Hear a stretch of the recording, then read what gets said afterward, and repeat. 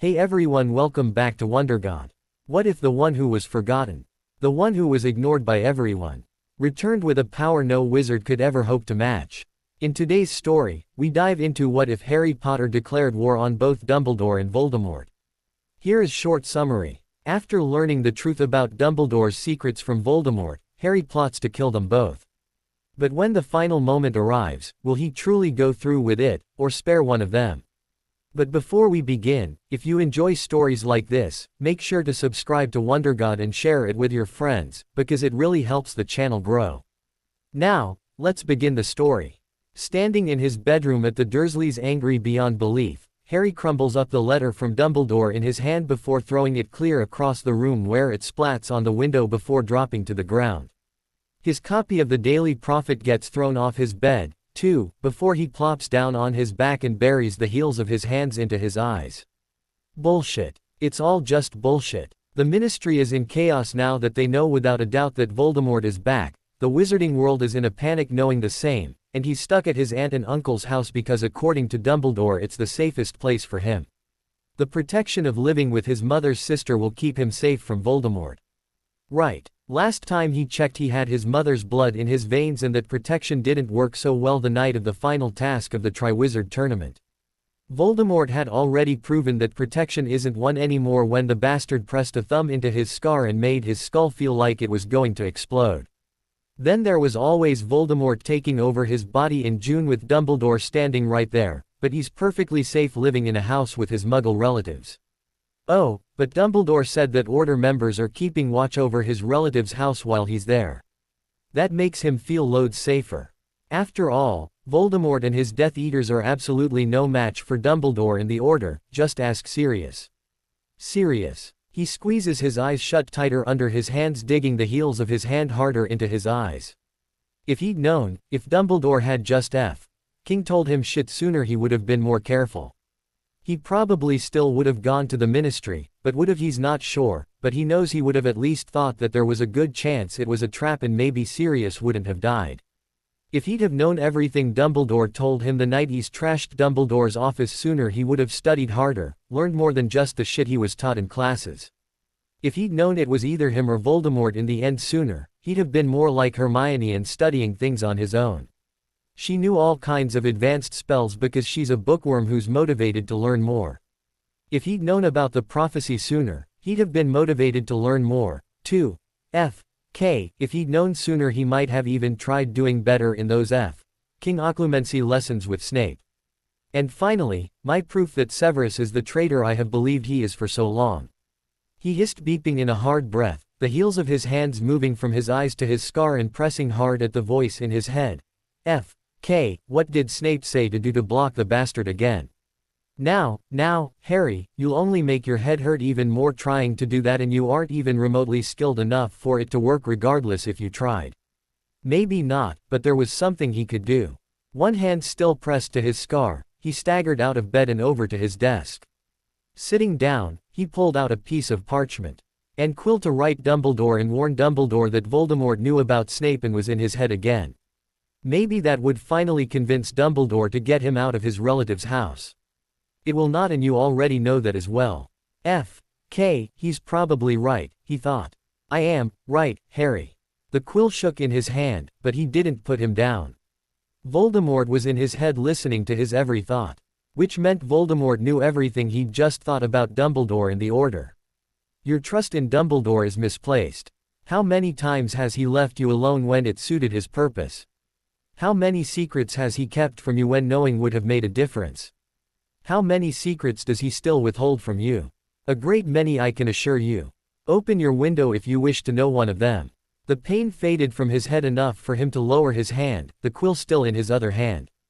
The next sound he heard was wings flapping outside his window. Standing up still on shaky legs, he pulled back the curtain to see an owl hovering outside his window that he didn't recognize, a strap of leather in the bird's claws with a book bound in the strap. Voldemort telling him to open the window told him whom the owl was from. He backed away from the window, swallowing hard. Voldemort sending it meant the book was probably cursed. Potter. His uncle's shout made him turn towards his bedroom door a second before it flew open. I told you that I don't want those blasted birds around this house. Get rid of it before I chuck you out of here. But, now, he still didn't move and his uncle went to the window. Uncle Vernon, wait. He was too late. His uncle opened the window and the owl flew in carrying its package. He backed away towards the door, but the owl just hooted loudly, dropped the book on the bed with the strap still around it, and flew back out of the window. His uncle slammed the window closed again, yelling about the owl and those freaks like him, again, but he just stared at the book on his bed, not wanting to get near it. Causing me all this embarrassment to send you another ruddy book. As if you need more. His uncle yelled, walking towards his bed. And what is this one about? He beeped in a hard breath, opening his mouth to warn his uncle when his uncle reached for the book. He didn't get a sound out before his uncle ripped the strap off and held the book. He expected the glow of a curse spell to enact, but nothing happened and he let out the breath he was holding. More freaky rubbish, that's what, his uncle said, angry, and tossed the book back down on the mattress before turning towards him. Keep those owls away from my house, Potter. You're allowed one of those blasted birds and only to send your letter off every 3 days so none of those freaks show up at my door. Do I make myself clear? Yes, Uncle Vernon, he said, more to get the man to leave than anything else. If his uncle touched it and didn't get cursed, then he supposed there wasn't one on it. That raised his curiosity as to what the book was tenfold. Why would Voldemort send him a book that wasn't cursed? His uncle slammed his door again, leaving the room, and he heard the lock set into place. He paid no attention to that, cautiously inching over to his bed and looked at the title of the book. Magical Vessels. With a shaky hand he reached out, poked the book, and quickly yanked his hand back. He jumped backwards, too, with a gasp when the book flipped open on his bed to a page with a thin black cord in the crease. The Horcrux, Keeper of the Soul, was on the chapter heading, and he cautiously took a step closer, but only close enough to read what was on the first partial page under the chapter heading. His stomach tightened with each sentence he read. At the end of the page, he reached forward and picked up the book, flipping to the next page. By the end of the chapter, his eyes were stinging and he lowered the book to his lap. Do you understand the connection between us now, Harry? Tell me, when do you believe Dumbledore was going to tell you? Yes, I can see why you trust him so much. The book dropped from his hands to the floor. He bent forward, putting his elbows on his knees, and buried his head in his hands. He had a piece of Voldemort's soul attached to him, which meant that Dumbledore had been setting him up all these years just to die. And of all the people to tell him, Voldemort had. Feeling betrayed and sentenced to death by his supposed greatest ally and his worst enemy, he swore that he'd outlive them both.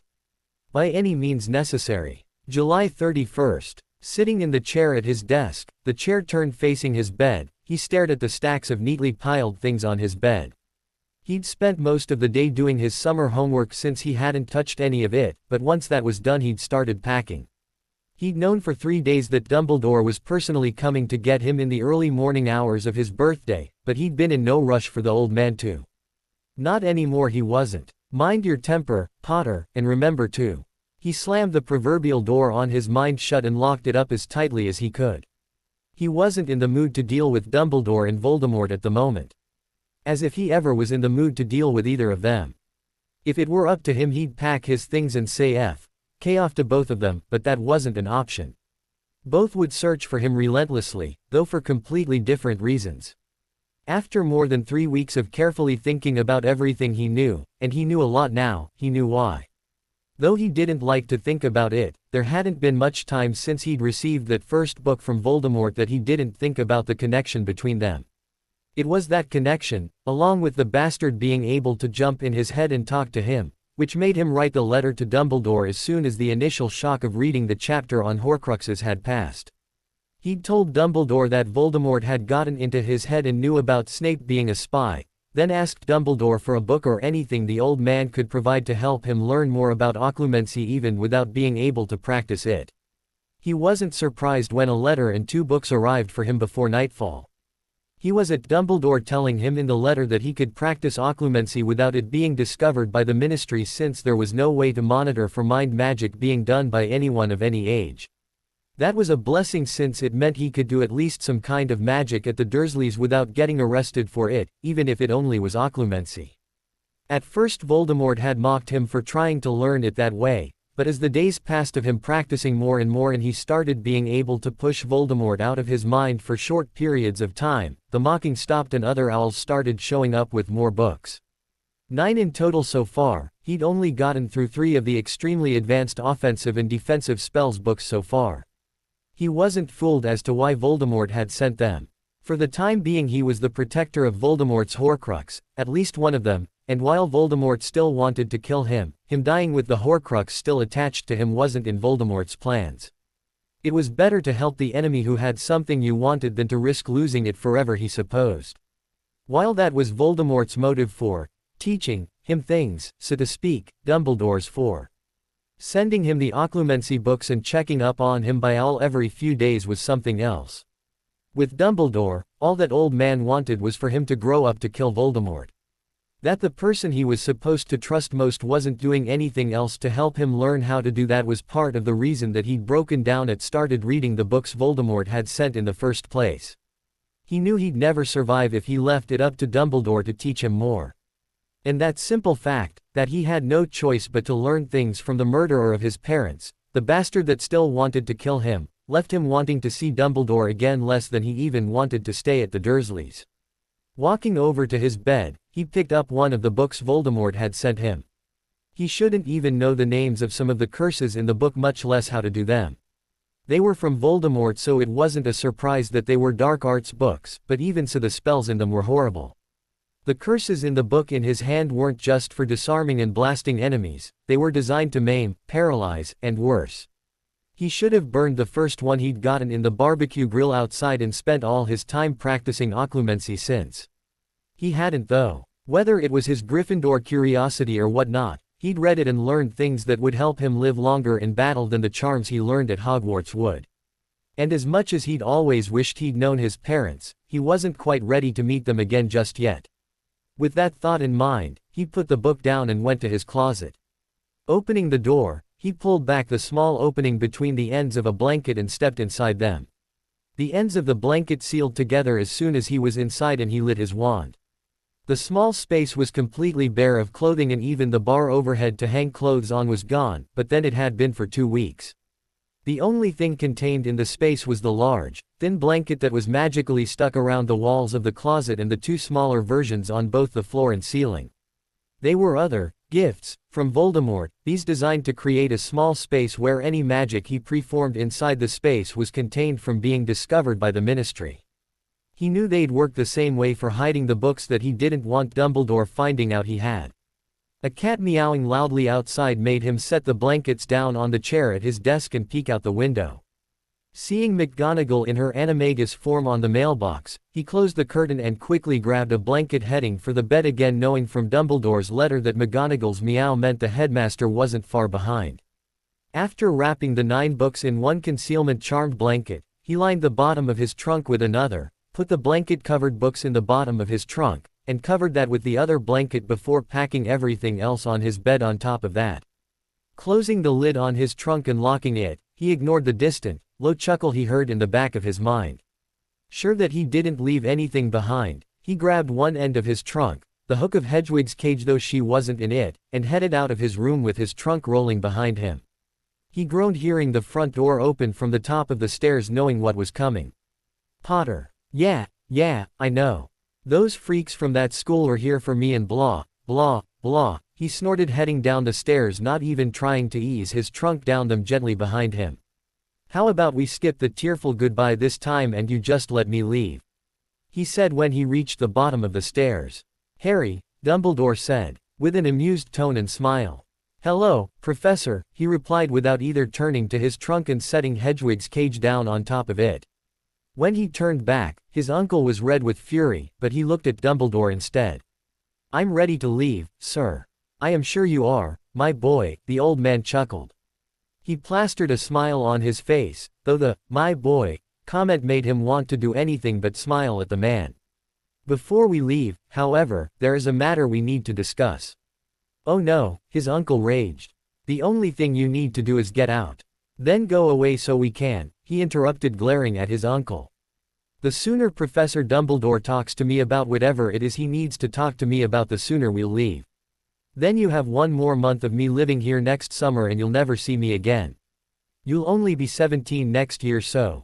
17 is the legal age of adulthood in the wizarding world, he smirked back.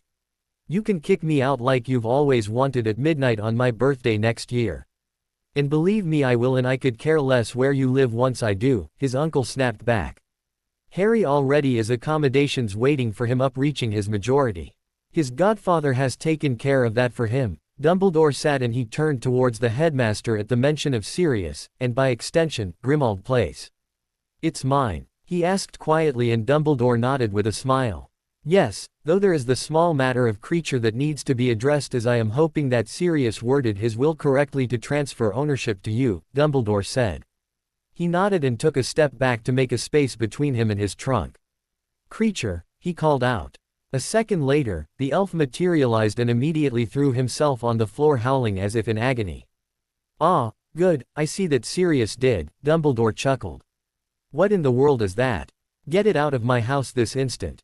His uncle shouted as his aunt screamed from the sitting room doorway at seeing Creature. Creature looked at his uncle and growled, slowly moving to his feet. Muggles, filthy, filthy muggles, Creature said evilly. He heard his aunt scream again and his uncle scurry away, both of them in fear, but he was focused on Creature. He grabbed the elf by the ears, lifted him off the floor that way as Creature yelled in pain, and slammed the elf into the nearest wall. Harry, Dumbledore said scornfully, but he ignored the old man. Shut up, Creature. Now, he snapped. The elf slapped his hands over his mouth, but tears of pain still fell from the elf's eyes. You're to shut up, sit down at my feet, and if you lift so much as a toe towards my muggle relatives, I promise you'll spend next summer here doing every menial task they can think of with your magic bound, so you have to do it all by hand. Do I make myself clear? The elf nodded and he dropped the elf on the floor. Hands still over his mouth, Creature sat at his feet and didn't move. Harry, Dumbledore sighed. I know, Sirius was mean to him, too, and that's why Creature did what he did. And that's another thing, he said, and had Creature back against the wall in 2 blinks of an eye, glaring at the elf. You are not to speak to, go to, or do anything for anyone, unless I tell you to. Do that and I'll not only have your magic bound, I'll have Hermione do some muggle redecorating. Creature let out a muted howl of horror with wide eyes. Harry, perhaps Creature would be best off at Hogwarts, Dumbledore sighed again. He glanced at the old man and snorted, turning back towards Creature. Go to Hogwarts and find the elf named Dobby. Do whatever he tells you to, and you'd better do it right. If I find out you've done something wrong on purpose, the punishment you give yourself will be nothing compared to what I do to you, he said, and dropped the elf to the ground again. Go, he said, and Creature nodded and popped away. Should just chop his head and be done with it, he snorted, grabbing Hedwig's cage and the handle on his trunk again. He turned back to Dumbledore and the old man was staring at him worriedly. Can we just go, sir? It's late and I'd like to at least try to get some sleep, he sighed, as if it were fatigue and stress causing his attitude. Yes, I think that may be a good idea. Dobby, Dumbledore said, and the elf appeared instantly. Dobby opened his mouth with a wide, happy smile, but Dumbledore immediately lifted his hand. Later, Dobby, the old man chuckled softly. Harry is tired and in need of some rest. Please take his things to his dorm in Gryffindor Tower. As for the elf that just arrived, his name is Creature and he is Harry's.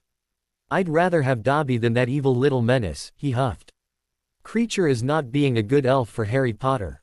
Dobby asked. No, and I'd appreciate it if you kept an eye on him.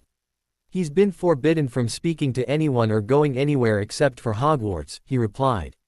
Then he shall not. Harry Potter is having Dobby's word. Dobby nodded with a fiercely protective look in his eyes, moved over to his trunk and Hedwig's cage, and was gone with a pop. With the elf gone, he looked at Dumbledore again. I'm not going to, he trailed off, knowing he couldn't say the name of Grimmauld Place because of the Fidelis charm anyway. No, Dumbledore smiled. The Order shall continue to use it as our headquarters, with your permission of course, but I believe that you will enjoy the rest of your summer much more at Hogwarts. Anywhere is better than here, he mumbled, heading for the front door. Dumbledore just chuckled and followed him. When September 1st arrived, Harry was more than glad for the train full of other students to arrive. Other students being there meant that everyone, that being Dumbledore, McGonagall, Hagrid, would leave him alone more. It also meant that others, namely Snape and Filch, would stop watching his every move so much. Between all of them, the past month at Hogwarts had felt more like being in prison than being in school. It hadn't always been easy, but he'd still managed to learn loads more from those 9 books hidden in the bottom of his trunk. He'd also managed to get 4 more. Those took some careful maneuvering to obtain. 2 he got by going flying at the pitch, then when sure he wasn't being watched from a window anymore thanks to a very useful monitoring spells from one of the previous 9 books, he covered himself with his invisibility cloak and flew to a clearing not too far inside the Forbidden Forest to meet an owl waiting there. Another book took an entire day to get since it was hidden in the Chamber of Secrets. The last, well, that one was the hardest to get since he'd had to steal it out of Snape's office, use a copying charm on it, and return the book before Snape found out it was gone. He'd managed it, though, and the spells in it were worth the risk in getting it, all of them were. For as much as he'd learned from his pseudo teacher, and the books he'd received, what he'd learned most is occlumency. He didn't consider himself a master at it, not by a long shot, but he could push Voldemort out of his mind at the drop of a hat now. By extension from seeing Voldemort do it to him, he'd learned a bit of legilimency, too. Not enough to pick at Voldemort's brain for the evil bastard's future plans, but he wondered if he could do it well enough to get into some people's heads, like Crabbe and Goyle, to see if they'd overheard anything their Death Eater fathers had said around them. Then there was always Malfoy, but there was a good chance that Draco's mum, dad, or aunt by Chatrix had taught the King Ferret occlumency, so that might not be a good idea to try. Still, he's wondered if maybe he should, if only so he got better at it. The thing he'd been wondering about most lately is why he hadn't had to really push Voldemort out of his head. Yes, there'd been the few times Voldemort had talked to him in his head, but Voldemort hadn't even tried to push harder into his head when he did lock down his mind. At first he thought it was because Voldemort just couldn't get inside his head anymore, but that theory was shot out the window when he'd been eating breakfast and the first clear picture of the clearing in the Forbidden Forest crossed his mind. His next thought was that maybe Voldemort could send brief images, but couldn't speak to him anymore. That didn't pan out either when Voldemort talked to him about how to get into Snape's office to copy the book. No, it seemed to him like Voldemort was keeping an eye on him through the one weakness he still had with occlumency, that being maintaining it all day and night. He could feel it when Voldemort tried to brush against his mind from his scar more than anything, but Voldemort hadn't really been pushing at his mind like the bastard used to. In fact, mostly when he felt Voldemort trying to access his mind was right around when he was done with one of the books. And as much as he hated to admit it, if Dumbledore had hired Voldemort as the Dada professor all those years ago, something he'd learned from Voldemort and not Dumbledore as usual, he doubted any student in all the years since would have failed a Dada OWL or NEWT. If he was even the slightest bit confused about something, it just happened to be covered from another angle in the next book he read. Yes, the bastard was only teaching him anything to protect the Horcrux he held, but he couldn't deny that Voldemort was brilliant at Dada. None of that answered his question, though. At the chuckle in his mind, he tightened up his occlumency again, rolling his eyes, sitting on a bench outside of the front doors of the castle. He really needed to practice keeping his occlumency up all the time. There was the brief thought that if he did, though, that he won't get any more books or learn anything else new except for what's in his school textbooks. After scanning over those, he knew what was contained in his textbooks was the equivalent of Muggle kindergarten books to the Muggle college textbooks he'd been getting from Voldemort. Then there were the other things he'd learned, whispered spells in the back of his mind that he looked up in the library that were useful for hiding and sneaking around so he didn't get caught with anything. Because of all that, there was a small part of him that didn't want to completely close off his mind from Voldemort, because at least he learned something when he didn't. And he felt guilty as hell about it. "Something wrong, my boy?" Dumbledore asked from the open doors of the castle. "Just waiting for my friends to get here, sir," he replied. That he made sure to tighten up his occlumency even more was another thing he should have felt guilty about, but he didn't. "Yes, I'm sure you will be glad to have your friends around you again," Dumbledore said, coming close to him. He moved down to the other end of the bench to give the old man a spot to sit down at. He didn't really want Dumbledore to sit down with him, but he knew the old man was going to ask to, so he might as well get it over with. Thank you, Dumbledore said, taking the offer and sat down next to him. He nodded and Dumbledore sighed. I must admit to being rather worried about you, Harry. When I brought you to Hogwarts for the remainder of the summer, I expected you to be somewhat quiet without your friends here. However, you have been withdrawn as well as quiet. It's sort of boring without my friends or classes to go to, he replied quietly, just staring ahead of him at the lake. I think, perhaps, it's a bit more than that, Dumbledore replied quietly. You believed when you learned that Sirius had left you Grimmauld Place that you would be spending the remaining month of your summer holiday there, and by being there, you would be involved in the Order. His jaw tightened because, after he'd gotten over just being glad to be away from the Dursleys, it hit him that Dumbledore had expected him to let the Order keep meeting there without him being there or a part of it. Harry, you must understand. Understand what, exactly? He replied, his voice still low but clearly angry. I have to understand that you care about me too much to let me know what's going on when it's ultimately my life on the line more than anyone else's. I do care a great deal for you, my boy, and you are still so young, Dumbledore said sadly. He snorted, stood up, and turned towards the old man. You promised that you'd start telling me what's going on, he said. And me being young is nothing but an excuse, Professor. I was barely a year old the first time Voldemort tried to kill me. That was too young to understand anything. I'll even give you that at 11 I was still too young. After I was 12, almost 13, and nearly died in the Chamber of Secrets, you should have told me more, and you should have told me more every year since. You haven't, though, and you're still not going to. You still say I'm too young, but that's not going to keep Voldemort from trying to kill me again this year the first chance he gets, just like he has every year I've been here. Potter, Snape seethed from the doorway.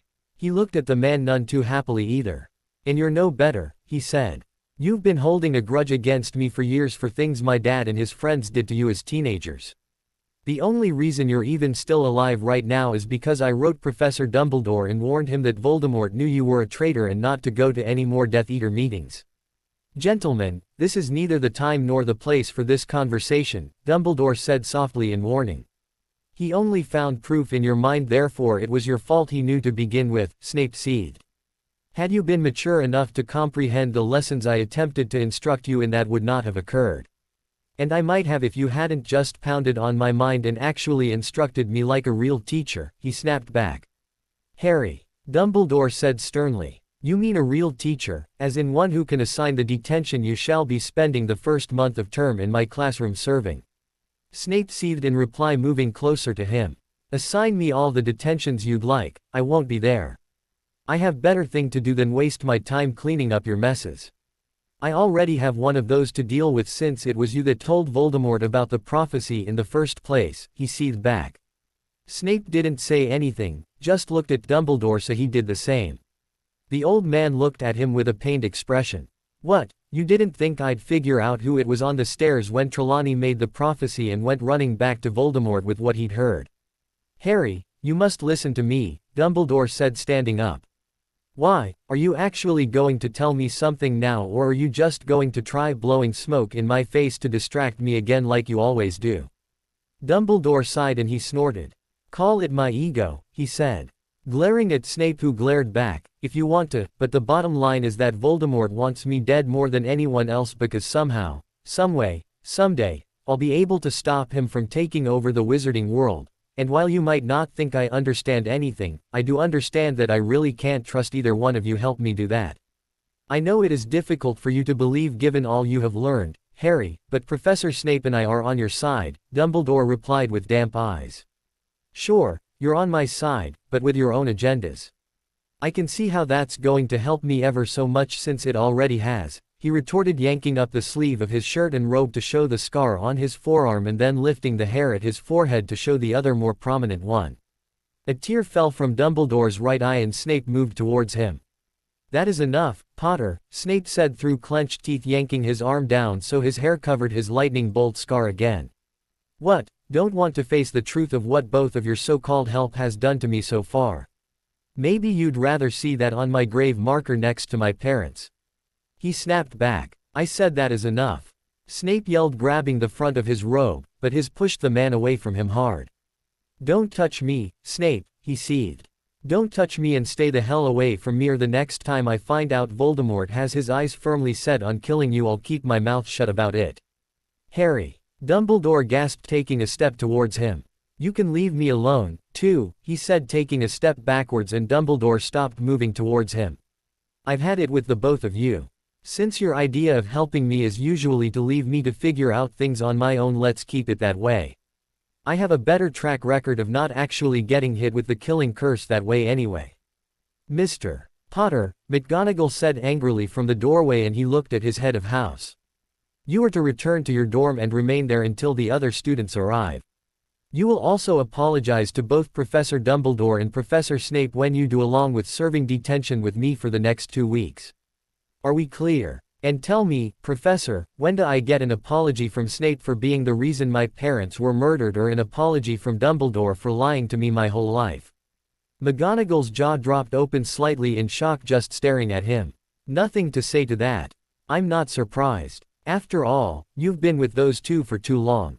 With all three of them still staring at him with a mixture of angry, miserable, and shocked expressions, he headed inside the castle, not feeling guilty at all for not wanting to talk to any of them anymore. Harry, Hermione said across from him, sitting at the Gryffindor table. He lifted his eyes from his eggs and bacon to look at her. What's going on up there? She asked, barely over a whisper. He turned towards the front of the Great Hall to see Dumbledore, Snape, McGonagall, and Hagrid standing in a cluster a few steps behind Dumbledore's chair.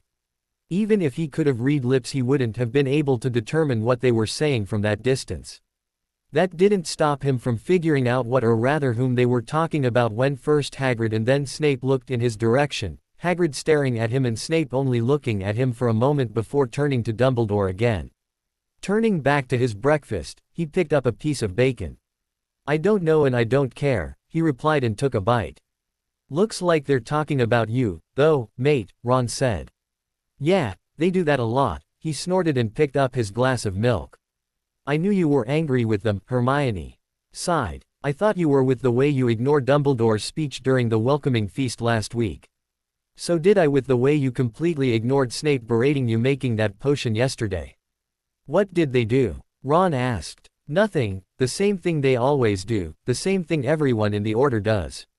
They talk about me behind my back, use the house my godfather left me as their headquarters, but they don't include me in anything, he replied.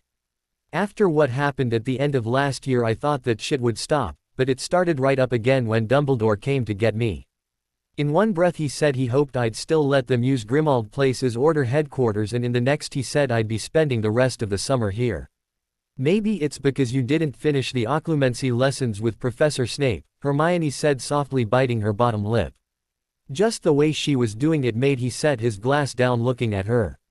She looked down and then at him again guiltily. I don't believe this, he huffed, throwing his napkin down. You know how to do it, don't you? He asked. Harry, she said. Who taught you? He asked, and she sighed. Harry, come on, mate, Ron sighed. Dumbledore taught her because she figures things out so fast. That, and he was hoping that she could help you learn it, too.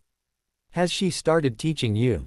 He asked, trying to hold in his rage, but not doing a very good job of it. Ron glanced at Hermione and then back at him. King perfect, he said with unamused laughter, slapping his hands down on the table, standing up. The entire King Slytherin table and a good chunk of the rest of the school act like I'm Dumbledore's King favorite, but he spends more time telling and teach other people, including my two best friends, things he does doing that with me. Harry, Hermione said, standing up, but he just backed over the bench, grabbed his bag from under his spot, and headed out of the Great Hall. He took the stairs 2 at a time to the 3rd floor and slipped inside the door there. At the end of the corridor there, he took the stairs up to the 7th floor, walked back and forth 3 times along a stretch of wall focused on a place, creating a room that no one else would be able to get into, and slipped inside the room of requirements, glad when he heard a series of locks settle into place behind him. Dropping his bag on the floor, he plopped down on his back on one of the overstuffed sofas in the room, completely disgusted. There was no one he could really trust anymore. He'd been walking around for the week since Ron and Hermione got there, feeling guilty because he hadn't told them about the books he'd been learning things from. He hadn't told them about the books, and he hadn't told them about Voldemort talking to him in his head now and then. Yes, he hadn't because he knew they'd try to convince him to tell Dumbledore, but that spoke volumes, too. It said that deep down he already knew he couldn't completely trust them because he knew if he didn't tell Dumbledore once he'd told them that one of them, probably Hermione, would have. They'd say they did it for his own good, but really, how much good did it do him not to have anyone that he could truly confide in? Putting an arm across his eyes, he almost wished he were back at the Dursleys. At least there he didn't have to work so hard to get the books and things Voldemort sent him. It was that thought that made him bolt upright. Voldemort had been learning and doing powerful magic since Voldemort was younger than was now. The bastard had killed Myrtle to create his first Horcrux at 16. He'd figured out what the diary and the figure of Tom Riddle in the Chamber of Secrets were during those first few hours after finding out what a Horcrux was in the first place. And if Voldemort could do it. Standing up again, he closed his eyes, took a deep breath, and let it out. He concentrated all his thoughts on a teenage Tom Riddle, of needing a place like Tom Riddle had where he has access to learn the things Tom Riddle had. He still needed the room to be secure so that no one could come into it, but then Tom Riddle probably had, too. He kept his mind focused on the image that came to mind, one of a chamber with rows and rows of books with the same comfortable sofa in the middle of the room so he had somewhere to lounge and read to his heart's content. He heard shifting and changing around him, and when it stopped, he opened his eyes and chuckled. The room looked exactly the way it had in his mind. Heading down one of the rows, he fingered the shelves of books scanning the titles as he walked by. Stopping at a title he recognized from it being mentioned in another book, one he'd gotten from Voldemort, he smiled, pulled it from the shelf, and headed back to the sofa. And grabbing his bag from the floor and shoving the book inside it he thought, who needed the restricted section when he could create his own? Now you are learning something, Harry. For once, he chuckled at the voice in his head rubbing the soreness in his scar and snuck back out of the room promising himself he'd return there soon. By the time he made it to class after lunch he was longing to sneak back to his personal library hidden in the room of requirements. That started with Ron and Hermione finding him coming back down the stairs, Hermione saying she was sorry and they could start working on his occlumency after dinner, and him saying he didn't need her help with it since he already knew how to do it. She tried to say he didn't, that he couldn't just from reading a few books. That stopped along with Ron yelling at him when he turned around and dove into her mind, fighting off her attempts to occlude him while at the same time occluding his own mind. Damn it, Harry, stop. Ron finally screamed, shoving him backwards into a wall. Panting with her face streaked with tears, Hermione looked at him holding a hand over her stomach. Still think I don't know how to do it, he said, and shoved by both of them headed for his first class. Things didn't get any better from there since he'd been called up to Dumbledore's office within 15 minutes of Charms starting to see Hermione, still looking unsteady, and Ron, still looking furious, to explain himself. He'd done it in one sentence. She said I didn't know how to, I proved I'm better at it than she is. After a long lecture about not invading the mind of another without permission, he'd pointed out to Dumbledore that the old man used to do it to him all the time. At Dumbledore's sigh, he knew he had yet another thing he could throw back in the old man's face when Dumbledore tried to get moral with him again. While his apology for having done it to Hermione was sincere, so was his warning to her not to let Dumbledore lead her around by the nose anymore. He'd done it for enough years to know better than anyone that it would only cost her in the end. Lunch was quieter, mostly because Ron led Hermione away from him to sit somewhere else at the Gryffindor table and no one else sat with him either. That was fine with him, though. It gave him a chance to pull a book out of his bag and read the first chapter. He'd been tempted to skip his next class altogether, but he'd already been to Dumbledore's office once that day and had no desire to go there again for skiving off a class. Leaned back in his seat in Transfigurations, rolling his wand between his fingers he wished his had. God, how many times could they turn a cup into an animal or an animal into something else? And what was the bloody point of wanting to do that anyway? If McGonagall ever taught them how to do a useful transfiguration it might help his complete boredom in the class. Then again, it wasn't just her class he was bored with since he'd started 6th year. It was the same with Flitwick in Charms and Sprout in Herbology and all the others. By far the worst was Snape in Potions since the greasy git was still smarting from the tongue lashing he'd given before the rest of the students had arrived and decided to take that out on him by trying to piss him off by berating him over little things in class. That didn't work, though, not since a little chuckling voice in the back of his mind said that Snape hated being ignored more than anything. Since then, he'd taken great joy in hearing Snape practically stomp away from him when he made no reply anytime Snape said anything to him. "Mr. Potter, if you would kindly pay attention," McGonagall said curtly. He blinked at her, but she just looked down at the turtle on the table in front of him and then at him again. He flicked his wand at it and the turtle transfigured easily into a crystal platter. McGonagall made a noise of annoyance that he hadn't done it sooner. As if he cared. Like learning how to do the lesson was going to keep him alive someday. Then ignore her ramblings and do something useful with your time. You don't need her teaching you anything anymore. You are more powerful than she is. "Mr. Potter, is something wrong?" McGonagall asked worriedly, seeing where his hand flew to at the first word said inside his mind. Ron and Hermione looked panicked and he slowly pulled his hand away even though the scar burned like acid had been dropped on it. He hadn't missed that feeling. "Just a regular headache, Professor." "I'm all right," Harry replied. "Tisk, tisk, Harry, lying to your professor. Quiet down before my head splits open. Talk, don't yell. Fool boy. Do you even realize whom you are speaking to?" "No, I think it's the bloody Queen of England making my scar hurt. I'm not a complete idiot, you know. What do you want anyway? Aside from to kill me, of course." The conversation faded to silence and the pain of his scar eased. "Mr. Potter, unless your headache is severe enough to warrant further attention, might I suggest you focus yours on today's lesson," McGonagall said sarcastically. "Sorry, Professor," he replied, biting his tongue against what he really wanted to say, turning the platter back into the turtle. "What's the best incantation to make a crystal platter shatter?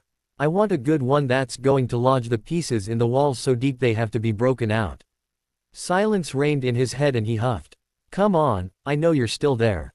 With a sigh when he still got no response, he transfigured the turtle into the platter again when McGonagall called for the class to. He looked down at it bored, tapping his fingers on it. He stopped tapping when it fogged up. Words appeared in the fog one by one, the crystal fogging completely between each word. "I tap, twist, splintiniar." He watched the fog clear again and grinned. And when McGonagall instructed them to transfigure their platter back into turtles, students all around the room screamed and the wall above the other students' heads shimmered with embedded crystal. He got yelled at for it, but at least he didn't have to transfigure anything else. He stalked out of the castle and made his way towards the lake. Halfway there he changed his mind and headed for the Forbidden Forest instead. He could hear Snape yelling for him to come back from somewhere behind him. He ignored him. F.K. Snape. F.K. Dumbledore. F.K. the entire order. For over a month since he'd taught Hermione a thing or two about occlumency and legilimency, he'd been called repeatedly to that old son of a bitch's office because Dumbledore was worried about him being withdrawn half of the time and temperamental the other half. He'd said his piece, told them all why he was, and nothing had changed. Oh wait, something had changed. Today, first he'd seen Remus show up at the castle and head upstairs to Dumbledore's office. Not 20 minutes later, Ron's parents had done the same with a worried glance at him. He knew it meant an order meeting was being held, yet another meeting he hadn't been invited to. Pissed off beyond belief at that, he'd blasted the gargoyle out of the way of Dumbledore's stairs to tell the whole damned order as one that they weren't welcome to use his house as headquarters anymore. He'd had the words on the tip of his tongue when he'd opened the door to the old man's office. They'd frozen on his tongue seeing a good chunk of the order in there along with his best friend, Hermione Granger. "You've got to be f***ing kidding me," he'd said, tilting his head back towards the ceiling and rubbing his face. "Harry," Remus said nervously, standing up. "Don't," he'd seethed, dropping his head and hands to glare at all of them. "What Voldemort is doing is my business more than anyone's in this room, but I'm the only one not invited to hear what's going on. Yes, I can see how well you would handle what you may hear during a meeting such as this when you have handled the rest of what you have learned thus far so well," Snape snorted. "F.K.U. Snape," he retorted. "F.K.U. and F.K. the order. Don't any of you ever speak to me again." He slammed the door on his way out and headed down the stairs. At the bottom on them, he turned and cast a ward around the doorway and the statue before turning again and heading down the stairs to the main floor. His winter robe met him at the bottom of the stairs just from a flick of his wrist. That led him to where he currently was, less than 10 feet from the Forbidden Forest, with Snape yelling again and Hermione screaming for him to stop from a good distance behind him. He didn't listen to either of them disappearing inside the trees. He moved faster once he had, just to keep a good distance away from them, hoping Snape wouldn't follow, and the greasy git didn't let Hermione either. With his brisk pace and anger still overwhelming, it didn't take long before the sound of them yelling for him faded away. "Having a bad day, Potter? You can K off, too," Harry retorted, sat down on a tree stump, braced his elbows on his knees, and pressed his forehead into his hands. Voldemort went silent and Harry sighed. At least the spell worked. "What spell?" "The spell I found to keep my head from trying to explode every time you talk to me or are in a particularly foul mood. And stop listening to everything I'm thinking. You're worse than they are. Then push me away. You know how to." Harry sighed and dropped his hands, lifting his head. He glanced around, trying to get some sense of where he was in the forest. He paused when he recognized one of the sets of trees. "You should be more careful. You never know what dangers you may encounter leaving the safety of Hogwarts wards." Harry jumped and turned, wand in hand, at the voice being outside of his mind. "Is that what you want, Harry? To fight me?" Voldemort asked from 20 feet away, standing between two trees. "What else are we supposed to do? It's not as if we're friends having a chat," Harry replied, staring at Voldemort, confused since Voldemort didn't even have his wand out. "And of course, you always only do what you are supposed to do," Voldemort chuckled, the red slits of the bastard's eyes slanted in amusement. He snorted and turned to retake his place on the stump of the tree. "You have placed yourself in a vulnerable position for attack. If you were going to, you would have done it already," Harry replied, rubbing a hand down his face, his wand still in his other hand, but not gripped quite as tightly. "What do you want anyway? Death Eaters not good conversationalists." Voldemort didn't say anything and Harry turned around and looked up at him. "You don't know why you came, do you?" Voldemort still didn't answer and Harry stood up. "That's what it is, isn't it? They may follow you and fear you, but they don't give you anything that stimulates you anymore. You assume too much, Potter," Voldemort said, wand stretched and pointed at Harry. "Do I?" Harry asked, ready to cast a counter if he had to, but reasonably sure he wouldn't need to. "And I'd prefer it if you called me Harry. Calling me Potter reminds me of Snape doing it, and there are times I hate him even more than I hate you." Voldemort actually chuckled at that, taking a few steps closer to him, lowering his wand. He grinned at Voldemort doing it and Voldemort chuckled again. "Ah, I had forgotten the arrogance of youth," Voldemort said. "You were way more arrogant at 16 than I am. Better looking, too," he chuckled back, sitting down and rubbing the heel of his hand against his scar. When he dropped his hand, it was to Voldemort's wand in his face again. He flinched out of habit more than real fear. The bastard smirked that he did and lifted his wand a little higher. He didn't know the spell Voldemort said, all he knew was that his scar stopped hurting as soon as Voldemort did it. "Thanks. It hurts like hell when it starts burning. Everyone notices the pain on my face and they follow me around and bother me for hours, asking a million times if I'm alright after they do. It shall not last long. Soon enough Dumbledore will no doubt lead that list of most annoying babysitters again," Voldemort said, lowering his wand to his side. "Pretty much," he snorted in reply. "It will also not be long before he tests your occlumency. I know, but I'm getting better at keeping my mind occluded all the time instead of just when you start making my head pound. I have heard every word in your mind since you decided to confront Dumbledore and the Order." "Only because I wasn't trying to occlude you," he replied, standing up again. Voldemort grinned and he rolled his eyes. "Apparently arrogance isn't just a trait of youth." Voldemort chuckled again, but stopped at hearing Snape calling his name. An evil grin spread across the bastard's face instead. "Don't even think about it," he said sternly. "Are you challenging me?" Voldemort retorted, just as amused as before. "Snape ends up dead out here near me and what do you think is going to happen? There's going to be an inquiry, one involving Veritaserum, and I'll be the prime suspect. Since it's not as though I can tell them that I was out here talking to you, I'll end up being the next one you break out of Azkaban," he said.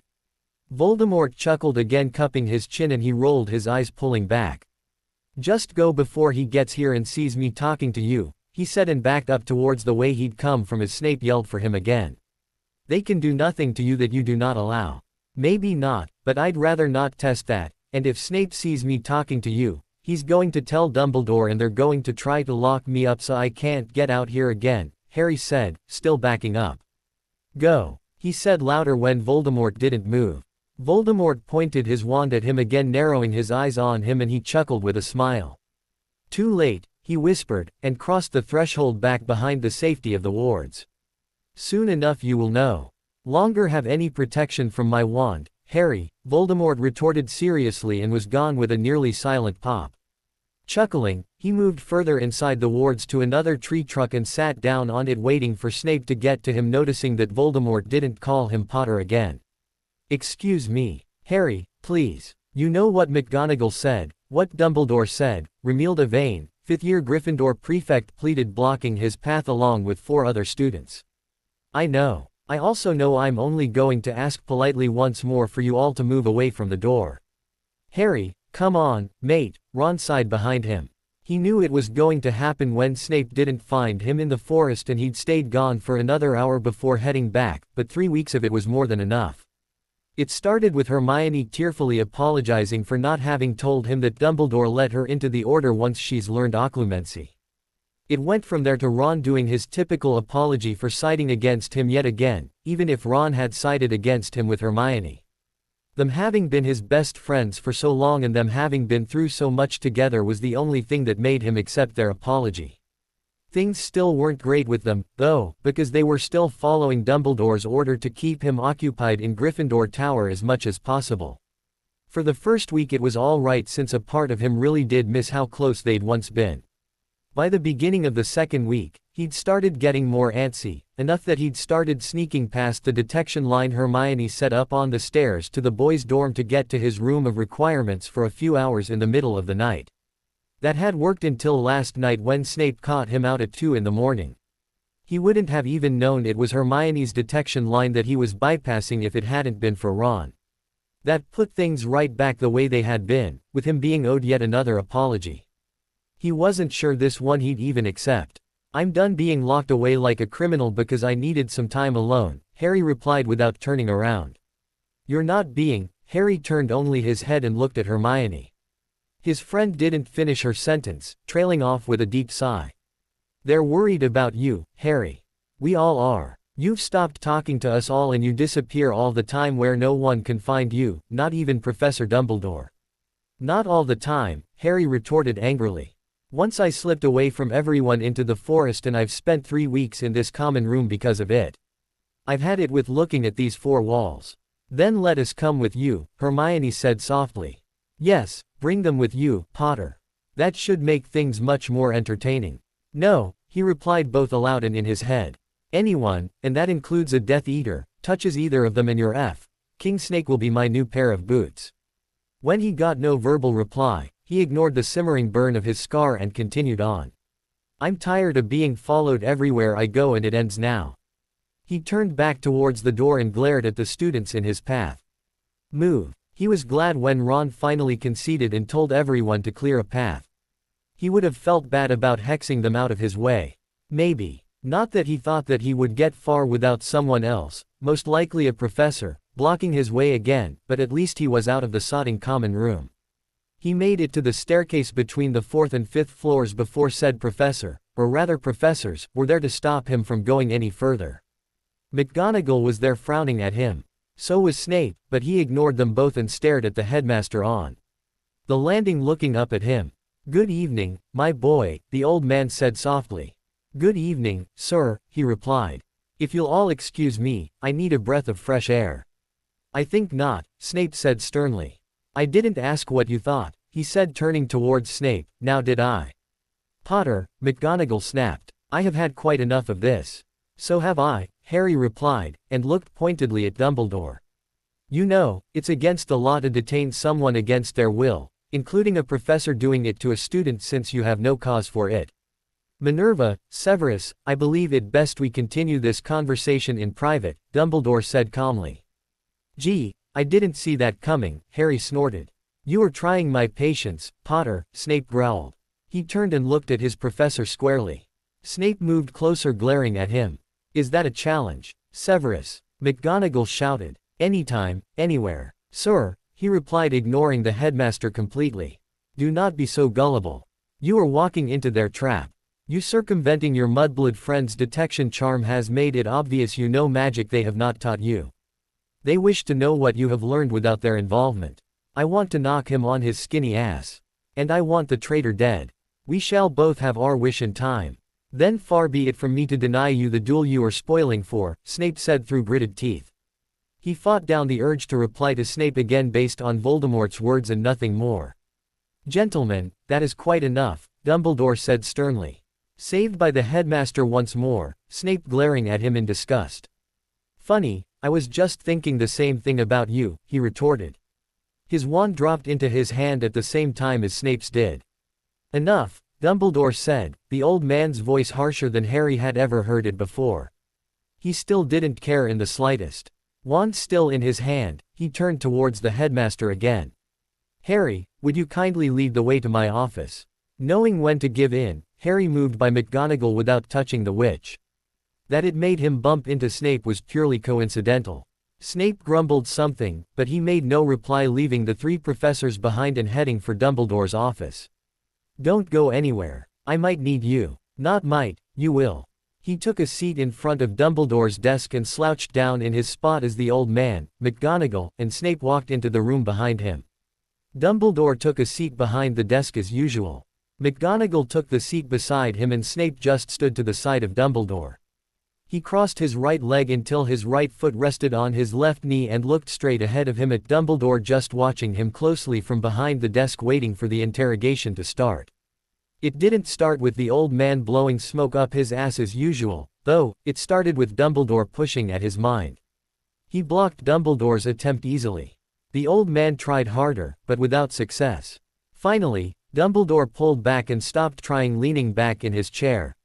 Your skill at occlumency has improved dramatically in recent months, Dumbledore said softly. Among other things, Snape added through clenched teeth. Severus, Dumbledore said, and Snape, of course, stopped talking. While I am thrilled that you have learned the skill as you desperately needed to, I must admit to some surprise as to how accomplished you have become at it. Like you said, sir, I needed to learn it and be good at it, so I practiced, he replied. Yes, I see that. I dare say that no one would be capable of gaining access to your mind unless you allowed them to, the old man said. Take care with your next words. No, no one can, he replied. I've been everyone's pawn enough to let anyone do that to me anymore. Is that what you consider yourself, a pawn? Dumbledore asked. I was. I'm not anymore, he said, lifting his hand and looking at his nails. I used to do everything the way everyone else wanted me to. Unless I snooped around under my cloak, I only learned what other people wanted me to know while they dipped into my head whenever they wanted to. That doesn't happen anymore. Aside from doing my assignments for classes, I study what I want to learn on my own. I think I've learned more that way in the past several months than I did from having anyone else teach me anything anyway, he said, and glared at Snape before looking at Dumbledore again. I cannot argue with that. In fact, you have apparently learned a great deal of advanced magic recently that I had no idea you had even heard of, much less any inclination towards, Dumbledore said.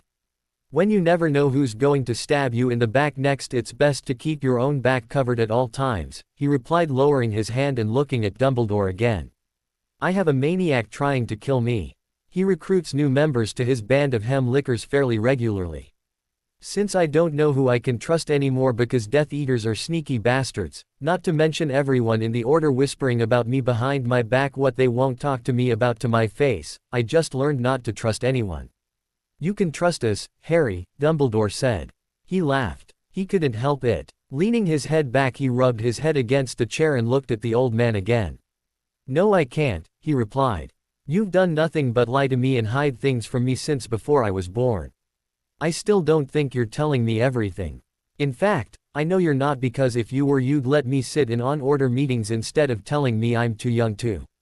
I'm the one who has to kill that son of a bi.ch for this war to end, but I'm too young to know what's going on. And you wonder why I've taken it upon myself to learn things on my own. If I leave it up to you and everyone else to teach me things that are hopefully going to make me outlive Voldemort, I'd better make sure my will is up to date. I can't trust you or anyone who follows your orders any more than I can trust Voldemort and the Death Eaters. We are trying to protect you, you ignorant child, Snape seethed. And you've done a fantastic job thus far, he chuckled, lifting his hand again and holding up his index finger. In first year I made it through all the tests to get to the Sorcerer's Stone and Voldemort in Quirrell's body. In second year, I got inside the Chamber of Secrets and faced Voldemort's 16-year-old Horcrux, he said, holding up a second finger. McGonagall gasped, the surprise filtered across Snape's face before Snape could stop it, and Dumbledore stared at him with eyes just a little wider than normal. Didn't think I knew about those, did you? No, I did not, Dumbledore admitted. Well, I do. I know the diary was one of them, his F. King Snake is another, and I'm a third, just like he knows I'm one of them, too, he replied. That's why I'm still alive more than anything. Yes, he's trying to kill me because of the prophecy, but he's not trying as hard as he could because he's hoping to find a way to separate me from the Horcrux before he does kill me. How do you know? McGonagall began and he cut he off. I know because, like everything else in my life, I needed to know and no one would tell me, so I found out on my own. The restricted section, Snape snorted. Just as we thought. So, you can't say that it hasn't helped me learn more advanced magic, he retorted. Harry, I must caution you in which volumes you gain knowledge from in the restricted section, Dumbledore said worriedly. They are all in the restricted section for a reason, some more than others. Because some of them have dark arts in them, yes, I know. Since Expelliarmus isn't always going to work against Voldemort or any Death Eater who actually deserved the dark mark, he smirked at Snape and received a clenched teeth glare in return. I sort of need to be able to recognize as much dark arts as I can and how to counter it, now don't I? He replied. You need guidance in which volumes to learn things from, Potter. You cannot simply be allowed to do as you wish in the restricted section, Snape said. I either do it my way here at Hogwarts or I leave and do it my way elsewhere, he replied, standing up. McGonagall gasped, standing up as well, with Dumbledore and Snape doing the same. Potter, McGonagall said worriedly, but he ignored the plea in her voice. No, he replied firmly. I'm done with this conversation. You got what you wanted and know where I've been learning things. If you try to stop me from doing as I have been or keep trying to lock me away in Gryffindor Tower, I promise that the next student to fly out of here on their broom with all their belonging attached to it will be me. Harry, Dumbledore sighed. You don't want me in the Order. Well, you got your wish because I don't want to be a part of it anymore either. I don't need or want anyone in the Order's help or protection, he snapped back. I don't need to be locked in my common room or followed around when I'm not in there. I don't need you teaching me anything or having anyone else do it either. I tried doing things your way and it didn't work. I'm doing things my way now and it's working, since even you can't get inside my head no matter how hard you tried to. You're not even helping me or protecting me anymore. All you're doing now is making sure I'm defenseless against the people trying to kill me. If you really want to help me, then stay out of my way and leave me the hell alone. You should know how, since you did it to me as a baby, leaving me on a doorstep. With those words he headed for the office door. When it didn't open as he tried to turn the knob, he let the knob go. Capillary Nicasta. The words barely filtered through his mind before he waved his wand across the knob, saying the words. The door unlocked and opened and he headed down the stairs. I'm impressed, Harry. You not only skillfully evaded their questioning, you gained unlimited access to the restricted section doing so. I said I might need your help, not that I absolutely did. Left you in a bad mood, have they? Time spent with Dumbledore has the same effect on me. Regardless, you have work to do. You must alter the records of entry into the restricted section, as they will search for record of you coming or going from there. To do so, I don't need your help with that either. I know what to do. Oh, Harry, have you been unfaithful to your true dark arts professor? Voldemort chuckled in his head as he made his way down the stairs towards the front doors of the castle. Whatever else we're doing, we're still trying to kill each other. Yes, we are, and I will one day. Soon enough your life will end at my hand. Maybe, but if it does you won't enjoy it as much. You like teaching me things or you wouldn't be doing it so much. Voldemort went silent and he chuckled silently. What book should I read tonight? They'll be looking for me to go in there. Voldemort didn't reply, but he wasn't worried about it heading outside. He knew the asshole would be back as soon as night fell and he snuck into the restricted section. He'd learned too much about Voldemort in the months of conversation with the man to think Voldemort wasn't enjoying teaching him things, not because Voldemort wanted their battle to be more exciting or even to make sure he could defend the Horcrux inside of him, but because Lord Voldemort teaching Albus Dumbledore's little golden boy dark arts was hilarious in Voldemort's opinion. That the personal war between Voldemort and Dumbledore left him free to manipulate both of them was what hilarious to him. 20 points from Gryffindor for being out after curfew, Snape said from the end of one of the aisles in the restricted section 2 weeks later. He didn't reply, flipping to the next page of the book he was reading. As if he cared about house points anymore. With the book resting on his knees, his feet up on another chair with his wand lighted and resting in the crease of the book while under his invisibility cloak, he didn't move or respond to Snape. He didn't even look at the man when Snape walked behind him, grabbed the top of the cloak, and pulled it off of his head. He blinked, adjusting to the brighter lighting, but still didn't move more than to push the cloak off the rest of the way so he could continue reading. He glanced at the man when Snape pulled out a chair on the other side of the table from him, but then looked back down at his book when Snape sat down. "What are you reading?" Snape asked. "Walcroft's Averting Inadvertibles," he replied. "Have you read his first book, Casting Away?" Snape asked. "It's 90% garbage. You can tell he actually researched between writing that one and this one," he replied, not missing a line in the book. "He researched nothing," Snape snorted, and he looked at the man again. Snape's eyes were on another open book on the table. Averting Inadvertibles is nothing more than an accounting of what Edgar Stranholm, a former assistant of his, did.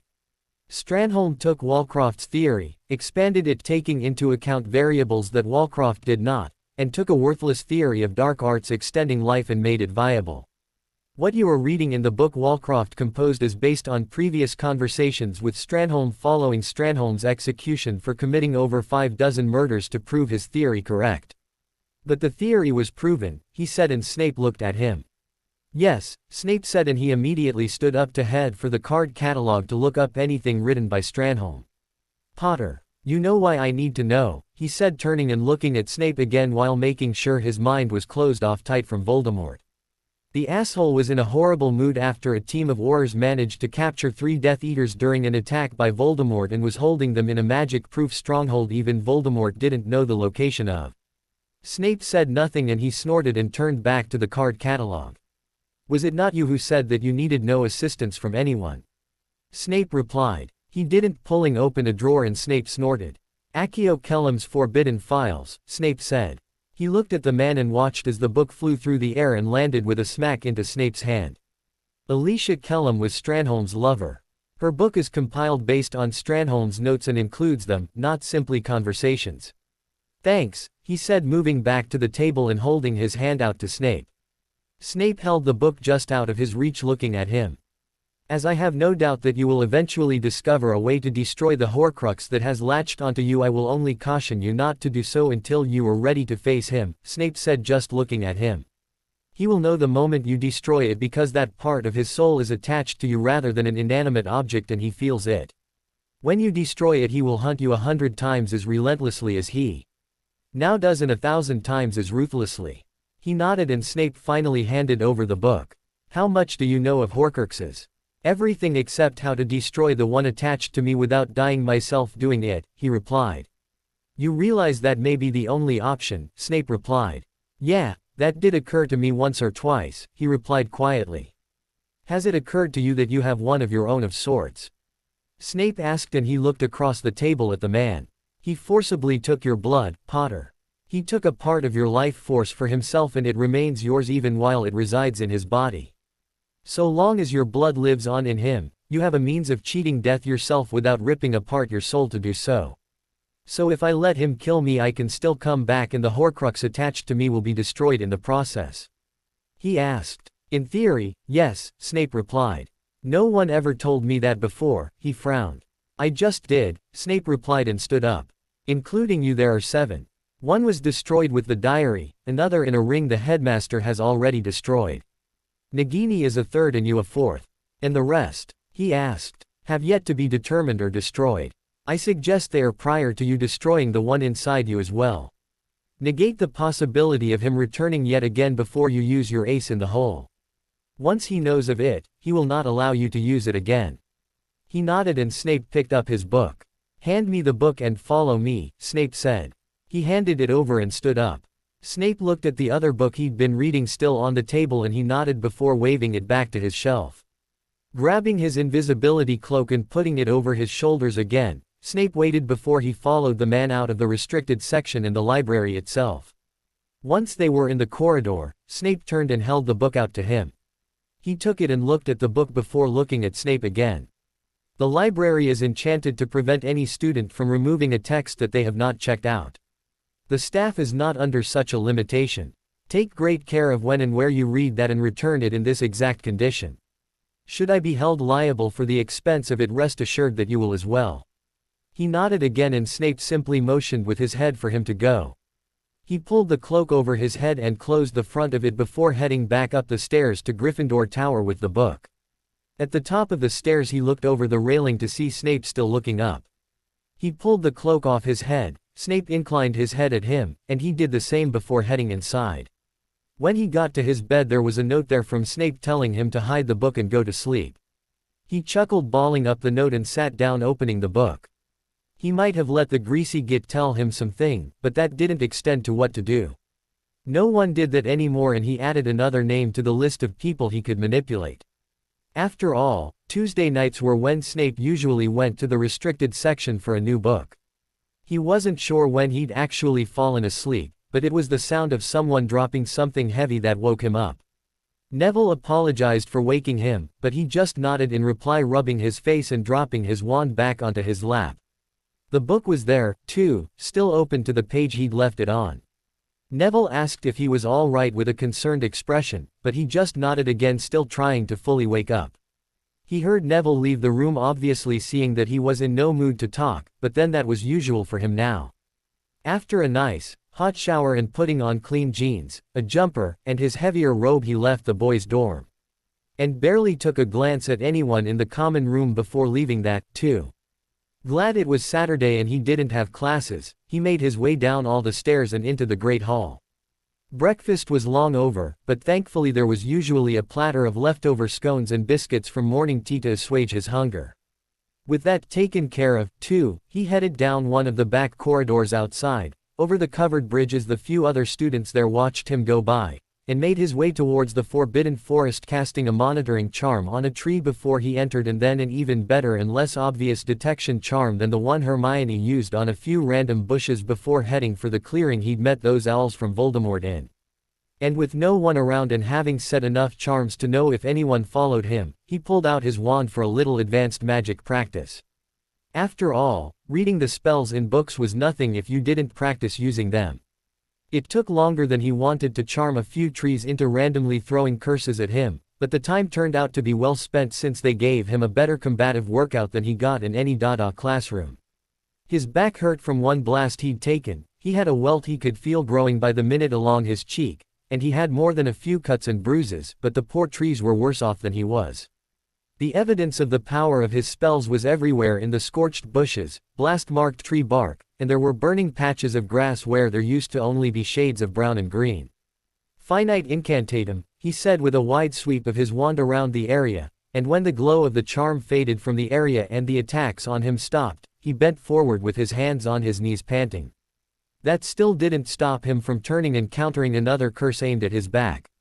Seeing someone in black with a mask covering their face and a hood over their head, he took 2 steps backwards, clenching his wand in his grip at the Death Eater across from him. While the charms he'd placed on the trees were a good workout, that was nothing compared to the next 10 minutes. Curses, more deadly ones, flew back and forth. He knew it was Snape behind the mask. There was no way he couldn't after the man spoke a spell too powerful to be done wordlessly by anyone except maybe Voldemort or Dumbledore. That didn't stop him from fighting like it was any other Death Eater, even though the man wasn't one anymore. And as much as he'd mocked the greasy git, he had to admit that Snape was King Lethal in a battle of wands. "You are not nearly skilled enough to beat me, Potter," Snape chuckled. "Guess we'll see," he retorted. The battle continued with Snape upping the stakes. He felt a tingle in the back of his mind that shifted to a burn on his forehead, but kept fighting Snape. Voldemort would love it, and though he still didn't want to do anything that made that bastard happy, he had his chance to knock Snape on his and he was going to take it. And when Snape cast an illegal curse at him, he cast the counter for it and a curse that was even higher up on the illegal scale.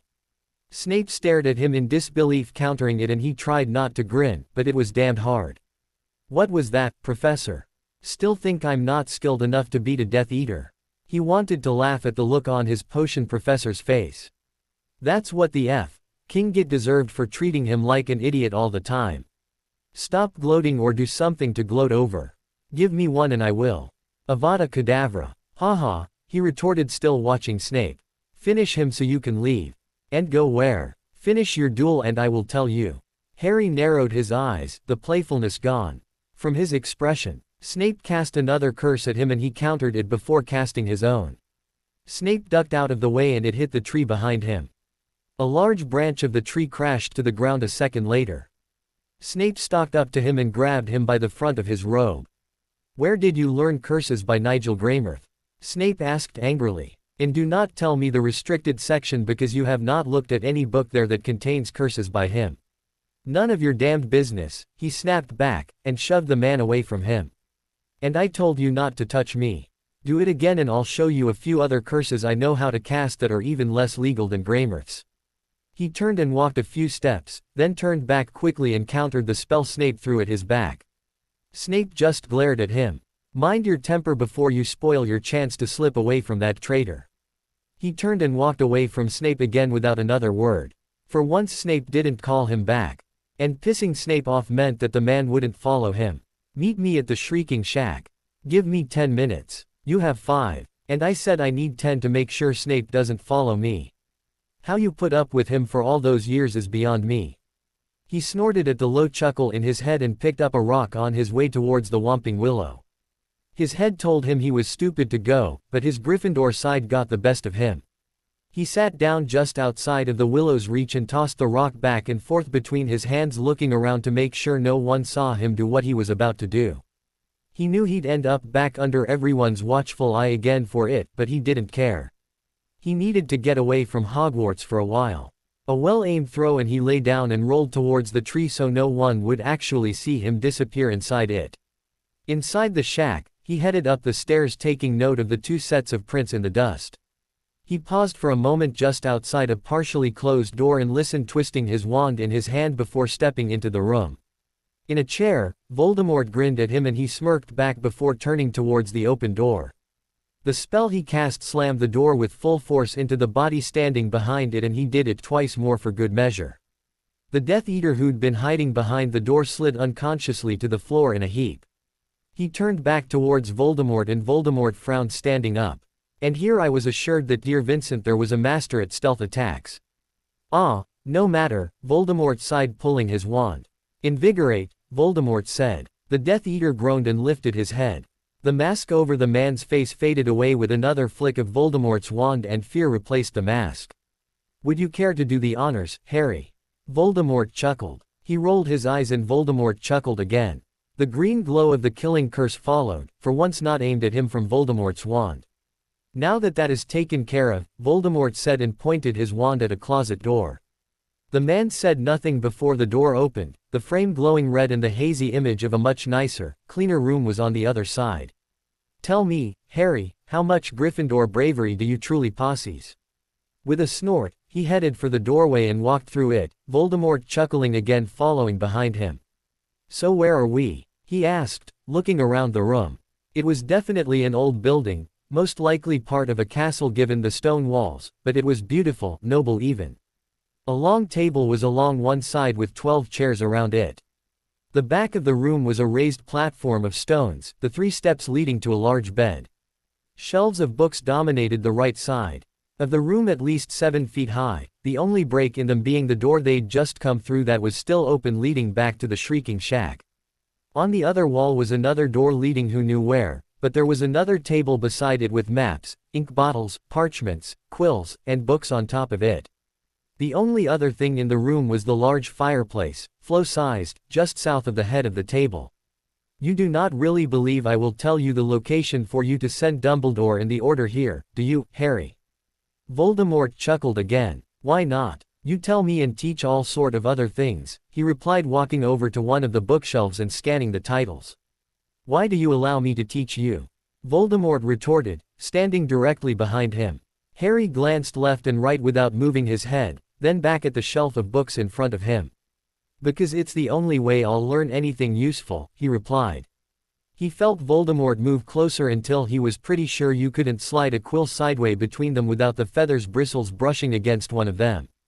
Before you make another move, remember that I'm not a Death Eater and I don't submit. Do not flatter yourself, Harry. I can hear your thoughts when you leave yourself open for me to talk to you just as you can hear mine, Harry retorted, and turned to face his enemy. Such a powerful, pretty boy. It's almost a shame I have to kill him, Harry smirked. Ah, yes it is, the man said and lifted a hand. Harry didn't flinch as the tip of the man's wand dragged slowly down his left cheek. I could kill you at this very moment and it would take weeks, months even before the Order found your body. Our bodies, Harry retorted, pressing the tip of his own wand just a little more firmly into the other man's side. Voldemort grinned at him and he returned the expression. You are wasting your talents fighting for Dumbledore, Voldemort said, lowering his wand. I'm not fighting for Dumbledore. I'm not a member of the Order, Harry said, doing the same and turning back to the shelves, tucking his wand back up his sleeve. Then why continue to fight me? You killed my parents, that's why, Harry snorted. You sentenced me to being raised by muggles worse than you were raised by. I did not leave you with your muggle relatives, Dumbledore did that. You made it necessary for him to. He pulled a book off the shelves and flipped it open to the table of contents. If you hadn't killed my parents, I'd be nothing more than another stupid teenager at Hogwarts. True, but that would have been an even worse injustice to you. He turned and looked at Voldemort again, already opening his mouth to argue that. Tell me, Harry, do you believe you would have become the wizard you are today without having endured all that you have? He closed his mouth because he knew he wouldn't be. Desolation and indignation are powerful motivations towards greatness. Voldemort took the book from his hand, summoned another, and held it out to him. Dumbledore is a fool not to provide you with the guidance that you truly need to achieve that greatness. He doesn't want me to turn into what you have, Harry retorted, taking the book without looking at it. Which would ensure you did more, I wonder, Voldemort said, having a trusted mentor guide you in advanced magic or leaving you no choice other than to learn it elsewhere. He didn't reply and Voldemort smiled. Stop fighting me, Harry. Join me in putting the wizarding world right. Sorry, I don't want a tattoo on my arm, he replied. I would not require you to take my mark. You already bear one far more important than that, Voldemort said, chuckled lowly in his ear. He turned and looked at Voldemort squarely again. And what if I said yes? He asked. The amusement faded from Voldemort's face, but his expression didn't change. What would you have me do first? Kill Dumbledore. Kill Snape. Maybe set Nagini loose on all the mudbloods at Hogwarts since the basilisk is dead. Whose life would I have to take first? Voldemort kept staring at him and he snorted, stepping by the man further into the room. You went about it all wrong and you don't even see it, he huffed from a dozen feet away before turning back towards Voldemort, watching him again. You had it all, Tom. You were good looking and charming and smart and powerful. I'm not half as good looking as you were at 16 and I already have grown women sending me invitations to dinner as soon as I finish school, so I know that even more women would have been taken in by that with you. You could have taken over the ministry by popular wizarding vote and made most of the changes you want to without killing people to do it. Fear breeds obedience, Voldemort retorted. Yes, but it also breeds rebellion. The wizarding world is terrified of you, I'll give you that, but if you'd done it right, a group like Dumbledore and the Order would be considered the bad guys instead of you when you really are the bad guy. He huffed. You still could have made people who opposed you disappear without a trace, and anyone who said that it was your doing would have just been looked at as a nutter like everyone did when I first said you'd come back. Now instead of having the wizarding world adore you, it just wants you gone and it's leaving it up to me to do it, he said angrily. And you no longer wish to, Voldemort said with another chuckle. Oh, a big part of me does for killing my parents, don't get me wrong, he replied. Despite what you have been told by Dumbledore, I held no true ill will towards your parents. Well, perhaps your mother for being a mudblood. So, she was a mudblood, he shrugged. We're not exactly purebloods either. As far as mudbloods go, a better option would have been to make it illegal for them to marry a muggle to clean up their bloodline. You could have done the same with magical people marrying muggles, made it illegal to ensure that only magical people with stronger bloodlines were born from then on. Any squibs that came would do like they usually do and end up in the muggle world because they know they had no place in ours anyway. He stepped up to Voldemort again and pressed the book into his chest. And I know killing my parents was just a means to an end for you. You heard about that King prophecy from Snape and acted on it. Have you ever thought that if you hadn't enacted the prophecy by going after me that you never would have spent 13 years wherever you'd spent them? Voldemort stared at him taking the book and he let it go. I'm not the only one who'd need to stop fighting between us for us to team up, Tom. You'd have to stop thinking that killing me was the answer to your problems, too. That is difficult when the urge is so strong from you addressing me as Dumbledore does, Voldemort smirked in reply. I'm not calling you my lord either, he chuckled, walking over to the table and sitting down. Don't suppose you have anything to eat around here, do you? I missed breakfast and probably lunch too by now. Voldemort chuckled yet again, walking over to the head of the table, sat down, and summoned a house elf. Kingsley. I have to, Albus. You know that, Kingsley quietly sighed, stopping halfway down the corridor, turning and looking at Dumbledore. Sitting on the ledge of a window on the 7th floor with a book on his knees, he didn't look at either man munching on a chocolate frog while reading. He still only just glanced at the two men when they finally did approach him. Hello, Kingsley. How are you today? He asked with his eyes back on the page in front of him. Not very well, I'm afraid, Kingsley replied. Sorry to hear that. Is there something I can do to help? He asked. Not fight me on this, Kingsley said, and he finally looked up at the man. I'm here on Auror's business, Harry. A Death Eater was found dead in the Shrieking Shack this morning. Whom am I congratulating on doing it? He asked with a chuckle. Neither Dumbledore nor Kingsley did the same. He looked back and forth between the two men and then noticed the 3 other Aurors waiting at the end of the corridor. What's going on? He asked, faking confusion. Harry, we know you were at the Shrieking Shack yesterday. There were traces of your magical signature in a room upstairs there, Kingsley said. I know, he replied, still pretending to be confused as the other Aurors moved closer.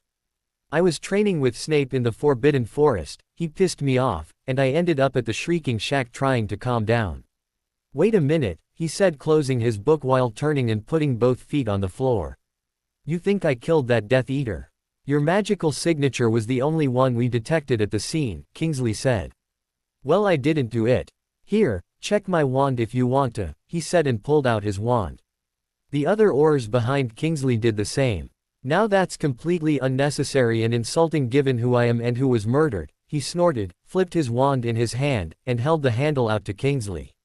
Kingsley looked at him confused, taking it. You're consenting to having your wand tested? Kingsley asked. Why wouldn't I? He shrugged. I didn't kill the piece of rubbish. And you never saw him? Kingsley asked, passing his wand back to the other Aurors. Usually when I see Death Eaters it's not one of them alone and their ugly-ass leader is there with them.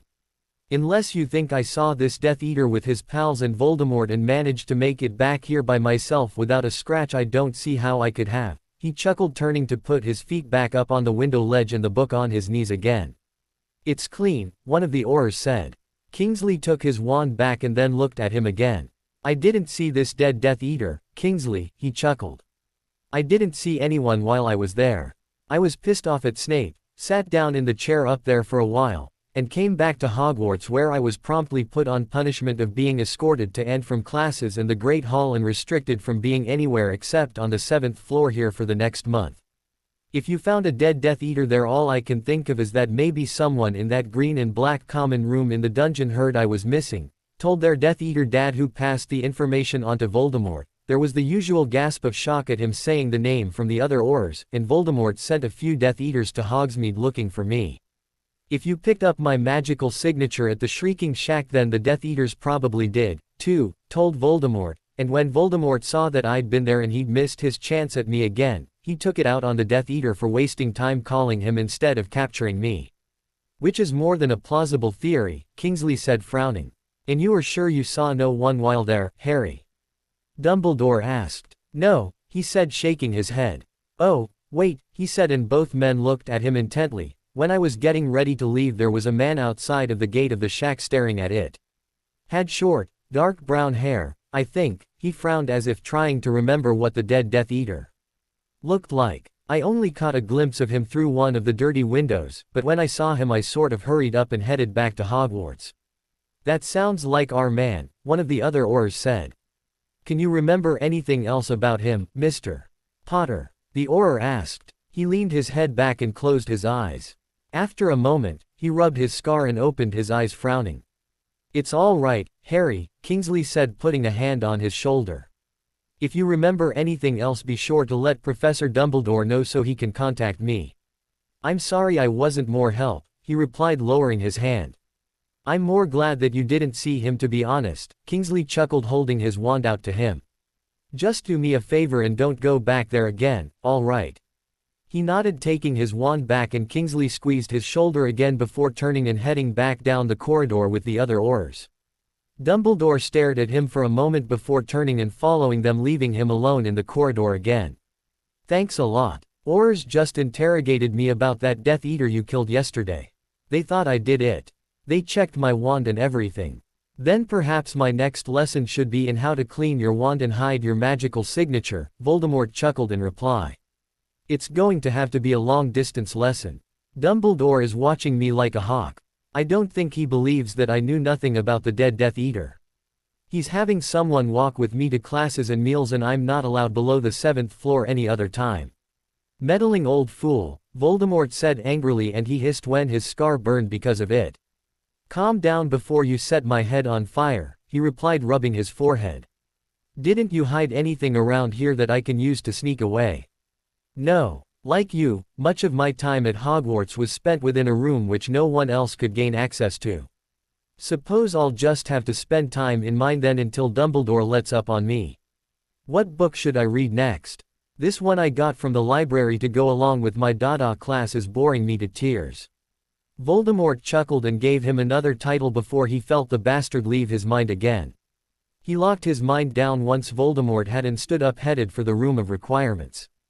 He had a room to find, and if he was lucky, maybe there was another Horcrux inside it. As the days passed and the snow outside grew thicker, for once Harry was happy for the Christmas holiday to arrive. That wasn't because he'd be going anywhere, but because nearly everyone else at Hogwarts would. It meant the end, at least temporarily, of the sympathetic looks when he was escorted here or there. It meant not having to deal with Slytherins mocking him for it either. Yes, fewer students meant that Dumbledore and the rest of the staff would be able to focus on what he was doing even more, but it would still be easier to find peace and quiet in the emptier common room. A few dozen sets of eyes on him were easier to evade than hundreds. And while having fewer eyes on him was a blessing, the constant supervision even with the entire school there was nowhere close to being his biggest problem. No, as usual, that honor went to Voldemort. He'd never thought about Voldemort having had a room like the one he'd created in the Room of Requirements way back when Lord Voldemort had still been called Tom Riddle by more than just Dumbledore. He wanted to kick himself for not having thought of it before Voldemort had admitted to having had one. Not that it probably would have done him any good having known it sooner, since he couldn't find the right combination of words to get the Room of Requirements to reveal the King room. He'd tried asking for the room Tom Riddle or Voldemort had used as a teenager every way he could possible think of, pacing back and forth in front of the blank wall hoping for a door to appear and nothing. The extreme measure that Voldemort Tom Riddle had used to hide the room only made him want to get in there more, because just like stealing the book from Snape's office, he knew it would be worth the trouble he'd gone through to do it. As much as he wanted to get inside that room, at the moment he wanted to get outside even more. He knew he probably wouldn't make it to any castle door before someone stopped him, but he still wanted to breathe fresh, if icy cold wintry, air. Not wanting to deal with that, he took the long way to his dorm for his coat and gloves, and then took the long way to the astronomy tower. He knew the students who saw him along the way would run and tell a professor that he had his coat and gloves on, but he kept going anyway until he stepped outside onto the thinly snow-covered tower. Walking to the edge of the battlement, he leaned forward on his elbows and just looked at the scenery. It really was beautiful. With his mind locked down from Voldemort and anyone else, he took a deep, cleansing breath for what felt like the first time in months. Just like he knew it wasn't destined to last. His cheeks were barely even chilled when the door opened to the staircase behind him. "Ah, Harry, there you are, my boy, Dumbledore said. You mean every student left in the castle didn't tell you they saw me with my coat on and what direction I was heading? He chuckled softly. Dumbledore didn't reply, but when he turned and glanced at the old goat there was a smile on Dumbledore's face. He chuckled and turned back towards looking at the lake. I didn't sneak away from the castle again, sir, I just needed some air, he replied. Honestly, Harry, I am rather surprised that you have not, Dumbledore said, stepping up beside him and staring out in the direction that he was. In fact, you nullified a bet within the order as to how long it would be before you did manage to leave the castle for parts unknown once more, Dumbledore chuckled. I almost did more than once if it makes you feel better since I know you were part of it, he replied, and Dumbledore chuckled again. He cracked a small smile, but it faded quickly. He saw Dumbledore turn and look at him out of the corner of his eye, but he kept his eyes focused on the lake. Eventually the time is going to come when I will leave. I have things that I need to do and we both know what those things are. Once I know which direction to go, I'm going. We both know that no matter how many people you have watching me, that when I'm ready to leave I'll find a way to. Yes, although myself and many others would prefer that you did not do so alone, Dumbledore admitted barely over a whisper, turning back towards the lake. It's best for everyone if I do, he replied. Other people being with me just gives Voldemort more people to kill. Dumbledore sighed and he finally turned and looked at the old man. What are they and where are they? I know that you know. I am unaware of any of their precise locations, Dumbledore said in the same tone. But you know what they are or what they might be, he said more than asked, and Dumbledore continued to stare out at the lake. Nearly 18 years ago a bracelet once belonging to Agatha Slytherin, the wife of Salazar, was stolen from its display case within the Ministry. Less than 1 week later, the head of the Department of Magical Law Enforcement was found murdered in his home. He nodded, tucking his hands in his pockets. The ring that I located and have since destroyed was passed down through many generations until it came under the ownership of Marvolo Gaunt, Voldemort's grandfather. Salazar's descendant, he said, and Dumbledore nodded this time. In every portrait of Salazar Slytherin in this school he is holding the same chalice in his right hand. The rumor regarding the chalice is that Salazar had acquired the purest of silver bars and had forged the cup himself, enchanting it with his own blood to ensure the purity of any contents the chalice contained. The last known owner of the chalice was William McKinley, a collector of ancient magical artifact who had acquired the chalice at an auction in 1945. The year Voldemort left Hogwarts, he said, and Dumbledore smiled softly. I see you have been doing more homework than simply for your classes, the old man said, still with a smile. Yes, almost 1 month to the day of him leaving Hogwarts, Mr. McKinley was reported missing and was never seen nor heard from again. Of all his priceless possessions, only Salazar's chalice went missing as well. And the last? He asked. Though this item I am not entirely sure of, I believe it was a locket once belonging to his mother, Merope, Dumbledore replied. That too was an heirloom once belonging to Salazar, a golden locket bearing an ornate serpent.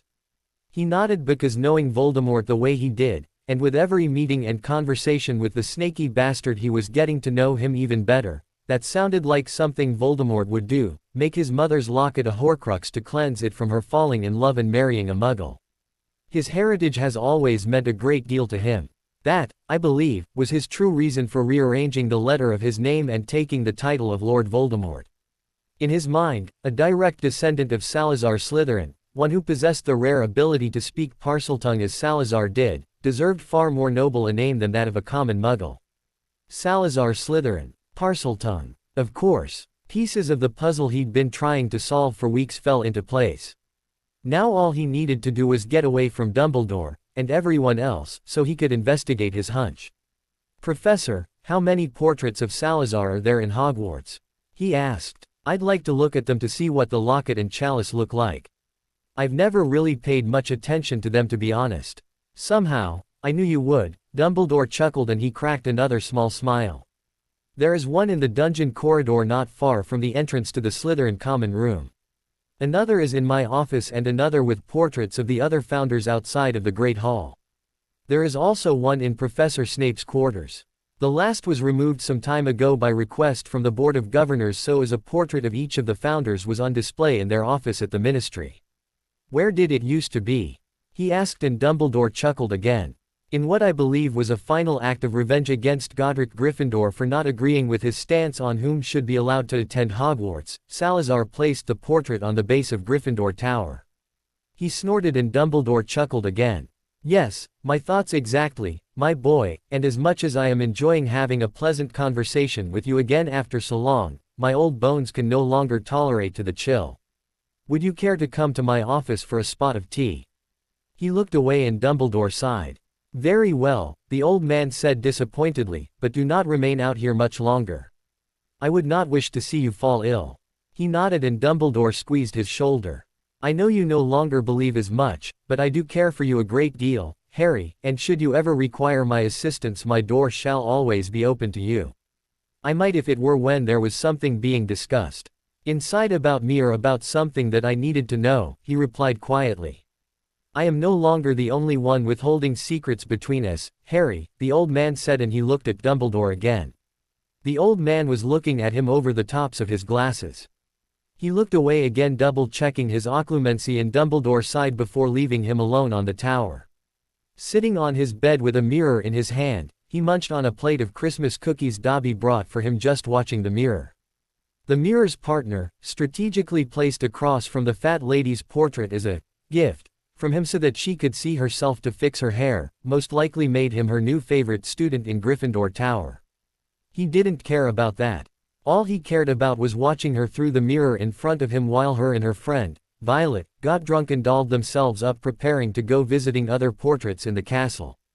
And as soon as she was gone from her frame, he'd be gone from Gryffindor Tower as well. After more than 2 hours he finally got his chance. His invisibility cloak draped over him, he silenced the mirror, but kept a good watch on it to make sure the fat lady didn't come back before he could slip out. Thankfully, that didn't happen and within 10 minutes he was at the base of Gryffindor Tower. Looking at the curved stretch of wall, he cast a revealing charm looking for any crack that would show a doorway. Not finding any, he bit his bottom lip, looked around, and removed all the plaques that adorned the wall. He grinned pulling the cloak hood off his head and lifted his hand to the small carving of a snake engraved in one of the stones. Shai hashish, he whispered, using the same command to open as he did with the sink in the third-floor girls' lavatory and the Chamber of Secrets. He grinned even more when the floor under his feet cracked and lowered into a staircase. Using his wand to light his way down the darkened path, he headed down the stairs. A thick wooden door with another golden snake emblem was on the door behind a thick spider's web. A flick of his wand got rid of that and the same spoken command in Parseltongue made the door open and the stairs above him close at the same time. Oh, I'm going to have so much fun in here, he chuckled lowly to himself taking a step into the room. Dozens and dozens of bookshelves lined 3 walls, a large dining table and chairs was along another, and a statue of Salazar Slytherin was in the center of the room. He walked slowly around the room scanning the shelves of books, inspecting every detail of the statue, particularly the stone locket against the statue's chest and the chalice in the right hand, and then made his way over to the table. The table was empty except for a few stacks of yellowed parchment and he spread them out by magic afraid that they'd disintegrate if he touched them by hand. Echanta, he said gently moving his wand over one of the pieces and smiled 10 times as much when a small cloud of black particles trickled gently down onto the paper and words began to appear, etchings of what had been written on the parchment that had once laid on top of the blank ones. He cast the spell again over each piece before moving around the table and looking at the paintings on the wall behind it while the charm did its work on the pieces of parchment. There were 7 paintings, each a different location. 2 were castles, one was an estate home, one was a boulder at the edge of a cliff near a large body of water, and the last 3 were different areas of forests. 7 paintings, 7 Horcruxes, he said inspecting each one a little more closely. He chuckled when one of the portraits showed a nest of snakes, the largest of the snakes looking an awful lot like Nagini. Guess I know where he got her from, he chuckled to himself. Moving on to the next and the next, he had no idea where any of the places actually were, but he was damn sure going to find out because Dumbledore may have known what the Horcruxes were, but now he knew where to find them. Out again after curfew, Potter. Snape snorted walking into the library behind him. He looked up at the clock on the wall. Didn't even realize it was so late, sir, he replied evenly flipping to the next page in the book on his lap, his feet once again up on the chair next to the one he was sitting in. Snape walked over and looked at the spines on the other 4 large books on the table.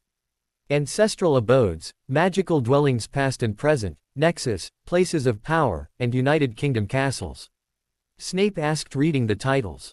Is the home you own not grand enough for you, Potter?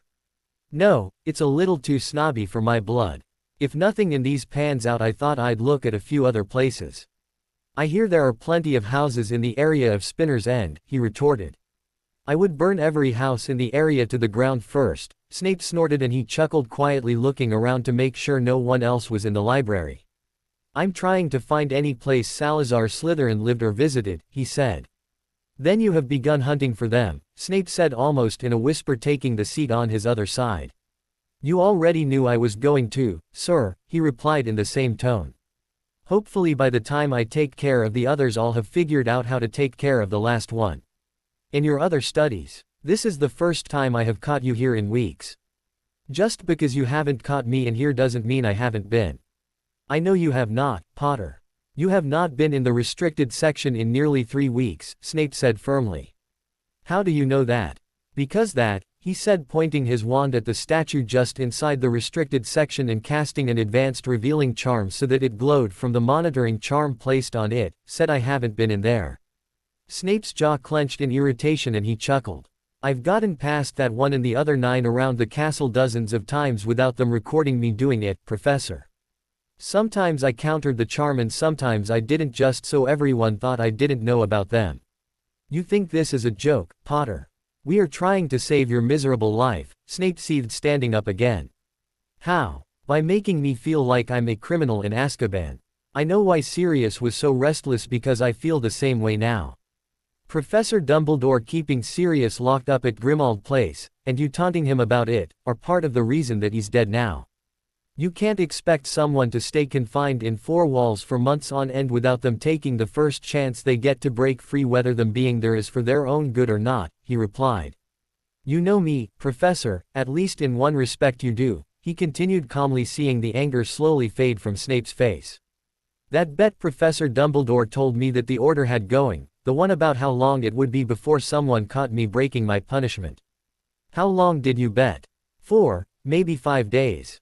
A week. 3 days, because you are completely ignorant of the danger you are truly in, Snape snorted, sitting down again. No, I'm really not, he replied, and Snape looked at him, raising an eyebrow. I'm not, Professor, I'm just not one to let someone else face a risk for me that I'm not willing to face myself. King stupid Gryffindors, Snape grumbled, putting an elbow on the table and his head in his hand, shaking his head. I'd say something about someone I know who put his ass on the line for years that wasn't a Gryffindor, but I'm actually not in the mood to argue with him right now, he chuckled. Snape turned his head and looked at him. I know you think I'm an idiot who has no idea what he's doing, but I really do. The day you prove that to me, Potter, is the day you receive the first and only O you would ever receive in my class, Snape snorted, standing up. I'll take that bet, he chuckled, looking up at the man. And what are you prepared to wager? Snape asked. If I don't prove that I know what I'm doing by finding all the other Horcruxes by the end of term, I'll clean and pack away your entire classroom for the summer alone and without magic, he replied. Snape raised an eyebrow at that and he smiled. Do we have a bet? Snape stared at him, crossing his arms over his chest, and he chuckled, standing up. He stacked the books on top of one another and charmed the stack without his wand to follow behind him. Good night, sir, he said, and headed for the door. Potter, Snape said, and he stopped, turning towards the man again. 5 points from Gryffindor for being out after curfew. He just chuckled, turning back, and left the library, feeling Snape's eyes on his back as he did. Setting down on the snow-covered road outside of an old, tall iron gate, he pulled a folded piece of parchment from his pocket and opened it, still sitting astride his broom. He looked at the picture, a hand-drawn copy of one of the 7 in the chamber at the base of Gryffindor Tower, and then at the worn stone of the castle on the other side of the gate. Replacing the picture in his pocket, he pulled his wand and used several different charms to reveal any wards around the premises. He found 3 along with 2 curses during the next 15 minutes. One of the curses he dismantled without too much trouble. The other took far more time than he wanted it to. The wards, though, weren't a problem at all once he figured out the swirling pattern they were rotating in. Taking another 10 minutes or so to double-check for more wards and curses, he finally got off his broom and cautiously moved forward, carrying his broom with him across the threshold of the gate. Continuing to move forward, he kept 3 heavy shielding charms active while scanning constantly for more traps. He 4 more before he even reached the castle doors and 3 more there once he did. He was glad when he finally stepped inside and closed the door behind him. It was bitter cold out and he was freezing. The inside of the castle, however, wasn't. It was warm and he could hear people moving around somewhere further inside. Still scanning for curses and such, he made his way through the rooms and corridors towards the sound of people talking. "My lord, can I kill him? Please," he heard someone say. Voldemort chuckled and someone yelped in fright. "Pettigrew." He knew it from the sound of the little rat's voice. "Your cowardice knows no bounds, Pettigrew. Are you entirely sure you were sorted to Gryffindor?" Another man asked. "I've actually wondered that myself," Bellatrix said, and he squeezed his wand tighter. "While they're annoying, at least Gryffindors are fun to kill, and I doubt I'd even have any fun killing you." "Of course you would, Bella. His squeals would bring you nothing but joy," Lucius Malfoy retorted. More than a few chuckled at that. "While I have never met a more cowardly rodent, Wormtail has his uses," Voldemort replied. "Yes, though not many," he said, setting his broom against the wall beside the door and leaning against the frame. Every Death Eater jumped up, pointing their wands at him. "Potter," Malfoy spat his name as though it were poison. "Hi, Mr. Malfoy. Lose any good house elves lately?" He chuckled. "Lucius," Voldemort said sternly, and he looked at the snake-faced bastard. "But my lord, I think he knows who I am," he said dryly, rolling his eyes, pushing off the doorframe and walking further into the room that was just a large sitting room. Death Eaters apparated all around him, but he just apparated, too, until he was standing in front of Voldemort. Nagini slid forward hissing and he chuckled, pulled a live rat from his pocket, and tossed it up in the air. Nagini deftly caught and swallowed it, and Voldemort grinned at him. "What? You've fed me, you've fed her, we're both Horcruxes, what's the damn difference?" he asked, and Voldemort laughed a low, evil laugh. My lord," Bellatrix squeaked. "Kill her and I'll join you," he said. Voldemort looked from him at Bellatrix somewhere behind him. "Just kidding. I'd rather do that myself," he chuckled, and Voldemort did, too. "I can't stay long, but I have something for you," he said, opening his robes and reaching into an inside pocket. Death Eaters swarmed him with their wands aimed at him, and he rolled his eyes looking at Voldemort again. "Would you mind telling them to back off? I don't have time to waste. I figure I have about another half an hour before the other blokes in my dorm wake up, realize that I'm gone, tell McGonagall or God forbid Dumbledore, and someone goes out looking for me. Since it's going to take me at least 20 minutes to fly back to my dorm window on my broom, I need to hurry up." "Lower your wands," Voldemort said, still just watching him. "Thank you," he smiled, pulled a small box from his pocket, and walked over to an end table beside a chair that was obviously Voldemort's, since every other piece of furniture in the room was turned facing it. "Here, make yourself useful and hold this," he said, picking up a lit candelabrum and shoving it into the chest of the nearest Death Eater, who gasped taking it and then growled at him, rubbing their singed chin. He set the box down and used his wand to enlarge it as Voldemort walked over. Voldemort looked in the box and then at him, grinning even more. "Thought you might like to have a few things that belong to you as Salazar's heir more than they belong to Hogwarts," he grinned back. "You found the chamber," Voldemort chuckled, pulling out one of the paintings that had been on the wall there. "Just like you knew I would, which is why you told me about it in the first place. You could have been a little more specific, by the way. I had to trick Dumbledore into telling me more about Salazar and you when you went to school there to find the King place," he huffed, and Voldemort chuckled again. "I told you that you were wasting your talents fighting for that old fool," Voldemort said, looking at the painting. "Yeah, well, just make sure none of your bootlickers breathes a word about me coming here and us not trying to kill each other. I've spent enough time in a school mock-up of Azkaban, I'd rather not end up in the real thing," he said. "They will make no mention of your visit, not even to one another, and were you to suffer such a fate it would be an extremely short stay," Voldemort replied, running his long fingers gently down the canvas of the portrait. "Thanks," he replied with a smile. "Anything else you want out of there? I haven't had a chance to go through many of the books yet, but I haven't found anything there that you don't have upstairs here." I tried to shrink down the statue, but it didn't work. The statue of Salazar is connected to the castle's foundation and cannot be removed. However, the contents of the hidden compartment at the base of it can be, Voldemort replied, still stroking the painting almost lovingly. Does that mean you're actually going to tell me how to do it? He asked. Voldemort chuckled, putting the painting back in the box, then turned and cupped his chin. Ah, Harry, would I ever make your life easy on you? Voldemort chuckled. He rolled his eyes, pulling away, and Death Eaters moved backwards to clear a path for him as he headed for the door again. Harry. He turned and looked at Voldemort again, and Voldemort picked up another painting from out of the box. I had wondered if I needed to once again begin making extensive plans for your demise by your lengthy silence, Voldemort said, eyeing the second painting and touching it just as gently. Sorry, had to play the good little golden boy part for Dumbledore for a while, and you know how he is with legilimency, he replied, turning and picking his broom up again from where he left it along the wall by the door. So how do I open the compartment? I don't get a lot of time to sneak down there. Nagini shall supply you with what you require, Voldemort said. He nodded, looking around the space, summoned a throw pillow from one of the sofas, and transfigured it into a glass jar with a cork. Nagini slithered over to him and he knelt down, holding up the jar to her. One fang sank into the jar and it slowly filled with venom. 3 drops in the chalice. While requesting it open in the language only we are able to speak will open the compartment.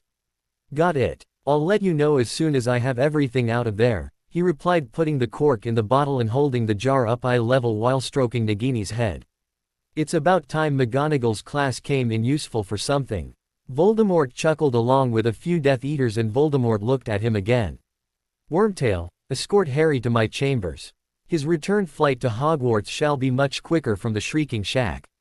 Why yes, my lord, Wormtail stammered, heading towards him. Nagini hissed and lunged at Pettigrew, and he laughed, stroking the snake's head again. If you ever have babies, I promise I'd take care of one as well as Voldemort takes care of you, he said in Parseltongue. You taking a hatchling of Nagini's as a pet would not go over well with Dumbledore, Voldemort chuckled again, the words said in Parseltongue as well. Wow, look at that, he said, blinking, still speaking the snake language. I don't care. Voldemort laughed outright, this time turning towards him, the slits of his eyes even narrower in amusement. Go before you are missed, Voldemort said, in English this time, as all the Death Eaters in the room looked back and forth between them in confusion. I'm going. See you later, he winked before turning with his broom and heading out of the room toward Pettigrew, waiting at the end of the corridor, shoving the bottle of snake venom in his pocket. It cost him the paintings, but he got what he wanted out of it, a pure, powerful substance that the chalice of Salazar Slytherin would accept, even though it was a poison that would hopefully destroy it. There you are, Hermione huffed when he walked into the boys' dorm, still rubbing his hair dry with a towel. Where in the world have you been? I've been looking for you for over a half an hour. Taking a bath. He chuckled softly, walking towards his trunk with his bag of toiletries, dropping the towel so that it just hung around the back of his neck. A bath. There aren't any bathtubs in the boys' lavatory, Neville said. I never said I was in the lavatory here, just that I went and took a bath, he grinned, making Neville, Seamus, and Dean laugh. Ron even chuckled, but pretended to cough when Hermione gave Ron a stern look for it. Harry, you have to stop sneaking around, she sighed. That's why you're having so much trouble this term, because you do whatever you want without telling anyone what you're doing. I'm trying to figure out a way to kill Voldemort before he kills me first. That's what I'm doing, he shrugged, lifting the lid on his trunk. Yes, but some of the things you're trying to learn are dangerous, she replied, and he looked around the common room. Anyone in here think Voldemort is going to be done in by tickling charms and bat bogey hexes? No, he said, and turned back towards Hermione. Me neither. She opened her mouth, but he held his hand up. I'm not going to argue with you about this again, Hermione. I know you and everyone else is worried about me or whatever, but I know what I'm doing. I need to learn better spells or I'm not going to live to see my 17th birthday. As much as everyone values my life, I value it a damned lot more, and I have to do what I have to do to make sure that the next time I face that snake-looking bastard that I survive it again. I know Dumbledore and a lot of other people don't agree with how I'm going about it, but would you rather I faced Voldemort and a pack of Death Eaters with simple charms, or with advanced curses I can shove down their throats that are going to get me out of there alive? She sighed, looking down and then at him again. I care about you, too, Hermione. You're one of my best friends in the world, and if God forbid you were ever being hunted like I am and had to face those hunters alone, I'd rather you had the option of sending them to their funeral than me attending yours. Her eyes watered at that thought and he squeezed her bicep gently, stepping by her, standing at the foot of Ron's bed, and moved towards his. I agree with Harry, Dean said quietly. Seems like every year lately he's facing you know who. If he had to use whole string of unforgivables to get away from that alive, I wouldn't fault him for it. I still can't cast those and have them work, he replied quietly. Almost knocked Snape on his ass with a few others I know, though. My hero, Neville said, making them all laugh. Even Hermione chuckled and he turned to look at her sitting down on the side of his bed. He smiled, looking down and then at her again, and after a moment, she sighed and he smiled more. So what did you originally come in here looking for me for? Professor Dumbledore wants to see us up to his office, she replied, just staring at him. He pressed his lips together, knowing what that meant. There was an order meeting. While a small part of him wanted to say that it was about sorting time, a larger part of him wanted nothing to do with the order. The order might have information that he could use to his advantage, though. That was enough for him to nod, pull his robe on over his t-shirt and pajama bottoms, and head for the door. You're really going to go to Professor Dumbledore's office dressed like that? Seamus laughed, making Dean, Ron, and Neville do the same. Why not? At least in my pajamas he'll know I wasn't planning on sneaking off anywhere tonight, he said with a wink at Hermione. Honestly, she said, rolling her eyes with an amused smile, and shoved him towards the door. He just laughed along with Ron, Neville, Dean, and Seamus and left the room. They walked together down all the stairs and through the corridors. More than one person sniggered at his attire, but he just ignored them and kept walking. At the gargoyle, it immediately moved to the side when they approached it, and he stepped to the side, letting Hermione go up them first before following. The office door was already opened with a dozen order members inside. Harry, Molly said with a smile and her hands on her hips when he walked in. Everyone is a fashion critic today, he replied, setting off more than a few chuckles. He did, too, stepping up to Molly and Key, dotting her cheek. Hi, Mrs. Weasley. How have you been? He asked. I'm fine, dear, she smiled widely at the show of affection. He smiled back before turning towards Dumbledore behind the desk, who was smiling with twinkling eyes. Sorry, I was in a bath when you asked Hermione to come get me. Funny, when I went to school here there weren't any bathtubs in the boys' dorm, Bill chuckled softly. And there still aren't. Is there something we can do to change that? He asked, setting off another round of chuckles. Snape rolled his eyes and he chuckled. Well, I bet you have one in your quarters. Harry, Dumbledore said, the amusement still in his eyes, but he knew what Dumbledore calling his name meant. All right, I'll behave, sir, he chuckled. May we have that in writing? Snape smirked. Sure, sir. The order can even start a new bet, and as a little insider tip, 3 days of me keeping to that would be just about right, he replied, loudly whispering the last bit. More than a few people laughed again while Dumbledore shook his head, still smiling. Will you stop making jokes and sit down already? The meeting is already late, getting started waiting on you, Hermione said, still laughing and pushing him over to a free chair to the left side of Dumbledore's desk. Well, had I known I was invited to the meeting I would have waited to take my bath, he chuckled, sitting down in the chair and then slouched in it, crossing his right leg over his left. Since I didn't, it probably means that you decided to at the last minute, not because you really want me here, but because you need something from me. The smiles faded as he scanned the room and he looked at Dumbledore directly. The smile was still on the old man's face, but the twinkle was gone from his eyes. So what's this favor you want from me? He asked. In the morning, Cornelius Fudge will be removed from the position of Minister of Magic and replaced by Rufus Scrimgeour, a former head of the Auror's office, Arthur Weasley replied. And what does that have to do the order? Does he not like you or something? He asked Dumbledore bluntly. We are not close friends, however, I do not consider him an advisory, Dumbledore replied.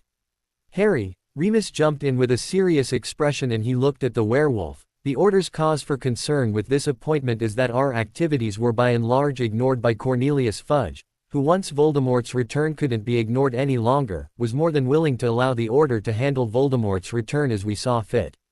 We don't think that Rufus Scrimgeour will make the same allowance. What does that have to do with me? He asked confused. I'm not even a member of the order. No, however, given the rumors of your close relationship with the headmaster, it appears that you very much are, and the new minister has already made subtle references to the more positive reception he would receive publicly were the boy who lived to show his public support to the new appointment, Snape snorted. So let me get this right, he chuckled, leaning his head back and looking up at the ceiling. You want me to make nice with Scrimgeour when he shows up here, no doubt with reporters and photographers in tow, so that he's happy with Professor Dumbledore, thereby letting the order get away with more. And you want me to do this after Professor Dumbledore locked me up on the 7th floor and has had every professor and student in this school following me around and tattling on me to him for months, not to mention having put monitoring charms on everything including my damn shoes to keep tabs on me. Harry, Hermione sighed, but he cut her off, sitting up straight again. All right, I'll do it under one condition, he said, looking at Dumbledore. Why do I suddenly believe that dealing with Scrimgeour shall be the easier course of action?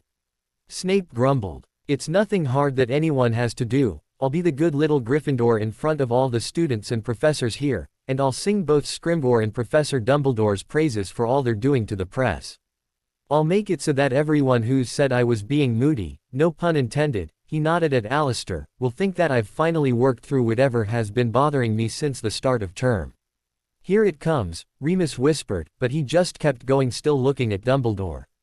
You know everything going on in and around this castle, and though you haven't said anything to me about it yet, you know I went flying at 2 o'clock this morning, left the grounds passing through the wards doing it, and I was gone for a while when I did. Yes, and you are likewise aware that the counter-charm you used in doing so made tracking your destination impossible, Dumbledore replied. And I'm not going to tell you where I went either, I'm only going to tell you that I know there's a Horcrux there and I plan to destroy it and bring you the proof that I did, he replied, and more than one person gasped. You're sure there's one there? Absolutely positive, Remus asked, and he nodded. How can you be so sure? Because I am one and I can feel it when I get near another, he replied. Harry, you must. No, he said, cutting Dumbledore off this time. We already talked about this, Professor. You know I need to be the one to get them, and I'm pretty sure the only reason you told me what they were was so I knew what to look for when I did get close to one. Dumbledore sighed and he kept going. Let me do what I need to do without having to waste time and energy having to get around more obstacles than I need to, and I'll take care of the obstacle that's in your way, too. Albus, you cannot be seriously considering this, Molly said frantically. He can't go searching for those things alone. You swear that you know the location of one? Snape asked, and he looked at the man. Get ready to give me that O, he replied. Snape stared at him, and after a moment, reached in his pocket and then tossed something at him. He caught it easily and looked at the item, a small, broken nib for a quill, and looked at Snape again. It is an emergency portkey. Write the letter H on any surface and you will be transported to the boathouse in Hogsmeade. Severus, Dumbledore said sternly. We all know that he shall find a way to circumvent all attempts at preventing him from continuing his search. It is best that he have the means for escape should the need arise rather than he not, Snape replied, still staring at him. More than a few people sighed as he stared back at Snape, and then he looked at Dumbledore again. So do we have a deal? He asked, pocketing the portkey. As you said at the start of this meeting, Dumbledore said quietly. We have no choice. Potter, a moment before you go. Harry didn't do anything other than nod his head slightly while still packing away his supplies and books. That didn't mean that he wasn't curious as to what Snape wanted, since Snape was the first member of the Order to speak to him in the 5 days since he'd effectively blackmailed Dumbledore and the entire Order. He hadn't been allowed to stay for the rest of the meeting afterwards, of course, but he was sure that his parting shot warning them that if any of them double-crossed him that he'd have a nice, long real meeting with Scrimgeour about what the Order was up to with a list of members to boot had been a new subject of debate after he'd left. Not that he cared. He'd been absolutely serious when he said he didn't want to be a member of the Order anymore and was sure he'd do better on his own. He'd already proven that because after years and years of the Order operating under Dumbledore's command the group had little to show for their efforts while he had a casual relationship with the evil prick. It had taken Dumbledore years to find a Horcrux, the ring, and destroy it. He'd done that to the first one at the age of 12 before he even knew what the damn thing really was. And he'd really like to see any of the Order walk into Voldemort's hideout and walk back out again. Yeah, He could see how being a member of the Order would be so beneficial to him. Then leave there and come to me. I will teach you far more than you will ever learn there. Don't tempt me because we both know I can't. Would you mind backing out of my head during me talking to Snape? The spell wore off again and I don't want to rub my scar while I'm talking to him. You are asking rather than simply pushing me out. And Dumbledore calls you his boy. Ha ha. You should take up a career in comedy if the whole Dark Lord evil bastard thing stops working for you. Voldemort laughed in his head and he chuckled too, trying not to wince at the pain the connection was causing in his head. Please. My scar. I will renew the spell when next we meet. I trust you are working towards that occurring soon. Ah, missing me, Voldemort. Voldemort went silent and he just barely kept from chuckling out loud along with doing it in his head. Yes, I'm working on it, my lord, he replied, saying the title teasingly, and Voldemort chuckled again. Careful, Harry. What you say in jest is becoming more fact than fallacy. You are closer to me now than you are to them. Yeah, go away so I can concentrate on what Snape is up to. I'll tell you what happened later. The connection faded with Voldemort chuckling and the ache in his scar faded, too. Wrapping up his mind up tighter than a beep, he set his bag down on the table and waited for the rest of the students to leave. Hermione looked at Snape for a moment before looking at him and leaving the room. He rolled his eyes, thinking yet again that she was spending way too much time with Dumbledore. Then again, it wasn't as though she could spend time with him at some of the places he went to, especially at a castle about 50 miles away. No, that place definitely wasn't safe for her. However, after months of random conversations and a few meetings and the past week of talking to Voldemort at least a few times a day since he delivered his gifts, he was pretty sure that he was. What are you thinking? Snape asked evenly, taking a seat behind his desk at the front of the room. Just wondering what you wanted to talk to me about, he replied. You know, Snape replied. Then I may as well leave now since I'm not telling you where it is, he replied, picking up the strap of his bag. Potter, Snape said, clenching his teeth, but he shook his head. I'm not telling you where it is, he interrupted. Yes, I'll probably need to do a lot of research to get through all the curses and wards and whatnot to actually get my hands on it, but I don't need help to do it. I don't need someone, anyone, interfering in me finding and getting my hands on all the hidden ones. As much as you may think you do not, Potter, you need help. But I'm not going to get help if I tell you or anyone else where the one I found is, he snapped back. If I let you or Dumbledore help me, it's going to turn into me being told what to do when I'm the one who found the King thing in the first place. How many years has Dumbledore been searching for them and how long did it take him to destroy the one he did find? Years, Snape, and he probably had you trying to find out what they were and where they were from Voldemort the entire time you were playing the part of a Death Eater. Knowing Dumbledore the way I do, I'd bet 50 galleons it was you who found out what they were in the first place. And that statement simply proved what I have believed for days, Snape snorted. Your refusal for assistance is as much glory-seeking for uncovering them as it is a wish to destroy them. Oh, will you get off that already? He yelled. I'm the boy who lived. I don't need to find the Horcruxes to get glory. I don't need to destroy them to gain that. I have more than enough attention on me, and if I wanted it as much as you claim I do, I'd use it a damned lot more than I do. No, instead you have chosen extortion as your method of obtaining what it is you wish for, Snape snapped back. And he shouted, I'm closer to getting the job done than the entire Order put together. While you and everyone else in the Order is doing what Dumbledore wants by focusing on what Voldemort is planning for the future, I'm focused on what he did in the past. What he is doing now and planning for the future is just as important as his past. No, it's not, he yelled back. You think stopping him from stealing something or putting the Imperius curse on Ministry members is going to kill him? The only thing that's going to kill him and keep him from coming back again is finding and destroying the Horcruxes and me killing him. That's it. That's when all this will be over. His other actions still need to be dealt with, Potter. Then you and the rest of the Order can keep dealing with that. You all can do what you need to do and I'm going to keep doing what I need to do. The only member of the Order who could do anything to help me would be you, and it's not something you had to do physically. You want to help me, Snape.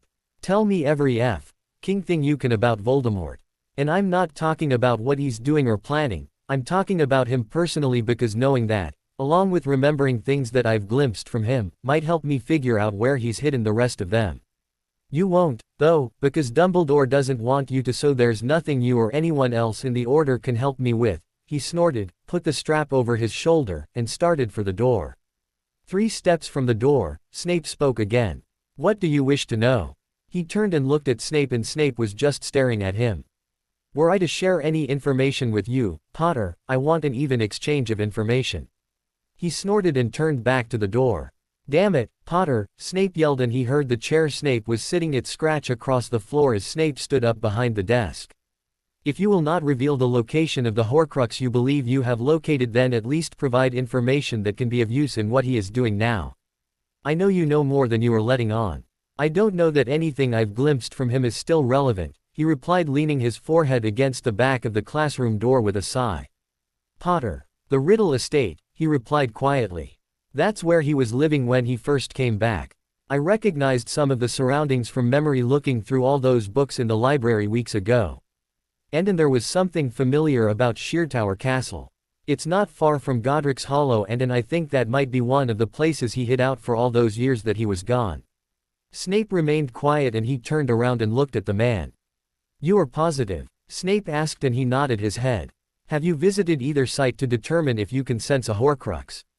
"I flew by both earlier in the week and didn't get anything at either." "1. That was where you went," Snape said, and he nodded again. "I had a list in my head of places, but I only made it through 3 before I picked up the feeling of one at the 3rd place.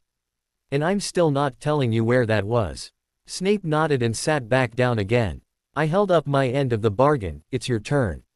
Tell me about him." "You know what he is like, Potter," Snape replied quietly. "He is evil incarnate, and his intelligence and cunning serves him well in that." "I know that, but I need to know personal things about him, Snape. Dumbledore says that he's never loved anyone or anything and has never had anyone he considered a friend. I don't believe that, though, because Nagini isn't just a Horcrux to him. He loves that snake. And Bellatrix," he said. "I saw how he grabbed her in the Ministry Atrium to get her out of there when Fudge and Aurors showed up. He could have left her and he didn't, so I know he cares for her at least a little bit. I mean, all the Death Eaters act as though they're close to him, but I know they aren't, not even half as close as he is to Bellatrix." "You are looking for his weaknesses," Snape said. "He uses mine against me. It's beyond time I returned the favor. Since I know I'll never match him magic for magic, I need something else to hurt him with," he replied, and Snape nodded. "Despite what the headmaster may have said, the Dark Lord loves Nagini no less than any other pet owner," Snape said, and he set his bag down on the closest table before moving towards the front of the room again. "While to my knowledge the headmaster has no idea that the Dark Lord has ever visited Sheertower Castle, he did have the Riddle estate searched the summer after his return. One of the upstairs bedrooms had been modified into a mock-up of a forest, the roof overhead stripped to provide Nagini with an outdoor climate. I knew it," he whispered, and took a seat on a stool at the table closest to Snape's desk. "What about Bellatrix? Is he in love with her?" "Hardly," Snape chuckled. "He has some affection for her, more than any other Death Eater in his ranks. However, his affection is more that for an accomplished protege than anything else. He trusts her to carry out his orders, though not in planning or giving advice on them. Probably because her answer to everything is to just kill everyone," he snorted. "Yes," Snape chuckled again. "Though long-term incarceration in Azkaban generally causes insanity, she had a head start in that long before she was sentenced there." "What about Lucius Malfoy?" "The Dark Lord uses Lucius for his connections and income and nothing more," Snape replied. "At one time he discussed plans with Lucius and entrusted Lucius with the care of items. That ended when the Dark Lord discovered that Lucius had allowed the journal to be destroyed. In all honesty, I am surprised the Dark Lord even freed Lucius from Azkaban following his capture in the Department of Mysteries. He probably only did to make sure Malfoy didn't open his mouth to save his own ass. Perhaps, though it is more likely that the Dark Lord has plans for Lucius that he has not yet revealed." He nodded and looked down before he looked at Snape again. "What about you?" he asked. "Did he ever discuss plans with you?" "Yes," Snape replied. "Upon my return to his service I revealed more than a few of Dumbledore's secrets to regain his trust.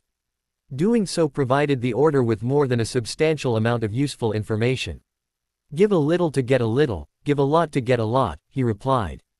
Yes, as you have evidently learned by us having this conversation at all, Snape said, and he nodded. You were correct in your assumption that it was I who discovered what the Horcruxes were. I had also managed to discover the location of the ring leading to its eventual destruction.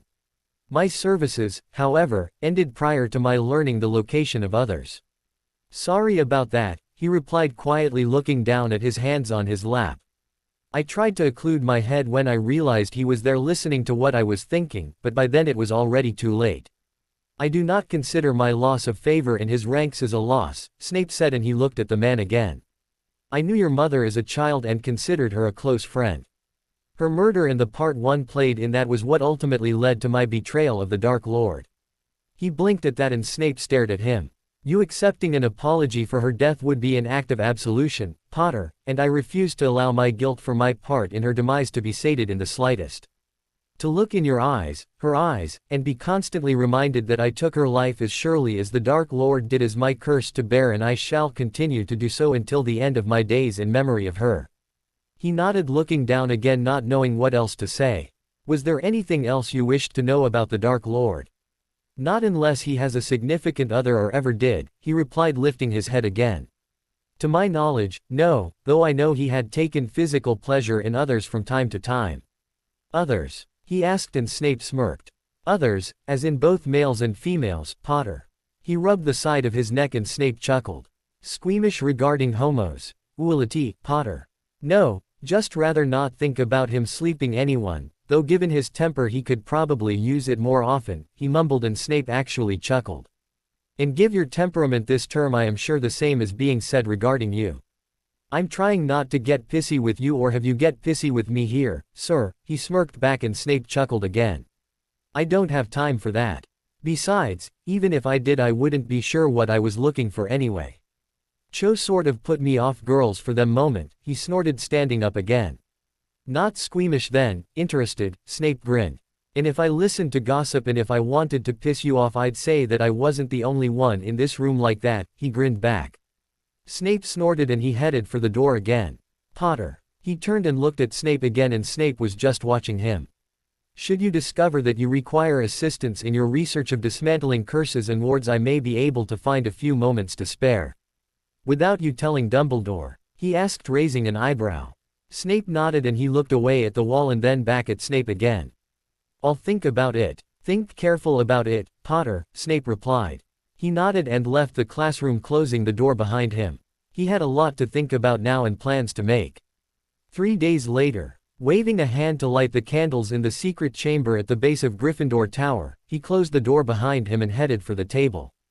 It took a few minutes to unpack the parchment, quill, ink bottles, books, shrunken trunks, and paper bag of snacks from his bag and get them spread out on the table. But a few minutes was better than the 10 days since he'd gone to see Voldemort that it took him to be able to sneak back down to the chamber. By the time he was done laying out his supplies he felt the familiar itching in his scar that would turn into a burn at any moment. For all Voldemort's other fault, the bastard was at least punctual. You brought food into the chamber. As if you never did. The chuckle was loud enough for him to squeeze his eyes shut and press his hand to his scar. It burns more with each day. Yeah, and after deflecting a wayward curse in today my head was already pounding before you got here. We must do something regarding that obstacle. I have work for you to do and the burn of your scar is becoming a nuisance to me as it distracts you. Aside from you killing me to make it stop, I'm open to suggestions, he replied quietly. What of the spell you used before? It's not working anymore. I think it's like some potions and I've just developed a resistance to it. 2 of the 3 unforgivables don't work on me, why would a muffling charm keep working? Harry, can you not be normal in anything? He snorted at that, but Voldemort just chuckled softly. We must meet soon so as I can reenact the stasis charm I placed on your scar. Can I do it myself? Possibly, though it is far more likely that you would be unable to stop the charm at just your scar and your entire body would be affected. Think I'll pass on become a male version of Sleeping Beauty. I couldn't pull it off anyway. Ah, beauty is in the eye of the beholder, and as you are visually impaired we shall not take your word for that. He cracked a smile and Voldemort chuckled at his silence. Point your wand at your scar and attempt a minor icing charm. That may provide you with some temporary relief. He pulled his wand and did one, a very minor one that wouldn't do more than chill a glass of water, and the pain faded to a dull throbbing. He still had a headache, but it was easier to deal with. How long will it last? An hour, perhaps 90 minutes at most. Then I'd better get to work. He rubbed his scar heading towards the statue of Salazar Slytherin, pulling the vial of Nagini's venom from his pocket. 3 drops, right? Yes. Carefully opening the vial so he didn't spill any of the venom, he tucked the cork in his pocket and pulled an eyedropper from his other pocket. With barely a fingernail's length worth of the venom in the dropper, he put the cork back in the vial and the vial in his pocket. Holding his hand steady over the chalice in Salazar's hand, he took a deep breath and let it out before carefully letting only 3 drops fall from the dropper. As soon as he did, the base made a loud cracking noise. He backed away, pulling the vial from his pocket and emptying the little bit of venom left in the drop back into the vial, and then shoved both the vial and dropper back in his pocket. Well, you didn't say the secret compartment was that big. I only brought 2 trunks with me. Voldemort chuckled, and he did too at the joy that was obvious in Voldemort's chuckle. Walking over to the compartment, he looked down at the rows of unbroken jars, stack of books, and rolls of parchment inside the drawer-like compartment sticking out of the side of the base. What is all of this? Research I conducted at your age along with rare ingredients and spells. Why didn't you take them with you? Dumbledore. He snorted at that because he could see Dumbledore casting a revealing charm over Voldemort's trunk to see if Voldemort was carrying anything he shouldn't in the trunk before Voldemort left Hogwarts for the final time as a student. Precisely, Voldemort said as he knelt down beside the compartment and turned to summon one of the shrunken trunks to him from off the table. I had planned to retrieve them when I returned to Hogwarts regarding the defense against the dark arts position. However, there were too many students lurking about for me to access the room. Good thing I'm here then, or else you never would have gotten this stuff back. My fortune is in you having acquired the ability to speak Parseltongue from me. Without that you still would not have been able to access the contents and bring them to me. Thanks for that, by the way. Thought it was wicked as hell when I talked to the snake in the zoo just before I freed it and locked Dudley in its pen. Your relatives are near the top of my death list. A quick death is too good for them after what they put me through as a child. That can easily be arranged. He chuckled, enlarging the trunks. You have no objection to my doing so. Couldn't care less, though I think it would be better if you just scared the shit out of them until they packed up and moved as far away from England as possible. Either that or they ended up in an insane asylum. And is any of this stuff cursed before I touch it? Why would I curse my belongings in a chamber that no one else in Hogwarts had the ability to gain access to? Good point, he replied. What about preserving charms? I don't want anything to fall apart in my hand because it's so old. Harry, Voldemort said calmly. I hate them, all 3 of them, he replied, knowing why Voldemort called his name. As bad as things were for you in that orphanage as a child, at least you had a bedroom and were fed every day. My aunt and uncle barely fed me and treated me like AF. King House Elf calling me a freak and all kinds of names because I'm a wizard. They locked me in a broom closet under a staircase for a decade and let my fat-ass cousin beat me to a pulp and terrorize me when I wasn't locked away in there. I didn't even know I was a wizard until Hagrid came to give me my letter, and they only got worse once I did know. If you want to kill them for treating a wizard like that, we both know that I can't stop you. I'd rather you didn't kill them so I didn't have to live with their blood being on my hands for not doing anything to stop you from doing it, but I won't miss them when I turn 17 and never have to see them again. F.K., he sighed and sat back on his ass. You can't kill them. I'm still underage. If you did, I'd become a ward of the Ministry until I turned 17. The Ministry would get their hands on my Gringotts vault and drain it dry. Even if you put them in the hospital, the Ministry would take temporary custody of me. Since I know my King Muggle relatives wouldn't fight to get custody of me back, I'd be in the same situation. I can deal with having to go back there for another month at the end of this term a lot easier than that. Then for now they are safe. I make no such promise once you are of age. He let out a little huff of a snigger before speaking again. Do you know what the ironic thing about it is? That Dumbledore sent me to live there because calling the place where my mother's blood still lives my home was supposed to protect me from you, and here I am talking to you and planning on meeting up with you as soon as possible to give you back the things you left at Hogwarts. You living there does protect you from my being able to set foot on the premises, or I would have done so this summer rather than sending you a book. Then I'm glad you couldn't. I'd have missed out on having at least one friend that didn't lie and hide shit from me constantly, he said, kneeling again and starting to pack the trunk. Friend. He paused, replaying his words in his head, and winced. I mean, you meant precisely what you said, Voldemort chuckled. You have grown to consider me a confidant. You don't lie to me, at least, not about some things, he replied quietly. I know you're still looking for a way to separate me from the Horcrux, and then it's back to you trying to kill me, but you've never lied about that. I wouldn't even know I had a Horcrux attached to me if it weren't for you. I wouldn't know a lot of things if it weren't for you. I know you're still hiding things from me, too, but I don't know, he sighed, pausing in his packing again. You hiding things is different, I guess. You don't trust me to tell me some things, and I don't completely trust you not to kill me when I do see you face to face, but at least you don't blow smoke up my ass by promising that you won't kill me. You trust me more than you let on, Harry. You shared a meal with me when I could have easily had the food poisoned. You wouldn't kill me with poison, he chuckled. That wouldn't be any fun for you. You'd rather make me duel you first than just kill me quick, remember? Ah, yes, the graveyard. You were a much different young man then. This matured version of you is much more tolerable. Only because it means you're going to get your things back, he chuckled again, summoning the other trunk for the jars and scrolls. And when shall I expect your next visit? Ha, I knew you missed me.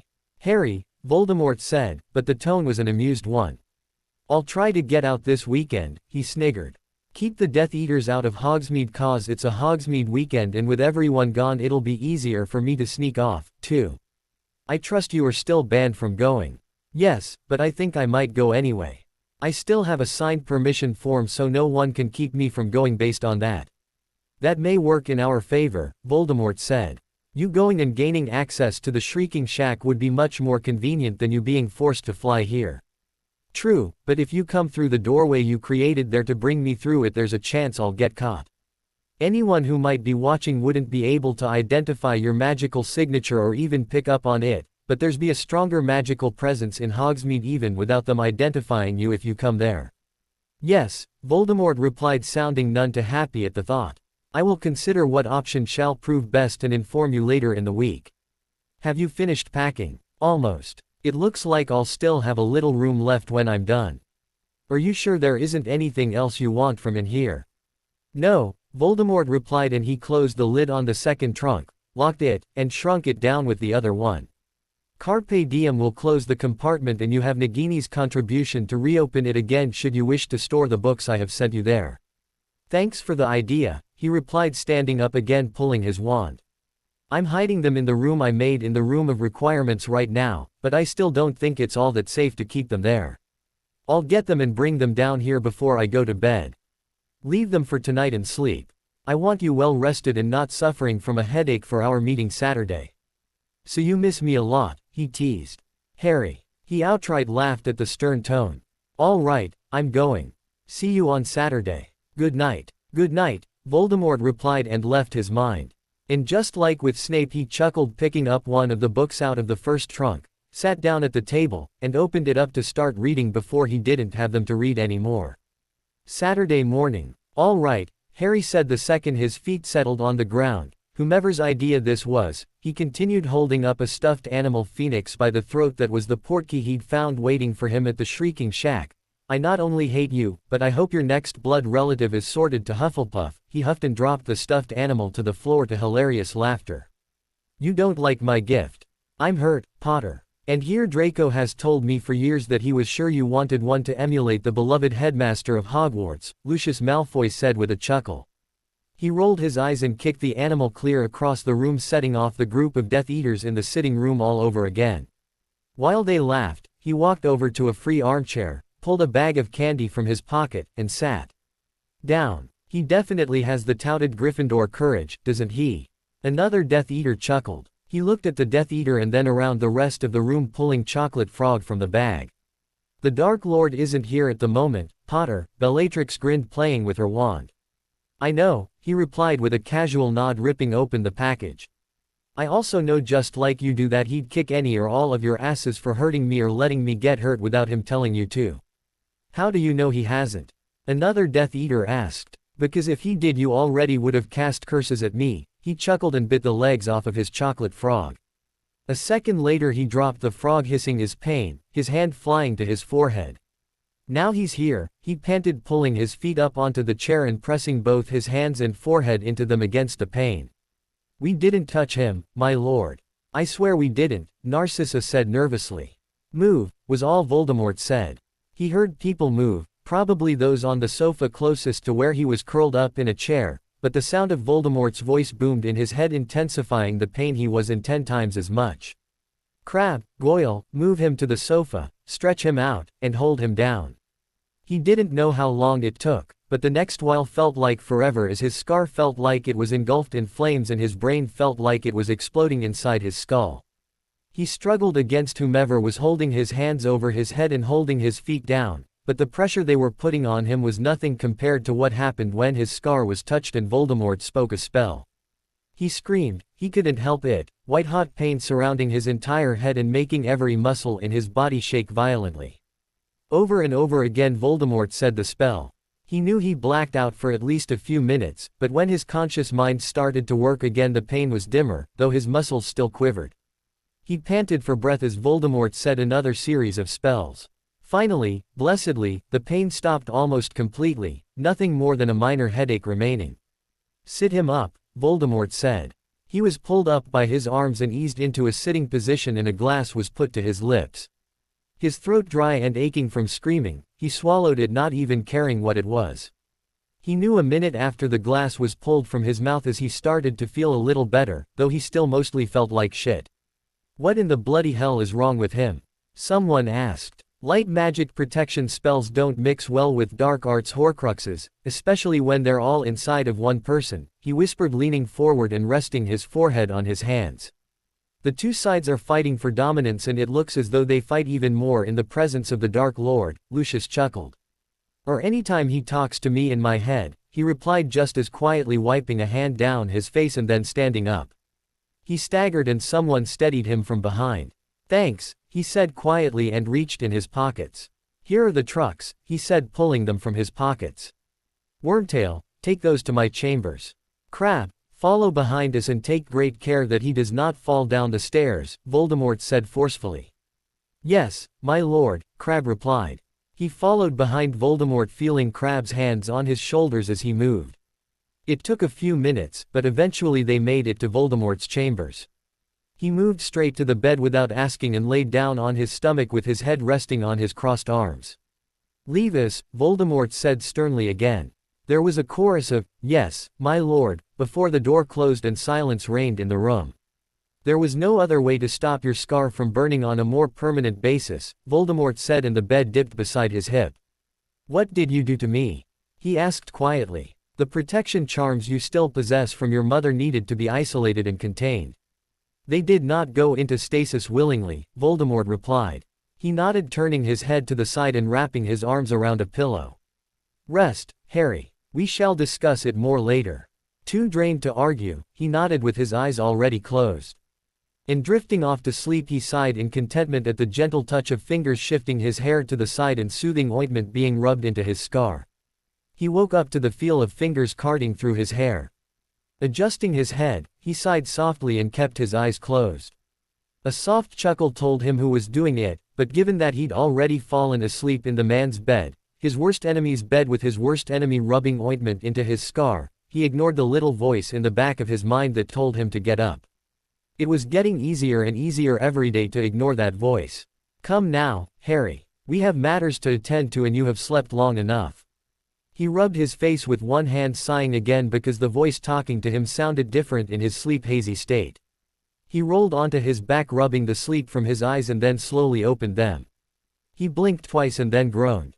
Bloody hell and I'm going straight there, he mumbled staring into eyes of a 16-year-old Tom, Lord Voldemort, riddle. Voldemort chuckled and leaned in close to him. Even were I not able to hear your thoughts your facial expression would give those thoughts away, Voldemort replied.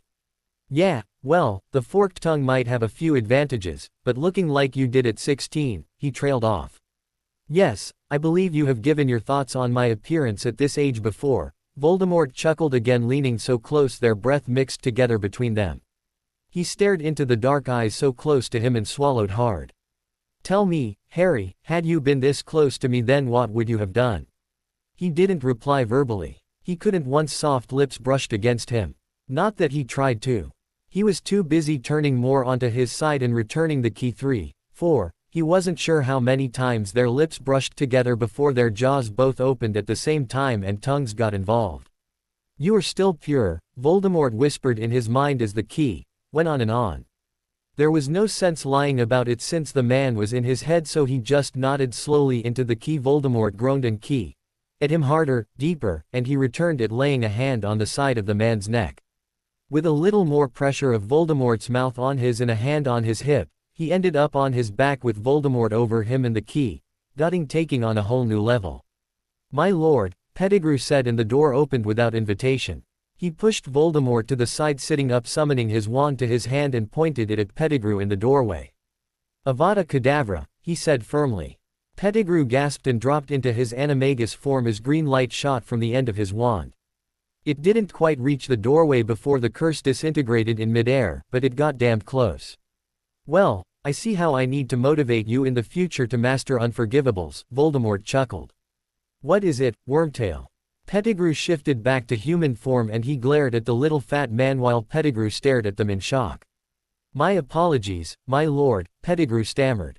Aye, he said, get on with it. He snapped and flicked his wand at Pettigrew again. That curse would have hit Pettigrew if the bastard hadn't moved in. Voldemort laughed hard. Will you never learn to calm that temper? Voldemort said, still laughing, and plucked his wand from his fingers.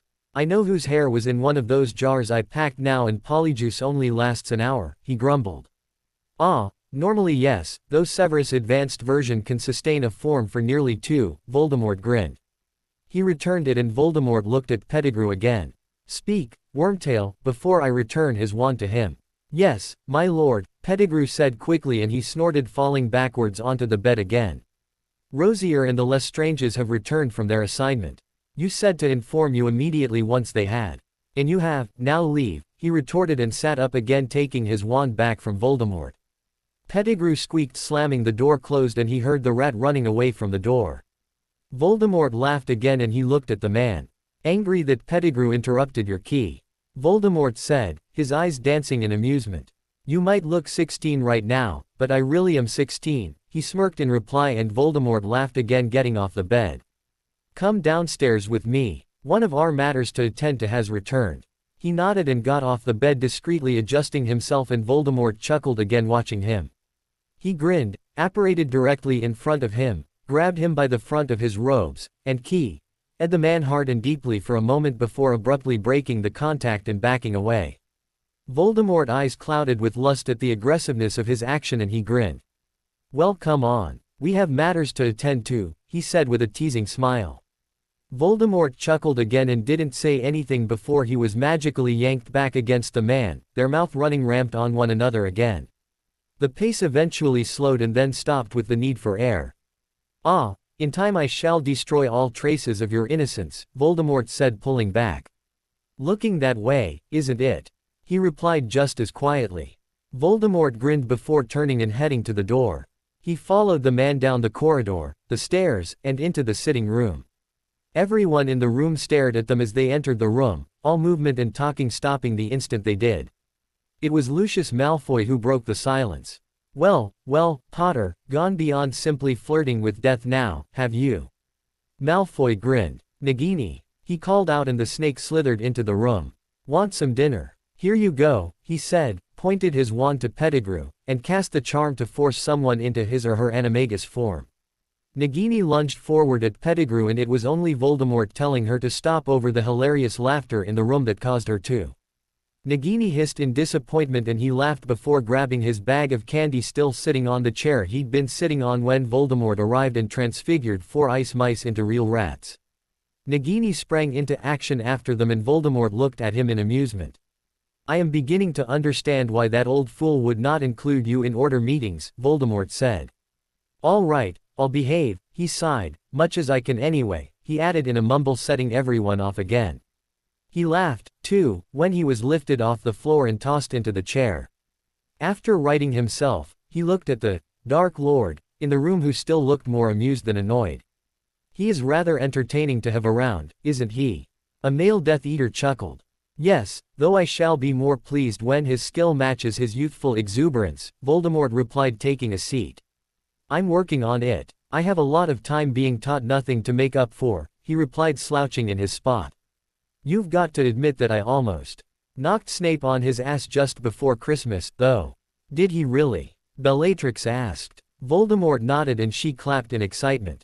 Then the rest of us are going to have to train him up a bit more, without hurting him too much, of course, so that next time he does put that traitor in his place. Not today, Bella, Voldemort said with an affectionate smile. Your report takes precedence at the moment. Of course, my lord, she replied and went right into it.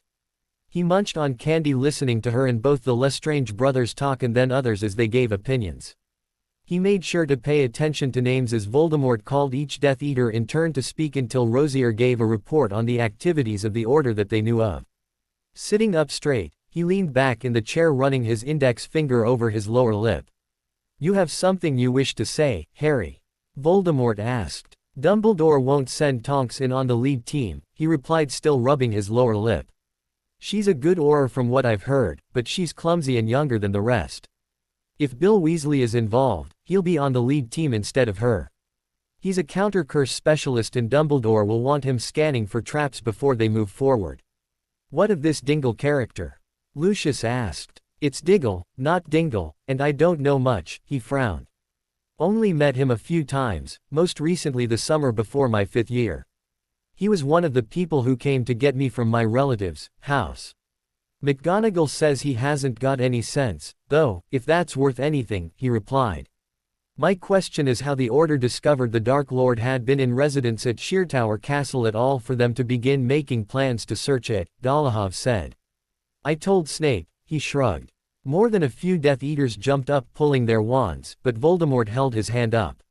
Why? Voldemort asked none too happily. To find out more about them, since no one tells me shit, and to ask things about you, he replied. He wouldn't tell me anything without me giving him something back.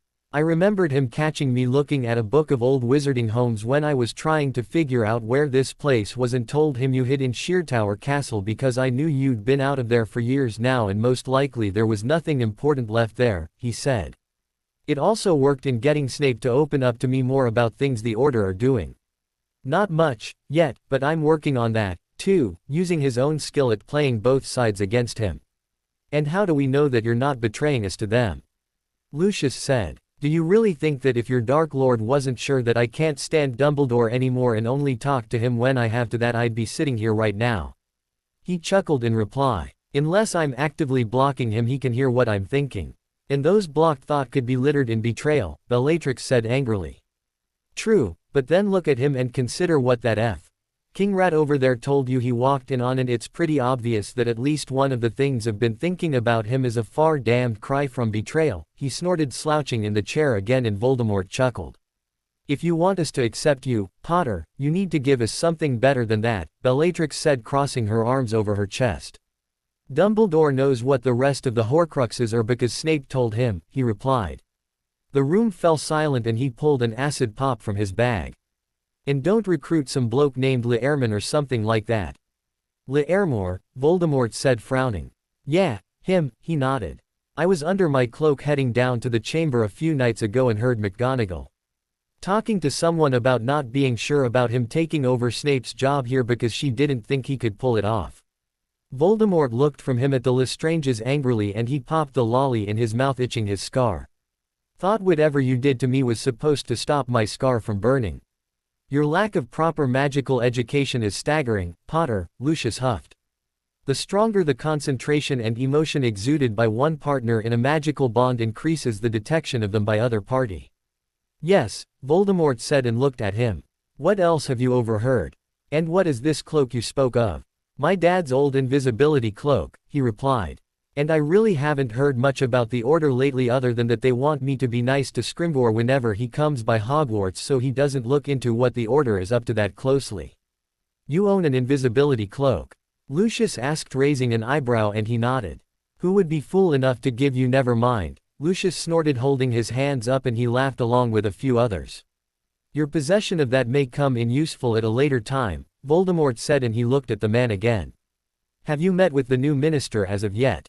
Once, and he's AF. King idiot, he said, setting off a series of chuckles. I'm serious. I can see why you all have been able to run amok if he was head of the Auror's office. He has no clue how to handle the Order or the Death Eaters. Hell, he couldn't even tell how fake I was being asking about how to become an Auror. I assume that means you did as Dumbledore requested of you, Voldemort said. Yes, on the stipulation that when he finds out that I've gone off the castle grounds that he doesn't try to track me down or ask anything about where I was when I get back, he grinned. And he agreed to that. Another Death Eater asked in shock. Why wouldn't he? I'm the sweet little boy who lived, and I warned everyone when your lord came back, even though they didn't believe me until a year later. Now they know I wasn't lying and will believe to anything I say, he grinned, setting off chuckles again. Blackmailing Albus Dumbledore, Lucius chuckled, shaking his head. Perhaps Severus and Draco's assurances that you lack intelligence aren't completely true. Not when the subject is what he wishes to learn, Voldemort chuckled, and he cracked a smile. Rosier, your report. He sat there listening to the Death Eater meeting for another hour before Voldemort called the meeting to an end.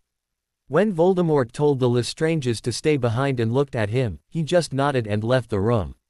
He found the kitchen easily enough, and after a glass of milk, headed down another hallway and back upstairs to Voldemort's quarters.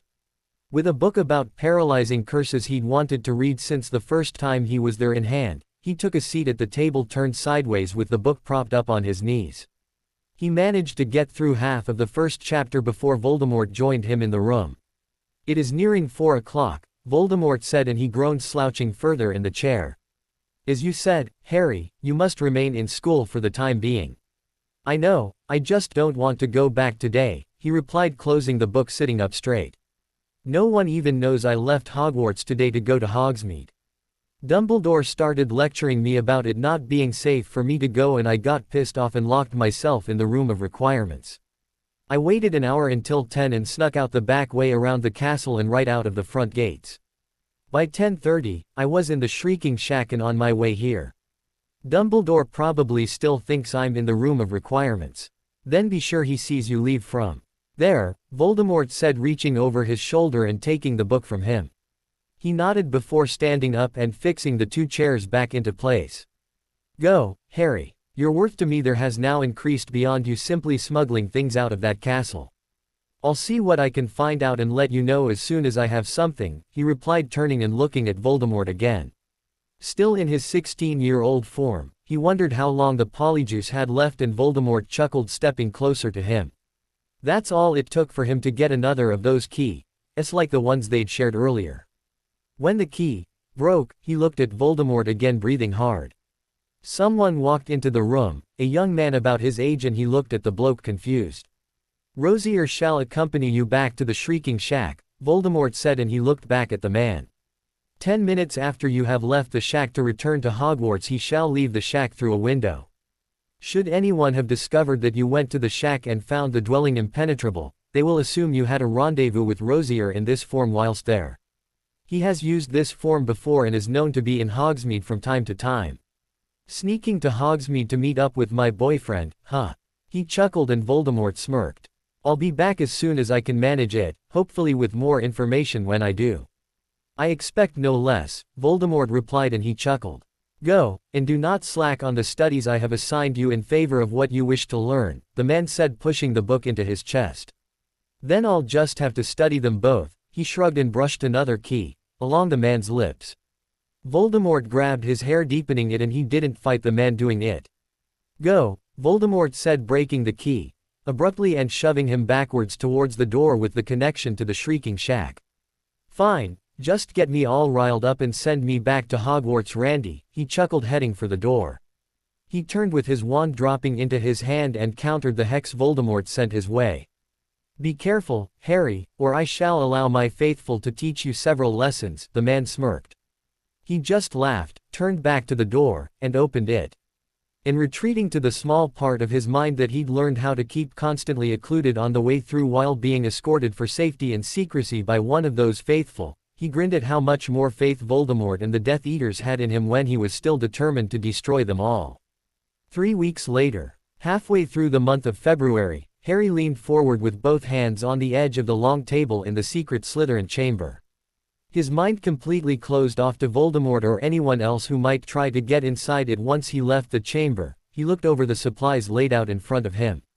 There was a set of dragonhide gloves, a face mask laced with every charm imaginable to prevent inhaling fumes or toxins of any kind, protective goggles that fit over his glasses, earplugs, a knit hat charmed to protect his head, padding for his forearms, elbows, and knees in case he needed it, over a dozen potions for the same reason, an expandable canteen of water, and over a dozen other items just in case he needed them.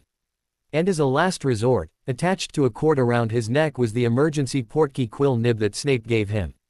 Sure that he had everything he might need, he packed everything into the expandable, charmed to be lightweight no matter what was inside it bag, grabbed his broom from its spot leaned against the wall beside the door and left the chamber. At nearly 1 in the morning the corridors were quiet and empty. That made it easier for him to get to one of the courtyard doors and outside. He thought about going to the astronomy tower, but he needed to save his strength for what lay ahead and climbing all those stairs wouldn't do that. While he wasn't sure exactly what he would face, he knew it wouldn't be easy. Standing in the courtyard, that didn't stop him from pulling on the dragonhide gloves, mounting his broom, and taking flight. The flight to a cliff near Salazar Slytherin's final resting place was long if uneventful. Setting down and dismounting his broom, he looked around the area and thought it was beautiful and worthy of being Salazar's last home.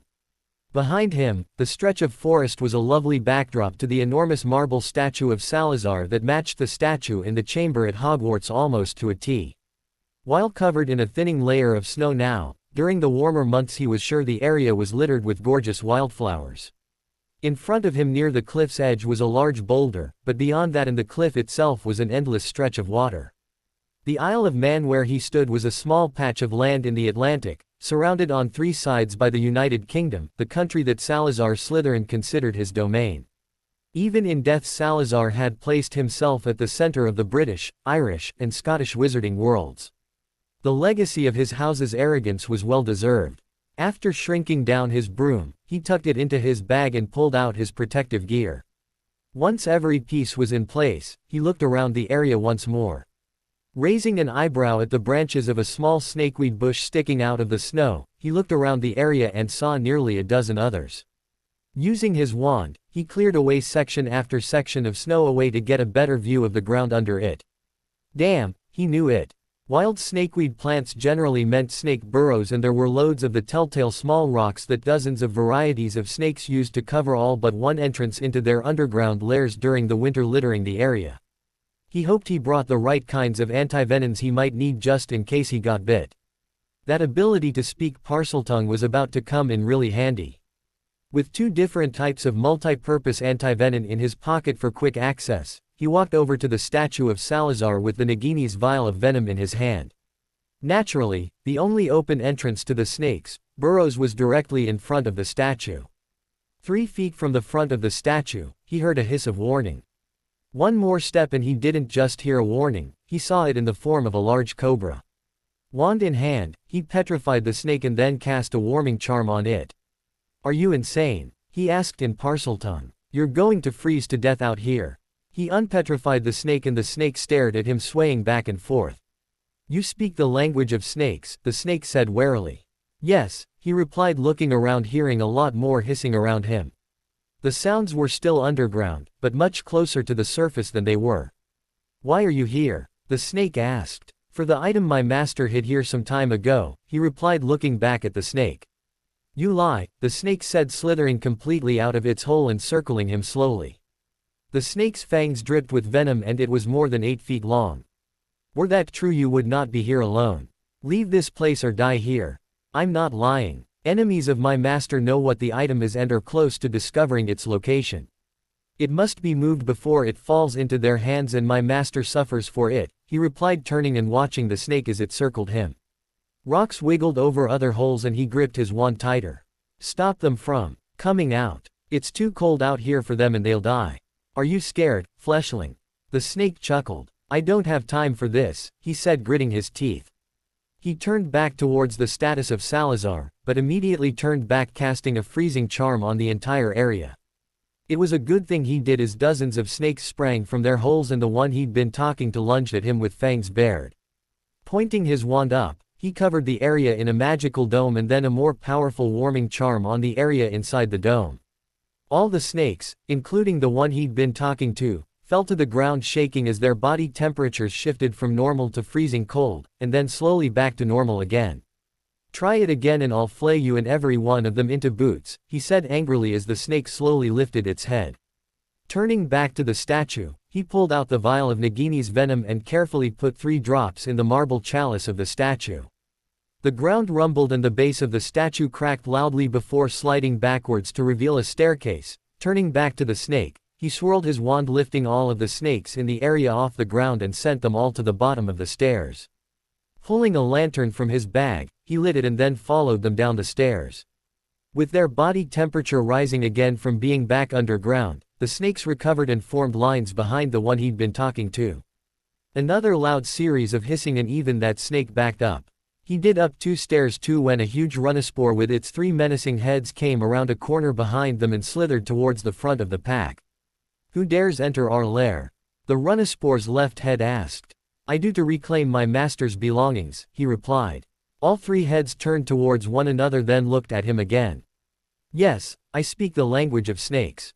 Can we move this along now? My master expects me back as quickly as possible and I've already had to waste time saving the lives of your workers." All 3 heads turned towards the first snake and that snake lowered its head in shame. "You will be dealt with later, rest assured," the runispore said before turning towards him again. "You come for the bracelet," the runispore said. "Yes," he replied. "My master's enemies plan as we speak to destroy it." He reached in his bag again and pulled out a box. Opening it and turning it around, he showed the bracelet inside it to the runispore before tucking the box back into his bag. "I'm here to trade the real one for a false version." "We do not believe you," the left head said. "The bracelet cannot be taken from here. It is protected by us." "Really? If I hadn't warmed them all up and got them down here they'd all be dead right now," he replied, walking back down the stairs and up to the runispore. "An error in judgment that will not happen again," the left head said. "I could care less what you do. I have a mission to complete for my master and I will by any means necessary." All 3 heads laughed and their faces got closer to his.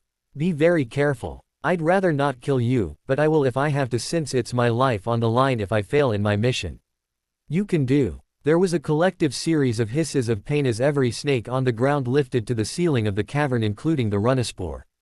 To make his point a little clearer, he waved his wand again and 6-inch-long spikes fell from between snakes to the ground, embedding in the floor.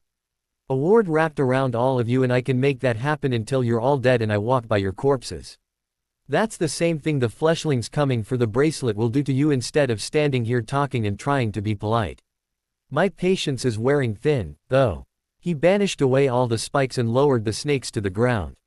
"Now either help me complete my task or get out of my way." He moved around the runispore towards the narrow corridor that it came from. "Wait," the right head of the runispore said, and he turned in aggravation towards the snake again. "The path to the left is riddled with dangers. There is another way." "Where?" he asked, stepping back up to the runispore. "Tell him nothing. He lies," the left head said. "There," the right head said and motioned towards the stairs. He hadn't noticed it coming down the stairs, but there was a small indent in one stair, a hole in the middle of it. Stepping up to the stair, he crouched down and ran his finger along the small indent and hole there. Stepping back, he looked around, examining the area more carefully. "See, he knows not how to open the way. I told you he lies. Let us spill his blood and feast on his warmth for disturbing our slumber," the third head said. "I don't think so," he chuckled lowly, evilly. Wand stretched out, he cast a ward behind the runispore to keep the other snakes at bay. The left, venomous head lunged at him again for it, but he slashed his wand through the air and the left head screamed before falling limply to the floor. Quickly picking it up, he knelt down on the stair, pulled a small bowl and knife from his bag, and yanked off one of his gloves. A small cut to his index finger and he held his finger over the bowl, letting his blood drip into it, and then picked up the runispore head and squeezed one of its fangs to mix its venom in with his blood. Picking up the bowl, he tilted it and slowly dripped the mixture into the small indent, watching it slide down and into the hole there. He jumped up, moving backwards when the stairs cracked again, and grinned when they lowered, revealing a chamber filled with cobweb, a pedestal in the middle with the bracelet, the Horcrux, sitting on top of it. Chuckling, he healed the cut on his finger and pulled his dragonhide glove back on before picking up the decapitated left head of the Runaspore and slowly moving towards the pedestal. Using the snake's head, he forced its dead mouth around it, squeezed its jaws shut, and lifted the bracelet off the pedestal that way. Holding it in his hand, he smiled, dropping the Runaspore head to the ground. The pedestal shook, but he just stared at the bracelet in his hand that Dumbledore and Snape told him he wouldn't be able to get without their help. Quickly, you must replace what you have taken, the right head said. He nodded, pulling the box from his bag, switched the fake for the real version inside it, and used the decapitated head to make the switch. Still holding the head, he turned when the lowered stair cracked again and ran for the opening. He had to jump the last few feet and just barely made it out before the stairs lifted again over the secret, easy access to the chamber only a Parseltongue would have been able to find, since the Runaspore had to tell him about it. And with the third head of the snake gone now, anyone who tried to come to get the bracelet after him would have to go around the hard way to get to it. Sitting down on the floor trying to catch his breath, he pulled an empty vial from his bag and collected the last little bit of venom left in the severed head before setting it on fire and letting it burn until there was nothing left. With a final wave of his wand, he cleared the area of any evidence that he'd been there and then looked at the Runaspore still watching him. Lovely, isn't it? The middle head that had been silent until now said. What? He asked. The silence, the middle head replied.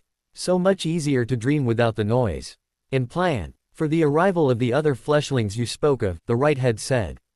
And here I was going to apologize for doing it, he chuckled. Oh no, the middle head said. Too strong for us, but not for you. He chuckled and the right head spoke again. You have what you came for, fleshling. Go now so we may plan for others who dare come without your master's order. He nodded and looked around before casting heating charms on a few rocks sticking out of the sides of the walls. The spell wouldn't last long, but the snakes would enjoy the heat while it did. They all hissed in pleasure, swaying back and forth, and he chuckled before heading up the stairs again.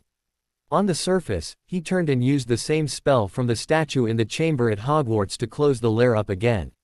His protective gear went back into his bag and he pulled out the box containing the bracelet. Running his finger along it, he chuckled. Yeah, I really need the order, don't I? He chuckled, put the box in his bag, mounted his broom, and headed back to Hogwarts, hoping getting the chalice and locket was as easy as facing a lair full of deadly snakes and risking further poisoning by cutting his finger open with potent venom dripping nearby. Slouched in an armchair in the corner of the Gryffindor common room, he laid his hands on his stomach and closed his eyes, too damned tired to do anything else. For the 3 weeks after his nearly full day spent with Voldemort and the Death Eaters and the 2 weeks since he'd gotten his hands on the bracelet, his classes had been the easiest part of his daily life. Since that day, and the key, Voldemort was in his head more and more often whether he was in classes or not. When he was in classes the conversation was light and sporadic, but once his classes were over it was even more time spent studying lessons only Salazar himself would have thought worthy for a Hogwarts student to learn. He didn't complain, since what Voldemort taught him was 100 times more interesting and useful than anything he learned in his classes, but as the hour grew later his attention waned until Voldemort finally chuckled and told him to go to bed. More often than not lately, he listened when Voldemort did. As exhausting as all that studying was, his mind was focused on other things, too. There was that small, constantly occluded part of his mind that was focused on getting his hands on the last 2 Horcruxes. If he focused on that part too much, sleep was abandoned in favor of his own studies on things he might need to know to get his hands on the chalice and locket, since he was sure getting those was going to be a lot harder than getting the bracelet had been. Being a Parselmouth was his saving grace in that outing, but he knew better than to think Voldemort would use the same method to hide a Horcrux twice. He knew where they were, had flown to the other areas that were in those portraits he gave Voldemort, and felt one in an area of forest and the other at one of Salazar's former residences, but he hadn't had the time or energy to go after them yet. He would soon, though. It was already a week into March and end of the school year was approaching fast. He wanted the Horcruxes in his possession before that happened. While a big part of his life had revolved around Voldemort since Voldemort's return, and even before that, though he hadn't known that at the time, there was a new aspect to that he was still trying to sort out in his head, too. The man had killed his parents, had been the reason he suffered so much throughout his short life thus far. The bastard had caused the deaths of so many people, too many for him to even name. Voldemort had tried to kill him 5 times already, too, and still had plans to kill him as soon as the Horcrux was separated from him. He knew that, but lately he'd started wondering about that, too. For as much as the snake-face megalomaniac taunted him about how close he'd gotten to the man, the reverse could be said as well. Firstly, was teaching him things, lots of things that he could easily use against the man when their much-anticipated epic final battle did happen. What stuck out in his mind about that even more was how pleased Voldemort genuinely was when he did well on a lesson. On the occasions when he related one lesson to others of the past, the elation was twice as evident in Voldemort's voice. Yes, a part of that was Voldemort's amusement over turning him more and more onto dark arts, but he knew better than to think that was all it was. Voldemort actually did enjoy it when he did well, and as an extension, had done things to make sure he was well, too. Though he still felt it when Voldemort was pissed off, the intolerable inferno that used to happen with his scar had been dwindled down to just an uncomfortable burn, and that was only when Voldemort was really angry. Most of the time, he didn't feel it at all, and it only even itched now and then. Whatever the spells were that Voldemort had used on him, and he knew Voldemort had most likely researched them, the man did it to stop his pain, and that spoke volumes. So did Voldemort using a piece of his 16-year-old hair to polyjuice himself into his younger self. That was completely for his benefit. He didn't see Voldemort doing that for any other Death Eater. And that was the most telling of the change between them, that Voldemort had let him sit in and participate in a Death Eater meeting. For all Dumbledore and the Order claimed that they would help him defeat Voldemort, he'd gotten more information about what the Order was up to from that meeting than he had from the Order ever. And that was the final thought on his mind at all times, the Order. He'd only been invited up to Dumbledore's office once in the past 5 weeks. Walking in the door and seeing all the Order members there, he'd locked down his mind tightly and had been more wary taking a seat in the old man's office than he'd been doing the same in a room full of Death Eaters. Dumbledore had thanked him for the information about Sheertower Castle. That the old man followed the thank you with information about the little bit the Order did find there sent up warning lights all around him. He knew why when Hermione quietly said that they just wish they had a small idea of what Voldemort was planning next, and Dumbledore added in that not having Snape in on Death Eater meetings anymore was a more serious blow to the Order's plans than he'd originally thought it would be. He'd stood up and headed for the door only to have Dumbledore poke a stick at him with a comment about his lack of willing assistance to the Order being the reason that he wasn't a member of it. "My lack of willing assistance?" he shouted, turning back to the man. "You mean because I won't just follow your orders? You expect everyone here to just do what you want without question or argument? That sounds like what someone else I know expects. How dare you talk to Professor Dumbledore like that?" McGonagall had yelled back, standing up. "I call it as I see it," he snapped back. "The only difference between Dumbledore and Voldemort is that Voldemort just kills people who resist him instead of trying to play on guilt and sympathy to gain their compliance. You all don't want me here, don't want to tell me anything that's going on, but as soon as you're stuck in a rut you call me up here expecting me to help you out of it. Last time it was to be nice to Minister Scrimgeour, so he left you all to do whatever you wanted to. This time, you want me to use my scar's connection to Voldemort to get in his head and see if I can find out anything, something you," he said pointing at Dumbledore, "told me a year ago that you didn't want me doing because it wasn't safe for me to. You won't include me in anything, but you want me to put my ass and my mind on the line for you. Not bloody likely. You want to find out what Voldemort is up to, get yourself another double agent. The only side I'm on in this war is my own." Again, no one in the Order had talked to him again for days. Snape was the first to by trying to convince him to do it. When that hadn't worked, the greasy git had tried yelling to get him to do it. He hadn't, and the door to the potions classroom had needed to be replaced when he broke the binding charm Snape cast on him to try to keep him from walking out of the classroom.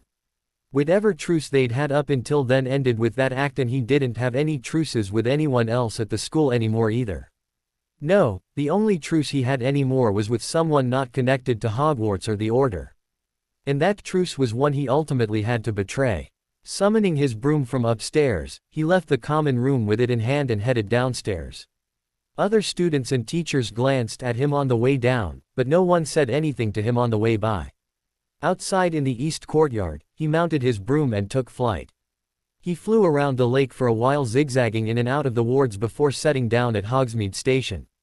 From there he took the long way around to the Shrieking Shack to make sure he wasn't seen going inside it, headed upstairs to the bedroom he'd first met Voldemort in, and walked over to the closet door. 3 soft knocks and he took a step backwards. The door glowed a moment later and opened to the scene of Voldemort's chambers, a few Death Eaters around the table with Voldemort at the head of it, all of them eating with stacks of papers and books around them. He stepped through the portal and pulled the door closed behind him. "Missing me, Harry?" Voldemort grinned and the Death Eaters there chuckled. "Evil prick," he mumbled, making the Death Eaters laugh even more. Voldemort chuckled too and only looked at the Death Eater to his left. The Death Eater, Dolohov, immediately nodded and moved to another spot at the table. Pettigrew cleared off the spot as he walked over and he sat down as soon as the rat moved out of the way. "Your visit is unexpected today. Have you news to share with me?" Voldemort asked, and a fresh plate of food and goblet of wine appeared in front of him. "The Order has no idea what you're up to," he replied, picking up the goblet. "They wanted me to use our connection to find out for them. I told them to K off in not so many words." "When was this?" Voldemort asked. "Few days ago," he replied and took a sip from the goblet. "Why did you not inform me sooner? Rather tell you shit like that in person so you can see how pissed off I am about it." "And how pissed off are you about it?" another Death Eater asked. "Pissed off enough that I blew off the door to the potions classroom when Snape put a binding charm on me to try to keep me from leaving the room when he was yelling at me for not doing it." He snorted and drained the rest of the goblet to another chorus of laughter. Something brushed against his thigh and he leaned back to look under the table, setting his goblet down. "Shit, I'm sorry, girl. I forgot to round up a couple rats for you along the way here," he said, reaching out and stroking the snake's head. "She has fed well today," Voldemort chuckled. "Who you feed to her?" He chuckled in reply, sitting up straight again. "That old fool requesting you do so is in direct relation to Liarmore's sudden disappearance." Voldemort grinned and he chuckled again. "Told you he was a spy," he said. "How'd you catch him?" he asked, leaning back in the chair and still stroking Nagini's head, the snake's head resting comfortably on his thigh.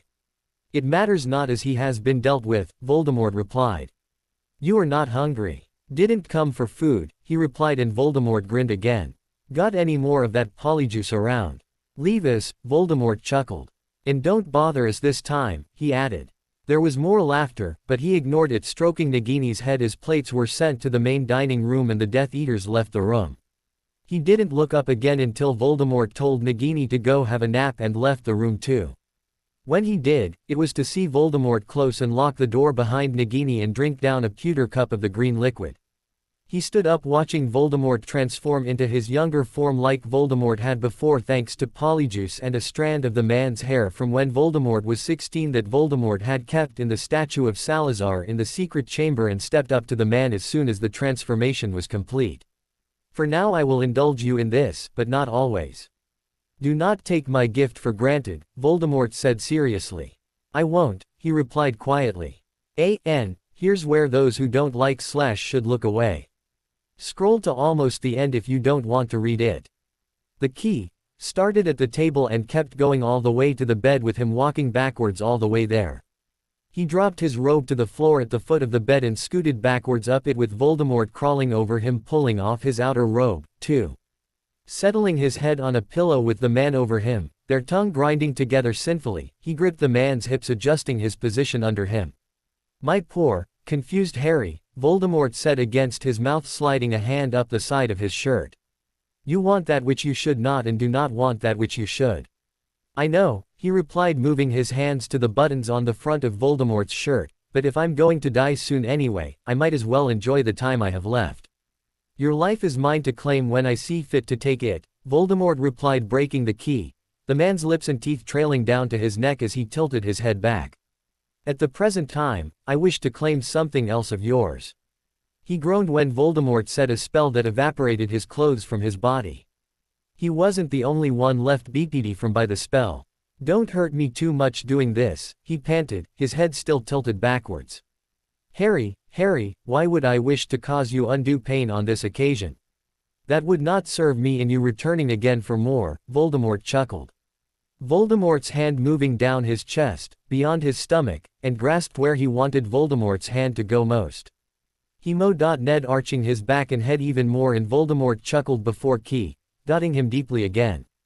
Though the man might be completely in human form at the moment, his movements were still snake-like. Harry didn't mind the slithery feel of skin sliding against his, of lips and tongue doing the same, or of the hands setting his body on fire to rival what his scar used to do to his head. He tried to give as good as he got, but he wasn't sure he was managing it even once he was rolled on top of Voldemort until a low groan reverberated in his ear, his teeth and mouth attached to the man's collarbone, his groin rocking against the one under him with the guidance of steady hands. Were you only this quick a study in dark arts, the man said, and he moved his mouth back to Voldemort's. You talk too much during say, he replied. While the big, bad, Dark Lord took orders from no one, all talking, verbal or otherwise, stopped in favor of more dotting, licking, and stroking. The only words uttered were Voldemort's, a spell that made him hiss at the feel of hot oil sliding down his spine and lower still.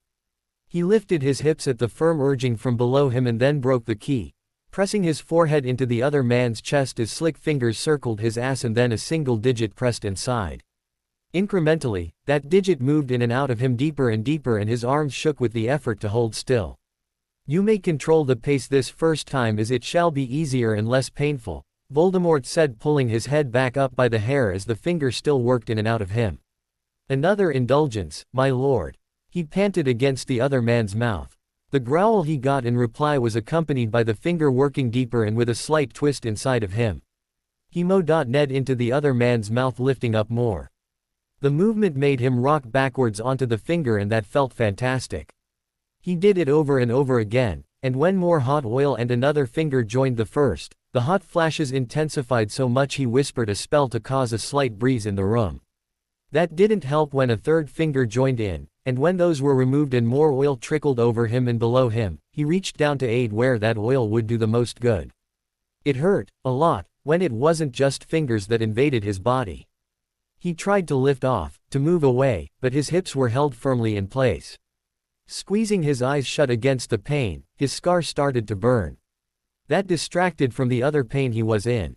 Lifting a hand to his scar, he tried to breathe through the pain in his head. When it faded, there was a different sensation lower down his body, and it definitely wasn't pain as he was rocked gently on top of the other man. That's one way I never thought you'd use my scar against me, he said, covering Voldemort's mouth with his. Voldemort just chuckled and returned the Once the pain was completely gone, God, it felt so good. Between the dotting and licking and biting and hands moving over him and Voldemort moving inside him, it was an endlessly repeated wave of pleasure. His arms shaking with the effort to hold himself up while still rocking in time with the hands on his hips, he wasn't sure how much more he could take. That turned out to be no more at all when he was rolled over onto his back, and one hard thrust had him exploding in pleasure so intense he never wanted it to end. After a few more movements, Voldemort stilled over him to let him catch his breath. Don't you want to? I am nowhere near done with you yet, Harry, Voldemort interrupted with a chuckle. Of all the people who'd ever made promises to him, he didn't think any had made good on them as well as Voldemort had. He'd barely recovered his breath before teeth marked the side of his neck, claiming him in the way he wouldn't let the man mark his forearm. That attention eventually got him stirring and his temperature rose again, and then it was back to the pounding, blinding pleasure of hard flesh moving inside him. He came again in an embarrassingly short amount of time, but that just led to him being rolled over onto his belly and his ass being invaded again. Apparently the bastard was still trying to kill him, he was just going to use to do it. The thrusts inside him were harder and more powerful, and even knowing he'd end up sore as hell tomorrow because of it, he didn't force the other man to slow down or stop. His body was limp and satisfied after 2 orgasms, he owed the other man at least one. He didn't get a third, but Voldemort's hissed word when the man finally released inside him was almost as good, just that one word, mine. End of scene. I did edit it slightly to tame the scene for the M rating, even though I've definitely read much worse. That's it, I'm not going back, he mumbled half dozing, his body sticky and tired with Voldemort resting in his back, panting from the exertion. Kill me, curse me, do whatever you want, but I'm not moving. While exceedingly enjoyable, I require your body elsewhere more than my bed, Voldemort replied, trailing lips along the back of his neck. He groaned, burying his face in a pillow, and heard a chuckle before the tickle of magic coursed over him, cleaning him off. Another spell tingled his ass, and he didn't bother asking what that one was for. He had a pretty good idea when the pulsing dimmed down to almost nothing. As much as I am tempted to keep you lying here as you are now, you must return to Hogwarts. Given the amount of time you have been away, no one shall think twice of you taking a bath and turning in early once there. He didn't move, and Voldemort bit his earlobe. Go, Harry. Fine, just kick me out after that, he joked, still not moving. If you do not get up and return to Hogwarts as I instructed you to, it shall be some time before I indulge you again. Now that's just evil, he huffed, and Voldemort chuckled, kneeling back. He rolled over onto his back, and Voldemort grinned down at him, looking at his neck. You left a mark on my neck, didn't you? He asked. Yes, Voldemort replied with another chuckle, summoning his wand, and you shall not be able to remove it either. The man grinned, and the spot on his neck tingled with the spell Voldemort cast on it.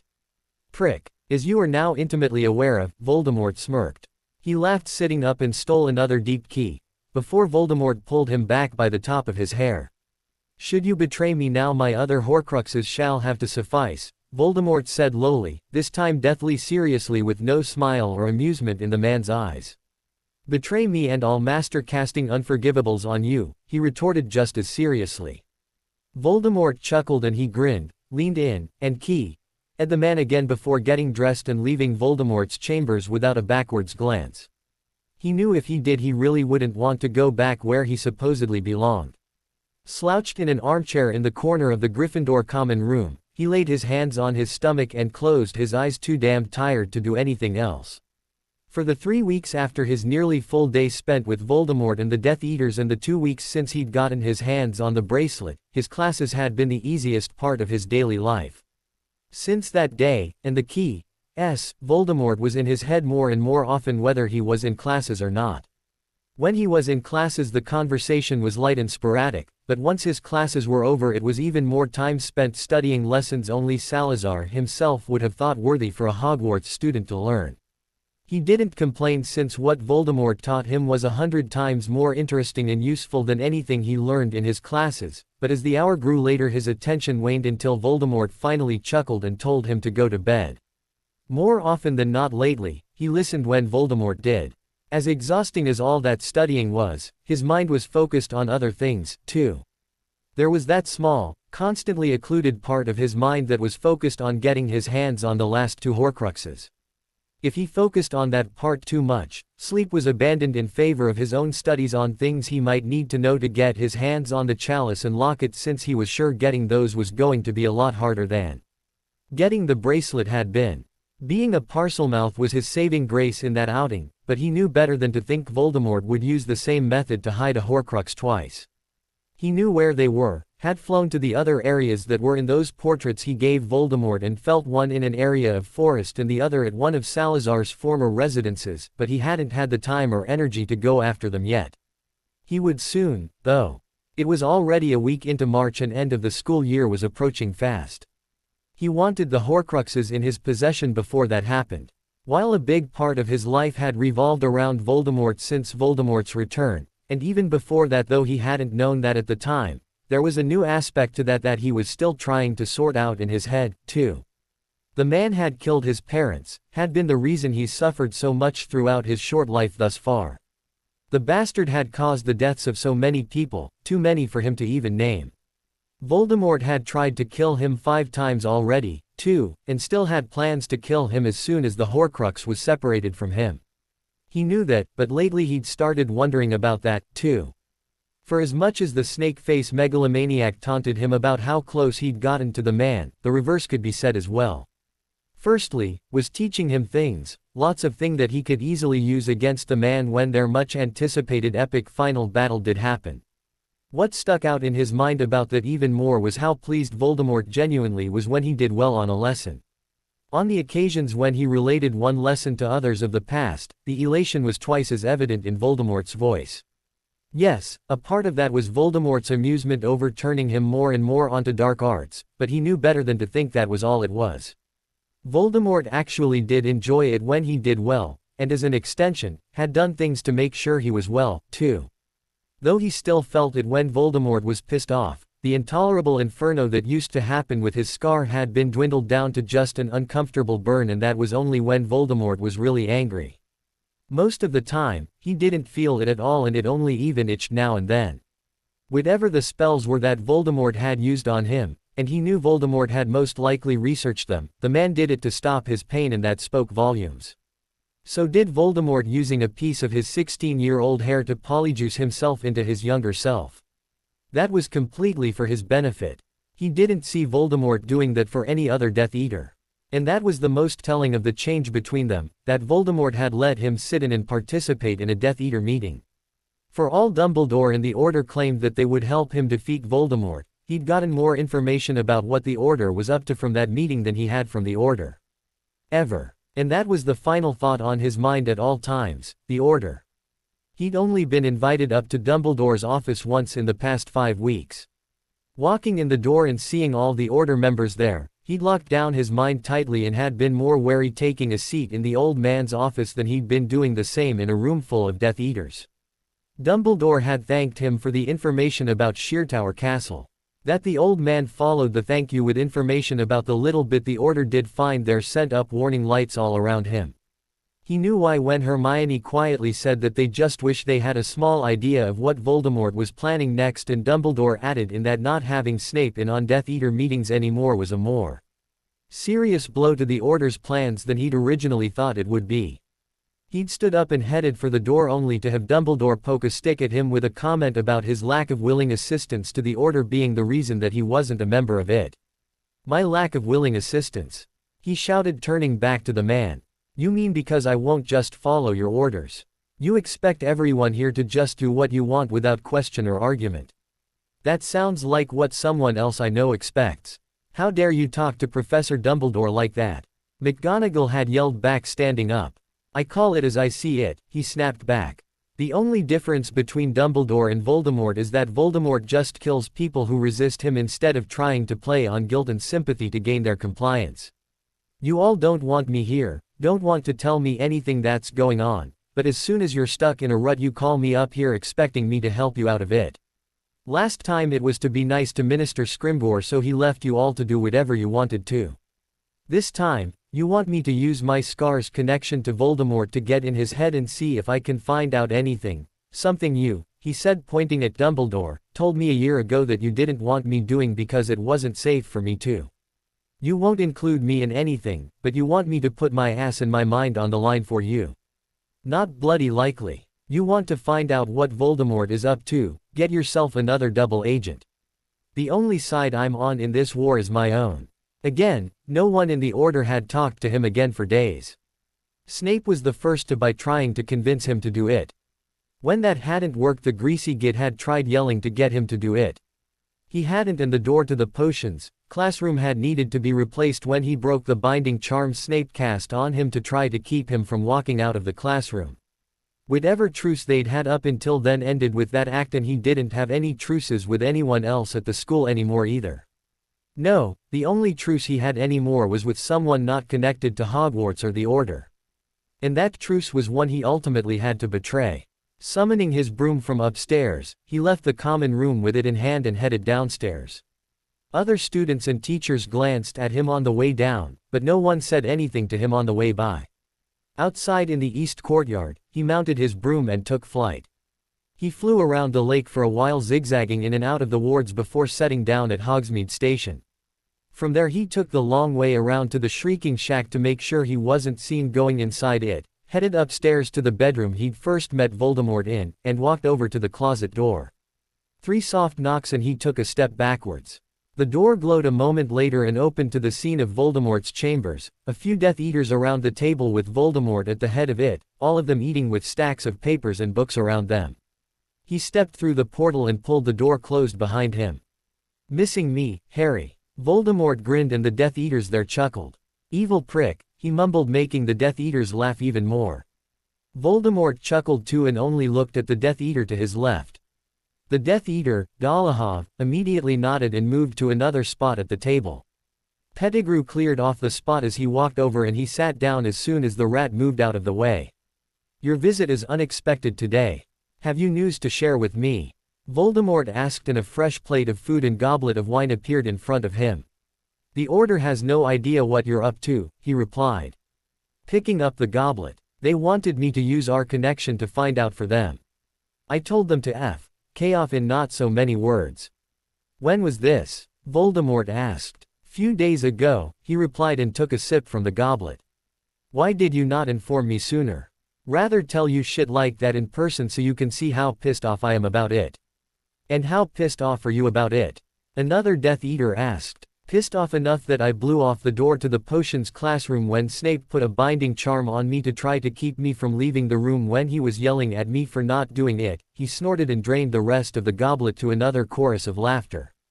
Something brushed against his thigh and he leaned back to look under the table, setting his goblet down. Shit, I'm sorry, girl. I forgot to round up a couple rats for you along the way here, he said, reaching out and stroking the snake's head.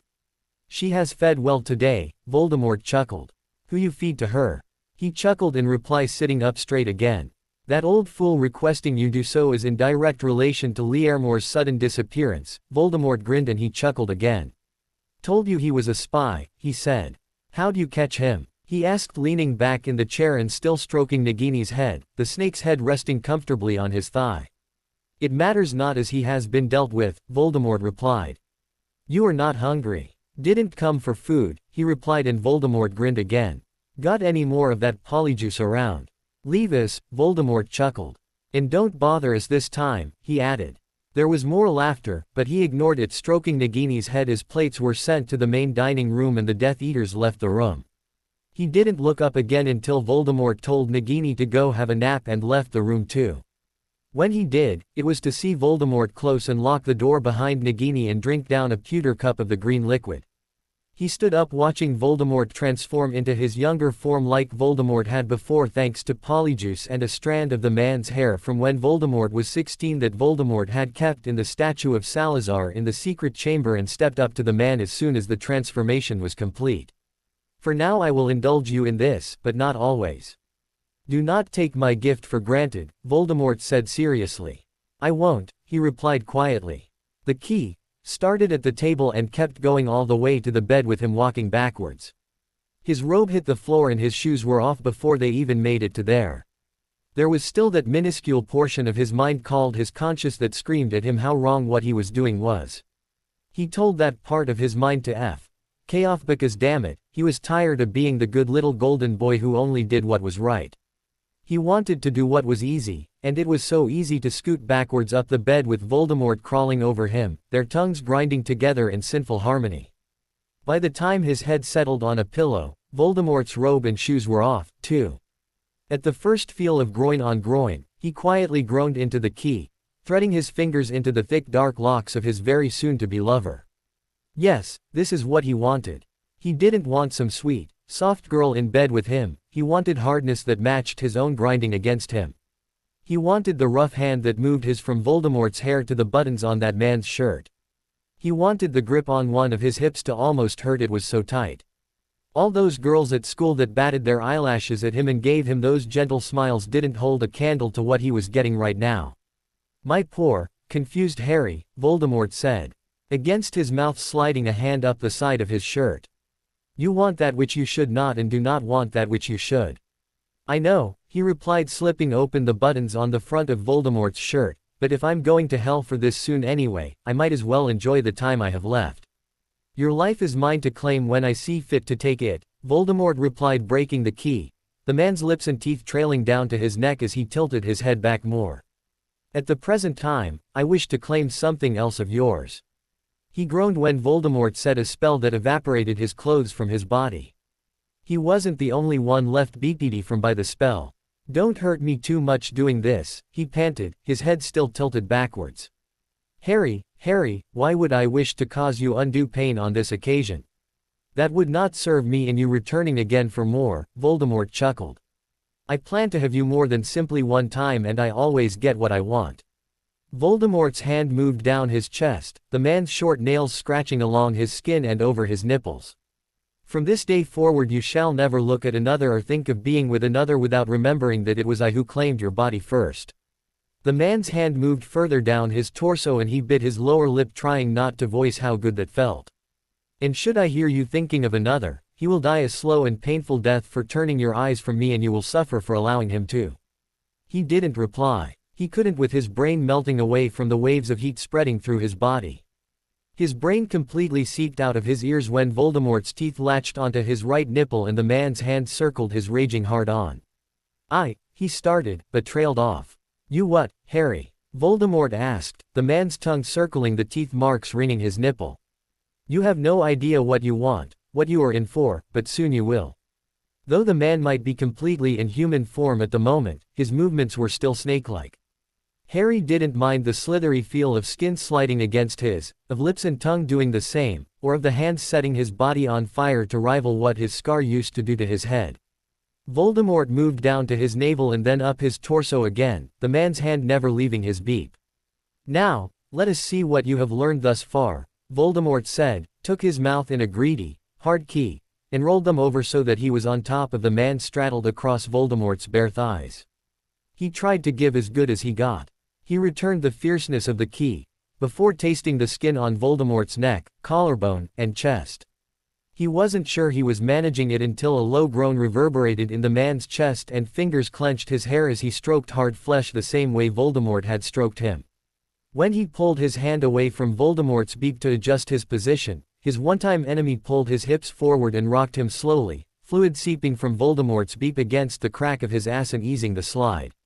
He got the idea in a panted heartbeat and moved his own hips along with the guidance of Voldemort's steady hands. Were you only this quick a study in dark arts, the man said, and he moved his mouth back to Voldemort's. You talk too much during say, he replied. While the big, bad, dark lord took orders from no one, all talking, verbal or otherwise, stopped in favor of more dotting, licking, and stroking. The only words uttered were Voldemort's, a spell that made him hiss at the feel of hot oil sliding down his spine and lower still. He lifted his hips at the firm urging from below him and then broke the key, pressing his forehead into the other man's chest as slick fingers circled his ass and then a single digit pressed inside. Incrementally, that digit moved in and out of him deeper and deeper and his arms shook with the effort to hold still. You may control the pace this first time as it shall be easier and less painful, Voldemort said, pulling his head back up by the hair as the finger still worked in and out of him. Another indulgence, my lord. He panted against the other man's mouth. The growl he got in reply was accompanied by the finger working deeper and with a slight twist inside of him. He lifted up more to give the finger more room to move. The action made him rock backwards onto the finger and that felt fantastic. He did it over and over again, and when more hot oil and another finger joined the first, the hot flashes intensified so much he whispered a spell to cause a slight breeze in the room. That didn't help when a third finger joined in, and when those were removed and more oil trickled over him and below him, he reached down to slick his lover up, knowing what was going to happen next and wanting that more than he'd ever wanted anything in his life. It hurt, a lot, when it wasn't just fingers that invaded his body. He tried to lift off, to move away, but his hips were held firmly in place. Squeezing his eyes shut against the pain, his scar started to burn. That distracted from the other pain he was in. Lifting a hand to his scar, he tried to breathe through the pain in his head. When it faded, there was a different sensation lower down his body, and it definitely wasn't pain as he was rocked gently on top of the other man. That's one way I never thought you'd use my scar against me, he said, covering Voldemort's mouth with his. Voldemort just chuckled and returned the key. Once the pain was completely gone, God, it felt so good. Between the key, dotting and licking and biting and hands moving over him and Voldemort moving inside him, it was an endlessly repeated wave of pleasure.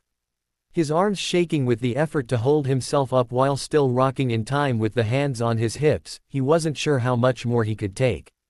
That turned out to be no more at all when he was rolled over onto his back and one hard thrust inside him grinded against his prostate.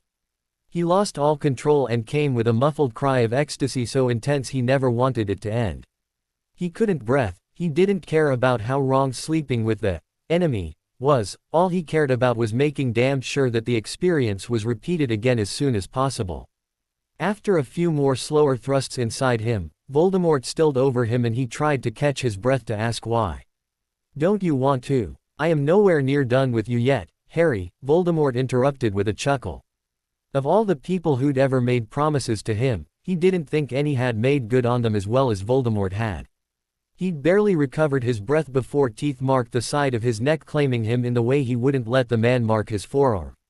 That attention eventually got him stirring and his temperature rose again, and then it was back to the pounding, blinding pleasure of hard flesh moving inside him. He came again in an embarrassingly short amount of time, but that just led to him being rolled over onto his belly, his hips being yanked backwards until he knelt, and his ass being thrust into again hard and fully. Apparently the bastard was still trying to kill him, he was just going to use to do it. The thrusts inside him were harder and more powerful, and even knowing he'd end up sore as hell tomorrow because of it, he didn't force the other man to slow down or stop. His body was limp and satisfied after 2 incredible orgasms, he owed the other man at least one. And when Voldemort soaked the inside of him in a pulsing stream, it was with a single word spoken in the language only they and Nagini would understand, one word that was nearly as good as what Voldemort had just done to him: mine. "That's it, I'm not going back," he mumbled, half dozing, his body sticky and tired with Voldemort resting in his back, panting from the exertion. "Kill me, curse me, do whatever you want, but I'm not moving. While exceedingly enjoyable, I require your body elsewhere more than my bed," Voldemort replied, trailing lips along the back of his neck. He groaned, burying his face in a pillow, and heard a chuckle before the tickle of magic coursed over him, cleaning him off. Another spell tingled his ass and he didn't bother asking what that one was for. He had a pretty good idea when the pulsing of his ass muscles dimmed down to almost nothing. "As much as I am tempted to keep you lying here as you are now so I may have you again at my leisure, you must return to Hogwarts. Given the amount of time you have been away, no one shall think twice of you taking a bath and turning in early tonight." He didn't move and Voldemort bit his earlobe. "Go, Harry. Fine, just kick me out after that," he joked, still not moving. "If you do not get up and return to Hogwarts as I instructed you to, it shall be some time before I indulge you again." "Now that's just evil," he huffed, and Voldemort chuckled, kneeling back. He rolled over onto his back and Voldemort grinned down at him, looking at his neck. "You're going to leave the mark on my neck, aren't you?" he asked. "Yes," Voldemort replied with another chuckle, summoning his wand, "and you shall not be able to remove it either." The man grinned and the spot on his neck tingled with the spell Voldemort cast on it. "Prick. As you are now intimately aware of," Voldemort smirked. He laughed, sitting up, and stole another deep key, before Voldemort pulled him back by the top of his hair. "Should you betray me now, my other Horcruxes shall have to suffice," Voldemort said lowly, this time deathly seriously, with no smile or amusement in the man's eyes. "Betray me and I'll master casting unforgivables on you," he retorted just as seriously. Voldemort smirked and he smiled, leaned in, and at the man again before getting dressed and leaving Voldemort's chambers without a backwards glance. He knew if he did he really wouldn't want to go back where he supposedly belonged. 1 month later, with a wide smile on his face and a chuckle in his voice, he ran his finger over the 3 items nestled inside the base of Salazar's statue in the secret chamber at the base of Gryffindor Tower. Each one glowed slightly, recognizing the Horcrux inside of him as he did. All he had to do was take them upstairs to Dumbledore's office and make the old fool admit that he'd been right all along when he said that he didn't need the Order's help to get them. Dumbledore would destroy them and the only Horcruxes left would be Nagini and the one attached to him. That thought drained the smile from his face because the Order would target Nagini relentlessly in every fight from then on, and once Nagini was destroyed, he'd be the one they turned on next. Snape had already unwittingly told him the Order's plan months ago with one sentence. "You realize that may be the only option."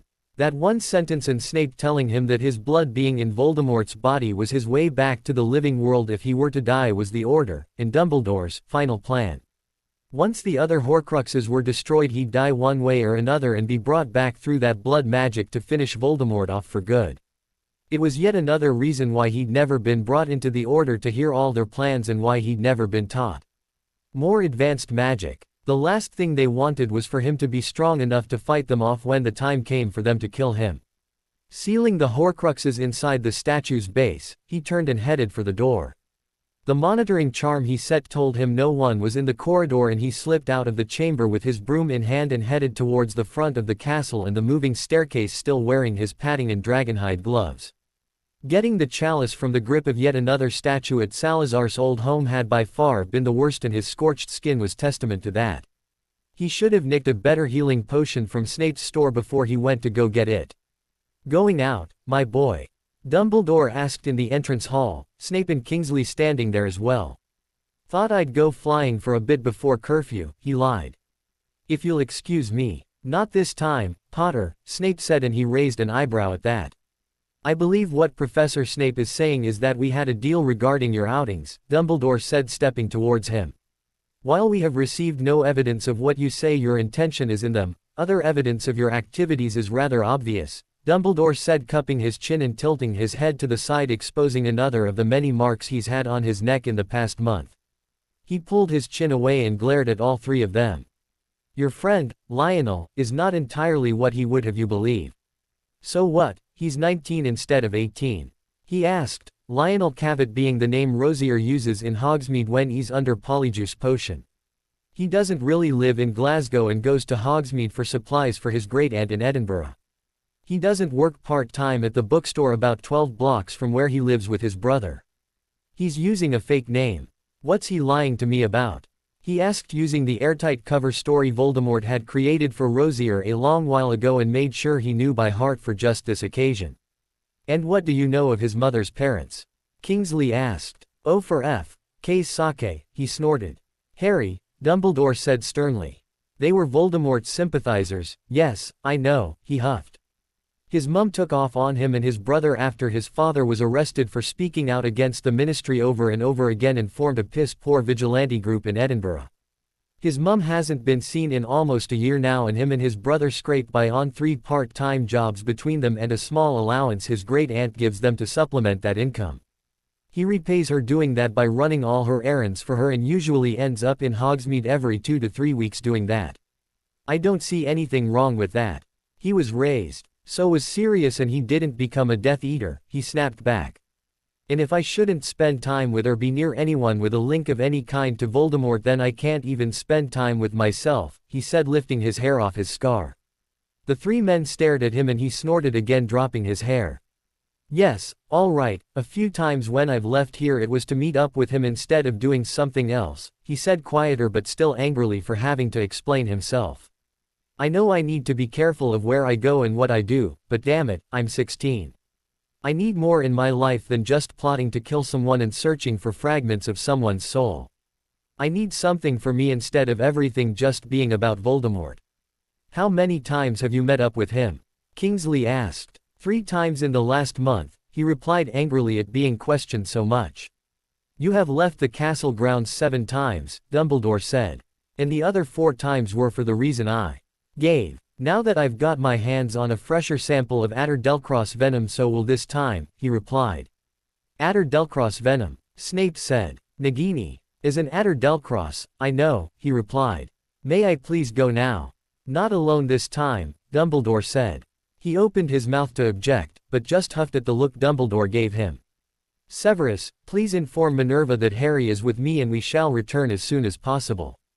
Kingsley, please inform the Order that Harry and I are on a mission and there is a meeting in my office upon our return." F.K. The last thing he wanted to do was go anywhere with Dumbledore, but he didn't have a choice. But then again he did. He could tell Dumbledore that he'd just returned from retrieving the last of the Horcruxes aside from him and Nagini. He could show Dumbledore the secret chamber and hand over the Horcruxes. He could betray Voldemort to the side of the light and watch as Dumbledore destroyed what he'd come to think of as his pieces of Voldemort's soul. The decision wasn't a hard one to make. His mind already locked down from retrieving the chalice, he kept it that way as he walked outside with Dumbledore following him, and Dumbledore summoned a broom. "I can do this myself," he grumbled. "I am sure you can, my boy. However, given that you have already stated this will not be even your second trip to the site and you were required to return again for more supplies, perhaps I can be of assistance," Dumbledore said as they both mounted their brooms. Assistance, Professor, he said. Don't try to take over this from me. There's a lair of cranky-arsed snakes there, one of them a two-headed Runnispore, and it takes a good deal of Parseltongue to talk my way past them. They might not even let you go down there with me. Then we shall simply have to hope they do, Dumbledore smiled. Lead the way, my boy. With no other choice, he lifted off with Dumbledore flying beside him. The entire way there he worked out a plan in his head on how to avoid Dumbledore going down into the lair beneath Salazar's statue. By the time they reached the Isle of Man, he knew he wouldn't be able to keep that from happening and just hoped the snakes cooperated with what plan he did come up with. A beautiful and fitting memorial to Salazar, Dumbledore said sincerely looking at the statue. He nodded, taking a cautious step forward towards it, holding his hand up. Just like before, a few feet from the statue's base the first snake shot out of the ground. Oh, it is you again, the snake said. Yes, he replied in Parseltongue. Remember the enemies of my master I was telling you about? This is one of them. He's forcing me to get him down there to take the bracelet. Then he will die, the snake hissed angrily. No, he said sternly. I have a better idea and it'll keep you and the others safe. And what plan is this? My masters will need to approve this, the snake replied. I know. Just tell them not to attack the old man. I'll end up in prison if he dies while with me, he said. Very well. Open the chamber, the snake replied and disappeared back into its hole. He sighed in relief and turned towards Dumbledore. He's going to let me open the chamber and let you come down there with me, but stay behind me. His master is the Runnispore and that's the one I have to convince to let us pass by. Me alone it'll let go, I'm not sure it'll let you.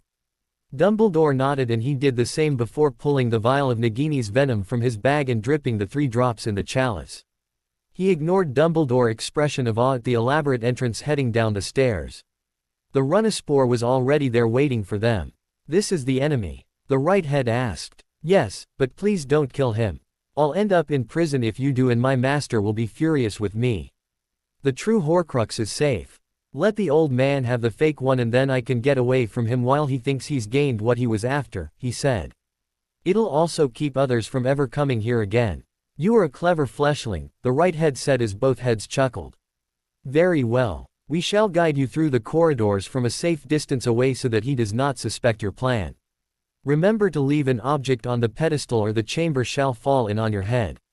Shisha. Yes, master, the first snake said. Keep close watch on the old fleshling. Should he endanger this young one, kill him, the Runnispore said, both heads looking at him firmly. He nodded and the Runnispore moved backwards to allow him and Dumbledore access to the corridor. He motioned for Dumbledore to follow him, pulling the lantern out of his bag and lighting it again as last time. Even listening to the Runnispore giving him instructions on which way to go and what to do, it still took a long time to get through the winding tunnels. The chamber is just beyond that doorway. Take care in opening it. An evil-fanged one guards the entrance, he heard in Parseltongue and sighed. This is where I stopped the last time, he said quietly to Dumbledore behind him. If the door is opened wrong, a cobra will attack. I have anti-venom just in case, but I'd rather not get bit all the same. May I? Dumbledore asked. He nodded and moved to the side so Dumbledore could inspect the markings on the door. Oh my, Dumbledore said gravely. You are correct regarding the cobra. The mixture needed to open the entrance is a mixture of cobra, Runnispore, and Adder Delcross venoms. Really wished I'd taken up ancient runes now, he replied, kneeling down on the floor and opening his bag again. He pulled out the 3 vials of venom and Dumbledore smiled at him. I must say that I am impressed, Harry. You researched this site extraordinarily well, the old man said. Thanks, he replied, mixing a few drops of each into a bowl and used a snake fang to stir the mixture up. When it was ready, he stood up and looked at the old man again. Want me to pour it or are you going to? I believe it would be best for you to do the pouring, my boy. Should anything go wrong I will have much more success in subduing the cobra than you. He nodded, moving past the old man again and up to the door. Seeing a small protrusion of the lip on the head of a snake on the door with a tiny hole at the back of its mouth, he carefully tipped the bowl, dripping the mixture into the stone snake. When the final drop from the bowl landed in the snake's mouth, the sides of the entrance door cracked and the door slowly moved to the side. Well done, my boy, well done, Dumbledore said joyously as they stepped inside the chamber. Seeing his footprints on the other side of the chamber from the entrance he'd used the first time he'd been there, he waved his hand to wipe them away before Dumbledore noticed. The old man didn't, his gaze firmly fixed on the pedestal and the bracelet resting on top of it. "What's wrong?" he asked as Dumbledore inspected the bracelet and pedestal it was resting on. "It appears we must put something of equal weight in the bracelet's place," Dumbledore said, removing one of the many rings on the man's hand. "Have you anything in that bag of yours to remove the bracelet without laying hands on it?" He nodded, digging in his bag again, and pulled out a set of glass tongs he'd picked up after he'd taken the real Horcrux from this same spot. Dumbledore held his hand out for them, but just chuckled at the look he gave the old man and nodded. Gently, he picked up the bracelet at the same time as Dumbledore dropped the ring onto the base. Just like last time, the door behind him rumbled and started to close because of the disturbance. "Come on, hurry," he yelled and ran for the door, still holding the fake Horcrux bracelet in the tongs. Dumbledore followed quickly behind him, and as soon as they stopped a few feet outside the chamber, the stone door slammed closed behind them. He immediately dropped to his knees, digging one-handed into his bag again, pulled out one of the boxes he had in there, glad he hadn't unpacked the bag yet, and put the bracelet in there. Dumbledore bent down staring at it, and when the old man waved a hand over it, the bracelet glowed. "It is definitely bursting with dark arts, and at least one curse at that," Dumbledore smiled. "And another of Voldemort's Horcruxes has seen one of its final days." He nodded, closing the lid over the box and tucked it into his bag again. It took time to once again make their way back to the stairs and up to the surface, and he was completely exhausted by the time they did. Mounting his broom, he rubbed his face tiredly, and Dumbledore put a hand on his shoulder. "Allow me to return us to Hogwarts more speedily, my boy," the old man smiled at him. Too tired to argue, he put his hand on Dumbledore's forearm and let the old man apparate them back to the edge of the wards surrounding the lake. The flight from there was nothing, especially when Dumbledore guided them up to the tower at the top of his office and quarters. Wiping his face in exhaustion, heading down the stairs from there that stopped where the gargoyles' stairs did when raised, he followed the old man into his office, and every order member, including Hermione, stood up when they did. "Good evening, everyone, and thank you for coming on such short notice, but I felt this too important a finding not to share immediately," the old man said, happily moving behind his desk, and he walked up to the front of it and sat down in a chair. "Harry, if you would be so kind." He nodded, opening his bag, pulled out the box, and stood up only enough to set it down on Dumbledore's desk before slouching back down in the chair again. He knew when Dumbledore opened the box at the gasps around the room. "You did it, Harry," Hermione said in awe. "You actually got one of the Horcruxes all by yourself," she added in complete disbelief. "Not entirely," Snape said. "Yes, entirely, as I would have gotten the door open this time even without Professor Dumbledore being there," he snorted, tilting his head back, closing his eyes. "As much as I wish to state otherwise, Severus, he is correct," Dumbledore admitted, and he looked at the old man again. "I believe a round of applause is in order."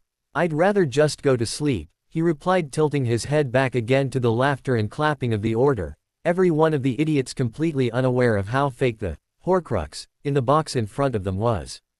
"Hello, everyone," he said cheerfully, walking through the doorway at the Shrieking Shack and into Voldemort's chambers. After a week of the order up his ass for finding a Horcrux, he was more than happy to be back in the presence of people who weren't so phony. "Seize him," Voldemort said. "What?" he said, wide-eyed. He didn't even have time to blink before his arms were bound behind his back, his legs were bound together, and his knees crushed into his chest, completely curling him into a fetal position. "How dare you betray me?" Voldemort screamed. He did, too, his scar ablaze as much if not more than it used to burn. "I didn't," he said, and screamed again as his scar split open and the trickle of blood started down his face. "You led Dumbledore to the bracelet," Voldemort shouted, and he screamed even more as the Cruciatus curse hit him at point-blank range. Silence," Voldemort shouted again. "The reports of you doing so are all over the Ministry, as that old fool has assured everyone who will listen that he is one step closer to my defeat." "Crucio!" he screamed again, blood and tears mixing in his eyes as his body convulsed from being bound while the curse hit him. "It was a fake," he said. "I led him to a fake. Liar. My true faithful, do with him as you wish." Voldemort shouted and hit him with the curse again. His head lifted off the floor and slammed back into it hard. With no other way to tell Voldemort the truth, he pulled up the memories of getting all 3 Horcruxes and hiding them in the chamber at Hogwarts. He was just barely able to push the memories into Voldemort's mind before he was hit again and again with more Cruciatus curses. "Stop," Voldemort said. Panting, he tasted the tears and blood from his scar and felt more blood falling from the side of his head where it had slammed into the floor. "You took them," Voldemort said more calmly, and he nodded. "Tell me." Snape knew what they are and knew that I knew where they were. He caught me looking at those books of old wizarding homes.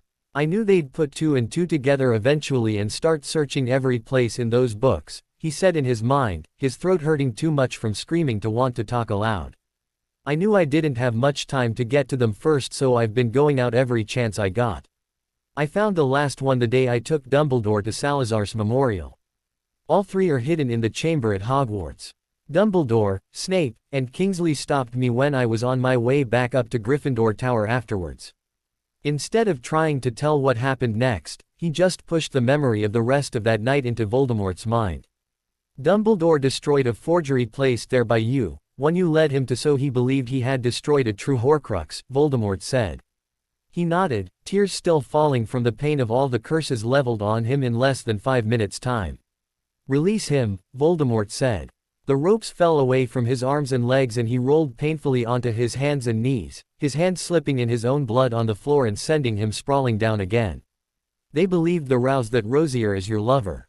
Too well," he whispered, slowly moving to his hands and knees again, his voice cracking even then, hoarse from screaming. "You already knew that I told them I was looking for the Horcruxes, that's where they thought I was going when left Hogwarts. I told you that weeks ago," he said quietly, moving only a few feet before he collapsed again and rolled on his back, his muscles still racked by the effects of the Cruciatus. "They stopped me talking about Rosier in that polyjuiced get-up. Dumbledore wasn't going to let me leave the grounds anymore if I didn't give him something," he said, his eyes closed and feeling lightheaded. "Wouldn't let me leave," he whispered again. His eyes flew open, feeling hands on the sides of his face.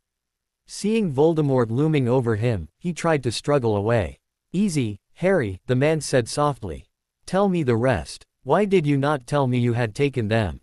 He relaxed only because he was in too much pain to try to get away. "Tell me, Harry. Tell me." "Would have given them to Death Eaters," he mumbled, closing his eyes again. "Stupid asses, can't be trusted with them. Lucius got one destroyed. Can't be trusted. I can protect them," he murmured, feeling his mind fading away. "I can protect them. I am one," he said. "Dumbledore, destroy them, destroy me, and destroy you. Don't want us to die. Shish, Harry. We shall not die. Sleep now. Rest," Voldemort said. The last thing he felt was a warm, wet cloth against his injured face before he felt nothing at all.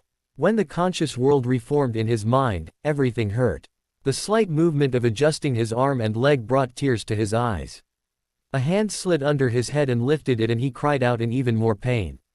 His cry turned into a gurgled one as liquid was poured in his mouth and his nose held until he swallowed whether he wanted to or not. He coughed out the last little bit, and that hurt, too. In spite of the agony of doing it, he lifted his hand to push away the glass being forced to his mouth again.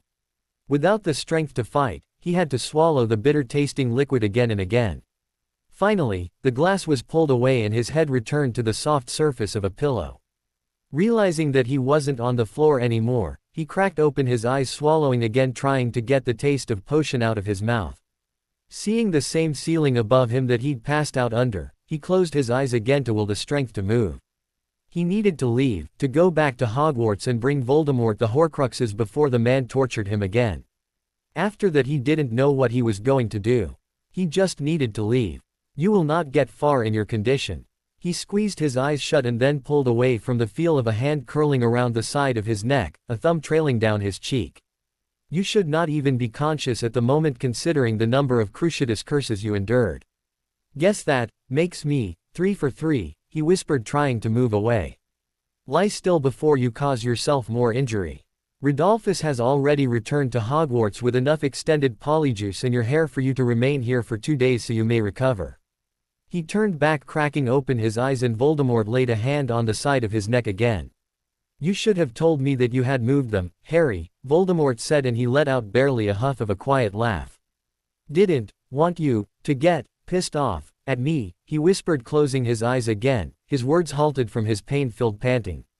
Didn't work, he said. Always going to want to kill me, no matter what I do, he said, tears stinging his eyes. Wormtail, bring Harry a glass of water, another glass of Severus Cruciatus potion, and then leave us, Voldemort said. His head was gently lifted again and another dose of the bitter potion slid down his throat, but the water felt better than the potion did. Leave us and we are not to be disturbed. Yes, my lord, Pettigrew said, easing his head back down on the pillow. The door closed a few moments later and Voldemort spoke again. I had no plans on allowing you to die, Harry, Voldemort said.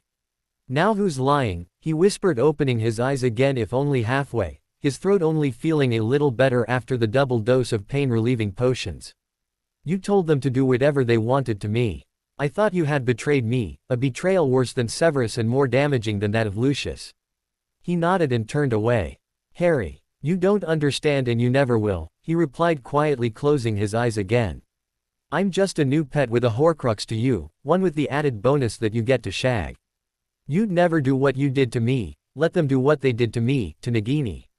Nagini would never betray me, Voldemort replied, standing up, and he turned back towards the man.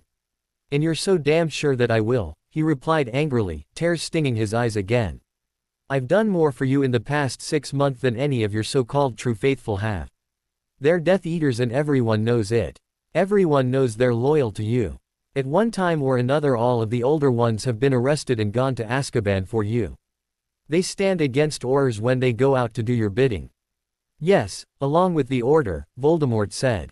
So, King. What? He replied. I'm at Hogwarts all day every day with 3 members of the order including its leader. I sit in King classes with 2 of them during the day and tell you every plan I overhear them talking about at night. And how many times have I had to go up to that old son of a bitch's office and bullshit my way through a half-truth, half-lie just so I could come here to see you the next night. You're true faithful, he snorted and looked away at the far wall again, slowly rolling on his side facing it. Could or would any of your true faithful have gone and gotten the Horcruxes by themselves at 16 just to keep Dumbledore from getting to them first? Would any of them have researched all 3 of the items before they were Horcruxes down to hand drawing pictures of them just to have a jeweler in Southern Ireland recreate them and then spend hours and hours every night researching on how to layer them with curses just so they had enough of a dark magic signature to pass as a Horcrux? Or any of them even King smart enough to have thought to do it while they all make jokes about how Snape and Draco Malfoy said I haven't got a brain in my head? He said, his voice cracking more and more with each word. Voldemort said nothing and he rolled on his back again to look at the man. Voldemort was just standing beside the bed, arms crossed with a scowl on his face. Here, he said, and used every ounce of strength he had to sit up and lifted his left arm to the man holding himself up with his right. Go ahead and King mark me like the rest of them are. I'll start calling you my lord and I'll be just like them. I'll kneel at your feet and stammer when I talk to you and I won't do anything on my own anymore, even if the only reason I did was to protect you while I'm lying to the world because they think I'm trying to kill you.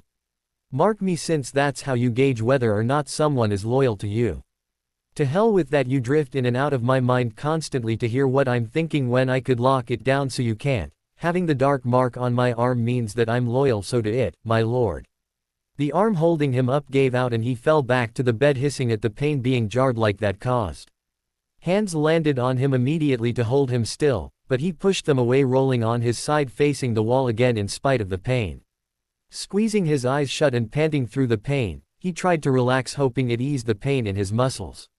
It took more than a few minutes for it to work. Taking a deep breath and letting it out slowly, he swallowed against the dryness in his throat. As soon as I can manage it, I'll bring the Horcruxes to you, he said quietly. I won't even come here to do it, I'll knock on the door at the Shrieking Shack so you or someone else can come get them.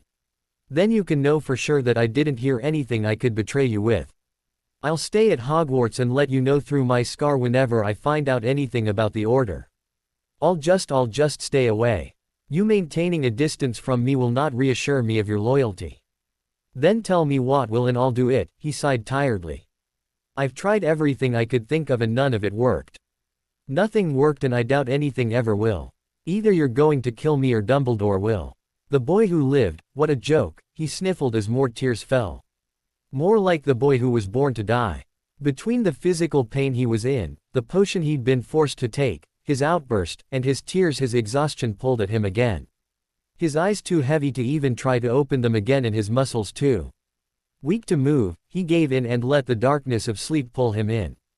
And if he never did wake up again, then everyone got what he or she wanted with his death. Everyone except him, but then when did he ever get what he wanted? The next time Harry woke up he didn't even know if it was the same day. He had vague recollections of the bitter taste of potion, but that was it. He couldn't even remember dreaming anything. Everything was a blur, but slowly sitting up with his hand to his forehead he knew he'd been out of it long enough for at least some of his injuries from all the Cruciatus curses he'd endured to have healed. At least that was something, he supposed. Cracking open his eyes, there were only a few candles lit in the room. It was barely enough light to see anything, but looking around he managed to find his glasses and wand on the nightstand to the right of the bed. His glasses went on first and he looked around the rest of the room holding his wand in one hand and curling his left arm around his chest and the aching ribs there. The clothes he'd been wearing when he'd arrived were neatly stacked on the table.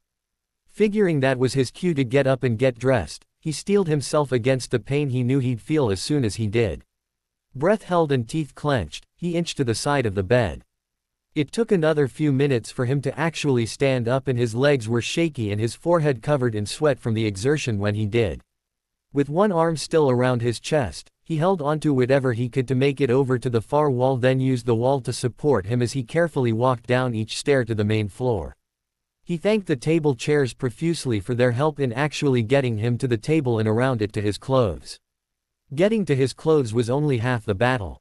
From there it was pulling off the black pajama pants that came from God only knew where and actually getting redressed. Bending to get his boxers back on had his face covered in sweat again, but he still moved on, bending as little as possible to get his feet in his jeans and pull them up his hips. After wiping away the sweat with his hand again, he set both hands on the table trying to catch his breath in just his jeans and boxers. The door opened and he turned his head to see who it was. Given where he was, he had no chance of defending himself even if he had to, and didn't bother trying. "What are you doing out of bed?" Bellatrix asked sternly. "He's what?" Lucius asked, pushing the door open further. "Potter, have you lost what little mind you possess? Get back into that bed at once." He ignored both of them, standing up a little straighter, holding onto the back of one of the chairs, and picked up his t-shirt. "Potter, your son is at Hogwarts if you want to tell a 16-year-old what to do, Malfoy," he replied, shaking out the shirt and opening the bottom of it. "Do something, Lucius," Bellatrix huffed. "The Dark Lord is going to be furious if he catches him out of bed." "Yes, I shall be." He tensed at the voice coming from the hallway. Doing it made him grip the table again, beeping in a hard breath at the pain. "My lord, we just came upstairs to check on him as you ordered and found him like this," Lucius said nervously, backing up into the room. "I swear we did so not even a half hour ago and he was still asleep. It's not our fault. You know how stubborn he can be. I see Harry was right in at least one thing, as you cannot be entrusted to the care of anything that belongs to me," Voldemort said none too happily. "My lord, move, Lucius," Voldemort said. He forced himself to stand up straight, picking up his t-shirt again. "And I see that I cannot trust you to remain where I place you when my back is turned either." With his hands inside of the shirt and it stretched out between them, he leaned forward on the table again. "I was just getting dressed," he said quietly. "I don't know how long I was unconscious, and you said Rodolphus only had 2 days worth of polyjuice. I was just making sure I was ready to leave when it was time for me to." "Ooh, don't lie to him, Harry. 2 spankings in a row is never a good thing," Bellatrix winced. "Spanking," he snorted, turning and looking at her standing behind Voldemort in the doorway. "Were you here when it happened?" Bellatrix shook her head, biting her bottom lip. "I was hit with 6 crucios before I lost count." "6, Lucius said quietly, looking pained at the thought. "Before I lost count, yes. I think there might have been 2 or 3 more than that afterwards." "I'm not quite sure," he replied. "How are you even standing?" Lucius asked, looking both pained and in disbelief. "After that many in a row you should be." Insane at the very least, Bellatrix jumped in looking at her nails. Generally when I cast them it only takes 3, maybe 4 times before. Bella, Voldemort said. Yes, my lord. I was just saying that. She shut up at the look Voldemort gave her. When Voldemort turned back towards him, he looked away and picking up his t-shirt again. It wasn't until then that he actually looked down at his chest and saw all the bruises his spanking had caused. Wanting to cover them up, he ignored the pain of lifting his arm to put the shirt on. His shoulder cracked loudly from him doing it and both Lucius and Bellatrix winced at the sound. His hands back on the table, he just tried to breathe through the pain. Oh, enough of this, Bellatrix huffed. He turned his head and watched her walk over to him. Stupid, brave Gryffindor or not, you are going to sit down before you fall down, she said, pulled out a chair, and forced him into it. He hissed at being roughly moved and she patted his head. It's no one's fault except your own for having to prove what a strong, tough man you are. I'm not afraid to tell you that you sound awful, you look even worse, and you're acting ridiculous moving about when you know you should be resting. Now, you're going to sit there and let Auntie Bella take care of you because I for one am not losing my entertainment of watching you try to feed Wormtail to Nagini every time you come here. The Dark Lord has lessons he still wants to teach you and work for you to do at Hogwarts and you're not going to be able to do any of that with the way you are right now. Smidge, she called out and clapped her hands twice. A house elf appeared and she put her hands on our hips. Bring Harry a bowl of that vegetable soup you served at lunch, a vial of the potion he's been taking, and a service of tea. Yes, Mistress Bellatrix, the elf said with a low bow and was gone. Barely 30 seconds later all the items were on the table, the bowl of soup in front of him. Now either you eat on your own or I'll force it down your throat, she said. He raised an eyebrow at that and she pulled out her wand. All right, he said quickly holding his hands up. God, I never pictured you as the mother hen type. That's because I'm not. I'm the anti-kick your ass type when you misbehave and the anti-teach you nasty curses type when you're a good boy. And being the anti-type rather than the mum type means that I don't have to see you when you're annoying me, she said and cupped his chin firmly, so don't annoy me. Now eat your soup, take your potion, and go lie down. You're not going anywhere until the Dark Lord says you can and I'm going to make sure you follow that order lest you get yourself into trouble with him again. I'm bored downstairs without you there inhaling sweets and poking fun at Dumbledore and the order and I simply won't tolerate that for long. Do I make myself understood? Yes, Auntie Bella, he replied sarcastically rolling his eyes. Ouch, he said a second later pulling his face away from her hand and rubbing his forehead where she flicked it. Both Lucius and Voldemort chuckled and he huffed looking at her. She crossed her arms over her chest tapping her foot and he huffed again, picked up his spoon, and ate a spoonful of the soup. I thought you'd see things my way, she said and patted his head again before heading for the door. Come along, Lucius. Harry needs his rest. He was surprised when Lucius didn't reply before following her out of the room closing the door behind him. Seeing Voldemort standing beside the doorway just watching him, he turned back towards his bowl. He moved around the vegetables with his spoon keeping his eyes focused on the bowl when Voldemort walked over and sat down at the head to the table to his right. Should the need arise for me to summon Bella back to force you to eat I will not hesitate in doing so and she will not be pleased with you, Voldemort said waving a hand and 2 cups filled with tea. He nodded and lifted the spoon to his mouth again. Neither of them said anything as he ate, but he felt the man prying into his mind. He didn't stop him. At one particularly deep push, he felt a stab of pain and dizzy. He still didn't stop Voldemort from digging deeper, just rested his forehead in his hand. The spoon clanked against the side of his bowl, but it wasn't the spoon shaking, it was his hand. Sweat dampened his forehead and he rubbed his forehead into his hand. A second later Voldemort's chair scraped backwards against the floor hard. It startled him into dropping his hand and the spoon lifting his head up even though he was scared to do it sure that something Voldemort had seen pissed the man off again. Why did you not tell me that your scar began to burn once more when I entered your mind? The man said angrily moving to him at the side of the table. Do not lie to me, the man said, grabbed his wrist, and put his bloody palm in his line of sight. He looked from his hand and then down at the table picking up his napkin. I wasn't going to lie, he said quietly. It wasn't burning. There was a shooting pain for a few moments, but then I just felt dizzy. My lord, he said, adding the last quickly and nervously, though it was still belatedly. Stop this, Harry, the man said sternly, and he sighed, putting the napkin to his forehead and resting his forehead on both his hands. I don't know how, he said, and hated the whine in his voice. I don't know what I'm doing wrong to fix it. I don't know how to be a good Death Eater. That is because you are not one and never shall be. He nodded because he already figured that much.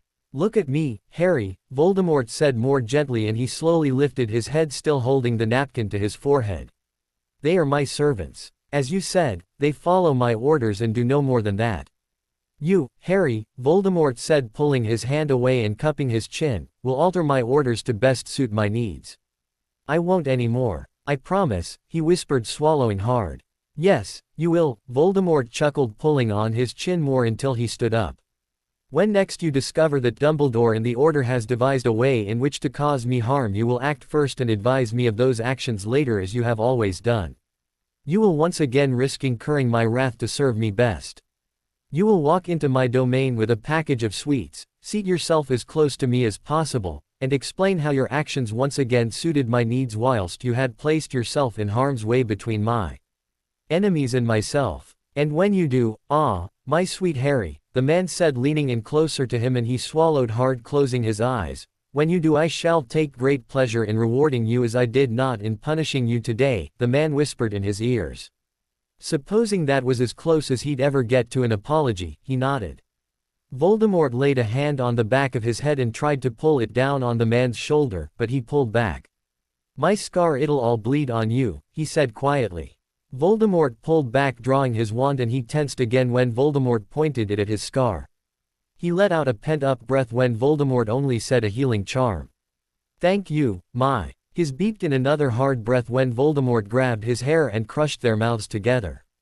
The first stroke of that forked tongue against his was so strange, but the key still mostly felt like it had when he'd been gutting Voldemort under the effect of the polyjuice potion. Before he knew it, he had a hand on the side of the man's neck, trying to lean into the key, more and more. Voldemort chuckled, slowing the key down, and eventually broke it, pulling back to look at him. Breathing hard, the other man moved his hand from his hair to the side of his neck as he slowly lowered his own. You calling me such in jest was more fulfilling than you doing so in fear, the man said, his amusement fading just looking at him. While I enjoy the fear I instill in your fear is of no benefit to me. He nodded, just looking at the man, and Voldemort smiled again. Take your potion and come lie down with me. I shall inform Bella it was on my order that you did so. He nodded, turning and picking up the vial of potion. He swallowed it down without worry and then slowly moved to stand up, since Voldemort already was. His muscles stiff from sitting even that long, he used the chairs again, headed for the wall to help himself up the stairs. Instead, Voldemort pulled him against the man, and he held on as the floor rose to the level of the bed. A joke about it being another indulgence crossed his mind as he moved around to the other side of the bed, but he didn't say it. It didn't matter, since Voldemort chuckled and he knew the man was still listening in his head. The man just wasn't pushing at his mind anymore, so it didn't cause him any pain. That was enough to get him into the bed and relaxing on his back. His eyes drifted closed and he felt the tingle of magic over him, but he didn't open his eyes again. Instead, he just turned his head towards the direction he knew Voldemort was.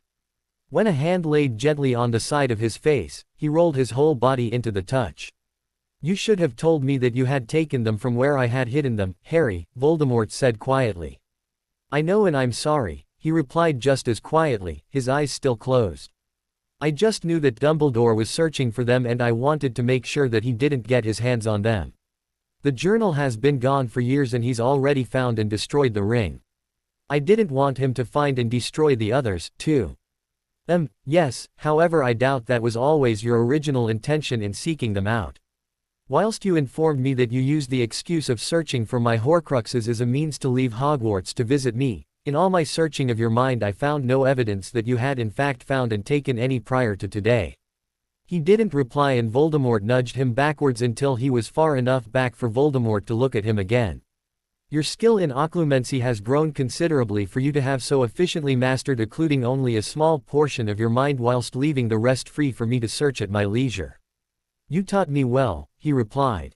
Quietly. Yes, though that begs the question of what else you are concealing from me in that mind of yours, Voldemort said, and he looked down. I don't want to show you those memories, he whispered. They're mostly all things from before we started, seeing each other, I suppose you could say, thoughts and conversations about you that don't apply to us anymore. Spoke badly of me, did you? Voldemort chuckled. With a lot of foul language, he mumbled, and Voldemort chuckled again. What else is there? Voldemort asked. He looked at Voldemort again and sighed, knowing that Voldemort was going to make him tell the man.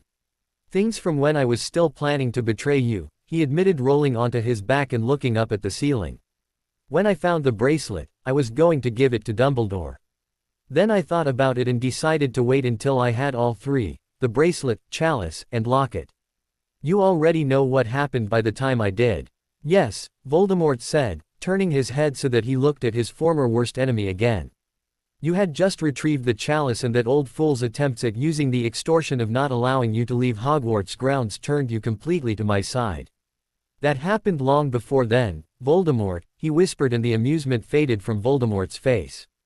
Yes, I was still torn until then, but looking back on it, I wouldn't have spent so much time, money, and energy making the fake bracelet if I wasn't already more loyal to you than I was to them. I didn't make the fake versions so that you wouldn't know I'd taken the real ones. I did it so that if Dumbledore or the Order went to one of places where you'd hidden them, that they'd find something there and stop looking for them, thinking they'd found the real ones. You replaced them all with forgeries? Voldemort asked, and he nodded. Voldemort looked away, considering that for a moment before facing him again. Have another chalice and locket made so that you have them to simply give to that old fool should he ask for one, rather than you showing him where they were hidden. He nodded again, and Voldemort pulled him until he turned on his side, facing the man again. What else are you hiding in that mind of yours? No, he started, but trailed off because there were a few other things there now that he was in that part of his mind looking at the memories there. Voldemort raised an eyebrow at that, and he bit his bottom lip. The only other things are just some memories that would get Bella teasing me forever about them. Voldemort looked at him confused, and he groaned, rolling gently onto his back again. Those sorts of dreams, okay. He sighed. With a low chuckle, Voldemort moved until the man was braced up over him. He took note at how little of Voldemort's body was touching his still sore and injured one. In the interest of your guilt over them keeping you loyal to me, I will allow you to retain your memories of thoughts of betrayal and harsh words regarding me. However, you will show me the dreams. The man grinned. He opened his mouth to protest, but Voldemort narrowed his eyes on him. Show me them, or I will force you to share everything you still conceal from me. You just want to see the dreams so that you can tease me over them too, he pouted. Yes, I do. Voldemort chuckled again, and he groaned again, digging the heels of his hands into his eyes.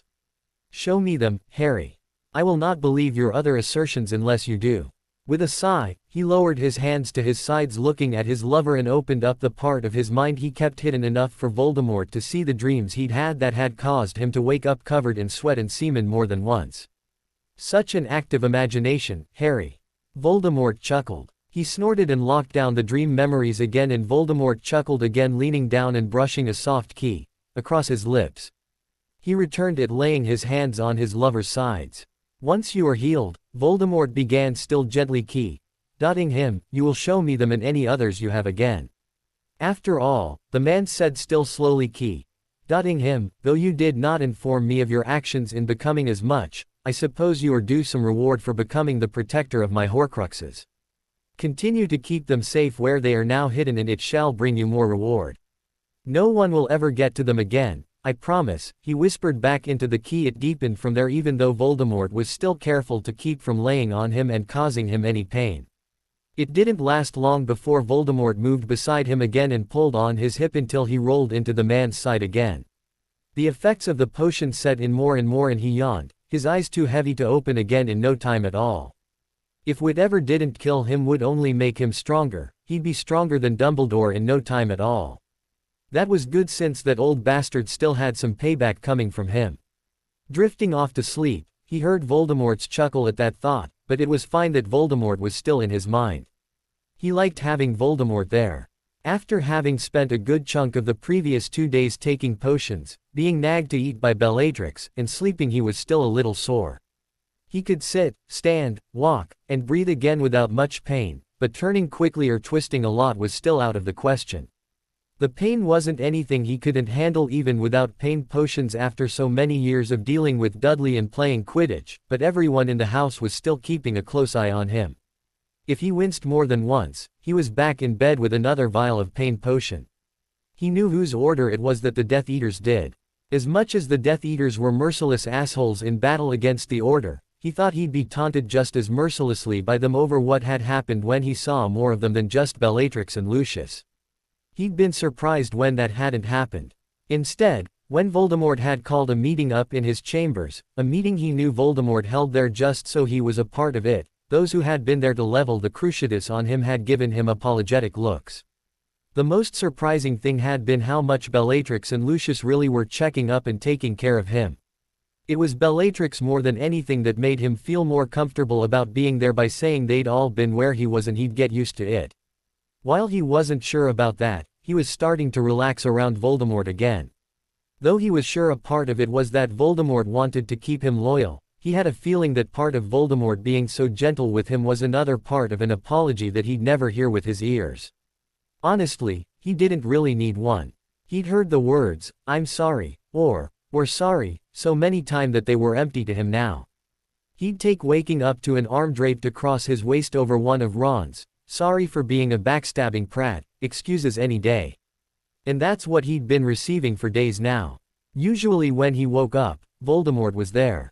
Either the man was lying in bed with him, one of Voldemort's arms across his waist or hands on his hip, or the evil Dark Lord was walking towards him from the table in Voldemort's chambers, the stack of parchments Voldemort was going through forgotten for the moment because he was awake again. Admittedly he was still nervous about pissing the man off again, he doubted that would ever completely go away, but as the hours went by he relaxed more and more. His first spoken wisecrack about Voldemort taking care of him had slipped out before he could stop it and caused him to tense, but Voldemort just smirked at him, made a wisecrack back, and he'd cracked a smile relaxing again. And relaxing with his lover was 100 times easier after the first time Voldemort had lead him into the man's bathroom to soak away his soreness in the tub. That he hadn't spent an hour soaking in hot water alone was worth a damned lot more than the words, "I'm sorry." With all the attention Voldemort was showing him, forgiving the man for torturing him hadn't been so hard. After all, it was his fault he'd been tortured in the first place.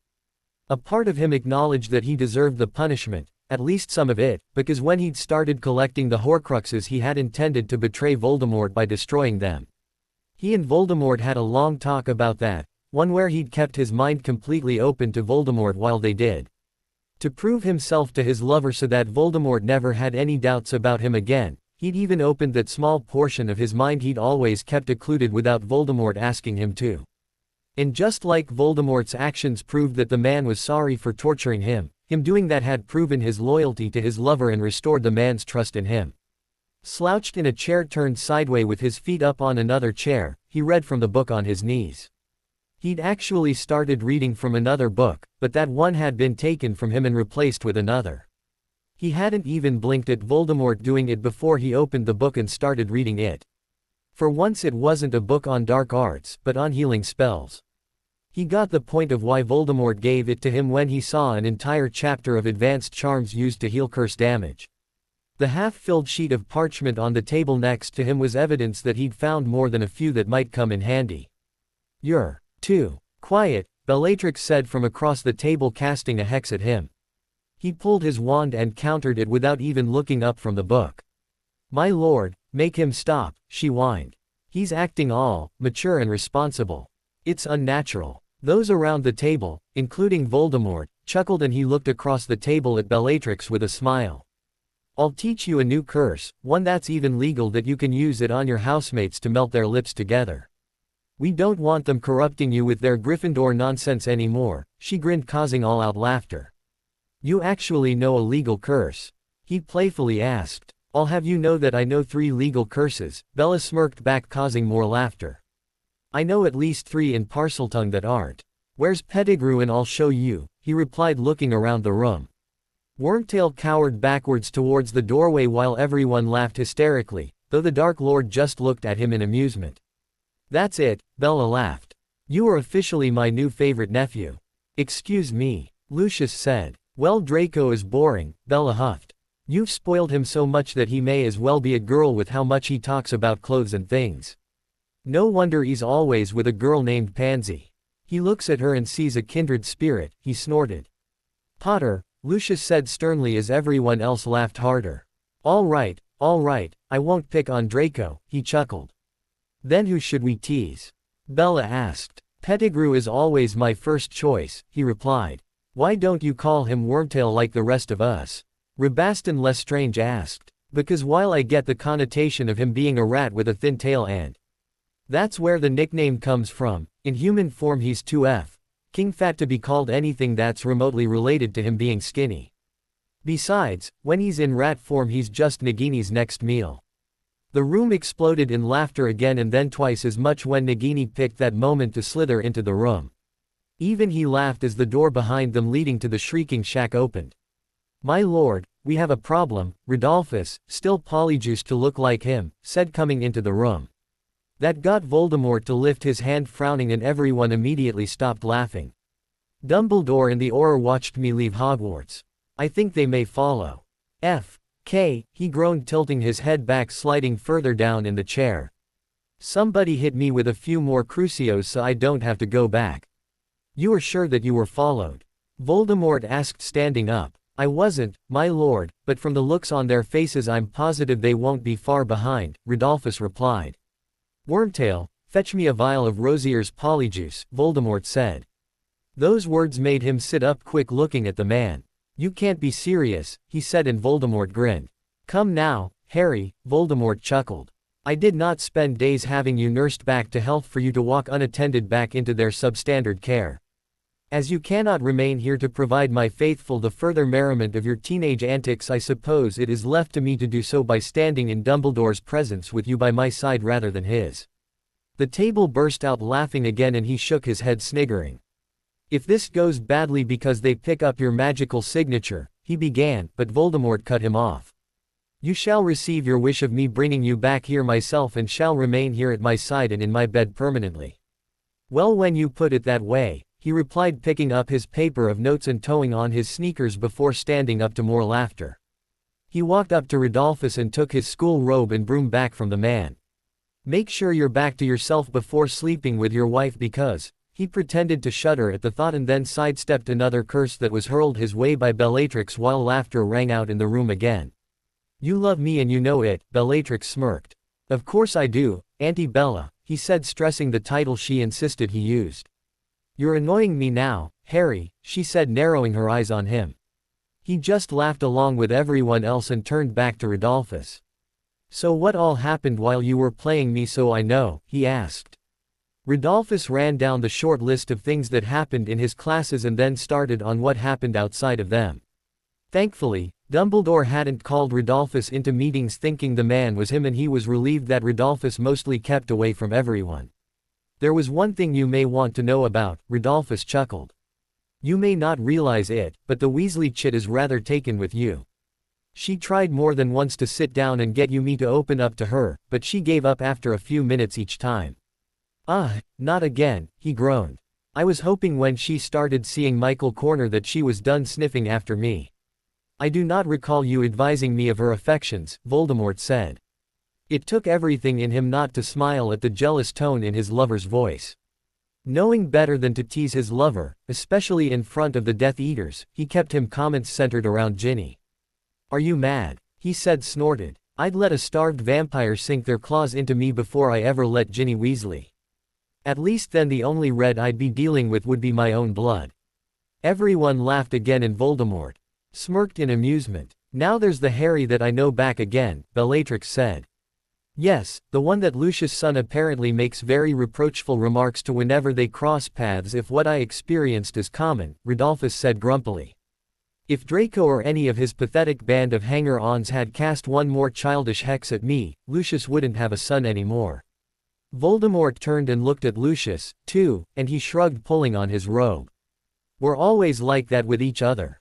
That can't stop now because it'll look suspicious to Dumbledore and everyone else if we started being friends all of a sudden, he said.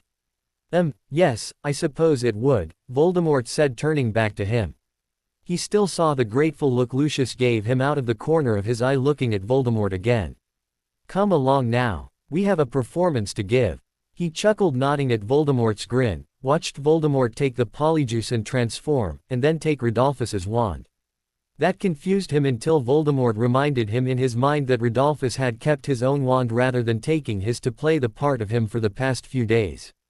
Voldemort having Rodolphus's wand meant they could explain away the differences in wands as he'd simply grabbed the wrong one in a rush for him to return to Hogwarts Friday evening. He was still nervous as they passed through the portal into the upstairs room of the Shrieking Shack, but Voldemort just told him to relax and everything would be fine. With a flick of Voldemort's real wand, the portal between the Shrieking Shack and Voldemort's chambers was closed.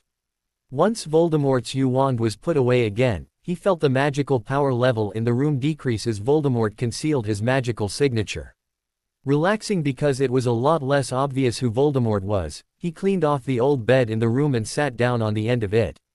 He chuckled, backing up on it when Voldemort grinned and moved towards him. They were only in the upstairs bedroom for a few minutes before the monitoring charm downstairs alerted them that they weren't alone in the house. He tensed knowing who had just come into the shack, but Voldemort, disguised by the polyjuice potion, knocked him down on the bed, moved over him, and ate him greedily. He almost forgot they were just acting as he adjusted his legs so Voldemort was between them, dotting his lover back. So into the deep and Voldemort's hand on his hip, he only just barely heard someone clear their throat from the doorway. Voldemort pulled back from him, grinning for a moment before clearing the expression from his face as he sat up, and they both looked at the doorway. "So this is where you often disappear to," Dumbledore said, hands crossed resting loosely in front of him. "Professor, I think it's pretty obvious what you were doing, Harry," Kingsley smirked. "Yes, and while I apologize for the intrusion, perhaps you would care to introduce Auror Shacklebolt and myself to your friend," Dumbledore said with one of those fake smiles. "I'm a bit more than a friend, Professor Dumbledore," Voldemort chuckled. He looked at Voldemort, trying not to laugh at the casual tone in Voldemort's polyjuiced voice. "Apparently you are, as Harry has told you enough about me to recognize who I am, though I am sorry to say that he has not shared the same regarding you," Dumbledore replied. "You know who he is. You asked me about him weeks ago," he snorted. Dumbledore didn't reply, and he rolled his eyes, scooting to the edge of the bed and stood up. Voldemort stood up next to him, moving an arm around the back of his waist and laying a hand on his opposite hip. He knew Voldemort did it to apparate him out of there at a moment's notice if it came to that. "Lionel, this is Professor Albus Dumbledore, the headmaster at Hogwarts, and Auror Kingsley Shacklebolt. Professor Kingsley, this is my significant other, Lionel Cavett. The headmaster of your school and an Auror followed you here. Are you in trouble for some reason?" Voldemort asked. "Not at all," Kingsley said. "Our only concern is for Harry's safety. I can assure you both that Harry is safer with me than with either of you, though I make no promise of that regarding certain physical activities," Voldemort chuckled, leaning down and running his lips along the side of his neck. He chuckled and turned his head to look at Voldemort. "You're absolutely terrible," he chuckled. "Yes, so I've been told on occasion," Voldemort grinned back. "You seem to enjoy my terribleness, though, or you wouldn't come to see me whenever I'm in Hogsmeade." "And how often is that?" Kingsley asked. "Every few weeks or so to purchase supplies for my great-aunt, though this week I made an extra trip just to see Harry," Voldemort replied, turning him so they faced each other. The amusement faded from Voldemort's face and the man laid a hand on the side of his neck. "Our meeting on Friday evening ended in a misunderstanding, and I wished to be sure that it did not harm our closeness." "A misunderstanding?" Kingsley asked. "Yeah," he replied, still looking at Voldemort. "He has a bit of a jealous side and acts as though I haven't been loyal to him if I'm not standing right in front of him," he smirked. "That is because regardless of what others may believe, you belong to me now," his lover smirked back, and he chuckled, nodding, laying his hands on Voldemort's hips. While the chance of Dumbledore and Kingsley figuring out Lionel's real identity was astronomically high, he had to admit he was enjoying rubbing it in both of their faces that he was standing there with the Order's greatest enemy like that. That they didn't even realize it made the entire situation all the more hilarious. It also made him believe just a little more that he was safe from Voldemort's temper again, unless he really did do something wrong.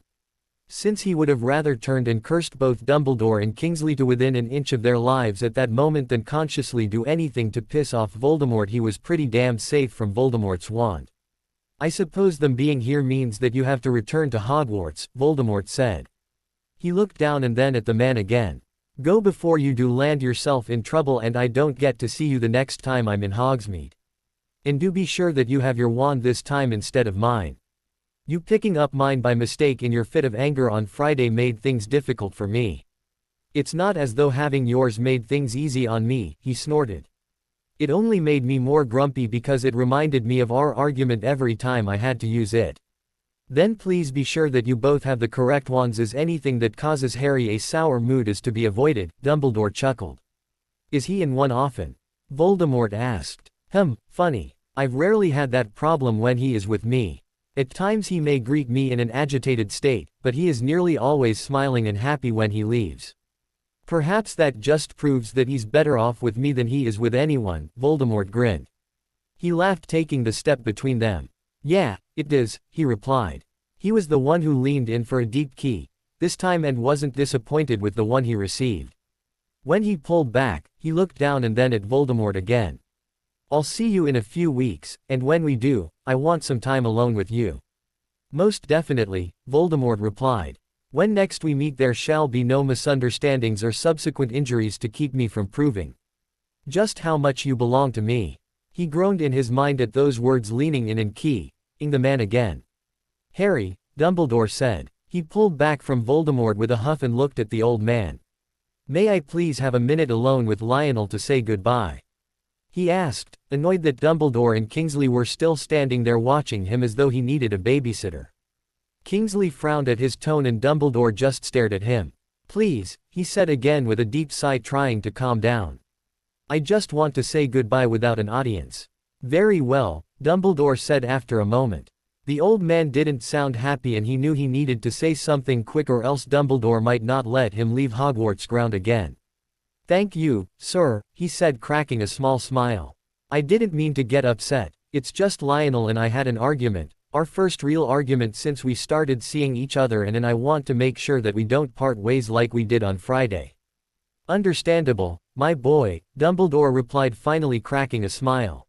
He didn't because of the, my boy, and Voldemort gripped his side tighter to keep him from snapping at Dumbledore for it. We shall wait for you on downstairs. Not too long, Harry, but we shall give you a few moments to say your goodbye. Thank you, sir, he said again with a smile. Dumbledore inclined his head at him, said goodbye to Lionel, and he watched the old man and Kingsley leave. He didn't look at Voldemort again until he heard Dumbledore and Kingsley downstairs.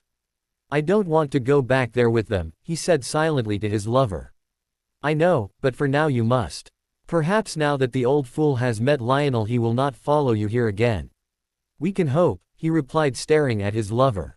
Though, Lionel, whoever the bloke had been that the hair for the polyjuice came from, had been good looking enough, he couldn't help but think that he liked Voldemort's eyes better when they were red.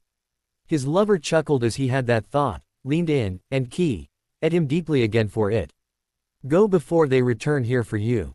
He nodded, breaking the key, and slowly pulled back from his lover. I'll see you in a few weeks, he said quietly. Voldemort nodded, still just staring at him. It took everything in him to back away completely and leave the room. Once downstairs with Dumbledore and Kingsley, he left the Shrieking Shack without looking back. He knew he'd be too tempted not to leave if he did. And on the way back to Hogwarts with Dumbledore and Kingsley following him, he was in that small portion of his mind that he normally occluded from everyone, already trying work out a way in his head to keep Dumbledore or anyone else from pulling him away from his lover again. 5 weeks later. He really has lost his mind, Dean said. Yep, definitely gone mental, Seamus agreed. What was he thinking? Lavender asked, as though he'd done the unthinkable. Really? Of all the places to buy, why would he pick that one? Ginny agreed. I think he's setting a nice example by wanting to fix up an old wizarding home, was Hermione's response. Yeah, but the Shrieking Shack. Ron said, sounding completely baffled. Yes, the Shrieking Shack was his. The idea came to him as he was headed back to Hogwarts with Dumbledore and Kingsley not far behind him. He hadn't liked that the two men just walked right in like they owed the place and interrupted him and his lover. Sure, that lover was the most feared man in the wizarding world who'd threatened and tried to kill him a dozen times over the course of his life, but that was beside the point. The point was that he had nowhere to go that was his and his alone. The point was that he had nowhere to retreat to that was his private, personal space. The point was that once he turned 17 there was no way in hell that Dumbledore was going to lock him away at Grimmauld Place until school started again. Not bloody likely. And since he walked into the Shrieking Shack as if he owned the place, too, he figured he might as well buy the place so that no one could say anything about him going there ever again. While the issue of him having privacy there was debatable with a house full of Death Eaters on the other side of a closet door, his age wasn't one once he got the new Minister of Magic involved in him buying the place. It had been so ridiculously easy for him to manipulate the man. 3 weeks ago the dear, sweet minister had come to Hogwarts with a few members of the Board of Governors for the usual end-of-term meeting with Dumbledore about OWL's and NEWT's testing. He'd politely asked the minister if he could speak to him in private as the man was getting ready to leave. Dumbledore looked at him questioningly, but he just chuckled and said it was nothing bad, he just wanted some advice. Dumbledore probably figured it was about the Auror's office again, but his purpose had been real estate. When he'd explained what he wanted and his reason for wanting it, the minister had been all but too happy to help him out. He knew it would end up in this morning's paper since he signed and returned the deed papers the day before and that Scrimgeour would use the publicity to boost his rating, but with the Minister of Magic helping him out he was 16 years old and just bought a new home that he really was going to make into one whether Dumbledore liked it or not. Expecting the latter, he wasn't surprised when Dumbledore stopped at the end of the Gryffindor table where he was sitting and just looked at him with McGonagall and Snape standing in the open doorway to the Great Hall waiting. He made them wait while he finished the last few bites of his breakfast before standing up with his bag and walking by all of them towards the stairs. After 5 weeks of playing the good boy role again just so they'd leave him alone he was more than ready to put that to an end. Oh, he'd still flown off on his own more than once during that time. 4 times to be specific, but for the most part he was more mild-tempered and mannered. Him doing it was all part of his well-thought-out plans to end the war once and for all and come out on top with everything he wanted in the end, though, so it was a small sacrifice along the way in the name of progress. You did not inform me of your intention to purchase the Shrieking Shack. I needed a place to live once I turned 17 this summer. And you just happened to choose the Shrieking Shack as your destination. Why not? I'd be close to Hogwarts where Dumbledore and his little order flunkies can keep an eye on me and I think it'll be fun to restore an old wizarding home back to its former glory. Voldemort chuckled in his head and he just barely kept from cracking a smile. If you like that line of rubbish, stick around because you're going to love this. Voldemort chuckled again, but didn't reply as he walked into Dumbledore's office and took the chair he usually did in front of the man's desk. Dumbledore took his seat as usual, too, but this time both Snape and McGonagall stood behind Dumbledore's desk, too, one on either side of the old man. That they were obviously trying to intimidate him with where and how they were standing made him want to laugh. As if he was scared of them when he regularly spent time with Lord Voldemort and his Auntie Bellatrix Lestrange. As I am sure you know why I have asked you here this morning, my boy, I will simply ask why, Dumbledore said. It's already the 19th of May. School ends at the end of next month and my birthday is only a month after that. Since we all know my uncle is going to chuck me out the second I am a legal adult I needed somewhere to go, he shrugged. You had somewhere to go, Snape said. Where? The Order's headquarters. 1. I'm not an Order member, and 2. I'm not locking myself inside a Fidelis charm for a month, he replied. It is the safest place for you, Potter, McGonagall said. Is it? Or is it just the easiest place for the Order to keep an eye on me, he replied calmly and evenly. Me living there means that everyone in the Order can watch everything I do. You'll be able to monitor every letter I receive or send out, control who I see and when I see them, you'll be able to spy on me and what books I'm reading and spells I'm learning, and you'll be able to snoop through my things like someone has randomly been doing with my trunk upstairs all year. None of them said anything, but he saw the guilt in McGonagall's eyes that said that she was behind that. You all wanting me to go live, there is nothing more than the Order trying to stick its nose in my business and find out what I'm up to. You all want to know everything about what I'm doing and me, but none of you want to tell me shit about what you're up to. Sorry, but just because you knew my parents and they were members of your little group doesn't mean I'm just going to follow along with your plans. Your plans don't work anyway and they never have. And yours work so much better, Snape snorted. Got a Horcrux, didn't I? He chuckled and Voldemort did, too. 3 of them in fact, all of which are in a chamber under their very feet without them even knowing it, Voldemort said in his mind. And everyone over there teases me about being such a Gryffindor, he replied. Voldemort chuckled and he continued on with his conversation with Dumbledore, McGonagall, and Snape. The Order's plans are all, we can't let this object fall into Voldemort's hands and, the Death Eaters must be stopped from killing and cursing at will, and, we must be cautious in our counteractions lest innocent people lose their lives. I hate to break it to you all, but it's war and innocent people die during wars.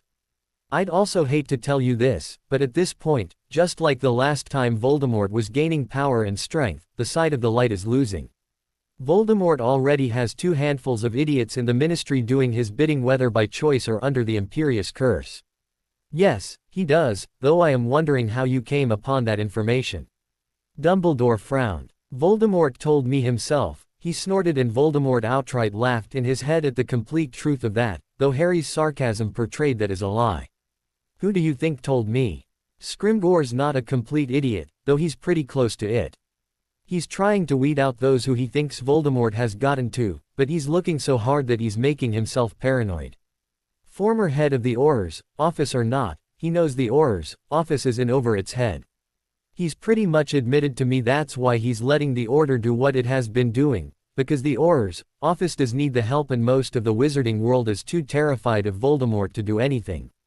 And neither of you, the Auror's office or the Order, is much threat against Voldemort because you all have rules that you follow. None of you have figured out yet that during war the only rule is to do whatever it takes to win because the rules and history books are written from the side of the victors. I am both surprised and disappointed to hear you say that, Harry, Dumbledore said quietly. Some actions taken in the heat of the moment, particularly using some of the curses that Professor Snape said you did during your practice duel, may leave you alive at the end of the battle, but you lose a part of yourself in doing so. Avada Kedavra, he said and all 3 looked at him wide-eyed for him even saying the curse aloud. The war is going to end with those words. If he says them and hits me with it, do you really think he's going to care about the moral issue of doing it? And on the flip side of that, if I let my morals get in the way of me doing it, then he's already won. The wizarding world will forgive me for saying it once and meaning it. Yes, they would, but I wonder if you would ever forgive yourself, Dumbledore replied. No, he replied honestly. I'm not a murderer, so taking any life, including his, won't make me happy, but it's necessary. I'll do whatever is necessary to end this war, and going back to our original topic, it's not necessary for me to lock myself up in the Order's headquarters under a Fidelis charm and let you all spy on and control me, so I'm not going to. You may not be a member of the Order, Potter, but your welfare is the Order's business, Snape said glaring at him. My welfare is my business just like what I spend my money on, where I live, and who I spend my time with is my business, and you especially can just keep your nose out of it, he replied glaring back at Snape. King traitor, he said silently. Yes, he is, and he shall one day pay for that treachery with his life. Now calm down and focus on your conversation lest they discover evidence that you are no longer on the side of the light. I want to kill him. And here not 2 minutes ago you stressed that you have no desire to be a killer. For that beak-nosed bastard I'd make an exception, he replied, and Voldemort chuckled again. Focus, Harry, Voldemort said and went silent again. Potter, it is not safe for you to live at the Shrieking Shack, McGonagall said. Anyone can walk in there, as you well know since you do it yourself. Not to mention that it is in no state for anyone to live there, and thanks to this morning's prophet, you know who knows exactly where you'll be. No one will be able to walk in there anymore once I get all the wards in place that I've been researching.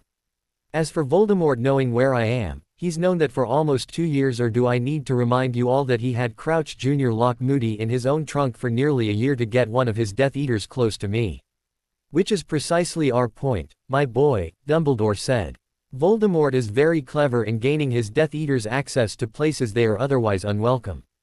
And I won't have that problem because until the war is over I'm not going to bring anyone through the wards or invite anyone over, he replied.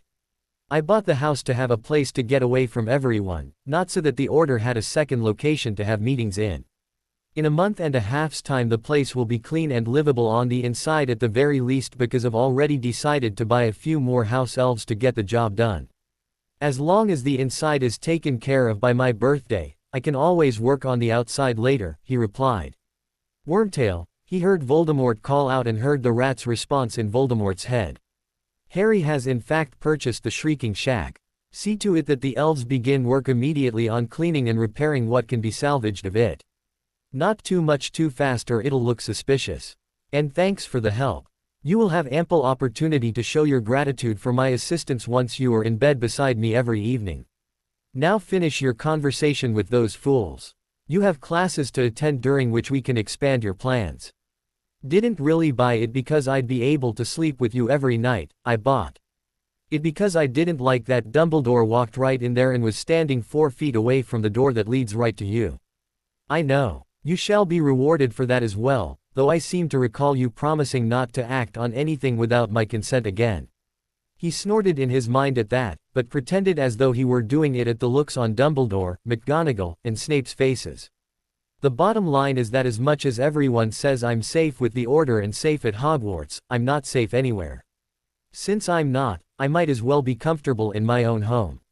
If it'll make you feel better, though, he said and looked directly at Dumbledore, I'll consent to you helping me put up the wards I want up so they're as strong as they can possibly be, but I'm not keying you to them, and if I discover that you keyed yourself or anyone else to them, you can bet that I'll rip them all down and start fresh. None of you would just walk into anyone else's home without an invitation, or at the very least knocking and announcing yourselves. You're not going to do it at my new home either. Voldemort cracked up laughing hysterically at that.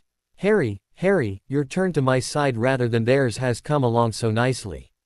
First you moved yourself emotionally away from Dumbledore and the Order. Now you have done so physically, along with manipulating that old fool into doing the hard work of putting in place advanced wards for you, wards that shall in essence seal you away from them while unknowingly leaving me complete access to you. I told you to stick around because you were going to love what I was up to. Look, he said leaning back in the chair, I know I need to be careful. I also know that short of being under a Fidelis charm that the Shrieking Shack actually is a good place for me to be. In front of me will be Hogsmeade, so I can keep an eye out for anyone coming at me from that direction, and behind me is Hogwarts. If anything were to happen I can be out of there through the tunnel and behind Hogwarts wards in less than a minute's time. The wards I'm planning to put up would take longer than that to even take down, and you'd know if anyone was hanging around the place even trying to or so much as looked at the Shrieking Shack too hard, because you have people in Hogsmeade like Madame Rosmerta who'd firecall you in a heartbeat if anyone did. Hell, I'm willing to bet that she's the one who originally told you about me meeting up with Lionel there. Yes, she did, along with mentioning that your significant other has never partaken in drinking at her establishment, though he has stopped in on occasion for shepherd's pie. Dumbledore chuckled. He smiled and the amusement faded from Dumbledore's face. Though I still believe it would be best for you to live at Grimmauld Place for the time being, I can see that your mind is made up regarding as much. He nodded, his smile gone, too, and Dumbledore nodded, too. Very well, the old man sighed. We shall visit your new home this weekend to inspect it for possible residual magic and install the wards. And you promise not to key yourself or anyone else to them? He asked. As I have a feeling that the only one you will bring through the wards is Lionel, you have my word, though I hope that in time you will relax your reluctance to have others visit you there, Dumbledore replied. I'm not making any promises, he replied, standing up. I will say that once the war is over that I'll still only let in people that I'm close to, so that'll always leave Professor Snape on the outside looking in. Potter, Snape said lowly through clenched teeth while Voldemort laughed inside him head. He chuckled, too, and Dumbledore and McGonagall both looked nearly ready to. As if either of them would ever be let inside his home either. Are we finished here now? I have classes to get to and plans to make. Yes, we are, my boy, and I trust I need not remind you that your studies cannot suffer in favor of any plans you are contemplating, Dumbledore said. Don't worry, sir, he retorted, picking up his schoolbag again. I know what I'm doing, he finished, turning and heading for the door. Dumbledore started to say something, but he just closed the door to the man's office behind him without listening. What you are doing is making them all look more and more the fool by the day. I know. I'm having fun with it, how about you? He just chuckled, heading down the corridor to his first class with Voldemort still laughing in his head. Saturday evening. Though he was tired, he felt better than he had in a long time. Friday during lunch, Dumbledore stopped him to say that the old man had cleared his schedule for that night and the next day to help him with the wards on the Shrieking Shack. He didn't like when Voldemort said that the portal between the upstairs bedroom closet door and Voldemort's chambers would need to be closed while Dumbledore was there, but he knew it was necessary. It made him work twice as hard Friday night to make sure that no residual magic was present in the shack in that entire morning and afternoon to get the wards up, wards that Dumbledore was even impressed with given how intricate they were. By 4:30, the wards were up and Dumbledore left him saying to be back at the castle by nightfall. And once the old man was gone, he felt 100 times better once the portal between the two bedrooms was back in place. Voldemort and the Death Eaters didn't stay with him for long, having a mission Voldemort wanted done, but that was all right. He could go back anytime he wanted to without having to worry about Dumbledore or anyone else following him there, and that was worth every canute he'd paid for the place. Standing at the table in Voldemort's chambers, he looked over his 3 pages of notes again. There were 7 books spread out to go along with the 3 pages and another set of 4 pages that went along with different books he'd already reshelved. Finally, there were 2 items resting in boxes lined with black velvet, a locket with a snake emblem and a chalice, both in brilliantly shiny gold. Still looking over the pages, he didn't turn when the door opened and more than one set of footsteps entered the room. "How'd things go at the Thayer's estate?" he asked. Voldemort chuckled, moving closer to him, and he did, too. "I take it that means you got those rings that you were after," he said. "Yes," Voldemort replied and stopped behind him. "Is that the second set?" "Yes," he replied. "Now I just have to charm them so they look thousands of years old before I curse the shit out of them to look like Horcruxes," he replied, still looking at the papers in front of him. "Those are the fakes then?" Bellatrix asked, leaning over the table and looking at the items in their boxes. "Why are you even bothering anymore?" Rosier asked. "Term is almost over, you own your own home a doorway away, and you'll no doubt be here most of the summer." "I'm bothering," he replied, holding up the second set of curses he planned to use on one of the items, still looking over the first, and Voldemort took them to look them over, "because 1, your Dark Lord told me to, and secondly, because I made a bet with Snape that I'd bring all 3 of them in before the end of term. When I do, he owes me an O instead of me having to clean and pack away his potions classroom for him. Since final exams start on the 16th of June, I'm going to give Dumbledore one this weekend and the other 3 weeks from now. By then the rest of the grades will be in the books, and that the son of a muggle will have to give me an O on my final exam to keep our bet. With the rest of my grades this term, he'll be forced to give me an O for the term, and it'll piss him off forever that he had to." Laughter rang out in the room from everyone, and he smiled before turning around and looking at Voldemort. "So things went well today?" he asked again. "Yes," Voldemort replied. "Your information on the werewolf still resting due to the full moon a few days ago, his Auror wife tending to him, and several other Order members being away on an assignment for Dumbledore left their ranks shorthanded in stopping me from obtaining the items. How did you come across the information regarding the other Order members?" Lavender swiped one of Hermione's hair clips. "She came downstairs looking for it, and Lavender was at the table with me. When Lavender took it off, I charmed it with a recording charm before passing it to Hermione," he replied. "Only lasted until she got to Dumbledore's office because of the wards there, but by then she'd told Molly, who was walking with her, that she didn't understand why Dumbledore would have an Order meeting with so many people out or on assignments. And you told me as soon as you knew, as much, well aware that I was waiting for the opportunity to obtain the items." Voldemort grinned. "Stop beeping up, Harry. I've always been and will always be his favorite Death Eater." Bellatrix smirked and he looked at her. "So, I'm his favorite bed toy. I still win," he shrugged. While he had to flick away a minor hex Bella teasingly cast at him, the room exploded in laughter again, with Bella laughing, too. "Harry," Voldemort said with that all too familiar amused tone. "If it involved, say, 'Yes, my lord,'" he asked, turning back, keeping the laughter going. Voldemort just looked at him, the amusement clear in the red slits of his eyes. "Since you really are in a good mood right now, maybe I should give Dumbledore one this weekend and the last in 2 weeks," he said. "Why is that?" Rodolphus asked, and he looked down, his smile fading before looking at Voldemort again. Because I need to you rough me up a bit and curse me with sometime bad, but not too bad, he replied. Voldemort lowered the papers, still just looking at him, the amusement gone from his expression. I can't keep coming back from going after them without a scratch on me. I may have learned a shitload of magic this year, but I'm still only 16 and Dumbledore doesn't know just how much dark arts I've learned and how to counter. It's not believable if I never come back even a little hurt from going after them alone. Then leave the search to that old fool, as he shall never locate my real Horcruxes where you have now placed them, Voldemort replied, dropped the papers on the table beside him, and then took his usual place at the head of the table.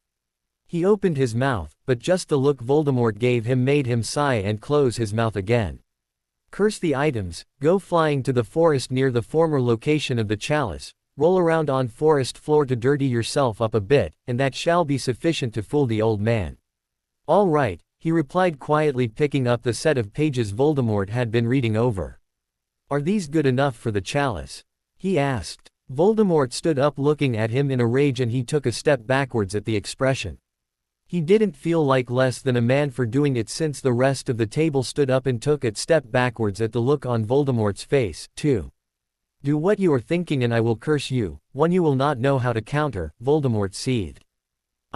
You know better than to lie to me, Voldemort said. You are thinking of purposely enacting one of the curses if I do not place one on you. I did, but I won't, he said quickly. Voldemort's wand dropped into his hand and he dropped the papers, holding his hands up. I won't. I thought about it if you wouldn't do it, but you just told me not to, so I won't. I promise I won't, and you know I always keep my promises. Voldemort glared at him evilly for another moment before finally sitting back down. He sighed in relief when Voldemort did and summoned the papers back to his hands. Give me those, all of them, Voldemort said angrily. He nodded, gathering all the sheets, and held them out to the man. Voldemort snatched them before telling him to sit down, and he did. So did everyone else, just watching the scene play out between them. The chalice was magically pulled to Voldemort first and then the locket. With both aged and layered with curses by Voldemort's own wand, which would make them look 100 times more believable as Horcruxes if Dumbledore tested them, he carefully put each one into its respective box and closed the lids over them. Leave us, Voldemort said sternly. The Death Eaters didn't need to be told twice and quickly filed out of the room. He kept his eyes on the table, summoning the books to him and restacking them on the table in front of him. The lengths you are willing to go to in order to conceal your true allegiance are growing tiresome, Harry. Trust me, it's not as though I really want you to curse me, he replied, looking down at his hands. I'm just willing to do just about anything to protect you and your Horcruxes. Need I remind you that you are one of my Horcruxes, and placing yourself in danger endangers that Horcrux as well, Voldemort said. He lifted his head and looked at Voldemort for a moment before looking down again. What are you hiding now? Nothing, he replied quietly. It's just that so much has changed with us that sometimes I forget that I'm a Horcrux. Anyway, he said, turning the stack of books to organize them so he could put them away, do you think you could check the wards on my house tonight to make sure Dumbledore didn't put anything extra on them?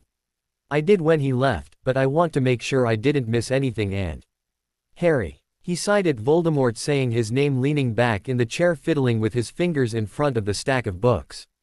I'm stupid, all right. He said quietly. I'm a stupid, soft-hearted Gryffindor no matter what I do, and I'm always going to be one. I keep forgetting that you teaching me things and letting me come here is because I have something of yours and you want to make sure that I can protect it, not because you think of us as friends and lovers. As you do, Voldemort said. He didn't reply and Voldemort smiled. The angst of teenage affection, so often it overwhelms the logic. He snorted and Voldemort reached over and tipped his chin up with one finger so that he'd look at the man. Stop strategizing against Dumbledore in the Order for 5 minutes, Harry, and use your intelligence to settle your own mind. I have granted you the ability to contact me mentally at any time when I could easily limit you doing so to only those times when I wish to speak to you. I have allowed you to retain possession of nearly all of my surviving Horcruxes in a location that only you, Nagini, or I can access them. And as you yourself stated earlier, having my favor as a Death Eater means less than having my favor in my bed. He cracked a smile at that, at the implication of what it meant, and Voldemort smiled. While many of your Gryffindor qualities I find loathsome, Harry, the advantages of your growing affection for me are not one of them. I'm just trying to keep a level head, he replied. I don't like it when you're pissed off at me. And I don't just mean because I'm scared you really will curse me or want to kill me again. I like it when I do or say something and your eye get narrow because you're trying not to laugh, he sniggered. Or when I find out something about the order that's going to help you out and you put a hand on the top of my head and rub it just for a second before letting go. And you already know how much I like it when you start teaching me something, it clicks in my head, and we end up talking for over an hour on theories where I end up learning 10 times what I'd learn in Dada in a month in that one conversation, he finished with a soft smile. His smile faded and he looked at Voldemort again squarely. I don't want to do anything that will muck all that up. I don't want to go back to the way we used to be with you wanting to kill me all the time. Dumbledore and everyone else has pounded into my head for years that you're my enemy, that all you'd ever want to do is kill me like you did my parents, but I'm sitting 3 feet away from you and I'm less on guard with you than I am with any of them. After you sent that first book to me I studied occlumency until my eyes nearly fell out of my head and my scar hurt so much my head felt like it was going to explode. Now my scar never hurts and I only occlude my mind at Hogwarts. I'm supposed to feel safe there with them, but the only place I do feel safe and relaxed anymore is here with you. He looked down at his hands again slouching in his chair. You said to take 5 minutes to use my intelligence to settle my mind, but it's not that easy because it doesn't really make a lot of sense when I try, he whispered. You killed my parents, Bellatrix killed my godfather, and I've been attacked by every older member of the Death Eaters here at one time or another. I should hate every last one of you and be doing anything and everything I can to kill you all and I'm not anymore. I'm not working against any of you anymore, I'm working with you. Why? Voldemort asked and he looked at the man again. Until you are able to admit to yourself the reason why you have come to join me you shall never settle your mind. He stood up with the stack of books and headed for the bookshelves with them. Why, Harry? Voldemort said firmly. Because here with you, I'm free, he finally said.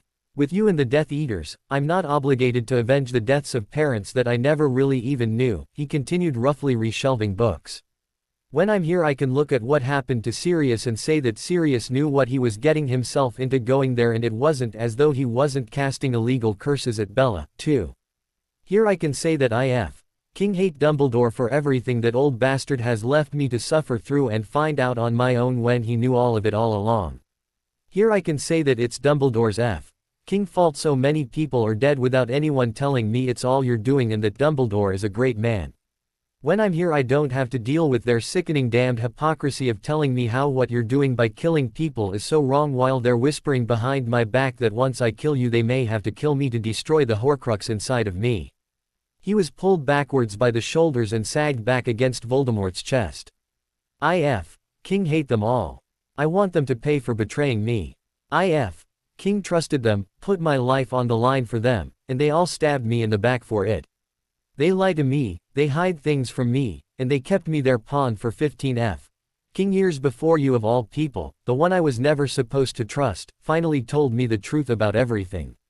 For 15 King years they toyed with me and I swear they're all going to pay for it for the rest of their lives when I'm done with them. He was turned around by his shoulder and looked up at Voldemort standing there. Help me figure out a way to make them King suffer for what they've done to me, he said.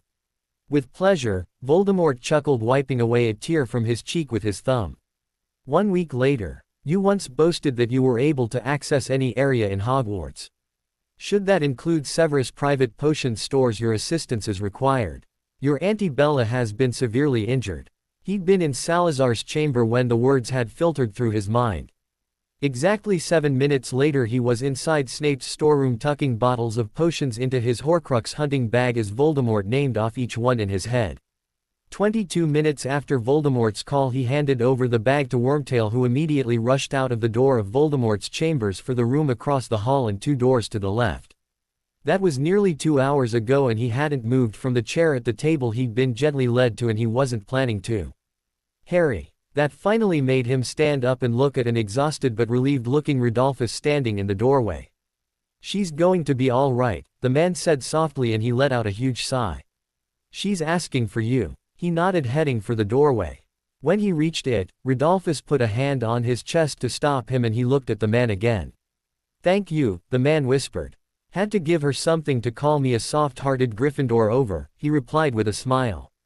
Rodolphus sniggered, nodding, and they headed down the hallway together. He walked into the open door and Voldemort was there sitting on the side of the bed beside her. "What the hell is this? You've got a man, stop holding hands with mine," he said teasingly. Voldemort and Rodolphus chuckled and Bellatrix, lying in the bed, sniggered tiredly, lifting her other hand. He walked over to the bed and sat down on her other side, taking her other hand. When she turned her head towards him, he wanted to kill the entire King order for the large bandage on the side of her face stretching from her lower cheek up to her hairline. It was only supposed to be a trip to one of Voldemort's storage houses to retrieve some items Voldemort was planning to use in upcoming missions. Being a senior-ranking Death Eater and keyed to the wards, she'd gone with Rosier on Voldemort's orders to meet up with 3 of the newer Death Eater recruits so the new recruits could pack the items for her and Rosier while the 2 of them took inventory of everything else to make sure nothing was missing. They hadn't even made it inside. One of the new Death Eaters hadn't been watching closely enough to make sure that he wasn't followed. 7 Order members had attacked out of nowhere. Rosier and Bellatrix with 3 new recruit against the likes of Kingsley, Moody, Podmore, Bill Weasley, Vance, Jones, and with Dumbledore in the lead hadn't been much of a fight, it was a slaughter.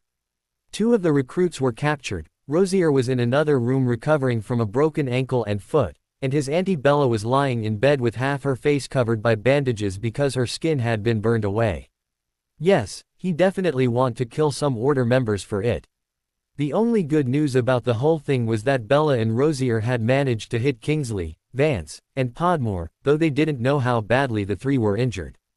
It was only Bella blasting a curse at the house to set off the alarm to Voldemort that the house and by extension them were under attack that got Voldemort and the Death Eaters there as reinforcements and Bella and Rosier back to the house before they were captured, too. "He wishes to kill them for harming you," Voldemort said, looking from him at Bella. "As if he could manage the killing curse to do it," she snorted back.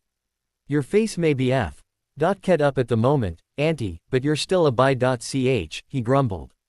She smirked at him, squeezing his hand, and he looked down at their hands before looking at her again. "It's bad, isn't it?" she asked quietly. "It won't be for long," he replied, stroking her hand with his thumb. "I stole some of Snape's potions to get you fixed up again. You'll be primping in a mirror again in no time. I told you that you liked me," she smiled. He smiled back and she closed her eyes. "No trying to feed Wormtail to Nagini until I'm up and about again to enjoy it. Now go away so I can sleep." "Yes, Auntie," he sniggered, standing up. He leaned down once he was in key, at her cheek. She was smiling even more when he pulled back. He watched her for a moment before Voldemort calling his name made him nod and leave the room. Back in Voldemort's chambers, he walked over to his spot at the table and stood behind his chair with his hands on the table, just looking down at it. Voldemort took his normal spot at the head of the table to his right, but he just kept standing as other Death Eaters sat down around the table. "You know they're all at Hogwarts right now, up in Dumbledore's office, probably celebrating because they know they hurt her." "Most likely, yes," Voldemort said, none too happily, fingering his wand. "I want to go act practice on the whole king lot of them for it," he said. "Your time would be better served discovering the extent of the injuries to Order members and discovering how they knew that I had marked Framden," Voldemort replied. "He and 5 others were only marked last month. Since they don't let him in on Order business, that's not likely," Dolohov said. He pressed his lips together, trying to think of a way to get into the Order meeting up in Dumbledore's office so that he could find that out. Dumbledore's office was always locked up tight during Order meetings. Even the gargoyle didn't disturb Dumbledore during a meeting to announce anyone at the bottom of the stairs. "Wormtail, bring a vial of strong numbing potion and a small sample of the congealing potion that Harry stole from Severus stores," Voldemort said. "Yes, my lord," Wormtail replied instantly. Within 2 minutes Wormtail held them out to Voldemort. Voldemort took them and then held them out to him. He looked at Voldemort confused, but still took them, standing up straight. "Yaxley, you are quite adept at casting Quaro Vesica with precision," Voldemort said of a burning curse that scorched the skin in wide lines. "If held long enough, it could slice a person to death." "Yes, my lord," Yaxley replied. Voldemort summoned a service of tea and poured himself a cup. I will allow this once and only because I need the information and you will do anything to avenge Bella, Voldemort said. Take the false chalice to that old fool. You being injured will gain you immediate entrance up to his office. One line, Yaxley, from his shoulder down his bicep. Target as much flesh as possible to minimize his discomfort. McNair, come hold him so he does not move and cause more injury than necessary. Dolohov, your task is to administer both potions as soon as Yaxley has stopped the curse. And Yaxley, Voldemort said lifting the teacup to his mouth, were I you I would take extreme care in making the wound no more than layers of skin. Should you permanently damage him, I shall do the same to you. He stood up straight and moved a few steps away from the table. Turned to the side so his right arm was facing Yaxley. McNair held him around the waist tightly to keep him from moving, and Dolohov took the vials from him. When both vials were uncapped and ready, he took a deep breath, let it out, and inclined his head at Voldemort. Voldemort looked from him at Yaxley and did the same. For 10 to 15 seconds his arm exploded in pain and the smell of his robe and the shirt along with his flesh under it burning filled the air. He didn't breathe again until the cold liquid of one potion was applied to the burn on his arm and then the same was done with the other. Turning his arm to inspect the damage, it was a long oval shape, a few layers of flesh gone and what was left behind was bloody but congealed thanks to the potion he stole from Snape. He didn't feel a thing thanks to the numbing agent. The last one you shall give to Dumbledore in full health, am I clear? Voldemort said still not looking at him. He walked over to the man, leaned down, and brushed a key across his lover's lips. Voldemort returned it just barely before pulling back. Go. He grabbed the fake Horcrux from the shelf. Voldemort was keeping them on because Voldemort wanted to make damn sure he didn't purposely injure himself with one before turning it in. Broom in hand, he headed downstairs and flew from Voldemort's house back to Hogwarts just so no one saw him coming back from Hogsmeade. It took about 20 minutes at the speed he flew, but as soon as he walked in the door of Hogwarts 2 girls gasped at the sight of him. Move, he said sternly to people on the stairs and ran up them 2 at a time before walking quickly towards Dumbledore's office. The gargoyle was as stubborn as he knew it would be, but once he turned and said he needed to see Dumbledore before he bled all over the floor, the statue instantly moved to the side and he let the stairs take him up to the top. At Dumbledore's office door, he knocked before opening it and walked inside. Oh my God, Harry, what happened? Hermione asked, jumping up. Misjudged the strength of a Quaro Vesica, he replied, walking up to Dumbledore's desk as the old man stood up. I'm all right, he said. I already countered it and put a congealing and numbing potion on it, he said, pulling the chalice box from his bag. Where did you get the potions? Snape asked as Dumbledore rounded the desk and turned him to inspect his arm. Happened to find a few bottles of it when I was packing my hunting bag, he replied with a grin aimed at Snape, pulling the strap of his bag over his head and putting it down on the floor. Snape snorted, but no one laughed as Dumbledore gently pulled his robe off of his scorched arm. He pulled the rest of it off himself and it joined his bag on the floor. Severus, Dumbledore said, and Snape frowned, walking over. He lifted his arm more when Snape gently took his elbow and did the same, inspecting the burn. How many bottles did you take and use? Snape asked. Took 3 when I packed my bag, but I had to use the other 2 on my hands. Voldemort had the curse ringed around the statue holding the chalice and I had to reach through it get the chalice, so, he shrugged, trailing off, purposely saying he took 3 bottles because he had so that Bella's face could be healed. Dumbledore and Snape each lifted one of his wrists and inspected his hands. My hands are fine now, just had to stick around outside the cave for a while so they'd heal before I could fly back. My arm's the worst that's left of it. It'll be all right. This is precisely why you retrieving them on your own is unadvisable, Snape said. Still got the second one, didn't I? He replied. And I'm going to get the third before end of term because you owe me an O when I do.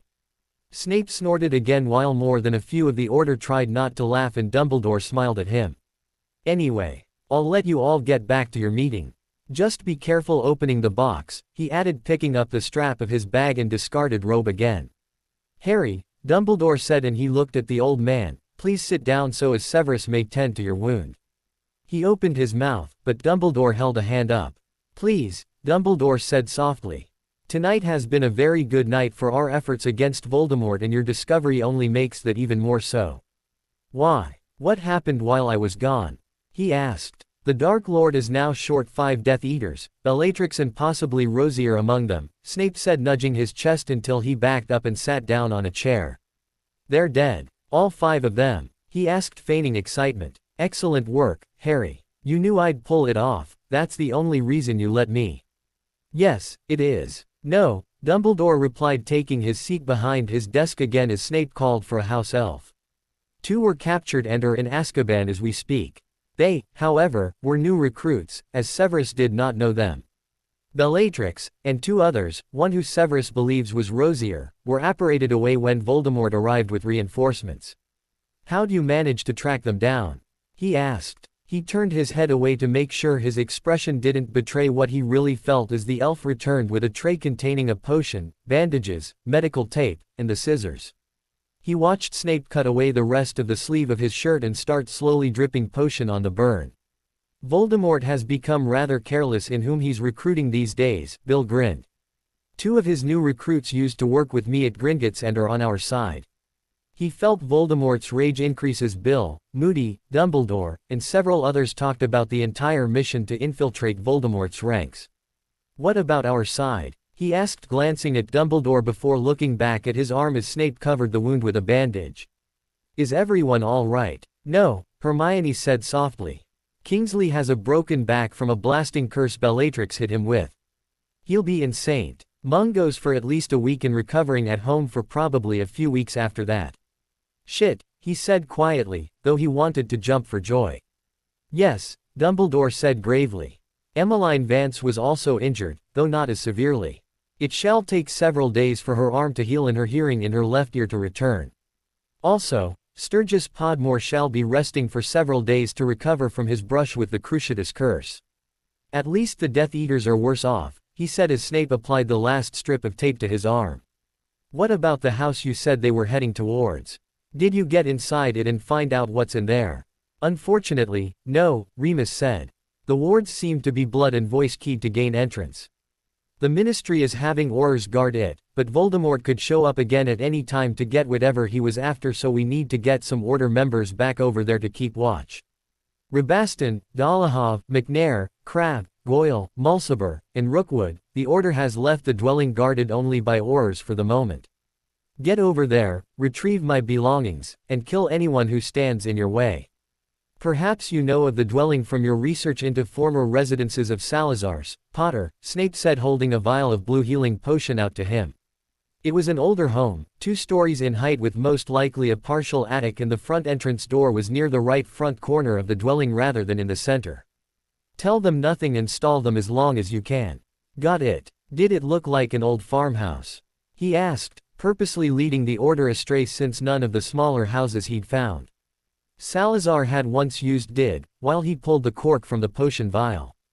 Possibly, Moody said. Do you remember it? I'm not sure, he replied, took the potion, and capped up the vial again. There were quite a few smaller places that were almost like farmhouses or maybe 2-story cottages that it was theorized that Salazar used for creating potions. I didn't see the house you all found the Death Eaters at, though, so I can't be sure, he continued, twisting his arm to inspect the bandage again. Would you be willing to show Alistair and Bill which texts you saw these homes in? They may be able to discover from their history what sort of protection enchantments have been placed on them, Dumbledore said. I'll show them which books I was looking through, but then I'm going to take a shower. I'm too tired and sore from getting the Horcrux to sit in one of the library's chairs. Actually, I think I'll just tell you now that I'm going to sneak into the prefect's bathroom for a bath because I need a good, hot soaking, he said, letting his arm go, standing up and running a hand tiredly down his face. That is fine, my boy. You did well tonight and deserve at least a relaxing bath. I shall find another to assist Alistair and Bill, Dumbledore smiled. I can help them research, sir, Hermione said, standing up. I think I'm going to have to decline and head out, Professor, Tonks said. I'm beaten was never very good at bookwork anyway. Yes, it has been a rather long night, hasn't it? Dumbledore said, circling the box with his wand before opening it. As soon as Dumbledore did, Snape hissed, grabbing his forearm over the dark mark. He lifted his hand to his scar, faking a hiss of his own because Snape did. Dumbledore quickly closed the box and he lowered his hand as Snape let go of his arm. Yes, I always believed the chalice was one of his newer horcruxes rather than an old one such as the ring or journal. The presence of his dark touch on it is much more pronounced. That explains why my scar burned so much getting it, he said. What about the locket? He asked. How long ago do you think he made that one? From what I can gather, nearly around the same time as the chalice, less than 20 years ago. For that reason I would prefer that you did not travel alone to retrieve it, the old man said. I'm going alone, he replied, putting the strap of the bag over his shoulder. Harry, Dumbledore sighed. Look, one night of us actually sharing information while you had me sit in here and Snape patched me up doesn't mean that I'm back to wanting to join the order. I'm doing fine on my own. Yes, he said, holding up his hands, I got a little hurt this time. It was my own fault for trying to rush to get the chalice instead of taking the time to figure out a way to get it without reaching my hands inside the curse ring to do it. That won't happen again. When I bring you the locket, it'll be without a scratch on me, no matter if it takes me all night and into the next day to do it. I said I'd take care of getting the horcruxes while you all did whatever it is you're doing. You're having success and so am I. Let's keep it that way. Very well, but should you require anything, Dumbledore said, trailing off. I know where to go, he replied. Yes, to me, Voldemort said. Just as I know where to obtain what I wish for. Absolutely. Feel like playing Polyjuice dress up anytime soon? He asked jokingly, and though Voldemort snorted, he knew as soon as things calmed down Voldemort would indulge the hell out of him again. 9 days later. See, you lot need to pay attention. A gentleman is always supposed to acknowledge a lady's presence in the room before any other. Bella smirked, looking around the sitting room before turning back to him. Now what did you bring me? She smiled. Shaking his head with a smile, he held out the bakery box of strawberry cream strudels he'd asked the house elves at Hogwarts for. Sure, he'd lied and said they were for him to snack on while he worked on his house, but they didn't need to know that. She opened the box and squeaked happily before closing the lid firmly, looking at the Lestrange brothers. Hands off or I'll hex them off, she said, sending the room into a small fit of laughter. He was just happy to see her up and about again. Her face was almost fully healed now, the skin and muscle completely repaired thanks to him playing up his injury and getting another bottle of potion from Snape. The area was still slightly red, but even that was fading. That was all that mattered to him. Though they teased each other about it and never openly admitted it, now that he'd gotten to know her, he actually did like her a lot. He knew the reverse was true, too. Bella, if you're the new standard of what a lady is and Potter is the same for a gentleman, then Merlin helped the future of the wizarding world, Lucius said. You're just pissed off because once everything with the war is said and done, Draco is going to be second choice to me even among the pureblood women, he grinned. Lucius snorted, rolling his eyes as everyone laughed. Already thinking about the spoils of victory, are you, Harry? Dolohov asked, still laughing. He's young man. I'd be worried about him if he weren't thinking about it, Yaxley said. Hey, I only think about, say, every 10 seconds, not every 6, he replied, cracking everyone up. The laughter tripled when he bit his bottom lip at the feel of a wand tip pressed into the back of his skull. And whom precisely are you envisioning having relations with so frequently? Voldemort asked from behind him. You, of course, even if it is with lots of polyjuice involved, he replied. The Death Eaters all kept laughing and he rubbed the back of his head, sniggering when Voldemort actually did use a slight stinging curse on him for the comment. He turned around and his vocal amusement faded, even though his smile didn't, at the expression on the Dark Lord's face, a smile that said Bella wasn't the only one that had feelings for him that they wouldn't admit to. Voldemort's smile changed to a smirk from hearing that thought from him, and he sniggered slightly, looking down and then at the man again. I know where my loyalty lies, and so do you, with finding out and passing on order information where it's going to do the most good. Sit, Voldemort said. All the amusement faded from the room as he sat down next to Bella and pulled out his usual bag of chocolate frogs. I found out this morning that Dumbledore is considering asking Hermione's parents to go on holiday for the summer. If he does, he'll be funding it, and though he'd be doing it to make it seem like Hermione will be out of the country, she wouldn't be going with her parents. Dumbledore wants her to travel back and forth between the Order's headquarters and Hogwarts doing research on something called Rift Magic. What is it? Because I've never heard of it. Rift Magic is what was used to create the veil in the Department of Mysteries at the Ministry, Voldemort replied from his chair, his hands curled over the ends of the arms just looking at him. It is also known as the ancient magic of the dead. Do you think Dumbledore is trying to opening another one to use on you, my lord?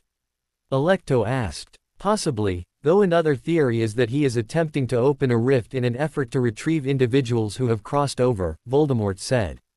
He froze at that, just staring at Voldemort. You know Dumbledore as I do, Harry.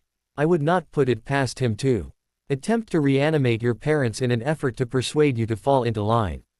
Either that or it's how he's thinking of getting the Horcrux out of me, he replied quietly, and Voldemort frowned. Yes, that is a possibility as well, Voldemort said. Then we have to make sure that old Codger doesn't succeed, now don't we? Bella said, handing off her bakery box to an elf. Where does the girl live? A few of us could go make a house call there. With her worrying over her parents, she'll be useless in researching anything for Dumbledore. Knowing Hermione, that would just make her more determined to do the research, he snorted, rubbing a hand down his face.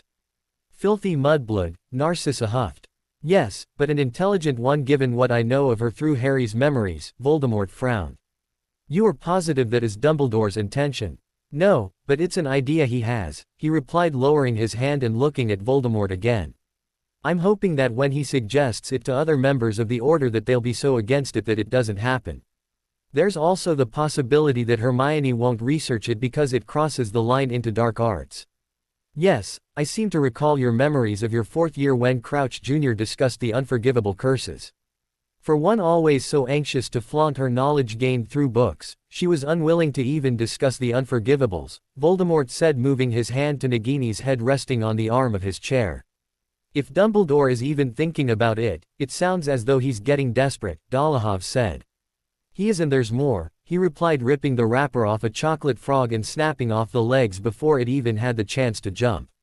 The Order is already starting in on me about my birthday. They want me to wait at my relatives' house until they get there and for me to let them escort me away to safety. Meaning they're going to take you to Order headquarters against your will, Rodolphus snorted. That was probably their original plan, he replied, leaning back and eating the frog legs in his hand.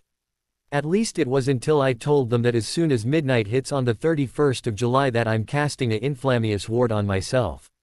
You threatened to set them on fire if they tried to grab you and force you where they want you to go. Bella asked, laughing along with everyone else. Damn right I did, and I'm thinking of adding Quaro Vesica to my trunk without telling them, he grinned, making them all laugh again. A conversation started about what to do about Dumbledore's plans for Hermione. He toed off his left shoe and pulled his foot up onto the edge of the sofa, munching away on the frog, listening. There was a whispering in the back of his head that he should be worried about his longtime friend, but she hadn't been much of a friend this year. In fact, she'd stabbed him in the back more than once, along with trying to tell him what to do as if she were his mother or something.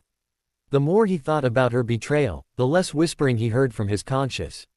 What about Harry? McNair asked. We shall attack his Muggle relatives, home just after midnight on his birthday, as has always been the plan. Not to do so would draw Dumbledore and the Order's suspicion as to why, Voldemort replied. The Order will no doubt be there, Amicus Caro said. Perhaps we can kill a few of them while they scramble around trying to protect Potter and the Muggles. I want the Dursleys dead, he said, opening the wrapper on another frog. The room went silent and he snapped off the legs on that one, too. Kill the Dursleys, all 3 of them, as painfully as you possibly can, and Christmas will come in July for the Death Eaters out of my Gringotts vault. Watching them die will be my birthday and Christmas all rolled into one. There was silence for a few moments before Bella finally spoke. You know better than to joke with us about killing Muggles, Harry, she said lowly and seriously. I know, and I'm not joking, he replied, took a small bite of the frog and then just looked at it in his hand. They hate magical people, call us freaks. The rumors are true, and they did lock me in a cupboard under a staircase for a decade. They barely fed me, my fat-arsed uncle let his equally fat-arsed son pummel me, and they used me like AF, King House Elf, when I was allowed out of the cupboard. I want them to suffer for it. No one said a word as he popped the last piece of frog in his mouth, chewed and swallowed it, and then looked at Voldemort. A long time ago you said you wanted to kill them for how they treated a wizard, but you couldn't because the Ministry would have taken custody of me and taken my Gringotts vault. On my birthday this year, that problem is resolved and I want them dead for what they did to me. Voldemort stared at him for a moment, templing his fingers and scanned his mind to see if he really was serious. He pulled up memories of his years with his so-called family to show that he was. Your uncle was the worst offender. Voldemort asked, and he nodded. Crabbe, Goyle, you are to target Harry's obese cousin and show him what the meaning of being tortured and broken truly is. Both men nodded and Voldemort continued. Carrows, your task is the woman. The louder she screams the better. As for the uncle, Bella, I shall leave his torture in your more than capable hands.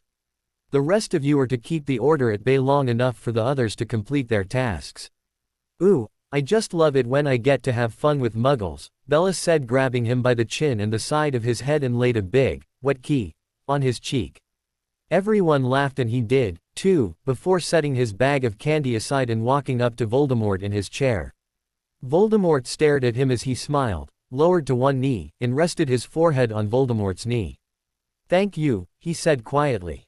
You may show your appreciation later, Voldemort chuckled, laying a hand on the top of his head. Trust me, I will, he replied, lifting his head, grinning, while the rest of the room laughed, knowing exactly how he would. You truly wish for your Muggle relatives to be killed? Voldemort asked later once they were alone in the man's bedroom. Yep, he replied simply from his spot lying on the man's bed, on his stomach facing the table, one of his textbooks in front of him and his knees bent, his feet up and crossed at the ankles. You shall most likely still be there when they take their last breaths, Voldemort said, standing up and coming towards him. I will be, because I'm going to make sure of it, he replied, and casually flipped to the next page of his book. And how do you plan to accomplish that? Voldemort asked, moving to the side of the bed. One of the man's knees dipped down the side of the bed and his lover started to move over him. Haven't figured that out yet, he replied. Maybe I'll work it out with Rodolphus, where we mock fight each other to give everyone else more time to have fun with the Dursleys. Should you mock battle anyone, it shall be me, Voldemort said, pulling his head to the side and licking the side of his neck. Wage a fight with each other and have say, later on that night. It's kinky, but I like that idea. And I enjoyed the authority and ruthlessness you showed in ordering the deaths of your relatives, Voldemort replied, licking and biting his neck more. Though in the future, should you order my faithful to perform a task, it is to be cleared through me. First. Am I understood? He gently rolled over and looked up at his lover. Didn't really mean it as an order, but I guess that's how it sounded, he replied, unbuttoning his lover's shirt, because having say, was a lot better use of his time than reading his herbology book. Sorry about that, he said, still looking at the man. Just remember your place, least I have to remind you of it, Voldemort smirked, looking down at him. I know my place, he replied quietly, but seriously. It's wherever you want me to be. Voldemort grinned, kneeling back before sitting down with his back against the headboard. As he sat up, his lover did nothing more than look down at his lap and then at him again. He moved in an instant from lying on his back to straddled across his lover's lap. The buttons on Voldemort's shirt fell away from their buttonholes and he ran his hands along the coarse flesh of his lover's chest, touching gently here and there, trying to get used to the feel of Voldemort's true skin under his hands. Well? His lover asked. He paused his hands and looked at Voldemort nervously. Ah, while your loyalty is without question, you are still hesitant to be with me as I am. Relax, Harry, his lover smiled, lifting a hand towards the nightstand. A vial of polyjuice flew from the drawer into his lover's hand and he looked at it before looking at Voldemort again. You are still young and need more time to come to terms with the turn your life has taken. Given the information you provided me with today and your firm desire for revenge against those muggles you once protected, I am willing to once again indulge you. He nodded and Voldemort pulled the cork from the vial. Before the man could drink it, though, he held the man's arm and key at him hard and greedily. His hair was gripped in Voldemort's free hand as their tongue thrashed together. Rocking his hips, he laid his hands on Voldemort's sides and whispered the spell Voldemort often used, undress them both. His lover growled lowly, breaking the key, downed the polyjuice quickly, and threw the vial away, yanking their mouth back together. I do need more time, he agreed quietly, but I don't think much more. It was weird as hell, keying the man while feeling the forked tongue pulse and then resealed together into one firm muscle. The skin and muscle under his hands bubbled over and over again, too, before settling into smooth flesh. Now, please, he pleaded, panting as the key continued. One spell, this one said by his lover, and his ass was slick and pain shot up his back at being pierced without being stretched. He didn't care. As much as it hurt, it felt good, too, and that was how he wanted it. While the moments when Voldemort was gentler with him were nice, as a general rule they weren't. Since he'd grown used to being buggered by the man until his brain dripped out of his ears, they'd progressively gotten rougher during say. He loved it. He loved it when the man bounced him so hard he had bruises on his hips and his leg muscle screamed from the exertion. He loved it when his knees gave out, he was shoved onto his belly, and his knuckles went white from gripping the bed sheets so hard while his lover pounded into him from behind. The pain never lasted longer than the pleasure and only added to it. With his lover listening to him in his head, he got everything he wanted and then some every time they slept together. This time was no different. Should I be sore tomorrow after that coupling, Potter, you will pay for it, his lover said, still collapsed on his back panting. He laughed and Voldemort bit his shoulder blade. For years I had neither the need nor desire for relations with anyone. Leave it to you to change my opinion on such. I'd say I'm sorry. But I'd be lying, he sniggered again and his lover did the same. They were silent for a few minutes as they recovered before Voldemort spoke again. Though you shall not deliver the curses, their blood shall still be on your hands, the man said quietly. I know, but I want them dead, he replied quietly. I want every last one of them who used me, abused me, and betrayed me to suffer and die for it. Since I still can't manage the killing curse on my own, I'll just ask you to have one of the Death Eaters do it for me. For each time you do so my price shall be higher until you learn to do so yourself. He rolled over and looked up at his lover again. I already know what I'm going to eventually give you to pay you back for everything you've done and will do for me, he replied looking at Voldemort as he used to look when the man was 16. One day I'm going to give you a completely defenseless Albus Dumbledore so that you can get your revenge on him, too. Give me that, Harry, and you may use my Death Eaters to your heart's content, Voldemort grinned widely. I will. It's a promise, he smiled. Saturday afternoon. Ah, Harry, my boy. You have returned rather soon today. Is there a problem? Dumbledore asked when he stepped into the old man's office as soon as the door opened. Dumbledore and Snape were the only two in the office for a change and he closed the door behind him before he walked up to the old man's desk.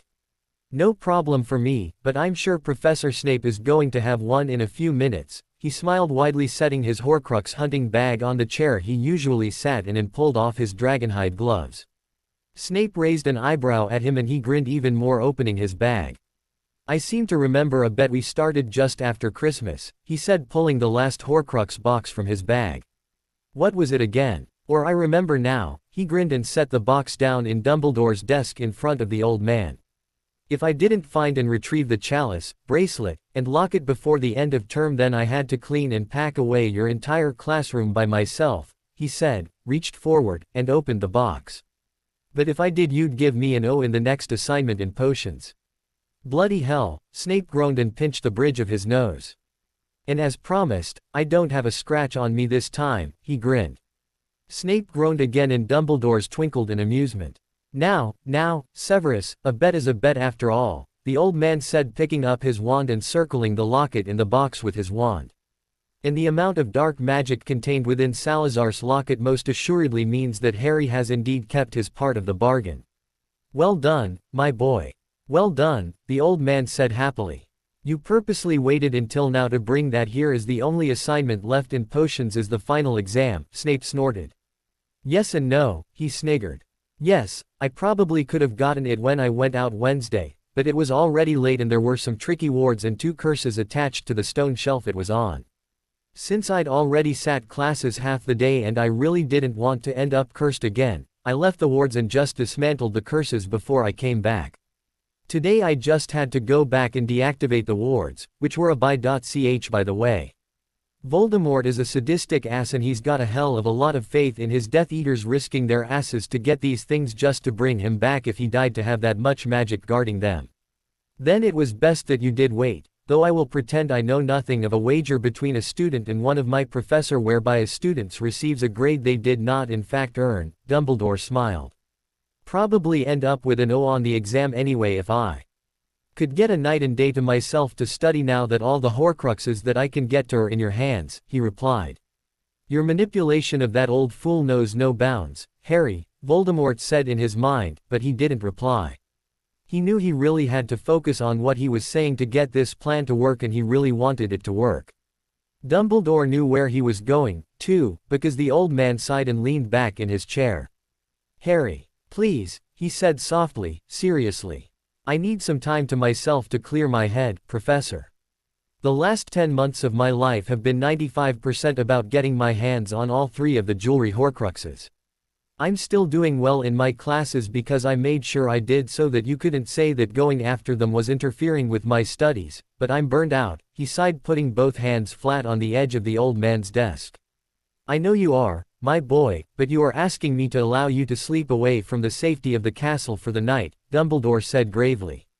I know, but only you and Professor Snape will know where I am. With the 3 house elves I bought from the ministry, there are usually candles lit at my house at all hours of the night, so no one seeing lights from Hogsmeade will even think twice about it, he said, looking down and then at the old man again. You've gave me your trust in that I'd watch out for myself and stay safe while I went to get the Horcruxes, and I appreciate that, Professor. All I'm asking is that you trust me that I can stay at my house for one night to clear my head.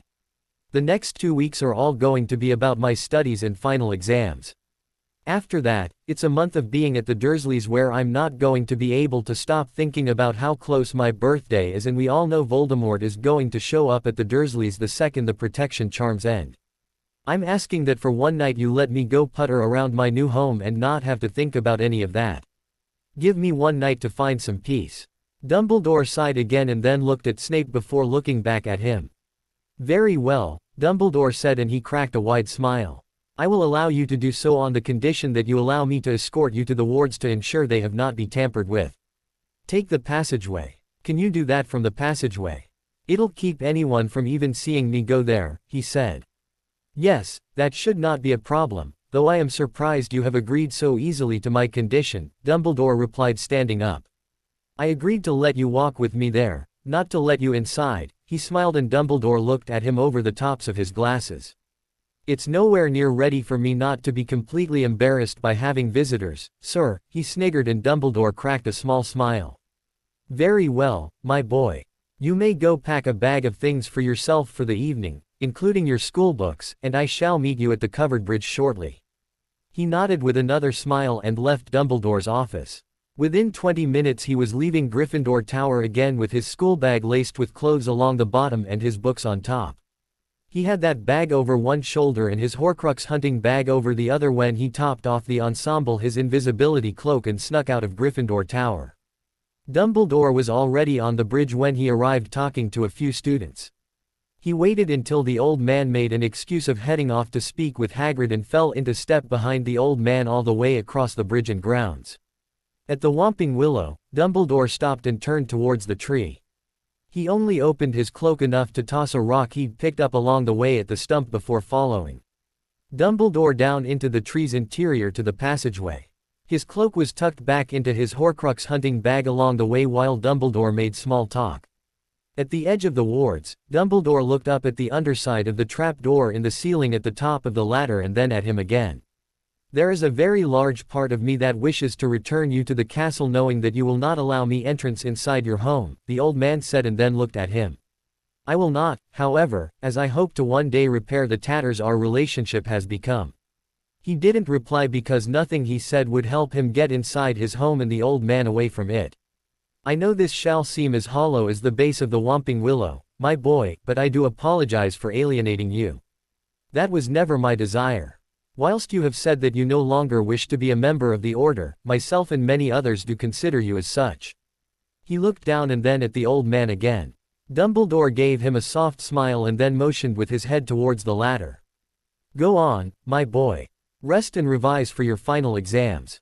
Whilst Severus may hold true to your wager, rest assured that I will take notice should your mark on your potions exam not match the knowledge put forth into completing it. See you tomorrow, sir, he sniggered. Dumbledore inclined his head and he climbed up the ladder, deactivated the wards, and climbed through. Looking down at the old man through the hole in the floor, he reactivated the wards so Dumbledore would see the glow of them. It wasn't until then that the old man turned and headed back down the passageway. He closed and locked the floorboard before turning with a snort. The old man was right about one thing. That half-arsed apology was hollow.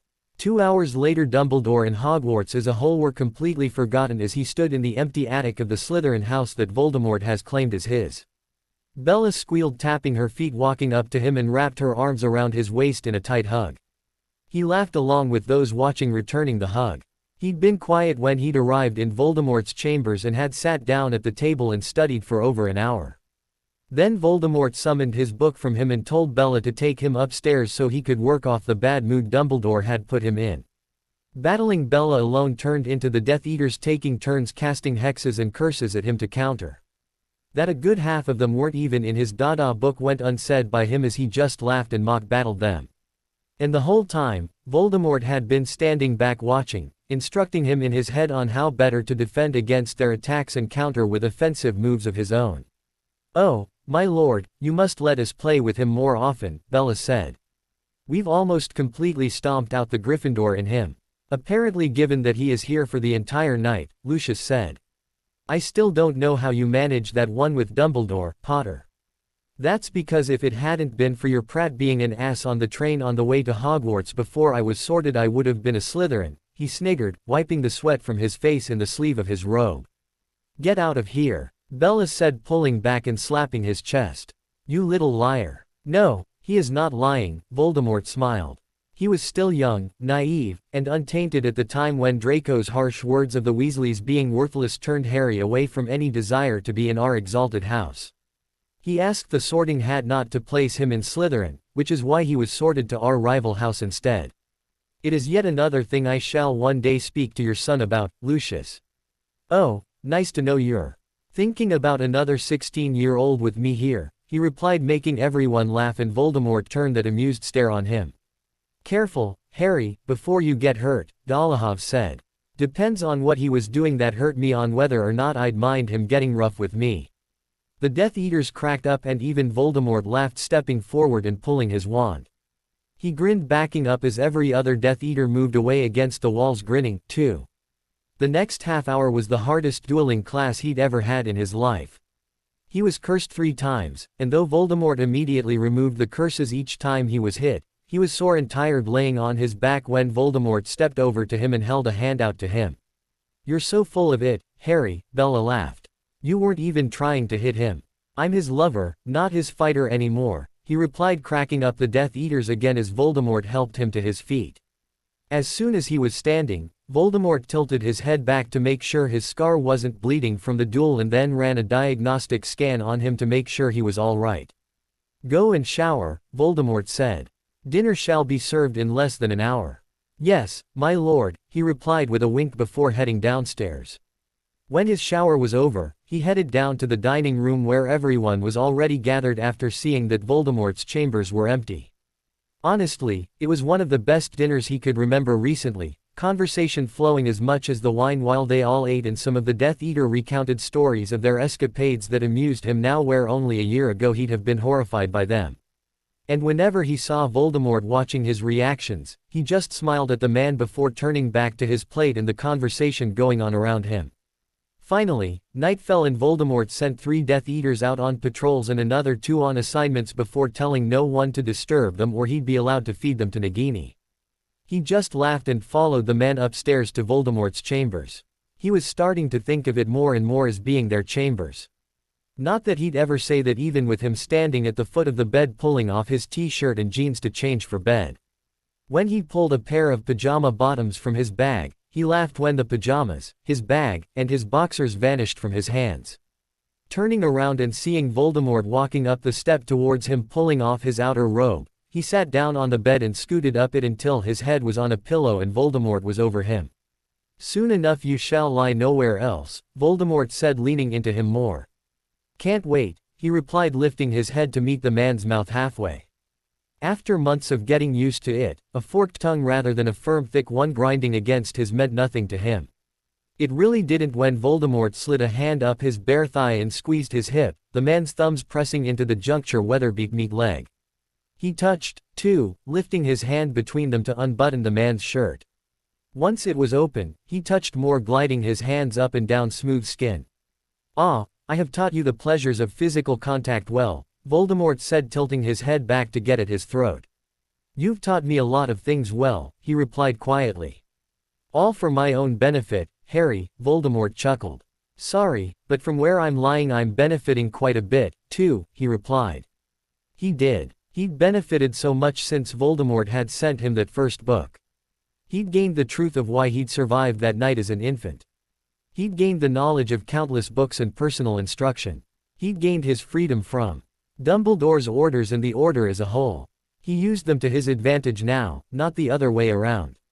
He'd gained insight into why so many things had happened to him in his life. He'd gained a group of people who didn't just say they were protecting him, they really were. And all of that he'd gained because the man over him moving their mouths back together had given it all to him instead of just taking every ounce of strength he had by making him find out things on his own that they should have told him long ago. He'd gained it all because Voldemort, the evil, sadistic Dark Lord who was only capable of murder and mayhem, cared enough about keeping him alive that Voldemort gave him everything he needed to do it. And because of all that, he'd fallen in love with the one man in the world that he was never supposed to. Voldemort broke the key, pulling back and looked down at him as that thought went through his mind. For a moment, Voldemort just stared down at him, but then the man cracked a smile. He smiled back, lifting his head and key at the man again deeply, showing that he meant what he wouldn't say out loud, what neither of them would probably ever say out loud. That didn't matter, though. Actions spoke louder than words and he knew without them. Voldemort pulled back again and reached for the nightstand for a vial of polyjuice when he had that thought, but he pulled the man's arm back. Voldemort looked at him for doing it, but he just shook his head. Only if you want to indulge yourself, he whispered, because I'm yours and I don't care what you look like anymore, he added seriously. They were the last words he spoke. As viciously as Voldemort used to attack him with curses was the same viciousness the man attacked his body with. The rest of Voldemort's clothes came off as the key's touches became even more purposeful. Soon enough he was moaning his pleasure with his head tilted back and long fingers working inside him. And just when he was ready to crumble under the onslaught, the fingers were removed, a spell was cast on him to keep him from coming that Voldemort had used on him once before to prolong both their pleasure, and the man claimed his body once again as the man had claimed everything else from him. He didn't mind at all. July 30th, 11:45 p.m. Enough of this, Potter. His uncle shouted as he stood in his soon-to-be former bedroom at the Dursleys and strapped his wand sheath to his forearm under the sleeve of his robe. I want all of those freak out of my house. If they're here for you, they can bloody well take you. Will you shut up already, he snorted. You can't legally toss me out for another 15 minutes. It won't be long after that I'm gone from here for good.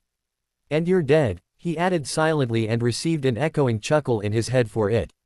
Yes, he will be, Voldemort replied in a tone that would have scared him a year ago at the deathly implication of it, but now only excited him more. Ignore him and finish preparing for what lies ahead.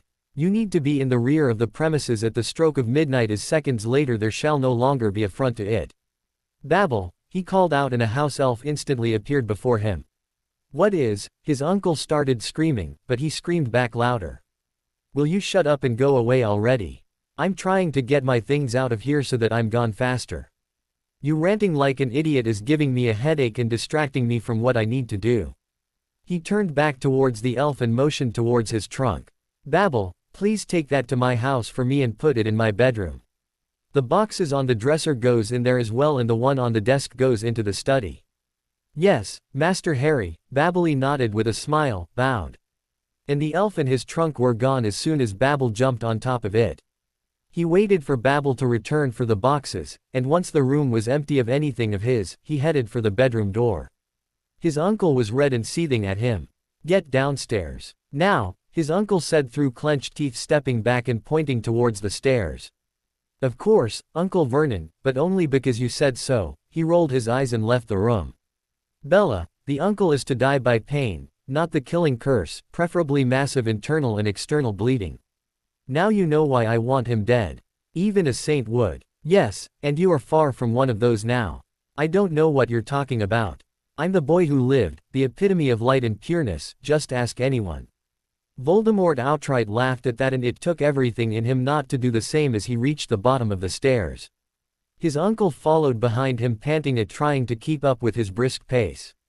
Mr. Dursley, I must once again ask that you allow members of the Order to transport you and your family to a safe location. When Voldemort and his followers arrive, as I am sure they will, Harry shall not be their only target, Dumbledore pleaded. Save your breath, Professor. I've tried telling him the same thing, but if he left it would prove that I was right, so he's not going to do it, he snorted. Vernon. No, his uncle snapped, interrupting his aunt. I'm not leaving my home because some maniac is after your nephew. If what's his name wants him, he can have him as far as I'm concerned. Though you have not done otherwise in months, you are purposely keeping your mind open to me so I may hear his every word, ensuring his slow and excruciating death. Absolutely. I see my evil ways continue to rub off on you. And I'm gonna rub you off first chance I get tonight. 6 weeks without you, I'm about to drop dead myself of a constant raging hard-on. Voldemort laughed, and he had to rub his face to keep anyone from seeing him smile. Harry, are you all right? Hermione asked worriedly. I'm fine, he replied. He was sure they thought that he was lying, but as usual they were wrong. He was anything but nervous about the impending showdown. He wanted it to happen so he could get back where he damned well belonged, and that wasn't Hogwarts or the Order's headquarters. I just want this over with. Everything will be all right, Harry, Kingsley said, the man back in action having finally recovered from his broken back. You're our first priority, but we'll be protecting your relatives too, just in case your uncle is wrong. Not wanting to say anything that might give him away, he just nodded and headed down the hallway past the cupboard under the stairs and into the kitchen. Grabbing a glass of water, he drank it, listening to Voldemort give him more instructions on where to go and where not to go. Thanks to his memories, Voldemort had the entire house mapped out and where every Death Eater was going as soon as the protection spell ended and the front of the house came crashing down. And thanks to his good friend Minister Scrimgeour already giving him an apparating license that activated at midnight, it was going to be so easy for him to move where he needed to be. Ultimately, he'd end up in the street in front of the house where he'd have a perfect view of his relatives dying while Voldemort pretended to be trying to kill him and really did try to do that to Dumbledore. Be ready, Harry. The charm shall fall in 1 minute. I'm ready. Let's do this. I miss your bed. And here, when last we shared it you were beginning to view it as our bed. Evil prick, he replied, for Voldemort picking now to throw that though of his back in his face. Even though Voldemort was silent, he knew his lover was smirking at the comment. He looked at the clock on the microwave, setting his glass back in the sink, and pulled his wand. 30 seconds and the Death Eaters shall arrive. He counted backwards in his head, barely making it to 1 before they did. Albus, the Death Eaters just apparated onto the street. Oh Merlin, there's a good 30 of them. Tonks yelled from upstairs. 15 seconds and the protection charm falls. He laid his wand against his robe as Hermione and Remus came running into the kitchen. Don't even think about it, he said sternly. Harry, Hermione began. 4, 3, 2, now. Neither of them made it to him before a huge explosion sounded in the front of the house. He dropped to the floor and Hermione and Remus did the same. It gave him the time he needed to cast the ward on his robe to prevent anyone from grabbing him and apparating him away. He heard his aunt scream, stood up, and ran for the living room before Remus and Hermione even made it to their feet. The first thing he saw was his aunt flying backwards through the air through the destroyed front of the house. Harry, stay behind me, Dumbledore said frantically. Voldemort shall no doubt arrive any moment. He's already here, he hissed, putting a hand to his forehead for show. His aunt screamed again while his uncle shouted her name, the fool running after his aunt as fast as his fat ass would carry him while Order members yelled at him not to. Kingsley, Alistair, we must get Harry's relatives to safety, Albus said. Harry, you must leave. Now. Not while those bastards have my aunt, he said through clenched teeth. Harry, oh Harry, come out wherever you are, Bellatrix taunted. If you don't, your fat muggle uncle here is going to pay the price, she promised. His uncle screamed and so did his aunt. He ran forward, but Dumbledore magically pulled him back again. They're going to kill them if I don't go out there. He shouted and cast the counter charm to break Dumbledore's. Across the street, Dumbledore said. Take cover behind the automobile there. He nodded and apparated, immediately crouching down as soon as he was behind the car. From there he saw it all. Muggles came out of their houses at hearing the explosion and screams, and more screams were heard from them as they ran back inside the cover of their houses. He paid no attention to them, though, watching the scene in front of him. While the rest of the Death Eaters battled the outnumbered Order members, those with specific jobs were well into their tasks. Crabbe and Goyle had Dudley bound to a tree, tears rushing down his cousin's face as his cousin sobbed loudly, both of Dudley's arm hanging at odd angles. His aunt was even worse off, the top of her dress torn to shreds, her partially exposed bra-covered chest shuddering with the effects of multiple crucios as her screams echoed through the neighborhood. And his uncle, oh, Bella was going to get the gift of a lifetime because his uncle was crawling on his hands and knees towards the street, his face and arms covered in blood and tears. Fat, useless muggle, Bella said with pure venom in her voice. Let's give you a little weight loss program, shall we? She cast another curse at Vernon and his uncle screamed, collapsing on the walkway on his face. A puddle of something steadily growing as liquid seeped from his uncle's skin as the curse started to take effect. As she held it while other Death Eaters provided her with cover, she laughed loudly when the fluid started coming out of his uncle's ears, nose, mouth, and even the corners of his eyes. He knew the curse she used, one to liquefy the fat from his uncle until he eventually drowned in it. He should, since he'd researched it with her on his last visit to Voldemort's house at the end of last term. The sound of someone apparating behind him made him turn and he pointed his wand. He lowered it slightly, seeing it was Dumbledore. We have to help them.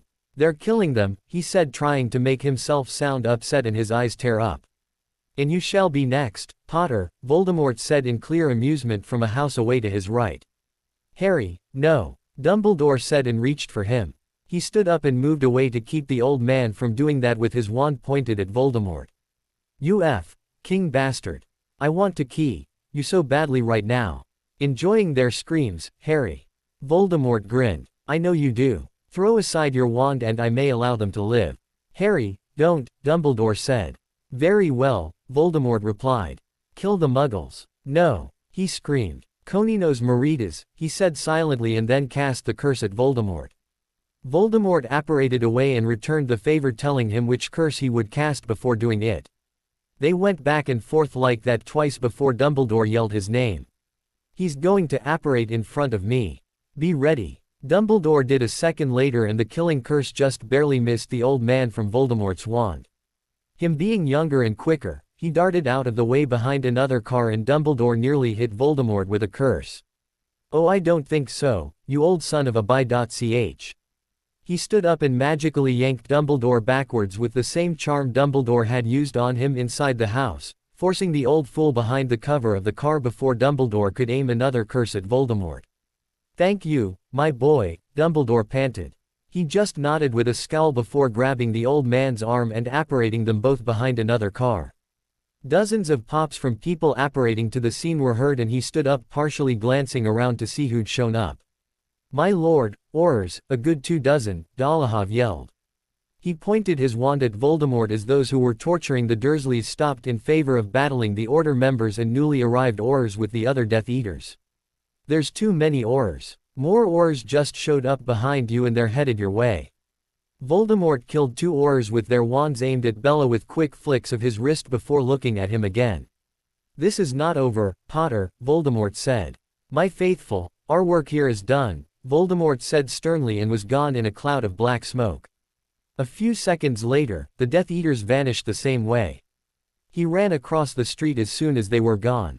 At the front of what was left of his aunt and uncle's house, the devastation was everywhere. You could see clear through the front of the house all the way to the backyard from the huge holes in what was left of the inside walls. There were 3 Death Eaters lying on the ground on their backs, Aurors standing over them with wands pointed ready to curse while others removed their masks. He was glad it was no one important that had been caught. There were several dead Aurors and the Order had casualties, too. Molly Weasley was with Diggle wrapping his leg in a magical splint and Doge was being looked over by Kingsley and Arthur, the man lying unconscious on the ground. That wasn't close to the worst of it. No, that honor went to the Dursleys. Dudley was still bound to the tree, his eyes open and lifeless, hanging by magical cords around his neck like a fat and broken marionette. His aunt was on her back beside his uncle's car, her body still twitching and blood slowly trickling from cuts everywhere. And his uncle was a good 100 pounds lighter, lying face down in a puddle of his own liquefied body fat. Harry, hun, come on, Tonks said, coming up to him and trying to block his line of sight. I know you weren't fond of them and they treated you poorly, but you don't need to see this. Yes, I do, he replied quietly. I want to remember every second of this cause those pieces of muggle shit finally got what was coming to them. You are most welcome. Bella is dancing and giddy with joy at the moment. I haven't begun to thank you for this yet, but I will. Listen to Tonks, Harry, Remus said, moving to block him from looking anymore, too. Go home and let the Order, the Aurors, and the Ministry cleanup crew handle this. You don't need to stay for this. He didn't reply, looking over towards where his cousin was being unbound from the tree by Aurors. A spell washed over him and he turned, pointing his wand at who cast it at him. Seeing it was Dumbledore and feeling the ward disintegrate from his robe, he lowered his wand again. Dumbledore walked up to him and simply held up his arm. My house, nowhere else, or I'll never trust you to do it again, he said. Dumbledore nodded and he did, too, before taking Dumbledore's arm, purposely making his hand shake a little as he did. Dumbledore immediately apparated him to the front of the Shrieking Shack. As soon as he landed, he stumbled backwards over the ward line and fell onto his ass as though traumatized by the events of his birthday thus far. Elbows on his knees, he just sat there. I warned him and he didn't listen, and now they're all dead, he said quietly. We all did, my boy, Dumbledore said quietly, sadly. And though I know you will not accept my invitation, I feel you being here alone tonight with the memories of what has transpired would not be wise. I'm staying here, he replied quietly. I need to be alone right now. I won't let it out anywhere except here. I thought as much, Dumbledore sighed, clearly disappointed. If I am to leave you here, Harry, I want your word that you shall not leave here at all tonight. I promise the only door I'm going into or out of is my closet door for clothes or the trap door to Hogwarts, he replied, slowly gaining his feet again. He glanced at Dumbledore and then squeezed his eyes shut, looking away, acting as though he were near tears. Harry, I am so sorry for your loss. The Order did all that it could. Voldemort simply brought more Death Eaters to your relatives' home than we believed he would. I underestimated his plan of attack, and for that you have my deepest apologies, Dumbledore said. He looked at the old fool and forced himself not to laugh at the sincere tears in Dumbledore's eyes. It's not your fault, Professor. I know that you and the Order did the best that you could, he replied. You didn't know he had so many Death Eaters, and how could you?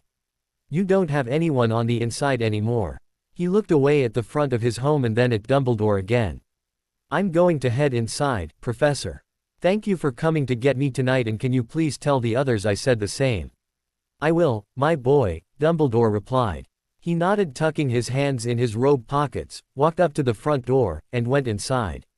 With the wards reactivated and the door closed behind him, he broke out into a joyous smile before heading into the sitting room. He took a seat in an armchair that gave him a perfect view of the front of his house through the drapes and just waited, hoping what was still to come didn't take long. He had some people to thank and a lover to key.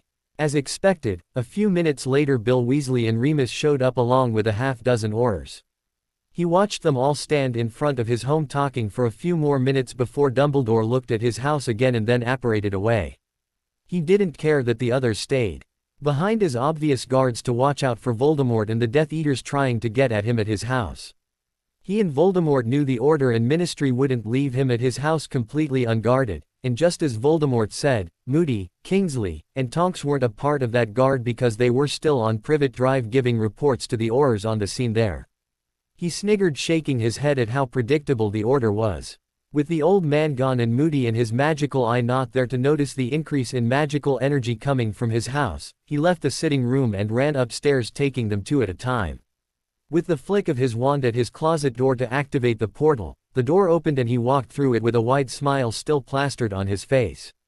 Voldemort's chambers were empty, so he closed the portal again just to be on the safe side and headed downstairs. He was only halfway down them when the sound of laughter and loud talking in the sitting room greeted his ears, and his elation at being back in Voldemort's home increased with each step he took. It boiled over as soon as he entered the sitting room. You all are my favorite people in the world right now, and I swear that if you're ever in trouble I'll find a way to get you out of it, he swore, walking into the room. The Death Eaters all laughed hard and he walked up to Bella, took her hands, and hugged her tightly. "You're a sick, twisted witch and I love you for it. Anytime, my adoring nephew," she laughed, hugging him back. "I had loads of fun doing it, and anytime you'd like me to do it again you just let me know." The Death Eaters laughed again and he kissed at her cheek before letting her go. Only then did he turn and look at Voldemort sitting in his chair.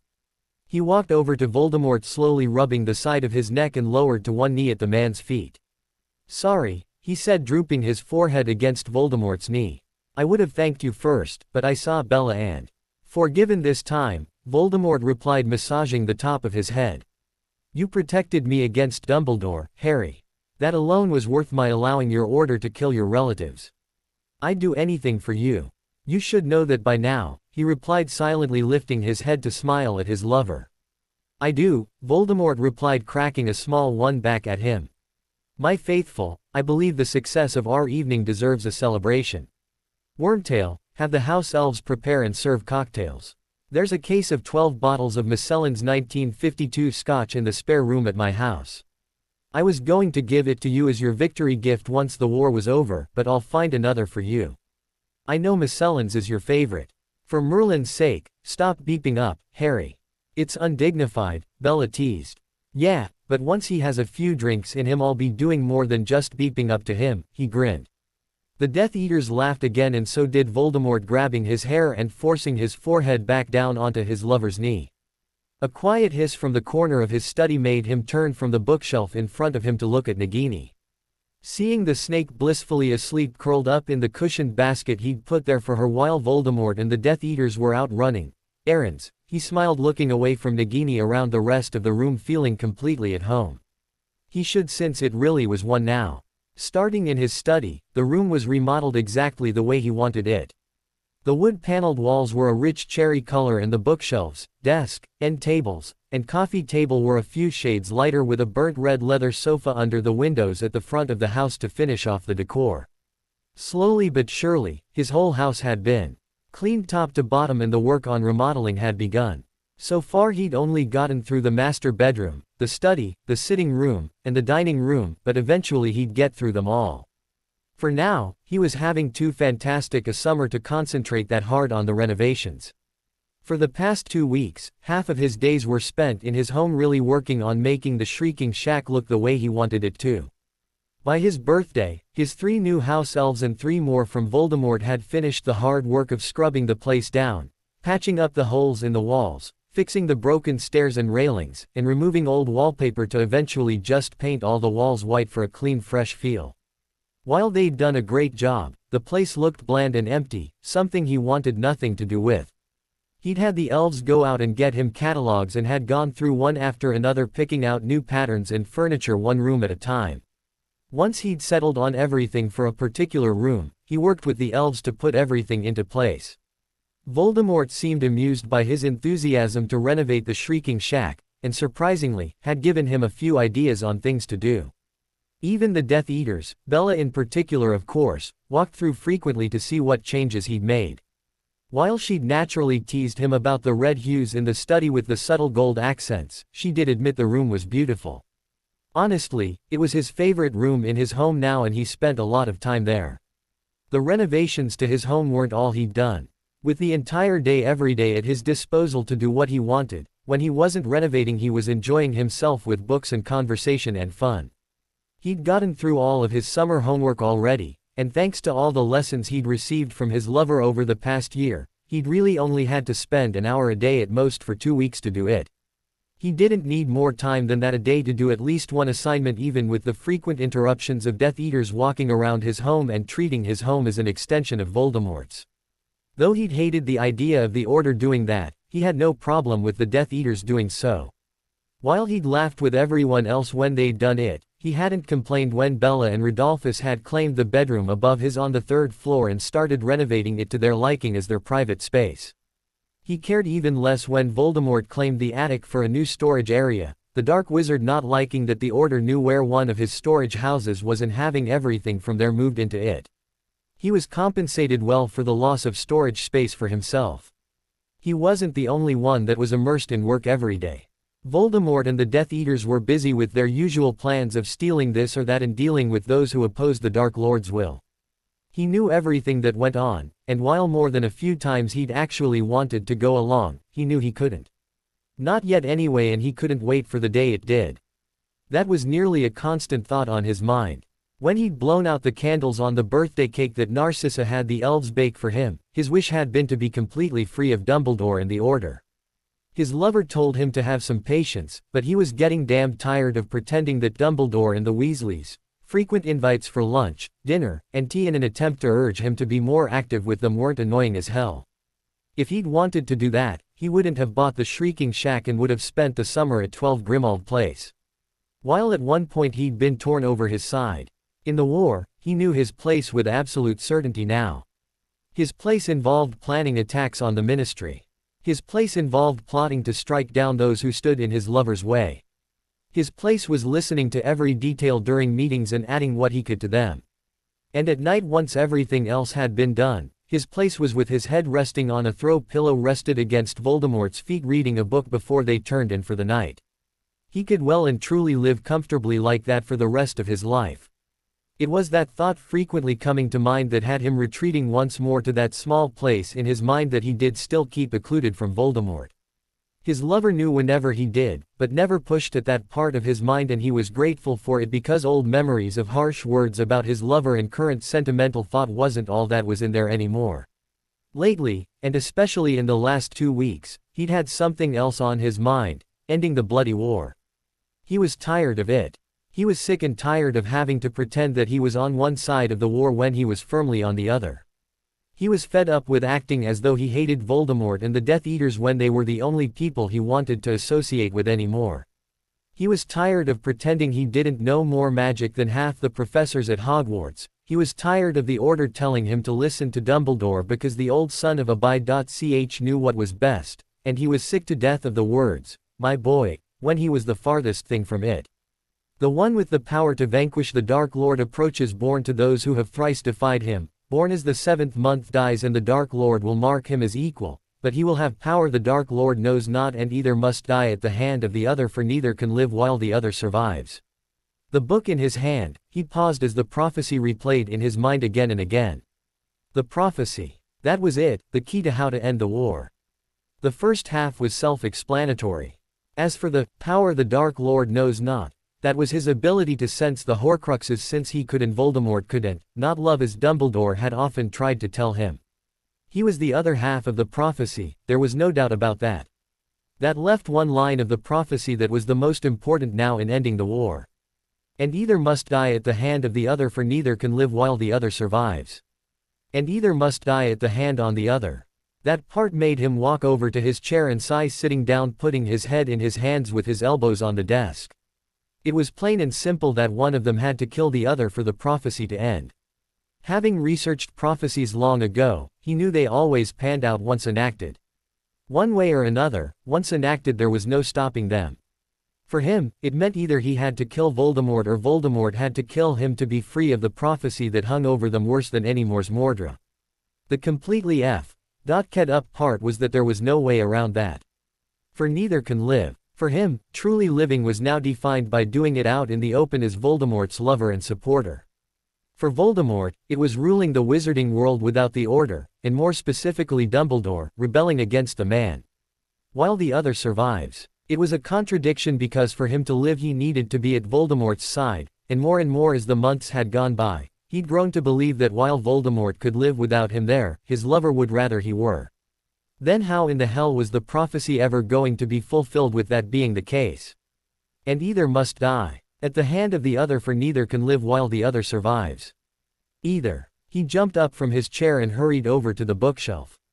He'd bought the dictionary from Flourish and Blots to expand his vocabulary, just to one day mess with both Snape and Lucius Malfoy by speaking an entire sentence in those long, supposedly eloquent 4- and 5-syllable words both men favored while they insisted he was uncouth and without any refinement at all. He was about to use it for a whole different reason, and if he was right, one word was going to make all the difference in the world.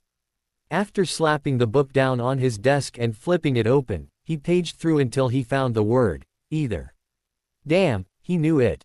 Not just one or the other, either, could mean, each of two. With that substitution, the prophecy took on a whole new spin. And each of the two must die at the hand of the other, for neither can live whilst the other survives. F. King Dumbledore. The old man interpreted the prophecy the way he wanted it to turn out and made sure he believed the same.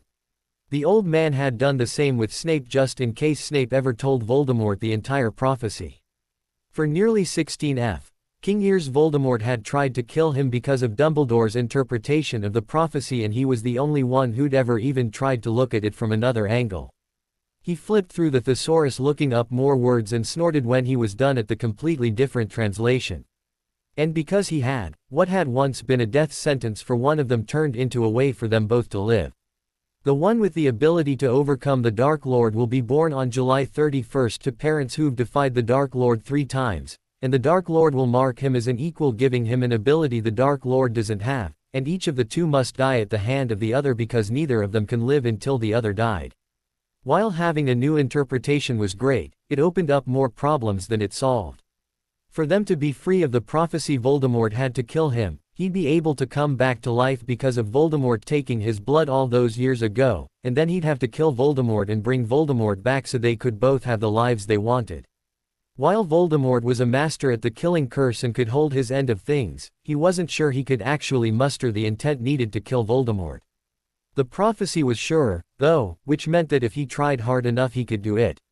The larger problem was that even if he told Voldemort the new interpretation he'd come up with, Voldemort wouldn't go for it. There was no way in hell that Voldemort, Mr. 7 Horcruxes to avoid death, would let him kill the man just to be rid of the prophecy. In Voldemort's mind, the man had beaten the prophecy a long time again in turning him from the Order's side to Voldemort's. And given Voldemort's arrogance, he knew that Voldemort wouldn't believe that until they did fulfill the prophecy that Voldemort would never be able to live without the Order interfering in the man's life plans. Knowing all that meant one thing: he was going to have to make the prophecy come true, so it ended. That wasn't a welcoming thought. The only way he'd be able to do it, to get Voldemort to truly battle him hard enough to want to kill him again, was to pretend to betray the man. He was going to have to use all the manipulation and acting skills he reserved for Dumbledore and the Order on Voldemort. The question then turned to exactly what he should do. There was always being an unfaithful lover, but he immediately dismissed that. As good an actor as he might be, there was no way he was going to touch or key someone else in that way for Voldemort to see. Killing the man was going to be hard enough, he couldn't add more misdeeds to that. Lifting a hand with a sigh, he rubbed his forehead out of habit while thinking. It was then that it dawned on him: the Horcruxes. While he couldn't pull off pretending to be with someone else, he was brilliant at occlumency and creating false memories to do it. Since Voldemort knew he never covered his mind except that one small part, it would even be believable if he pretended to open that part again and showed a false memory of planning to put the fake Horcruxes into the base of Salazar's statue to fool Voldemort while giving Dumbledore the real ones. Then Voldemort would think the only Horcruxes left were he and Nagini. And Voldemort had already tortured him once before for thinking he'd betrayed the man and let a Horcrux be destroyed, so he knew that would work again. The Nagini part would be tricky, but then maybe it wouldn't be. He knew Voldemort was planning on attacking him on his way from his house to Hogwarts when the train arrived in Hogsmeade for the start of term. If he had Voldemort see him feeding Nagini rats, something he did often anyway, Voldemort would think nothing of it. If he laced those rats with sleeping potion, it would keep her safe at the house while Voldemort was gone. And if after he showed Voldemort the fake memories of giving Dumbledore real Horcruxes, he produced the head of a snake of roughly Nagini's size from the forest where Wormtail had got her, Voldemort would be livid enough to kill him, convinced that he'd killed the snake and destroyed the last Horcrux aside from him. No, there had to be another way to end the prophecy. Maybe he should just say to hell with it, figure out a way to kill Dumbledore this term, and go from there. That wouldn't work in getting rid of the Order either, though. For one, him turning to Voldemort's side like that would shock the wizarding world and he'd be hunted relentless for it. Him doing it might even cause more people to join the Order's cause. Hell, doing that might even make him a bigger criminal in the wizarding world's eyes than Voldemort was. It was as he sat there trying to come up with other options that he felt his lover's presence go from weak to strong. Knowing that meant Voldemort was back and had just crossed through the portal upstairs into his house, he locked down that part of his mind more firmly, pictured him and his lover having a very good time in the bathtub together, and lightly occluded it. Still sitting at the desk, he pretended to be completely absorbed in the fantasy as Voldemort entered the room with a few Death Eaters. When the Death Eaters quieted, his lover stepped up behind him, and put the tip of his wand to the back of his head. He jumped in his chair acting startled, let the light occlumency shield fall away from the fantasy for a moment, and then covered it up again against that place in his mind he constantly kept occluded. The Death Eaters cracked up and he turned and looked up at his lover.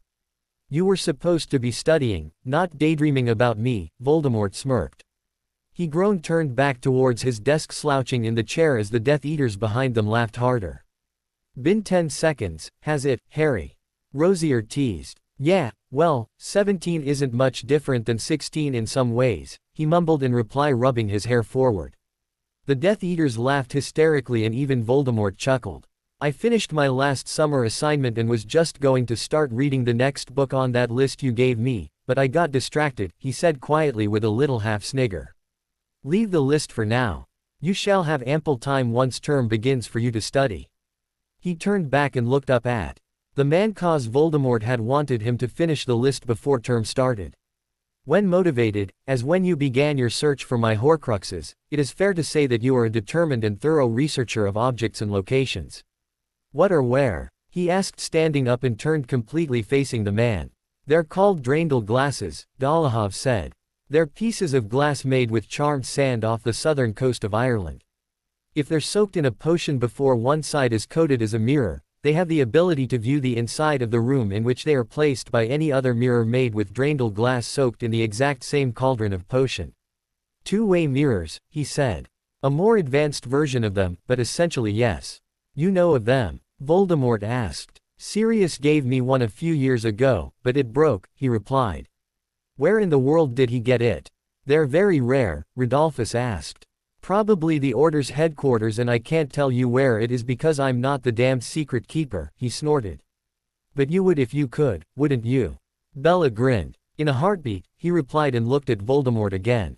"I'd do anything to make sure that in the end you have everything you want, including the Order gone and rule of the wizarding world." "I know you would," Voldemort replied, and he smiled. "I require both the process for creating the glass and the instructions on brewing the potion. I shall need several mirrors, one of which you may be able to assist me in placing during one of your visits with the Minister of Magic. I'll have at least something on them by dinner," he nodded. "Good," Voldemort replied. "Do so and I may be inclined to complete your fantasy." He stared at the man for a moment and Voldemort grinned. That was enough for him to nod again and head for the door, wandlessly summoning a robe. "Where are you going?" "Hogwarts," he replied, grabbing his robe when it reached him. "To get that fantasy played out, I'll have F. King T and Lemo drops with Dumbledore so he'll let me into the restricted section." Even Voldemort was laughing as he pulled closed the passageway tunnel door over him, his mind drifting back to that occluded place because he needed another plan or he'd be forced to use the one he already had. "Have you completed your chores, Wormtail?" Voldemort asked from the table in the man's chambers, reading written reports some Death Eaters out on assignments had. The man leaned back against pillows on the bed, his leg crossed with his right ankle resting on his left knee and Charms Monthly magazine resting in the space they created. He lifted only his eyes to look at the F. King Rat. Pettigrew glanced at him and then looked back at Voldemort, wringing his hands in front of him. Voldemort looked at him and then back at Pettigrew. "Wormtail." "Yes, my lord," Pettigrew said quickly. "I mean that I have completed all but one task that you have assigned for me, my lord." "And the task that you have not?" Voldemort asked, turning his complete attention to Wormtail. "Well, you see, my lord, it's not my fault," the rat said quickly. He called Nagini with a hiss and Wormtail whimpered. "He's refusing to go pack, my lord," Wormtail said, moving to the other side of Voldemort's chair, making Voldemort turn to look at the rat while Nagini slithered into the room. Wormtail whimpered louder and started shaking when Nagini looked at the man, swaying her head back and forth. "I don't care if I owe you a life debt. I'm not getting cursed for you." Voldemort turned and looked at him again and he looked back down at his magazine. "Leave us," Voldemort said. Pettigrew scurried from the room and Nagini darted after him with Voldemort hissing at Nagini not to eat the fat F. King Rat as she did. He wanted to laugh, but he couldn't, not when the bedroom door slammed closed by magic, locked, and Voldemort stood up turning completely towards him. I know term starts tomorrow. I also know I've learned more here with you in the past month than I'll learn talking classes there until June, he said quietly, not even trying to read his magazine anymore. Should you not show up tomorrow, Dumbledore and the entire order shall be outside the Shrieking Shack before dessert is even served in the Great Hall, Voldemort said. Dumbledore and the order can key. My ass, he mumbled, blindly tossing the magazine onto the nightstand. It's not as though they could get inside my house to drag me out anyway. Besides, I'm 17 now. I don't have to go back if I don't want to. And precisely what reason would you give for not returning when you have spent the past month successfully fooling them all into believing you no longer hold any animosity towards them? Voldemort asked, but he didn't reply. He didn't need to, with Voldemort listening to every thought in his head. No. Why? He asked, and Voldemort narrowed his eyes on him. I'm not trying to defy you, so don't get pissed off at me. I just don't belong there with them. I haven't in a year. I made my choice as to which side of the war one wanted to be on, and it's not theirs. I know this, Harry, however they do not, Voldemort replied, the anger leaving the man's eyes. Are you prepared for what you shall face by exposing your true allegiance to the world? If you'd let me, I'd do it right now, he replied seriously. Voldemort just stared at him, and he scooted down to the foot of the bed and sat in front of where Voldemort was standing. Say the word and I'll kneel down for you in front of the entire King Wizigamot, with Dumbledore sitting in the head wizard's chair. As tempting an offer and that is, I have plans for you and they require that you finish your schooling, Voldemort replied. He stared at Voldemort for a moment before snorting as he stood up.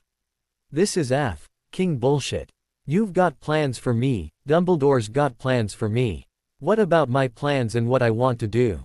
When in the do I get a say in what I'm going to do with my life? He stood up and stepped around Voldemort's hand when his lover reached out towards him, headed for the connecting door to his bedroom at the Shrieking Shack so he could go pack. He didn't get the door open before Voldemort was behind him with the man's hands on his shoulders, and he rested his forehead against the door. I don't want to go back there, he said angrily. The students are all King idiots, none of the professors are going to teach anything this year that I'm going to need in life that I don't already know, and the place is run by an ancient goat who's supposed to be the greatest wizard of the modern age when he can't even see that a 17-year-old has been lying and manipulating him for an entire year. There's nothing left for me there to go back to, and if I do, and I'm going to end up cursing the shit out of the first person who pisses me off. Are you quite finished with your temper tantrum? Voldemort asked in amusement. He snorted and turned the handle to open the door, but Voldemort put his hand on it to keep him from doing that. Ah, Harry, I have you so terribly spoiled, the man said, leaning down and nuzzling the side of his neck. You enjoy your place at my side so greatly that you loathe doing anything that will physically move you away from it. I do, he admitted, leaning his head forward until it banged lightly on the door. Remember how I used to envy Nagini because of how you treated her as your pet? I don't anymore because you do treat me like that.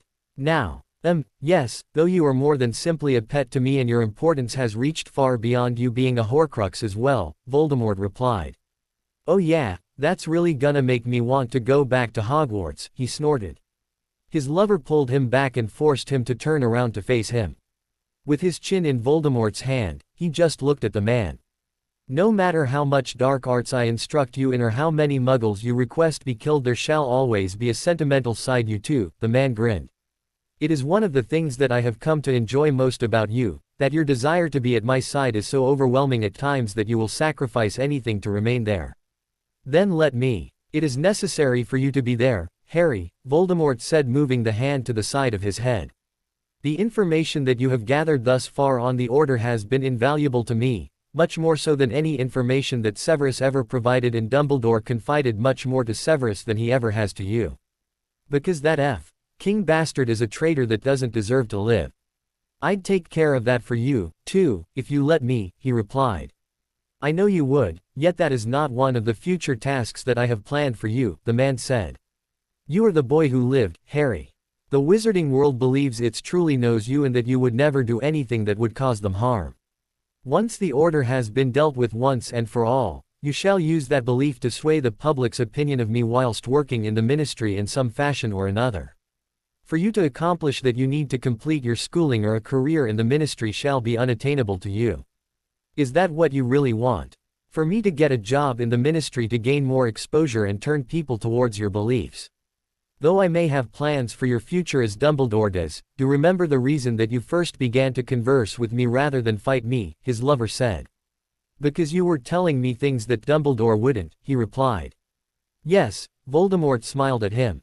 A year ago when the changes in our relationship began, you were an angry, bitter young man due to the secrets that Dumbledore kept from you, and that he treated you as though you were nothing more than an ignorant child. He used you as his personal pawn and weapon against me, and the Order followed his plans in that without dispute. And when you began to voice your displeasure, instead of sharing his secrets with you, he shared them with your former friends. I know. That's why I can't stand him or the Order and don't want to go back to Hogwarts where I have to be near them again, he replied. Which is understandable. However, how are you to gain information that shall ultimately lead to their destruction without being there to gain it? He sighed, leaning his head back against the door behind him because he knew his lover was right. All right, I'll give you that. I'll gain a lot more information on the Order if I go back than if I don't, but you wanting me to finish school so I can get a job in the ministry doesn't make sense, he replied. Firstly, like you said, I'm the boy who lived. I can make people agree with your opinions on things like magical orphans never being placed in the care of muggles, and that witches and wizards who work and buy things in the muggle world are hurting our economy by doing it. Secondly, once you have control of the wizarding world, I'll be able to take my pick of positions in the ministry. I had forgotten how persistent and stubborn you can be. Voldemort laughed softly and he finally cracked a smile.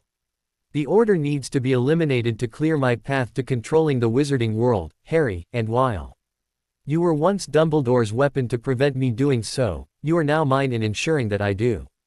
Their end needs to come before you attempt to sway public opinion to my side, as them still being in active resistance and exposing their opposition to my reign as Lord over all shall turn those who would otherwise comply to my laws to the Order's cause. My retaliation towards them for that would be swift and harsh, only causing more resistance from the wizarding. I will tolerate no defiance at all once my public reign begins. You're right, he said softly. Dumbledore and the Order are your biggest opposition. We need to get rid of them before anything, because without them anyone who would try to stand against you won't have anywhere to go for strong, established support. Precisely, and any new group that forms shall be much easier to attend to. Voldemort smiled and he nodded, doing the same. I know you always wish to remain by my side, Harry, but for now you must be patient. Do you want me there? I mean always at your side?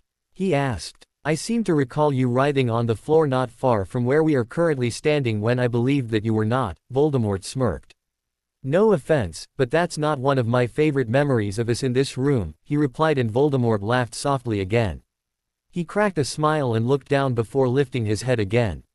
All right, I'll go pack, but I don't want or need that King Fat Rat coming with me.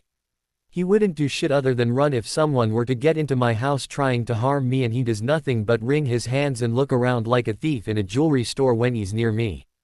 That is because you have him terrified that you truly would feed him to Nagini were the opportunity to present itself, Voldemort smirked. Am I going to end up cursed on the floor again if I said I would? He asked. Why do you loathe him so much? Voldemort asked him, clearly amused. Because you were right the night you came back in the graveyard, too, he said, laying his hands on the man's waist.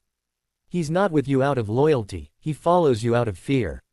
I think if he had the chance he'd turn on you in a heartbeat, and I'd kill him a lot more gruesomely than letting Nagini eat him if he did. Then I suppose it is good that you are keeping close watch on him to ensure he does not, Voldemort replied, pinning him to the door. He nodded and ran his tongue along the underside of the man's jaw. Stop trying to distract me and go pack, Harry. Can't fault me for trying, he whispered, doing it again. Voldemort grabbed his hair and pulled his head back. Your loyalty and desire for me is something I shall never fault you for, Voldemort replied, and at him, slow and deep. Now go. As this shall be your last night here, I want every moment of your time from supper until dawn. Yeah, I'll go in a minute. The way you order me around now, you'd think I had the dark mark on my arm or something, he retorted without letting up on the key. Ah, and there is the Harry Potter that I have grown to know so well, Voldemort sniggered, their lips just brushing together. Arrogant and sarcastic to a fault. Absolutely, my lord, he replied as sarcastically as ever. It got him key. Ed harder and deeper before Voldemort grabbed his shirt, pulled him back from the door, waved it open, and broke the key, shoving him backwards through the portal. He laughed, landing on his ass in his bedroom, and Voldemort smirked at him from the other side of the portal, still in the man's chambers. You have 1 hour and I send Wormtail to assist you, the evil bastard smirked back. All right, he said, still laughing, holding up his hands. No need to turn all evil with me. He laughed, even more when Voldemort slammed the door closed with another smirk. You know, if someone had told me a year ago that one day Harry Potter would be sitting at the Dark Lord's feet, I would have asked which curse was being used to keep him there. Rabaston Lestrange grinned, sitting in an armchair with a glass of cognac dangling in his fingers. It's an obscure one called Fantastic Essay. ICUS, he replied, getting the laughter started as had become common whenever he was with the Death Eaters in the sitting room. While everyone else was in his or her usual place, he wasn't. Instead, he was sitting on the floor beside Voldemort's feet, his knees drawn up and arms wrapped loosely around them. His usual spot was next to Bella on the sofa now, instead of the more distant armchair he used to use before he'd grown so comfortable in a room full of Death Eaters. Those days were long gone now, though. He could easily fall asleep with every one of them in the room with him, the sounds of their voices lulling him into a content slumber. Though Bella had raised an eyebrow when he didn't sit down next to her once everyone had filed into the room, he knew she understood why.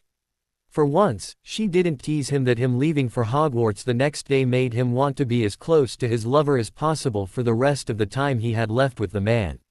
She knew better than anyone except Voldemort just how deep his adoration for the Dark Lord ran.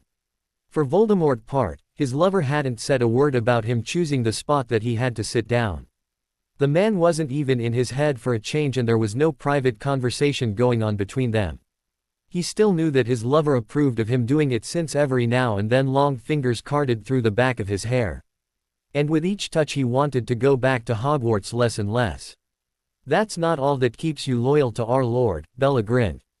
He rolled his eyes and everyone else laughed. Admit it, Harry, you love him and you love being here with us. And you, of course, are not going to miss him being here at all, Voldemort chuckled behind him. Of course not, my lord.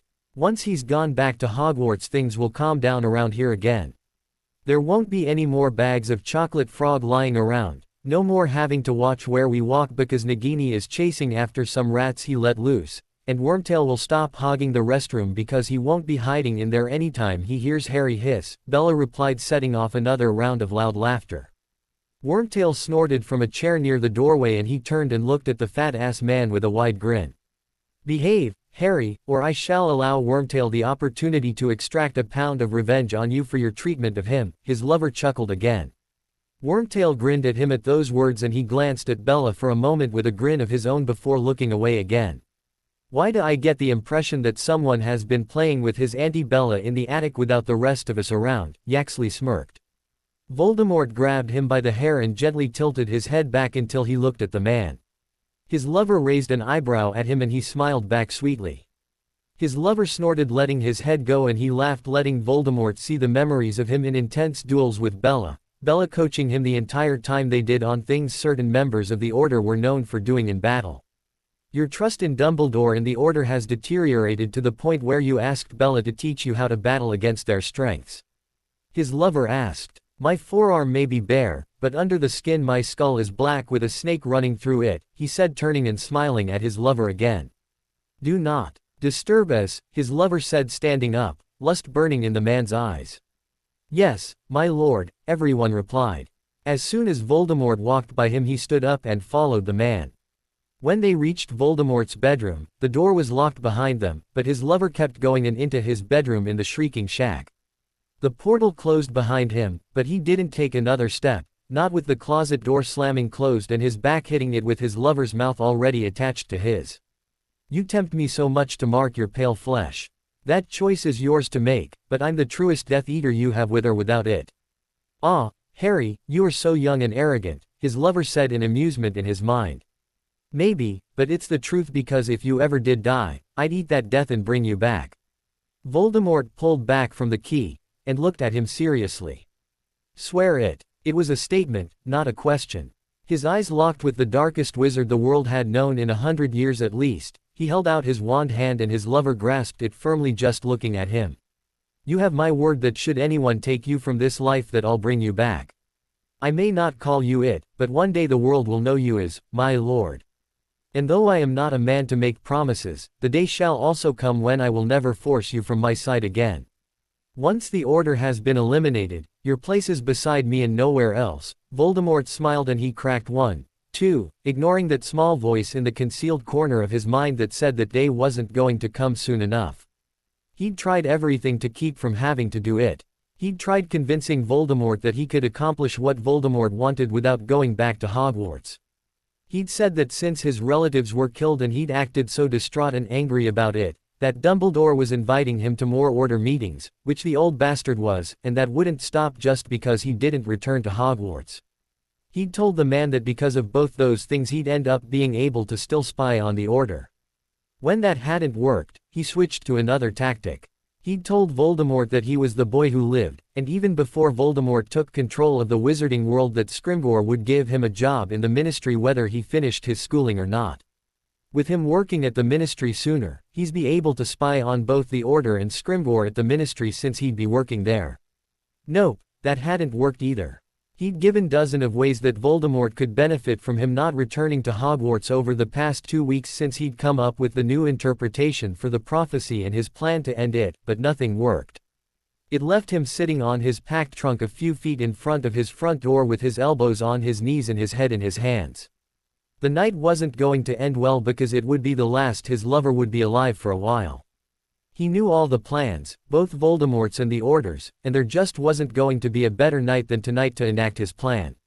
There was already one of Voldemort's newer Death Eaters in Hogsmeade watching for Dumbledore and part of the Order to come to get him from his house. The other half of the Order was going to be stationed in pairs every 30 feet from the end of High Street to the gates of Hogwarts just in case his lover and the Death Eaters showed up to attack him along the way from his house back to school. And Voldemort and the Death Eaters would attack. Thanks to those handy mirrors he'd researched and Voldemort had 10 sets of by the end of last week, his lover would know exactly when he reached the junction of High Street and the short side road that led to his house. As soon as he did, Voldemort with Rosier, Yaxley, and 2 newer members would apparate to High Street between where he would be and the 3 broomsticks. As soon as the Order was aware of Voldemort being there, they'd run or apparate behind him so that he was protected on all sides. That stupidity was going to leave the space between the Order and the gates wide open for the rest of the Death Eaters, with all 3 Lestranges in the lead, to apparate there trapping the Order in the middle. With students arriving by carriage from the train around the same time, the Order would need to split up to help out the Aurors who'd ridden the train with the students for the sake of their safety. It would leave less Order members to look after him, making the Order and Dumbledore battle the Death Eaters and Voldemort twice as hard, and he'd have to fight too. And when he did, he was going to enact his plan because it was the only way to end the prophecy. Harry, Voldemort began, but he cut the man off. Given what he was about to do, it's not like it would hurt. Please, I don't want to go. I'll do anything else you want if you let me stay with you, he said softly, looking down at the floor and not moving more than that. Ah, look, Potter's getting sentimental with our Lord, Lucius teased. In less than the blink of an eye he was standing up with his arm extended, wand out, and Lucius was hitting the wall 3 feet behind where the bee-owned prick had been standing. Don't, he said through clenched teeth. I'm not in the mood for it today, not when I have to go do something I don't want to f***ing do. Stop it, Voldemort said firmly and yanked him by the front of his robe until he was facing the man again. Control your tem. I love you, he whispered looking at Voldemort, his eyes stinging. Voldemort didn't finish his sentence, just staring at him. I'm going because you want me there, but I'm going to hate every second of it, and I'm only doing it for you. Promise me that you'll always remember that I love you and that everything I do is for you. He tripped and fell backwards over his trunk, groaning at the minor blasting curse that hit him as Voldemort let him go. While I understand you are young and upset, you know better than to interrupt me when I am speaking, Voldemort said sternly. I have given you tasks that I expect completed. Sorry for interrupting you, he whispered, and for the record I always was going to do what you wanted me to. He coughed, his chest hurting from the curse as he rolled onto his side. I just wanted to make sure that you knew what I said before I left, he said, gaining his feet with his left arm across his torso, pointed his wand at his truck, and levitated it to get it out the front door. I'm going right now. I'll see you as soon as I can, he said, waving his wand so his trunk moved towards the door. Return to my chambers. Now, Voldemort said. Knowing Voldemort wasn't talking to him, the few Death Eaters in his house ran upstairs. Come here, Voldemort said once they were alone, and he walked up to the man with his arm still across his torso. Lower your arm, the man said. He did, and his shirt was opened with a flick of the man's wand to reveal the bruise on his chest. He opened his mouth to say it was all right, but closed it and sighed at the look the man gave him. Why now? Voldemort asked, casting a healing charm on the bruise. Because I don't know when I'll see you again. I don't have the excuse that I'm hunting the Horcruxes anymore, and with what happened at the Dursleys' house this summer, I doubt Dumbledore is going to let me off the ground alone often, if ever, he replied quietly, looking down and watched as the bruise slowly healed. It wasn't gone before. His chin was lifted and he looked at his lover again. Voldemort stared at him for a moment and then sighed. Stop forcing me to punish you for defiance, Harry, the man said. As these are our last moments face to face for some time, I wish for them to be much more pleasant than you have made them thus far. Must be the King robe and tie, he snorted, glancing down at the Gryffindor patch on his robe. Voldemort chuckled and he cracked a smile. I'm sorry, he said again softly, his smile fading. After being with you for a month, I don't want to go back to them. I am because you want me to, but I don't want to. I know, Voldemort replied, magically buttoning his shirt. He reached up and fixed his tie under his collar himself, knowing Voldemort wouldn't, since it was Gryffindor. When he was done, Voldemort laid a hand on the side of his neck. Soon enough, my serpent in disguise, you shall no longer spend any night away from me, and all shall know that you are mine. Great, you're going to make me Randy and send me back there, he huffed, and Voldemort smirked again, leaning towards him. Control your temper and your hormones whilst at Hogwarts, and you shall be greatly rewarded when next we meet alone, the man said. I'm yours and only yours, he replied. Voldemort bridged the gap and he returned the slow, deep key, leaning in more so Voldemort took more from him. That it would be their last key, for probably a long time, made him try to get even closer, but Voldemort didn't let him go before that old fool ignores your request that you meet at the end of the road and comes down here, Voldemort said. He nodded, but still leaned in and stole another quick key, before he jumped back to avoid the same blasting curse hitting his feet when the words filtered across Voldemort's mind in their link. Voldemort smirked at him and he laughed, waving his wand to levitate his trunk again. Oh, he said, taking a step backwards towards the door, Nagini is in her room at your house asleep. Voldemort crossed his arms over his chest and he bit his bottom lip. We were having fun, though. I didn't mean to feed her that many rats when she'd just eaten that ministry worker the other day. She's just so good at catching them before they hit the ground, and it's hilarious watching their little legs wiggling before she swallows them down. Voldemort rolled his eyes, smiling, and headed for the stairs, since the man couldn't be in his house when he opened the door and dropped the wards to leave without the order picking up on someone with that much power being there. Voldemort, he said, and the man looked at him from the stairs. I really do love you, just remember that. I know, the man smiled, turned back, and continued up the stairs. He watched the stairs even after Voldemort was gone, because it was the last time he'd see the man in his home for a while, most likely a long one.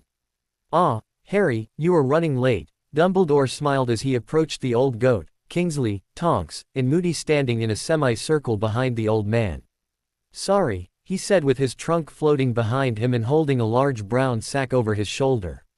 I know Rosemary or someone else in Hogsmeade told you that they saw me flying back to my house the day before yesterday, and I wanted to show you why, he said, quietly looking around to make sure no one was watching them, and let his trunk drop to the ground. I think it would be best to wait until we are back at Hogwarts for you to show me, my boy, Dumbledore said softly. I can't give this to Filch with the rest of my things, sir, he replied, setting the bag down on top of his trunk. You were right, and Death Eaters were watching my house from the forest. I thought I saw one and apparated in there to the clearing. I dueled Snape in so I could circle back and catch whoever it was. This is what I found, he said. He pulled his wand and flicked it to split open both sides of the bag. Tonks and Kingsley both gasped, and even Dumbledore looked in awe at the huge severed snakehead. She saw me and lunged for me.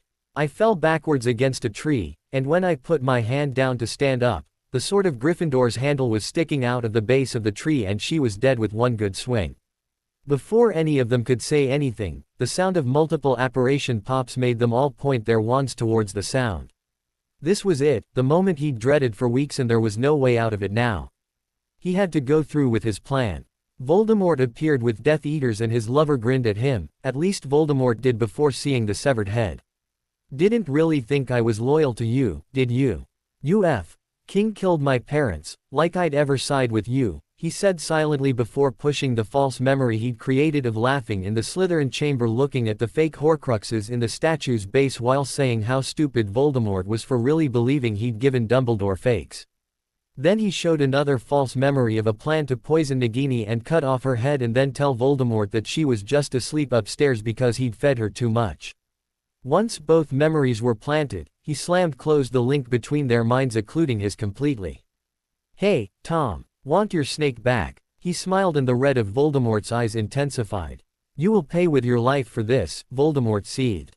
Yeah, so you've been telling me for years, he laughed as Dumbledore moved him behind the old man. Kill them all, but Harry's death is mine, Voldemort said loudly, angrily. The battle started with those words. There was no wondering if he'd pulled off his act as curses started to fly and a good chunk of them were aimed at him. He was moved here and there by one of Dumbledore's arms, but he managed to get free every time to cast curses and counters of his own. As expected, the other Order members rushed to their aid at the lights of curses brightening the darkening sky. More Death Eaters took their places between the rearmost Order members and Hogwarts gates, and the senior Death Eaters among them started to close in. He hadn't expected it, hadn't known anything about the Order's backup plan.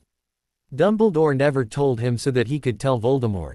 It was too late for regrets over that, though, when Kingsley cast a flare into the air and Aurors rushed out of every shop in Hogsmeade behind Voldemort. Obviously Voldemort thought he had, and while it worked in keeping up his hoax that he wasn't loyal to the man, Moody gasped and fell dead face first behind him when he dropped to the ground to avoid a killing curse from Voldemort's wand aim at him and it his Moody instead. And with Voldemort casting nothing except the killing curse, he knew what he had to do. There shall be no running tonight, Potter. You dare play me for a fool. Voldemort shouted and cast another killing curse at him. He dodged it, moving further away from Dumbledore's side. Harry, you must stay behind me. Dumbledore shouted, fending off more curses from Death Eaters. I can't, he replied, gaining his feet again. I'm the last one. Avada Kedavra. Voldemort shouted. He was only a year old the first time he'd been hit with it, so he didn't remember it. This time, he'd never forget. It didn't hurt exactly. His death had been instantaneous and he knew that, but for a moment he felt nothing. There was no real pain or anger or anything else, he just felt empty. When he opened his eyes and sat up, he was still on the scene of the battle, the lights of curses still flying everywhere. Dumbledore had moved in front of where he was half sitting, leaned back on his hands. Harry, you must hurry back. He is weakened. You must return and end the prophecy, Dumbledore was saying as the old man continued to cast more curses. Molly, Kingsley, Severus, none of you move. We must give Harry time to recover and return. But I am here, he said, standing up. None of them heard him and he looked around confused. That's when he saw it, a shriveled, BPD figure curled up on the ground not far from where he was. How could you do it? The figure said, gasping for air. We loved you. How could you betray us? The prophecy had to end, he replied, dropping to his knees and crawling between Dumbledore and Kingsley's legs, trying to get to it, knowing what it was. It was the Horcrux that had been attached to him, the piece of Voldemort's soul that had occupied his body for so long. The other Horcruxes weren't destroyed. I lied. They're all safe in Hogwarts and Nagini is just drugged asleep on potion. They're all safe except for you. They are safe? The Horcrux asked. Yes, he replied, and though he didn't know if it would work, he opened his mind. The Horcruxes chuckled lowly and it sounded just like his lover. That didn't surprise him because it was a piece of the man. Clever boy, the Horcruxes whispered, sounding weaker. You're dying, he said, though not sure that was the right word since technically they were both already in the realm of the dead. Reach for me. You can attach back onto me before I go back, he said, stretching out his arm. I cannot return with you, the Horcrux said. I can only rejoin with myself. He stared at it and the Horcrux opened its eyes, narrow red slits, and looked at him. Send me here and I will be able to rejoin with me. Once you have returned my body to life with another of my kind, my living body will be able to return me to you. But will he, I mean you? He asked, then gave up on trying to talk like Voldemort and the Horcrux were the same person because it was too confusing. Will you be able to tell him, to show him why I did this? I do not know, the Horcrux replied and he sighed. Still, you must go back and send me here quickly or I shall dissolve before I am able to rejoin with me and I will be lost to you as well forever. Go now. He quickly crawled backwards looking over his shoulder to see where his body was lying. That was weird as all hell too, seeing his legs disappear into himself. The Horcrux said to hurry, though, so he thought nothing more of it before sitting inside himself again, taking one last look at the Horcrux watching him with that familiar amused gaze and smiled back before lying back down on himself. The shift back to life was a lot more painful than the shift away from it had been. The pain in his chest from the killing curse hitting him and in his head from him hitting the ground gripped him with an intensity that made him groan as tears leaked from his eyes. He heard Dumbledore say something near his feet and Kingsley's, "Bloody hell, you were right, Albus," before a green glow overtook Kingsley. He barely managed to roll aside before Kingsley's corpse fell on him. "Thank Merlin," Dumbledore said quietly and cast another counter. "Harry, not to rush you, my boy, but the Horcrux you once possessed being destroyed has weakened Voldemort. Now is your chance to end the war. He'd just King died and come back and all the old man was talking about was him killing his lover." Enraged, he grasped his wand on the ground and slowly gained his feet standing behind the old goat using him as a shield. "My lord, he's alive again," Bellatrix shouted from his left. "Sorry, Auntie," he thought turning and blasting her backwards into a tree where she dropped with a hard thunk to the ground. A Death Eater screamed and he knew it was Rodolphus, but he turned back towards Dumbledore's back. "Move," he said, swept his wand out, and Dumbledore went stumbling to the right out of his way. "Harry," the old man began, but he cut Dumbledore off. "I told you that I don't need your help. I know what I'm doing," he said and cast the killing curse at one of the Death Eaters that were in front of Voldemort acting as a human shield for his lover. Voldemort fired another killing curse at him with a scream of anger, but he just turned to the side and an Auror somewhere behind him screamed before going silent. "Harry, you must. I said stay out of it," he yelled, his anger at the old man interfering boiling over. "This isn't your war, it's mine and his and it's over." He shouted and cast the killing curse again. He broke it off quickly when Voldemort pulled the other Death Eater in front of him, but cast it again drawing up every bit of hatred and intent he had picturing it was Dumbledore he was casting the curse it. The entire area glowed green as the killing curse, with so much power and intent behind it, went right through the body of the dead Death Eater as it fell to the ground in front of Voldemort and hit his lover in the chest. The green glow overtook Voldemort's eyes and tears formed in his as he watched the man who'd taken his parents from him, but gave him so much more fell backwards to the ground, arms stretched out in death. For a few moments, he knew nothing just staring at his lover's corpse lying on the ground. Slowly, his hearing came back to him. Death Eaters were trying to run and apparate away. None of them made it before Aurors and Order members together cast a ward around the area to keep them from going anywhere. Hands landed on his shoulders from behind, but he shook them off moving forward barely noticing the Death Eaters pinned down on the ground by spells from the Aurors and Order members. "Harry," Dumbledore said following behind him sounding concerned. He didn't reply stopping beside his lover's dead body and lowering onto on knee. "I'm so sorry, but I had to. The prophecy had to be fulfilled. I swear, right here and now, they're going to pay for making me do it. One day, I will bring you back and the wizarding world will be yours. I love you," he said silently. "Harry," Dumbledore said again stopping behind him. "What?" he asked quietly, tears in his eyes as he reached over and took Voldemort's wand from his hand. "Are you all right?" the old man had the nerve to ask. He huffed out a bitter sound of a laugh standing up and turned to face the old man. "I just died, came back to life, and murdered someone even if it was Voldemort and you're asking me if I'm all right," he replied incredulously. "I am sorry, my boy," the old man said with tears brimming in his own eyes. "No you're not," he snorted. "I grew up and did the dirty work that you couldn't have killing him. You got what you wanted without doing a damn thing to really help me do it. Well, don't ask me to do anything else for you. The prophecy has been fulfilled and it's over. It's time for me to start working towards what I really want in life now that I can have one, he finished before stepping by the old man heading back towards his house. With the wards up around his house, he leaned back against his front door looking down at the floor. Seeing Voldemort's wand in his hand, his vision blurred and the tears started to fall. Gone. His lover was gone and he wouldn't see the man again anytime soon. The tears fell harder and he slid down the door with his back against it, sobbing so hard his chest hurt within minutes. He still kept crying. Master Harry? Babble asked from the top of the stairs and he looked up them. Master Harry must be coming quickly. The snake has Bobble trapped in the lavatory. Master Harry must save Bobble. Nagini, he said, jumping to his feet and took the stairs two at a time to the top, wiping his face in his sleeve.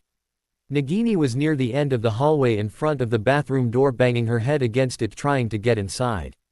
Nagini, stop, he hissed in Parseltongue. The huge snake turned towards him and reared back, baring her fangs.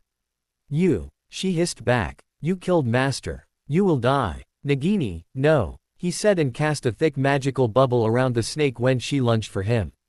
Her fangs leaked venom all over the inside, but he still used his wand to gently lower her to the floor. You killed him. You killed Master. Traitor. She hissed angrily, sounding in pain. I know, he said, and the tears started again. I had to, Nagini. The prophecy, it had to be finished. I had to, he said as more and more tears fell from his eyes. I didn't want to. Liar. I didn't. I swear I didn't, he said, crying harder, dropping to his knees in front of the bubble. I'm going to bring him back. I'm going to get rid of the Order one by one and bring him back. I swear I am. The pieces of Master are safe at Hogwarts in the chamber, he said, tears still falling and his voice cracking as he tried to keep talking. You still speak snake language, she said, and he lifted his head. Piece of Master made you able to speak snake language. How you still speak? The piece of Voldemort wasn't destroyed, he replied. What I did to him made the piece be able to rejoin with him. It's a part of him again, but it was with me for so long I think part of me became like it, learned from it. I'm not sure, I'm just hoping he gives it back to me when I bring him back. He probably won't. How can he trust me with it again after what I did? He shifted back onto his ass with his knees bent, both arms resting on his knees, both wands still in his hands. You saved Master's magic stick for him, Nagini said, and he nodded. When will you bring him back? As soon as the Order is taken care of, he replied, sniffing back more tears. He wanted me to finish school and get a ministry job, too, to work my way up the ranks, turning people towards his ideas. I'm going to do that while I'm taking care of the Order. You will need help, Nagini said. The fat one, you must stop him from running, make him do your bidding. I will help you make him so you can bring Master back. He lifted his head and looked at her. How do I know if I let you out of there that you won't just kill me? He asked. You alone can bring Master back. I will help you so long as you are doing Master's work, the snake said. Free me. We must stop the fat one from fleeing. He nodded and released Nagini from the bubble. The snake got in his face and he pulled back, worried she really would bite him, but she flicked her tongue out and licked at his tear-streaked face. Yes, you speak truth. You shed sad tears, not happy ones. Come, we must stop the fat one from leaving. You need a servant. I will help you use Masters until you have others. He followed Nagini down the hall, nearly having to run to keep up with the snake. She went through the portal and he followed, but she stopped at the open door to the chambers. It is too late. He is near the front door, she said. Not if I can help it. Hang on, he said, wrapping an arm around the snake, kneeling down to do it. They apparated from Voldemort's chambers to the entrance hall just as Pettigrew was entering it with 2 bags filled with items over his shoulders. The King Rat gasped, dropped the bags, and turned to run. Pettigrew didn't make it a step before he was on the floor with Nagini wrapped around him, her mouth open and fangs no more than 4 inches from Pettigrew's face. Where you going, Pettigrew? He asked in English before translating for Nagini. I wouldn't suggest you transform into your animagus form because Voldemort's not around anymore to stop me from letting her eat you. Pettigrew whimpered and Nagini squeezed the fat little man just a tad tighter. You killed the Dark Lord. I saw it from an upstairs window. He's dead, Pettigrew said. For now, but he'll be back because I'm going to bring him back, he said, crouching down in Pettigrew's line of sight. Problem is, he said and hissed at Nagini to loosen up a little so he could fish Pettigrew's wand out of the man's pocket, that I'm going to need some help. Since I can't exactly stay here to make sure everything is done and Nagini is taken care of, that leaves you to do those things for me.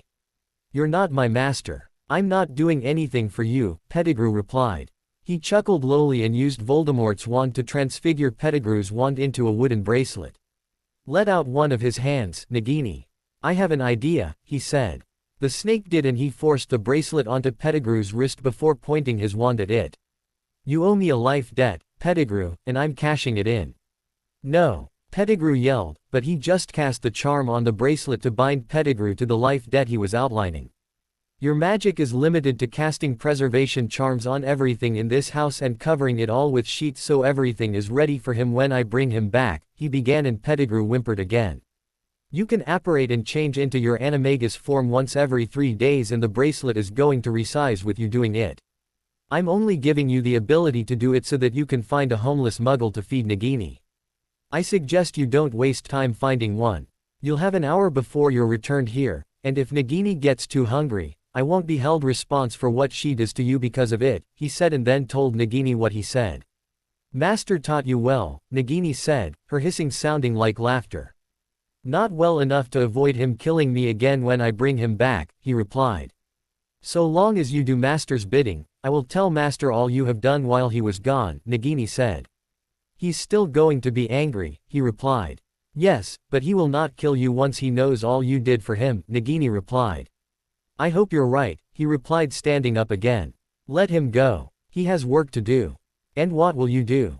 Nagini asked. Hope the days go by quickly because I miss him already.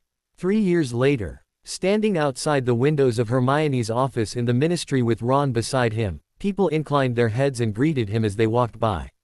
He returned the greeting, but didn't speak to any of them more than that as he quietly talked and joked with Ron.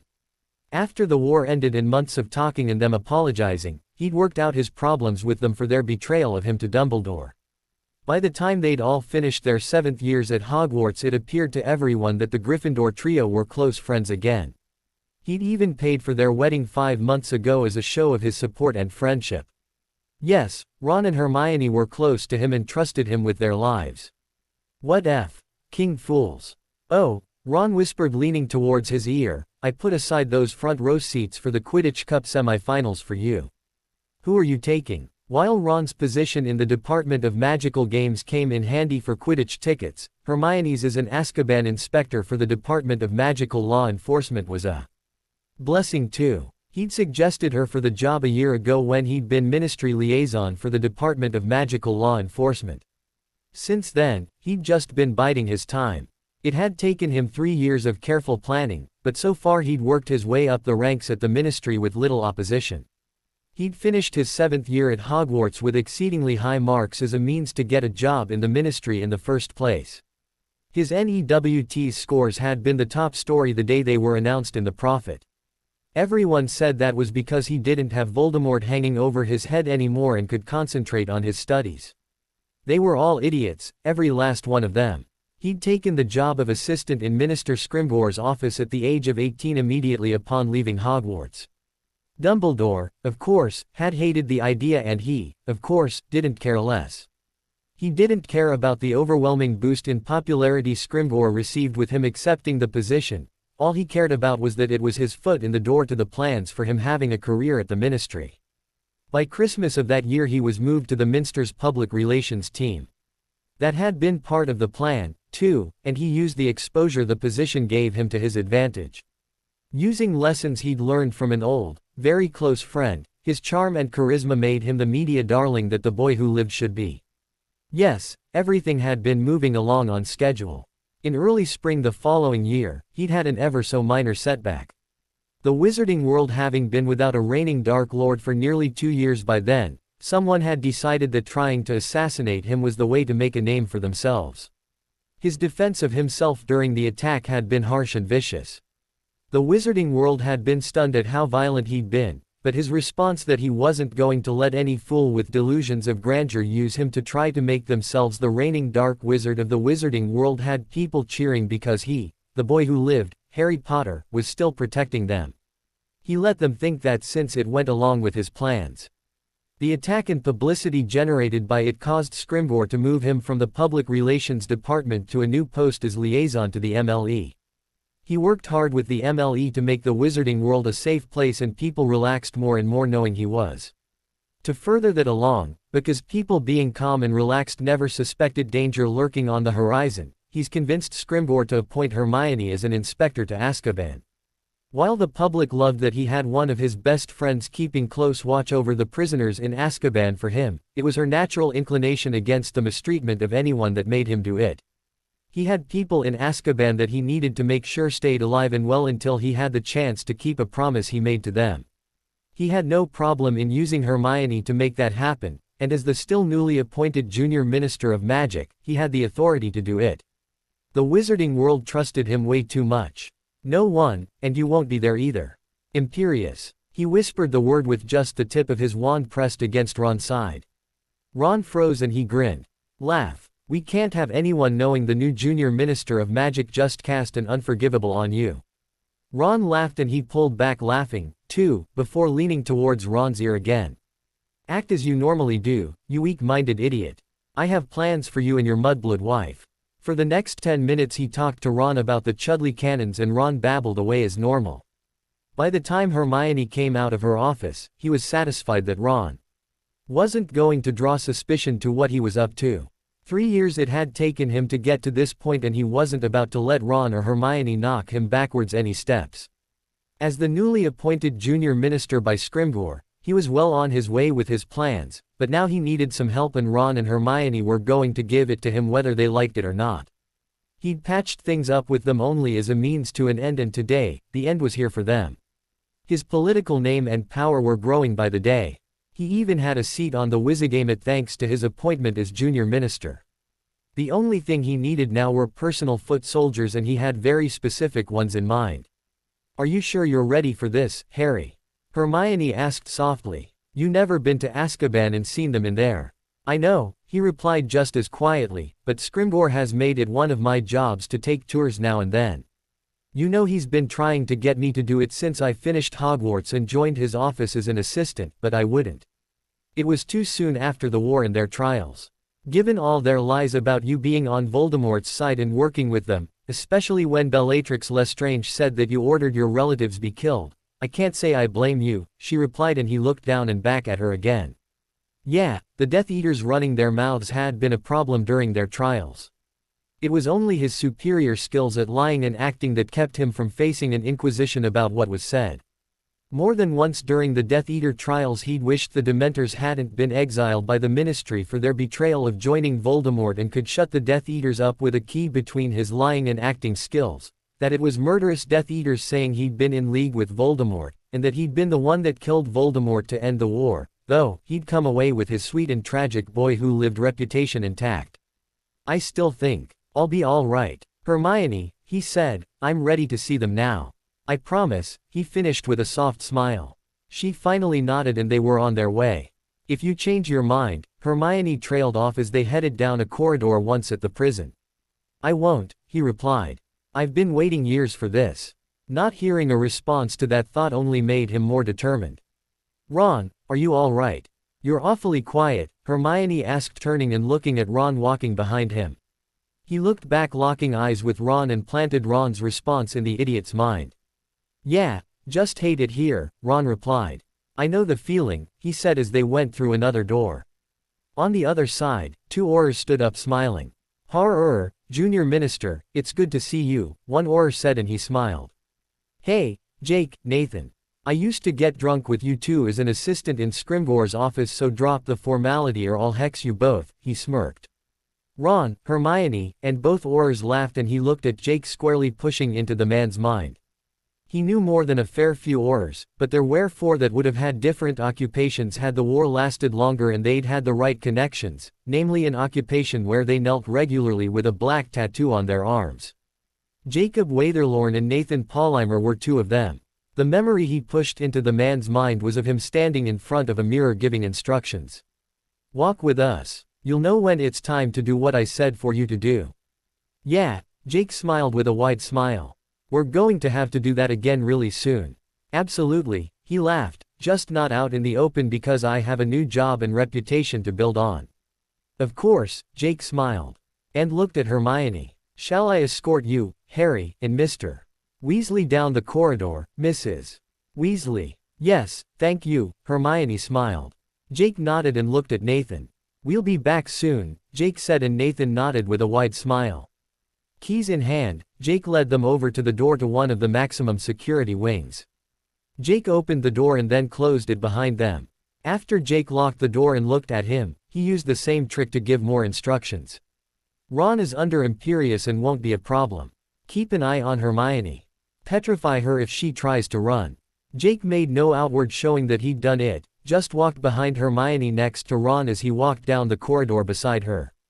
All the cell doors were thick metal bars and more than a few residents sneered at him as he walked by, but he paid them no mind. At least he didn't right now as Hermione babbled away about security measures and such.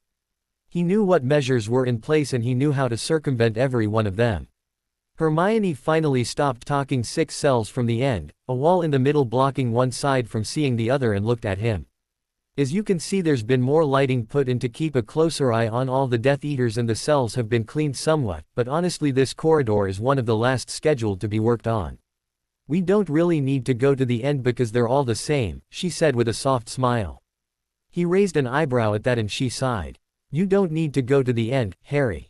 Who's down there? He asked. Harry. Hermione, he replied, and she sighed again. The last 3 cells on the left are Crabbe, Goyle, and Amicus Caro. On the right the last 3 are Electo Caro, an empty cell, and Bellatrix Lestrange. He pressed his lips together trying not to smile, but it looked like he was holding his temper to Hermione. There's no need to see them, Harry. They're not going to get out of there. They were put at the end of this corridor together because of what they did to the Dursleys in a Muggle neighborhood, the men on the left and the women on the right. The wall was added between them so they couldn't see or even speak to one another. You don't need to go down there. Yes, I do, he replied and headed down the right side of the wall. Electo opened her mouth to start screaming at him, but Jake stopped her, slapping a silencing charm on her. He passed the empty cell and then stopped in front of Bella's cell. Sitting on her ratty bunk, she glared at him as soon as she saw him. What are you doing here, you filthy traitor? She seethed. Quiet, Lestrange, Jake said firmly. No, let her talk, he replied, just looking at her as Hermione stood next to him on his right. Ron leaned against the wall behind them, and Jake stood behind Hermione. Let me talk. Bellatrix glared. He gave you everything, taught you everything, and you betrayed him and all of us for that old fool. I didn't have a choice except to do it, he replied. It was part of the prophecy. You killed him, she screamed, standing up. He loved you, we all knew it, and you killed him when not an hour before, standing in your own home, you told him that you loved him, too. Oh my God, Hermione said in quiet disbelief. What they said at their trials was true. That's where you learned it all, the darker spells and how you knew where to find the Horcruxes. You really were on his side all along. Jake, he said. Petrificus totalis, Jake said. Hermione gasped, but that was all she got out before her frozen body fell backward against the oar. Bella looked from him at Hermione, then at Jake, then at Ron before looking back at him confused. What are you playing at? She asked. I did love him, Auntie Bella. I still love him. He may have been your lord, but he was and still is my everything, he replied. Hermione made a squeak, the only sound she could really make with every part of her body frozen, but he didn't look at her, his eyes still locked with Bella's. I don't believe you, she said, but he could see the curiosity in her eyes. He sniggered, holding his hand out, and Jake put a small pair of scissors in his hand. This is Jake Waitherlorn, he said. The other Auror on day patrol is Nathan Paulimer. There are a few friends who've been keeping an eye on you and the others for me to make sure that you all survived long enough for me to get you all the hell out of here. The guards on the night patrol are the same. It's taken me years of working for that fat F. King idiot Scrimgeour to get Aurors I trusted assigned here to help me do that. You're lying, she said, but the beginnings of a smile were forming on her face. He turned, took a clipping of Hermione's hair, and pulled a vial from his pocket. He turned and looked at Jake, smiling. Put her down and open the door so I can get my auntie out of here, he said. Jake laughed, lying Hermione down on the floor. Roll her on her side against the wall. I want her to see every moment of this so she knows that even with all her book smarts, she's AF. King idiot for not knowing this. Bella laughed as Jake did, and then Jake immediately opened the door to Bella's cell. You really are serious, she laughed. Of course I am, he smiled, walking into the cell, uncorking the vial. I'm going to bring him back, but I need help before I do it, he said, dropping Hermione's hairs in, corking it again, and shaking it up. Dumbledore and the remaining Order members have grown complacent, and it won't be hard to get rid of them one by one now. See, as the newly appointed Junior Minister of Magic, I can't exactly go around taking care of them one by one, but I was thinking more than a few could end up here as replacements for you and the others. She squealed, stepping up to him and wrapped her arms around him. He laughed and hugged her back tightly. I've missed you, too, he said, and she pulled back to look at him. You'd better have, Bella smiled widely. So what's the plan? Now hear me out before you start by. Ching, he said, and she raised an eyebrow at that. Hermione is an Azkaban inspector for the MLE. She comes here regularly and talks to all the old Order members regularly, too. You want me to impersonate that mudblood? Bella groaned. It's important to the plan, Auntie, he said. One by one you can get them to come here with you and get everyone else freed the same way I'm doing with you. Remus Lupin, Tonks, and Hagrid are already gone from England. I've set them up elsewhere and they won't ever be a problem again. The rest need to be out of the way before I can bring him back. The Order is never going to interfere with his plans again, and we're going to make sure of it. Bella took a step back, crossed one arm over her waist, rested her elbow on her arm, and bit her thumbnail, pacing back and forth. Finally she stopped and looked at him again. You'd better not be lying, Harry, or I'll kill you myself, Bella said. He turned, summoned Hermione's wand from her pocket, and turned back to Bella, holding it out to her. If I were lying, would I give you a wand and polyjuice to get you out of here and bring Weasley here, too, so we can get Uncle Dolph out of here with you? He asked with a grin. Bella laughed, taking the wand from him, and pointed it at Hermione on the floor. No, he said, pushing her hand down to stop her. No killing right now, and you definitely can't kill her. We need her locked up in here so you can get hair from her regularly for the polyjuice. Snape is working on a longer-lasting version of polyjuice for those who were scarred by Death Eaters during the war. I plan to get my hands on the formula as soon as he's done with it, and we have enough Death Eaters out to back us up when we go to get it. Ah, but I want to kill her, Bella whined. I let you kill my Uncle Vernon as gruesomely as you wanted. You know eventually, once our work is done and he's back, that you're going to get to kill Hermione, too. Just have some patience, he smiled, and Bella bit her lip. Can I at least crucio her? Bella asked. Of course, he shrugged. All you want, because we can't have her mind intact and letting on that she's not really you, now can we? He watched, laughing, as Bella squealed, tapping her feet, and yanked Hermione into the cell and onto the bed by magic. I suggest that you switch clothes with her first, or you're going to have to clean them before you put them on. She's probably going to piss herself as soon as the Petrificus Totalis is removed. Good thinking, she said, grabbed him by both sides of his head, and key at his forehead before letting him go. Now get out, because you not being interested in women doesn't mean I'm going to change clothes in front of you. He laughed, leaving the cell with Jake pulling Ron along with them. The next few minutes were spent out in the corridor with him talking to the other Death Eaters, letting them know the plans, while Bellatrix swapped clothes with Hermione and he freed Rodolphus from his cell, putting a polyjuice to instill Imperious Ron in Rodolphus' place. Crucio! Bellatrix shouted, and the corridor exploded with laughter. When Bellatrix came out of the cell in Hermione's clothes after 3 more Cruciatus curses, he stood back with a smile as she lunged at Rodolphus and Key, ed the man deeply to whistles. All right, you two. I haven't had say in 3 years already, and you're making me jealous, he said, getting the corridor laughing again. Bellatrix and Rodolphus did, too, breaking apart, and he held out the scissors towards Bellatrix along with 2 bags for more hair, telling her and Rodolphus that Jake and Nathan would need it. Make sure that Hermione and Ron got dosed up when needed. She passed the bags off to Jake, and he held out the vial of polyjuice towards her. You do have a counter for this, right? Because at home I don't want to walk around looking like that disgusting mudblood, she said. Hold out your left arm, he smiled.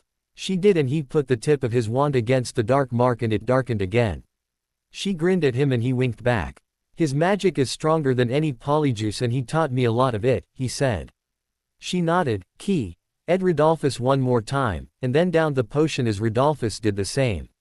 Once the transformation was complete, he looked at the others standing in the doorways of their cells watching. Hermione here will be back to get the rest of you out one at a time. Just be patient and I promise that in time you'll all be free and he'll be back, he said. No matter how much you set things up for his return he's still going to kick your ass when you do bring him back, Yaxley snigged. Yeah, I know, but I'm hoping that eventually he'll stop being pissed off at me and do something else to my ass, he replied, setting off another round of laughter. Come on, he said with a smile at Bella and Rodolphus. Nagini is at home waiting for us. She's still alive. You really didn't kill her? Bella asked. Of course not, he replied. Whom would I feed Pettigrew to if I had? The corridor laughed again and he reached inside his pocket again. Oh, and I have a present for you, he said, pulling out his hand and opening it. Moody's magical eye spun in his hand and Bella cracked up laughing, taking it. From him. Thought you'd like that, he chuckled as him, Hermione, and Ron left the corridor, promising to return soon. 7 years later, rematerializing in front of the quaint cottage that was the retirement home of Albus Dumbledore, he stayed where he was for a moment with his hands in the pockets of his robe, just looking at the place. It was a lovely cottage, of course, with trees and flowers in abundance all around, but there was something else there that caught his attention. Wards, and a lot of them designed to conceal what magic was being performed inside the property's boundary lines. That didn't surprise him. Dumbledore always was one to hide what he was up to. He knew because he'd learned how to do the same thing from the old man. Well, Dumbledore and a few other people. Walking inside the cottage, almost everyone he expected to be in the sitting room was. Diggle and Doge were there along with Dumbledore's brother, Aberforth, the three men standing by a sidebar quietly talking. All three nodded at him in greeting and he returned the nod before looking away at Hestia Jones and Emmeline Vance, both women sitting on the sofa chatting, too. Sturgis Podmore was there as well, the man standing back and just looking around the room as though assessing each one. That was fine, though. There was no threat to any of them in a room full of former Order members. Looking around the room, he was surprised that Hagrid, Remus, and Tonks hadn't come back for this moment. It was just as well. He'd been more than happy to help all three of them settle into new lives well away from all the conflict they'd lived with for so long. With the half-giant, his only true completely loyal friend since the time he'd met the man, he'd helped Hagrid find love and happiness with Olympe and get him moved to and settled in with her in France at Beauxbatons. It was the same with Lupin and Tonks. Within a few months of the war being over, the former minister Rufus Scrimgeour had started losing his mind and decided that trying to exile every person with dark wizard or dark creature ties was the best way to ensure that the British wizarding world never again faced what it had over the previous few years. He'd pulled his resources to get Lupin and Tonks out of the United Kingdom altogether. They were living in northern Canada now, where scars like Remus had on his face was just considered someone who'd had an unfortunate run-in with a wild animal. That worked out well, living in a nice large cabin in the woods on the outskirts of a small town, since their first son wasn't born with the werewolf gene, but their second had been. Both couples were happy with their new lives far away from the drama that was the British wizarding scene. He was well and truly happy for all of them and prayed they stayed away from England for the rest of their lives. You never knew what evil was lurking around the corner in England. There were other members of the Order that would be there if they could, and still others missing that could be if they were inclined to. McGonagall, Kingsley, Moody, and Molly Weasley were those that couldn't be, the war having ended their lives a decade ago. It was Voldemort that ended Moody's life, and with so many curses flying that night no one was quite sure whose wand ended McGonagall's, but Molly's death had been at Dolohhov's hand. Though it meant little, Arthur Weasley had returned the favor to his wife's murderer. And Arthur Weasley started the list of people who weren't inclined to be there and were better off not. After Molly's funeral, poor Arthur had just completely shut down. He quit his position with the ministry, packed a bag, and lived in the Muggle world for nearly 3 months before Bill found him. Absolutely refusing to return to the burrow where the memories were too haunting, it finally took Charlie coming back to England and inviting Arthur to come live with him and his fiancée to bring the man back to the wizarding world. Romania having no painful memories of Molly, Arthur had accepted and hadn't been back to England since. The rest of their children rarely saw their father, preferring to communicate with him by owl aside from their once-a-year visit to Romania, the degrading of their father's mental state too painful a reminder of their mother's tragic passing.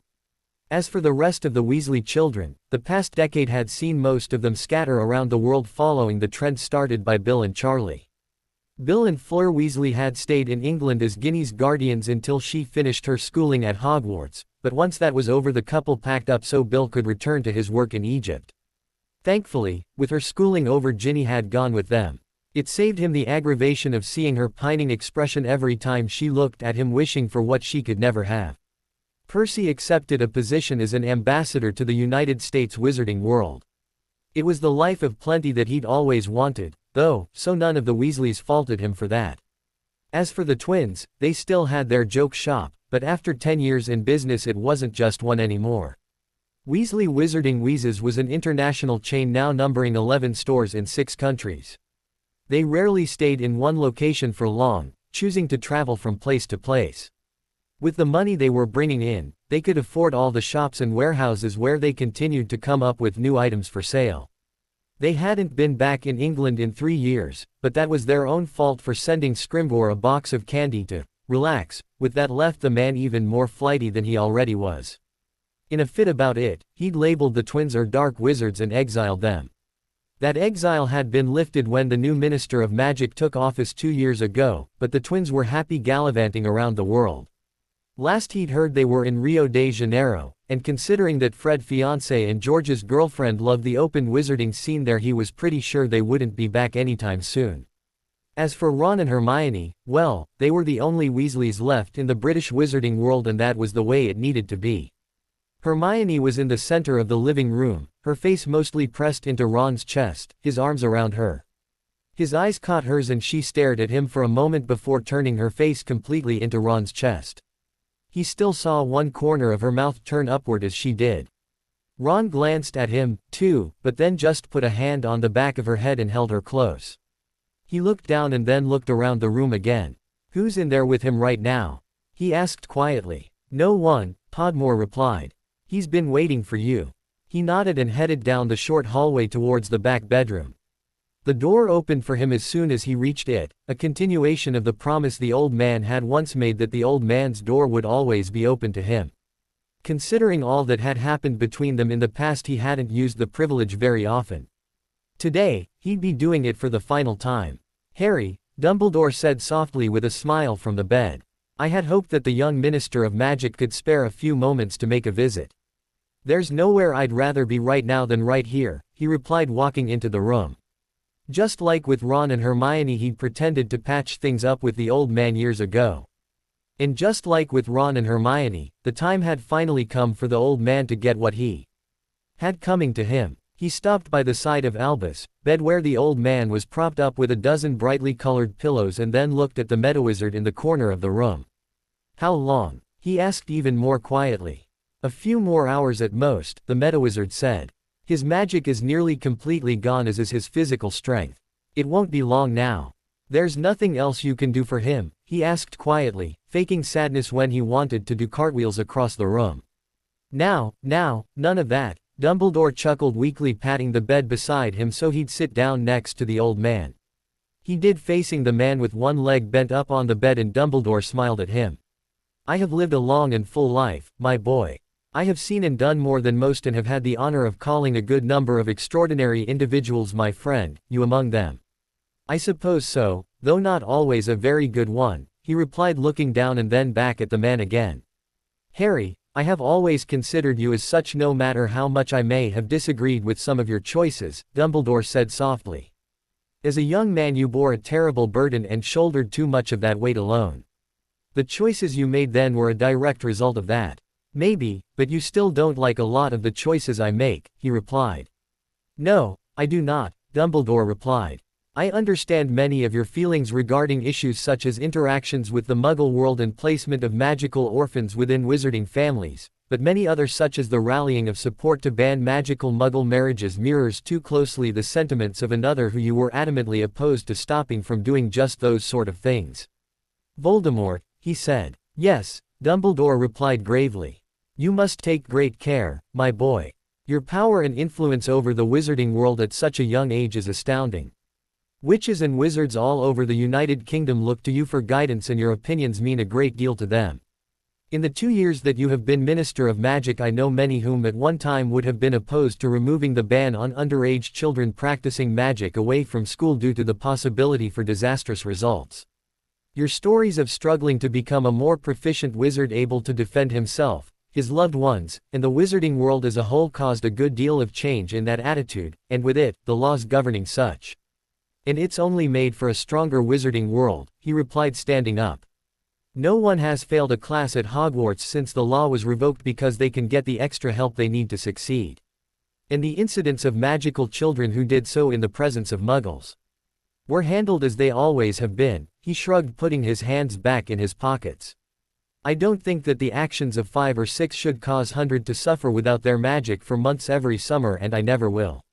Most wizarding families agreed with me, or the law never would have gained enough support to be passed. Harry, the old man sighed, but he just shook his head and sniggered. If you'd wanted to change things so that they were the way you wanted them, you had your chance to be minister loads of times. You turned the job down, and eventually I came along and picked it up. If I were doing such a bad job and so many people hated the changes I've made, I would have been sacked by now. I haven't been. In fact, I'm the most popular Minister of Magic the wizarding world has had this century or the last. The wizarding world is prospering more than ever from the income generated by commerce with the Muggle world without spending money there. People aren't struggling to send their kids to Hogwarts and buy their books anymore. The crime rate is lower than it was before Fudge even took office. I know you don't agree with everything I've done. You never agree with everything any Minister Magic does, but the wizarding world is a better place because of the new policies that I've put into place. Even Hermione thinks I'm doing a fantastic job. Hermione has changed a great deal from the young woman I once knew as well, Dumbledore sighed. You could say that, he chuckled, pulling his hand out of his pocket and gently shifting the object he pulled out from hand to hand. Dumbledore stared at him, looking slightly confused, and he chuckled again. Hermione, could you please bring everyone in here? Hermione let out a high-pitched squeal, clapping, and he heard everyone laugh coming down the hallway. As soon as Hermione got to the room with everyone filing in behind her, she wrapped her arms around his waist from the side. I really do love you, Harry, she said as the others circled the bed. I know you do, he chuckled, wrapping an arm around her shoulders. Just remember that 10 minutes or so from now when I'm getting my ass kicked. Everyone except Dumbledore laughed, the old man looking at him confused. What is going on here? Dumbledore asked. A decade of work finally being finished, he replied and held up the object in his hand. The bracelet dangled in the air between his thumb and index finger. Dumbledore's eyes widened with a gasp and Hermione burst out laughing. I think he remembers it, or rather the fake one you gave him all those years ago, she said, still laughing. Yes, though he obviously can't tell the real Hermione from a fake one, or any real Order member from a fake one, Podmore said, sending everyone into a fit of laughter.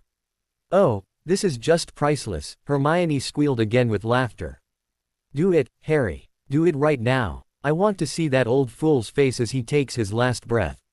You're so impatient, Auntie, he chuckled and moved to the foot of the bed. Everyone separated to make a space and he set the bracelet on the ground. Standing up straight again, he pulled a small dagger from another pocket and held his wand hand and the knife over the bracelet. Harry, no, Dumbledore said, the man gasping for air as he cut his hand and held his bleeding palm over the bracelet. When dark took life, the soul was split, and the body did fall when by curse it was hit. The blood of the prophecy need now reign, to bring the body and soul together again. Sums, cruer, animus, vita, he said firmly as Hermione clapped, bouncing and squeaking, her feet tapping on the floor excitedly with each bounce. Harry, Dumbledore said, gasping for air. What have you done? He didn't reply, backing up, healing his hand once enough of his blood had dripped onto the bracelet to make it glow an eerie shade of green. Slowly, the bracelet floated in the air, a cloud of swirling black smoke beneath it. Everyone around the bed knelt, lowering their heads, but he just stood there waiting as the cloud began to solidify into the clear shape of legs and a torso and arms and shoulders and a head. And once the cloud started to fade away, a pale face with narrow red slits for eyes took focus directed at him. Before you start cursing me with crucios again, let me explain, he said, holding up his hands, palms out in a defensive posture. Potter, Voldemort seethed. Harry, he said. It's been Harry since I was 16 and it still is, or you wouldn't be back right now. Just please hear me out, he said. The realization that he was alive flickered across Voldemort's face and it gave him the opening he needed. The prophecy had to be played out to the end. You know that, or you wouldn't have spent so many years trying to kill me. It has been now. Either must die at the hand of the other, for neither can live whilst the other survives. I told you the whole thing years ago. Not neither as in one or the other, but as in each of the two. You killed me, I killed you, we both lived for at least a few minutes with the other dead, so the prophecy has been fulfilled and doesn't affect us anymore. Dumbledore gasped and he turned and looked at the old man. Never thought about that, did you?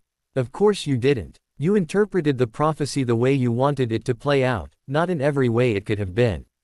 The power that the Dark Lord know not wasn't love, it was that I could sense the other Horcruxes and he couldn't because they weren't a connected part of him anymore, but being a Horcrux made me connected to them.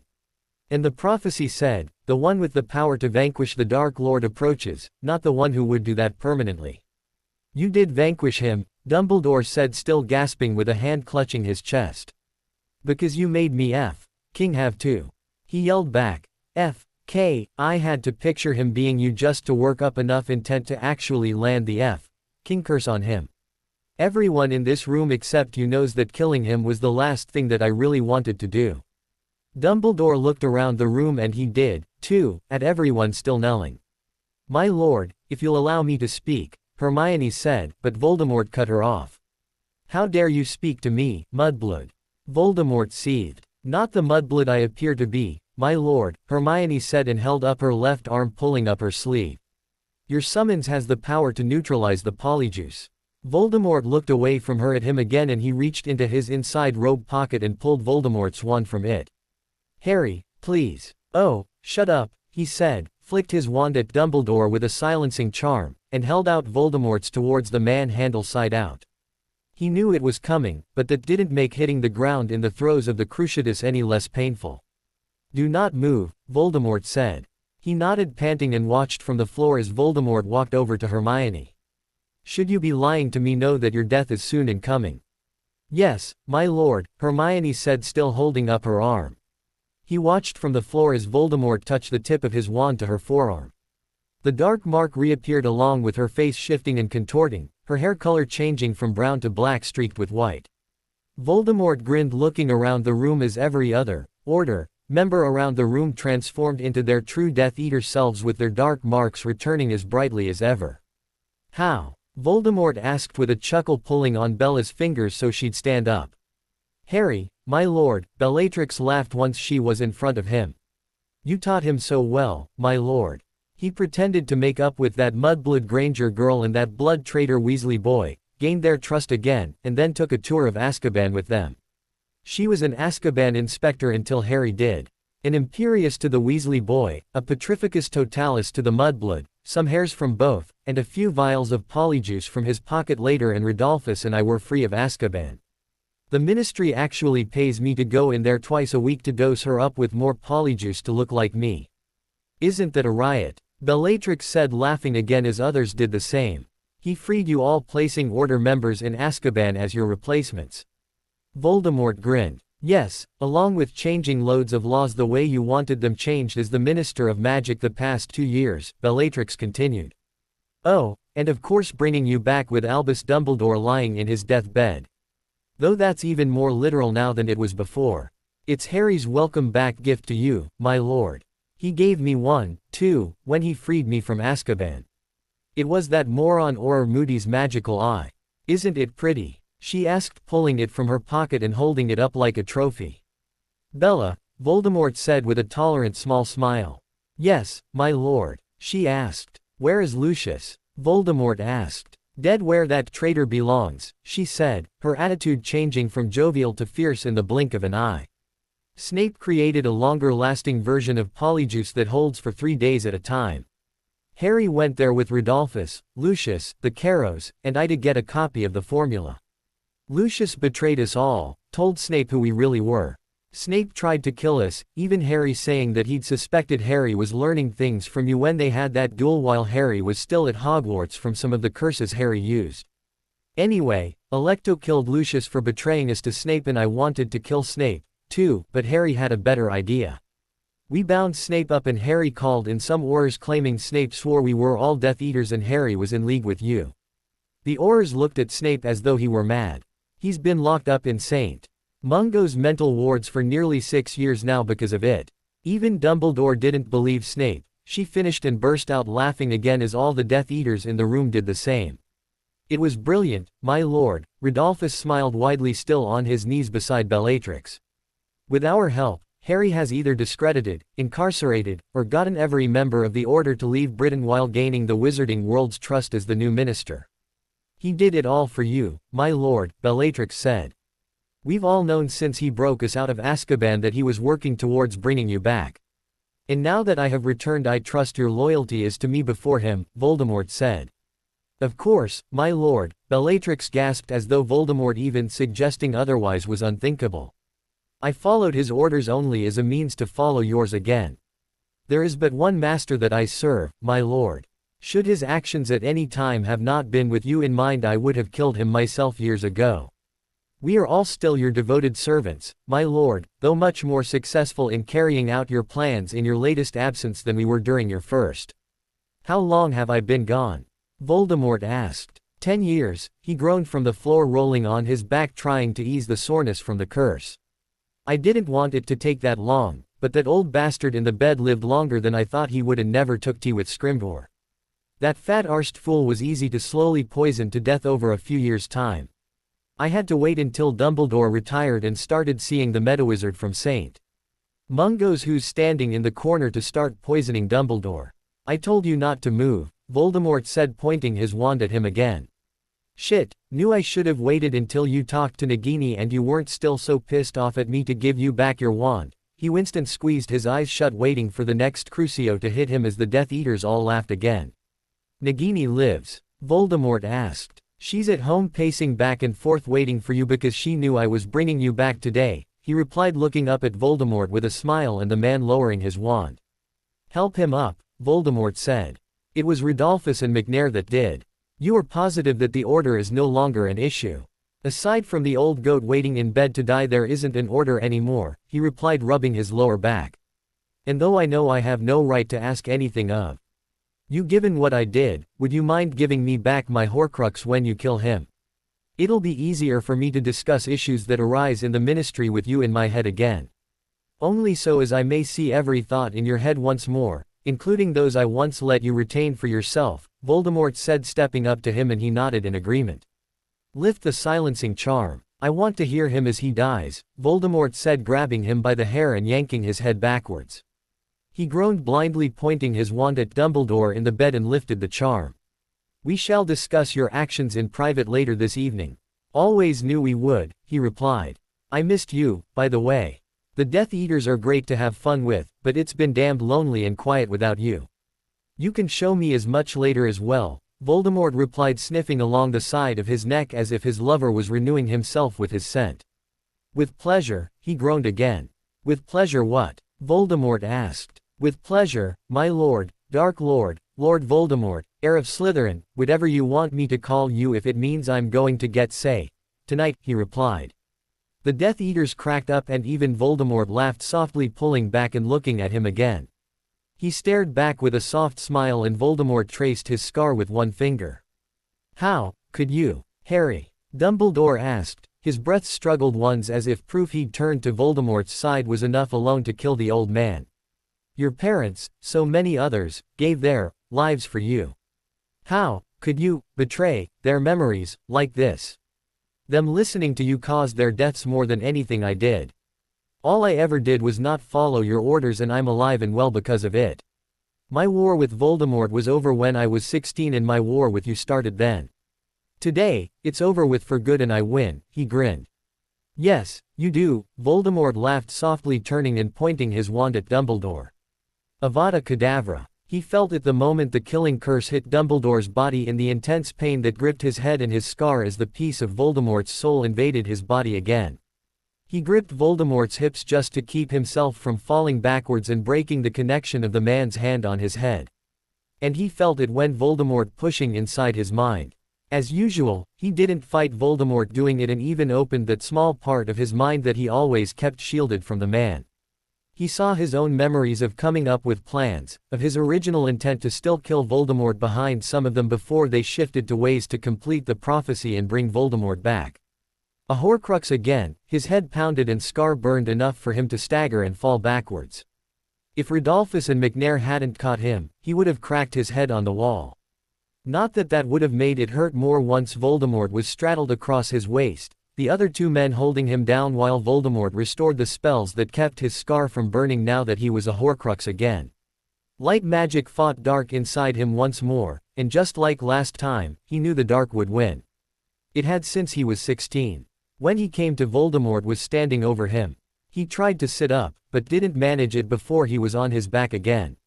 He didn't bother trying to sit up again. Instead, he lifted his hands to his head and pressed the heels of his hands into his eyes hard enough to see spots. Your original purpose for obtaining the Horcruxes was to betray me. I know, and you didn't stop planning to kill me until after you'd crucioed me 6 times and I showed you that I'd hidden them in Salazar's chambers and gave Dumbledore fakes because I'd changed my mind. God, I missed you in my head, he sighed, lowering his hands from his eyes still just stretched out on the floor. From your head and other places I would imagine, as you are yet again untouched in all the years I have been gone. No matter what else I did, I wouldn't betray you like that. We still have much to discuss first, Harry. He nodded because he expected as much. Get up and go make your public announcement of Dumbledore's death. And do not believe that the gift of his life shall spare yours from my wand.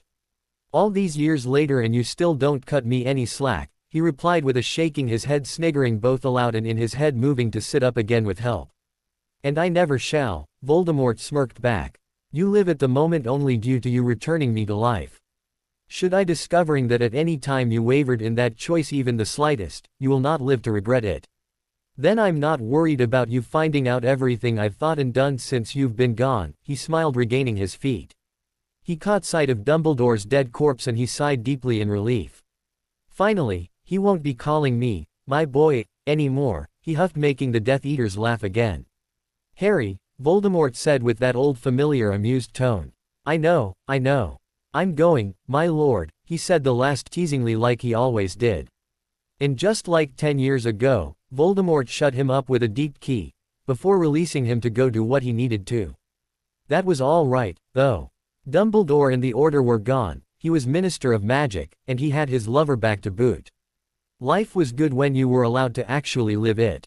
Materializing on High Street in Hogsmeade, he just stood there as the view of Hogwarts in the distance caught his eye.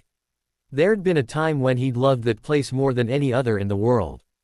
It was a home of sorts for him, but not anymore. His home was the Shrieking Shack, still called that by everyone even though the place had been completely remodeled to its original white sliding glory and the grounds were clean and maintained. And beyond the closet door in his bedroom was another place he thought of as home, one that would really feel like one again rather than leaving an empty place inside him when he looked around it. Home, Minister? One of the Auror escorts asked as he just stood there. It pulled him out of his reverie and he looked at the 2 men standing behind him. You 2 can head home. I'm not going anywhere else tonight, he said. Are you sure, sir? The second Auror asked. I'm sure. I'll see you at the office in the morning, he replied. The 2 Aurors nodded, but still didn't leave until he'd moved inside the front gate and the wards of the Shrieking Shack. He made sure they did before opening the front door to his house, though, well aware thanks to his newly reacquired Horcrux that someone decidedly unfriendly to Aurors was somewhere inside. While the 2 that had escorted him home weren't exactly cut out for the rank of Death Eater, there were a few others that would fit in perfectly. Putting that out of his mind for the moment more out of fatigue than anything else, he activated the wards on the house itself, looking around the sitting room. Nothing was changed, but things had been moved and touched. Inspected was the real word he was looking for. He paid no attention to that either. The only thing he was paying attention to was that he wasn't on the floor already in pain from a Cruciatus curse. As he stood there his house was quiet, too quiet if the truth be told. In the years since he'd gotten Bella and Rodolphus out of Azkaban his house was rarely quiet. There were usually at least a few polyjuiced people moving around inside it. Today, there was no one there. Except for the distinct presence of someone very powerful who had a fondness for the darker side of magic. He double-checked the wards to make sure the detection of that wasn't felt anywhere except inside his home. While what he was picking up through the link was still strong as hell, he knew it wasn't as strong as it would get after a little bit of time to adjust to the living world again. He wasn't about to let anything, horrors or otherwise, stop that from happening.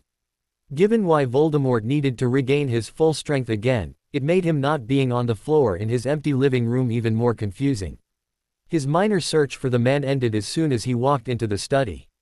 Sitting behind the desk was Voldemort with Nagini curled up asleep in her basket as usual, stacks of files on either side of the man and the drawers of filed cabinets open with more stacks of files on the open drawers. With another file in the man's hands, Voldemort looked at him as he walked into the office and took a seat in one of the armchairs across from his desk. You could have invited your little Auror guards inside with you, Voldemort grinned evilly. Figured you and the Death Eaters would have enough fun with me once I got here, he replied, pulling loose his tie. Where is everyone? I was sure the first words I'd hear when I walked in were, seize him. They have been told not to interrupt us as I have matters to discuss with you this evening, Voldemort replied. He just nodded, unbuttoning his robe. I take it you had a rather long and exhausting day once the announcement of Dumbledore's death was made public. You don't know the half of it, he snorted. Think you'll be glad once you take over as minister, he replied, running a hand down his face, leaning back in the chair. Liar, Voldemort said, and he lowered his hand to look at the man. I have spent a considerable amount of time speaking to Nagini, Bella, and my other faithful along with reading file after file in this office. One thing that has become glaringly obvious while I did so is that you enjoy your position of power within the wizarding world. The man finished setting the file down, staring at him. All right, I do love it, a lot more than I thought I would when I took the job, he replied. I enjoy twisting everyone's opinions on topics to suit your purposes and making laws based on them. The perks of being minister aren't so bad either. They almost make up for not having shit growing up. Yet you are willing to vacate your post with only an order from me, Voldemort asked. You know I am, since you've been in and out of my head all day along with everything else you've been doing, he sniggered, tilting his head back and closing his eyes. Yes, and therein lies my greatest dilemma of the moment, Voldemort replied, and he looked at the man again.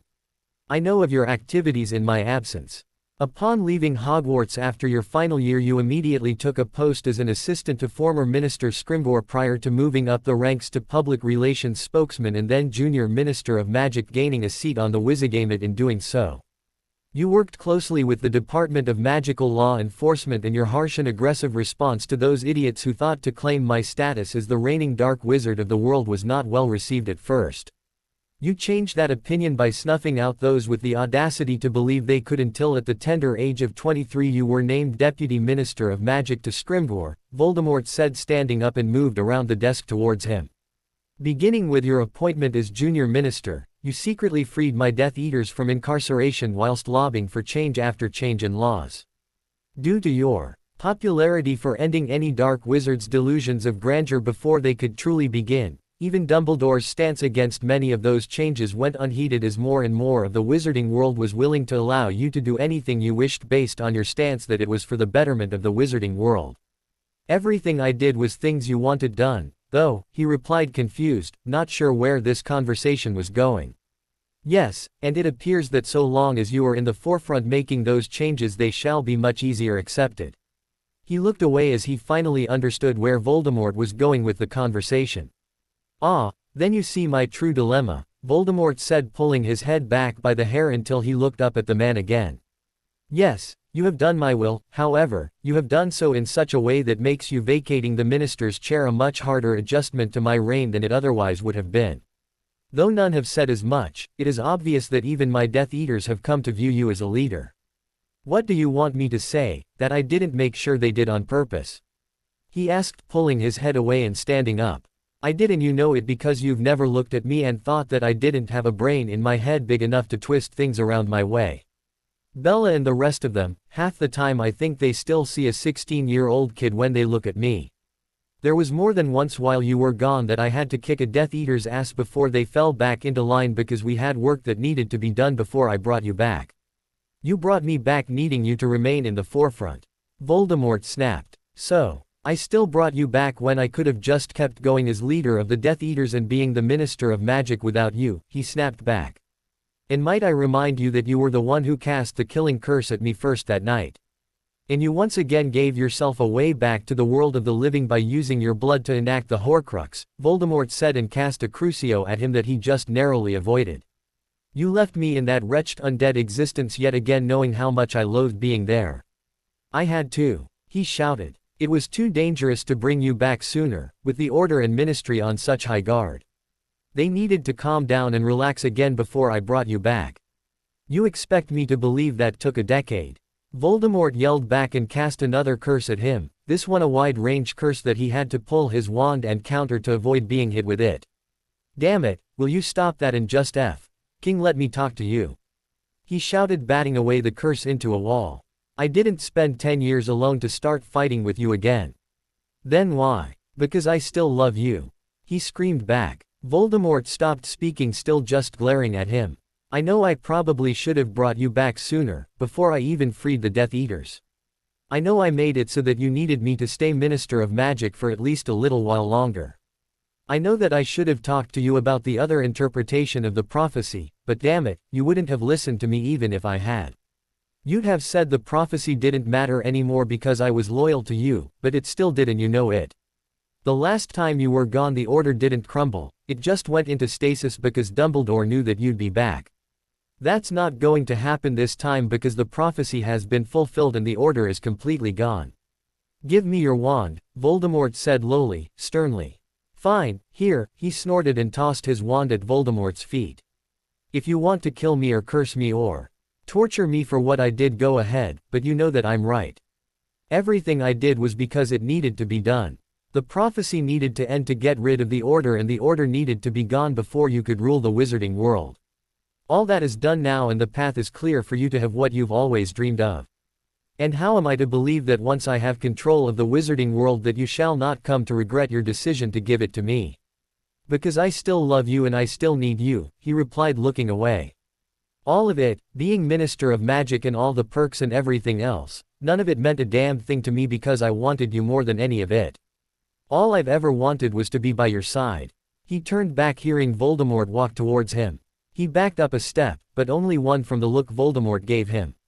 When the man stopped in front of him and laid a hand on the side of his neck, he stared at the man with damp eyes. Every damn day for 10 years I've wanted to bring you back, but I knew if I did you'd be coming right back to the same shit you were facing before with Dumbledore and the Order out to kill you and expecting me to do it. I can't do it again and I won't even pretend to want to this time. As much as I love being Minister of Magic, I love you and want to be with you more. Prove it, Voldemort said. Kneel before me and hold out your left arm. His eyes locked with Voldemort's, he yanked off his robe letting it fall to the ground and blindly tossed the cufflink from his left arm on his desk. Lowering onto one knee, he rolled up his sleeve finally drooping his head and lifted his arm up to the man. He wasn't sure what to expect. He'd asked Bella and a few others what it felt like to receive the dark mark, but they hadn't been very detailed. They didn't need to be as he hissed lifting his head as his wrist was held in one of Voldemort's hands and his palm was sliced open with the other. I told you long ago that you carried the only mark of mine I require on your forehead, Voldemort said. Also, as you pointed out my mark being on an individual's arm does not necessarily signify complete and utter loyalty, the man said cutting open his own palm and joining the cut lines of their hands together still staring at him. Swear it to me, Harry, that your loyalty is to me above all others in mind, body, and soul. I swear it, he replied softly. I've been yours since I was 16 no matter what I call you and I always will belong to you. I accept your offering, and though it shall take considerable time for you to regain the level of trust I once had in you, I will acknowledge that your actions were in the interest of achieving my goals. That being the case, you may retain the title of Minister of Magic as Lord and Master of the Wizarding World as a higher rank than that of Minister of Magic, Voldemort smirked back. He sniggered softly with a small nod. And with a mixing of our blood I now no longer need you to bring me back by means of a Horcrux as I may return by you carrying my blood as you did so once with me. You'll never need to use either method. I'm not going anywhere and neither are you for a very, very long time, he said. Voldemort pulled him to his feet by his hair and he barely had the chance to take a breath before the man's tongue was in his mouth. You realize, he whispered into the key, that the way you made me word that and what you said in response was considered a blood binding, not a blood oath. I know what it was, Harry, Voldemort chuckled, running the tip of his wand down his back and removing his clothes in the process.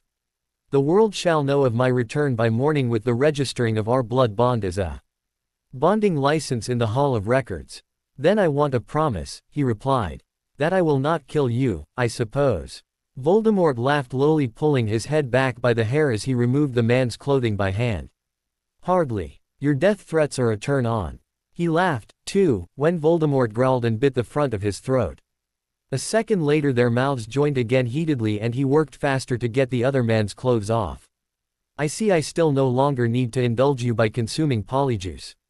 Remember when I said only if you wanted to indulge yourself? I still mean that, too. He felt the shift of apparition before he was pushed backwards and Voldemort was over him, both of them beeped on his bed. God, I missed you. You sure you're up for this? You've only been back for less than a day. I am perfectly capable of consummating our bond by claiming what is mine, Harry, and as Wormtail interrupting us is no longer an issue, I plan to.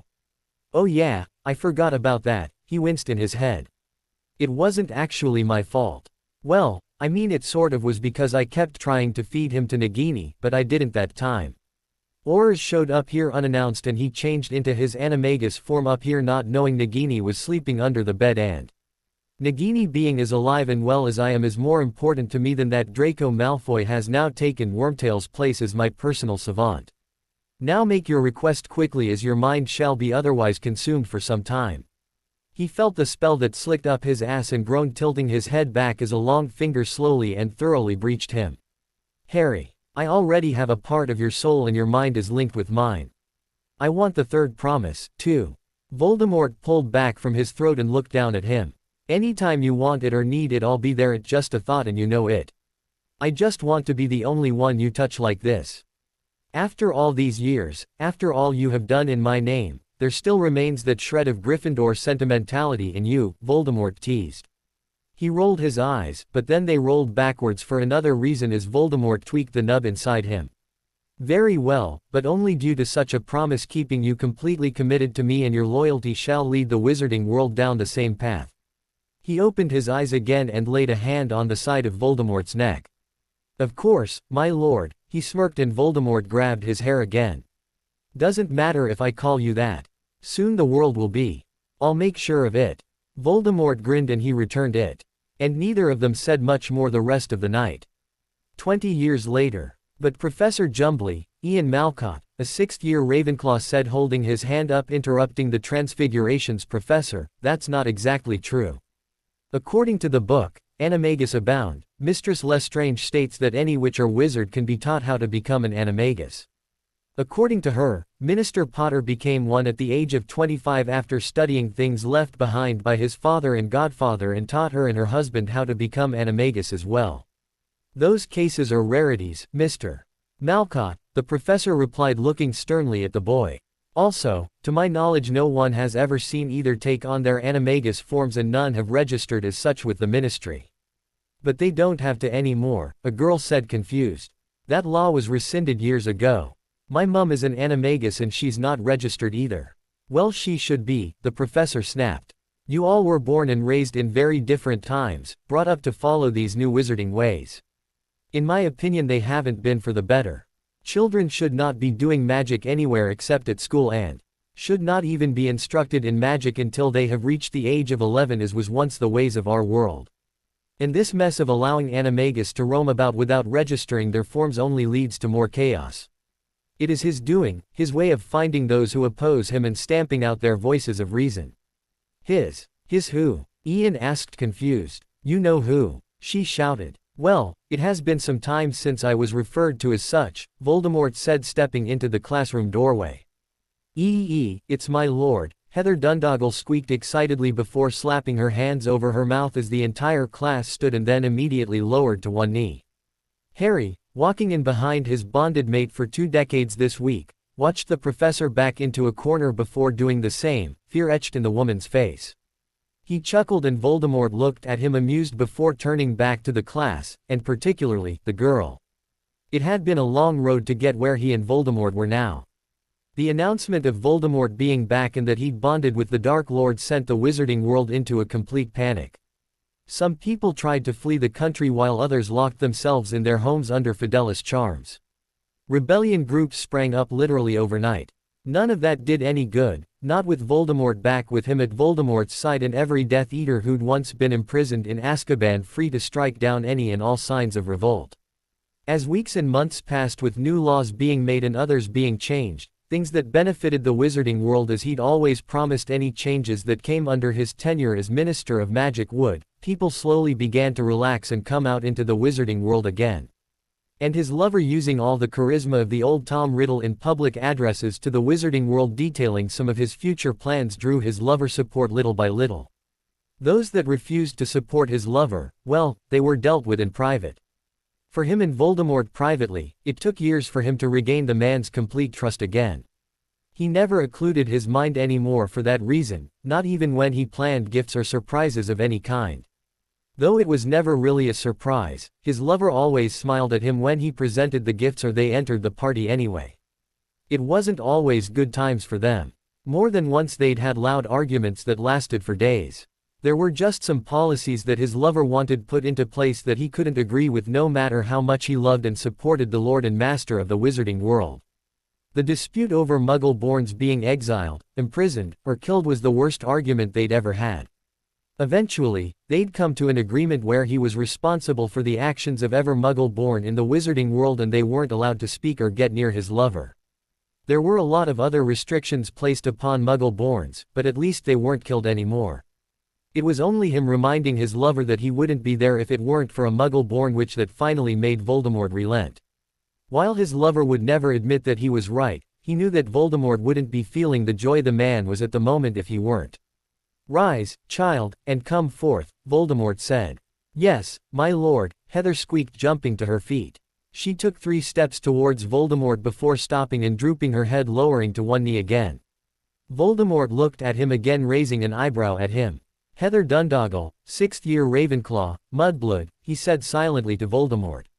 "I kept telling you that law that Mudbloods weren't allowed to get within 5 feet of you would come back to bite you in the ass one day, but you said you didn't care."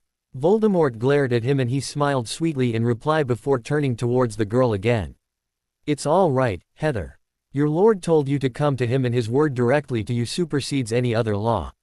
The girl lifted her head and looked at Voldemort for confirmation. Voldemort inclined his head only once before the girl scurried forward and immediately knelt at his feet. "My lord, it's an honor to meet you," she said quickly. "I've read every book you've ever written.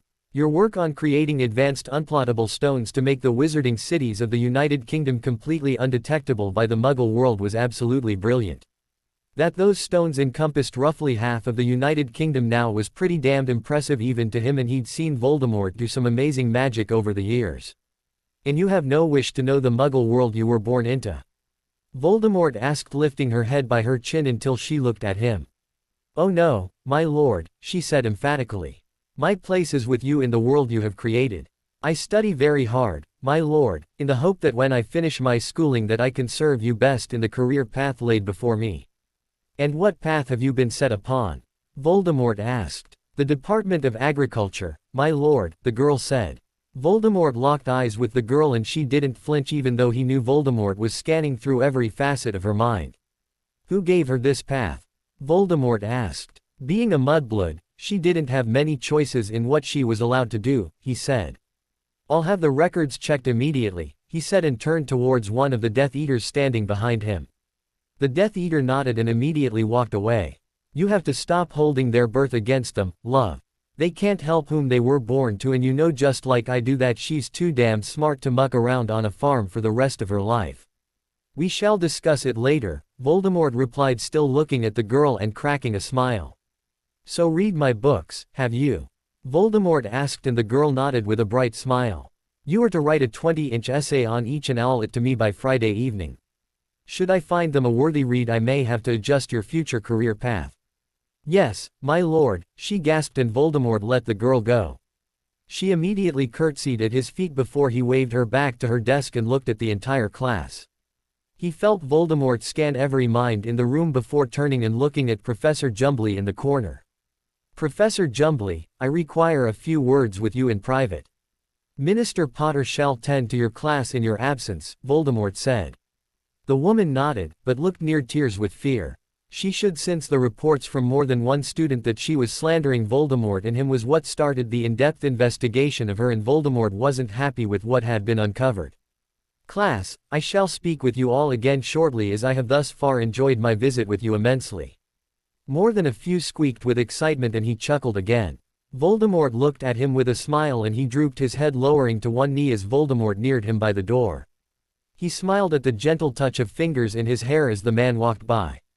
When he stood again, Professor Jumbly did have unshed tears in her eyes as she walked by, wringing her hands in front of her.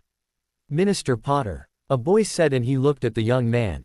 She's going to be sacked, isn't she? Yes, she is, he laughed lowly, moving to the front of the room and taking a seat on top of the center of the desk. Good, because she's always going on and on about how things were different when she was growing up instead of teaching us things, the boy snorted, his robe Slytherin colors. And when she does teach us things, it's never anything useful, another girl huffed. How to change a turtle into a crystal platter and back again. Are we ever going to need to use that in life? I can honestly say no, and I hated that lesson when I was your age, too, he replied, and the entire class laughed. Actually, it was during that lesson that your lord started teaching me things by lesson instead of a book that were useful in life. Why don't you ever call him my lord? Heather asked. Because I'm privileged with a much better title for him. He winked at the girl, lifting his left hand and wiggled his fingers to display the ring on his third digit, making the entire class laugh again. Can you tell us more about when you were in school, Minister? The Slytherin boy asked. Well, he said, just as the words, I have heard entirely too many times of your rantings of long-begotten days for my liking. As you have no desire to live in these times, allow me to grant your wish. Avada Kedavra went through his head. I can tell you that I always hated those desks when I went to school here. They're so bloody uncomfortable, he said, and waved his hand, transfiguring every desk into a cushy leather armchair with a small table in front of each one to write on. Now that's a transfiguration spell I want to learn. The Slytherin boy grinned, and he laughed along with the rest of the class. The end. I hope you enjoyed this story. Also remember to subscribe and like this video. See you in the next video.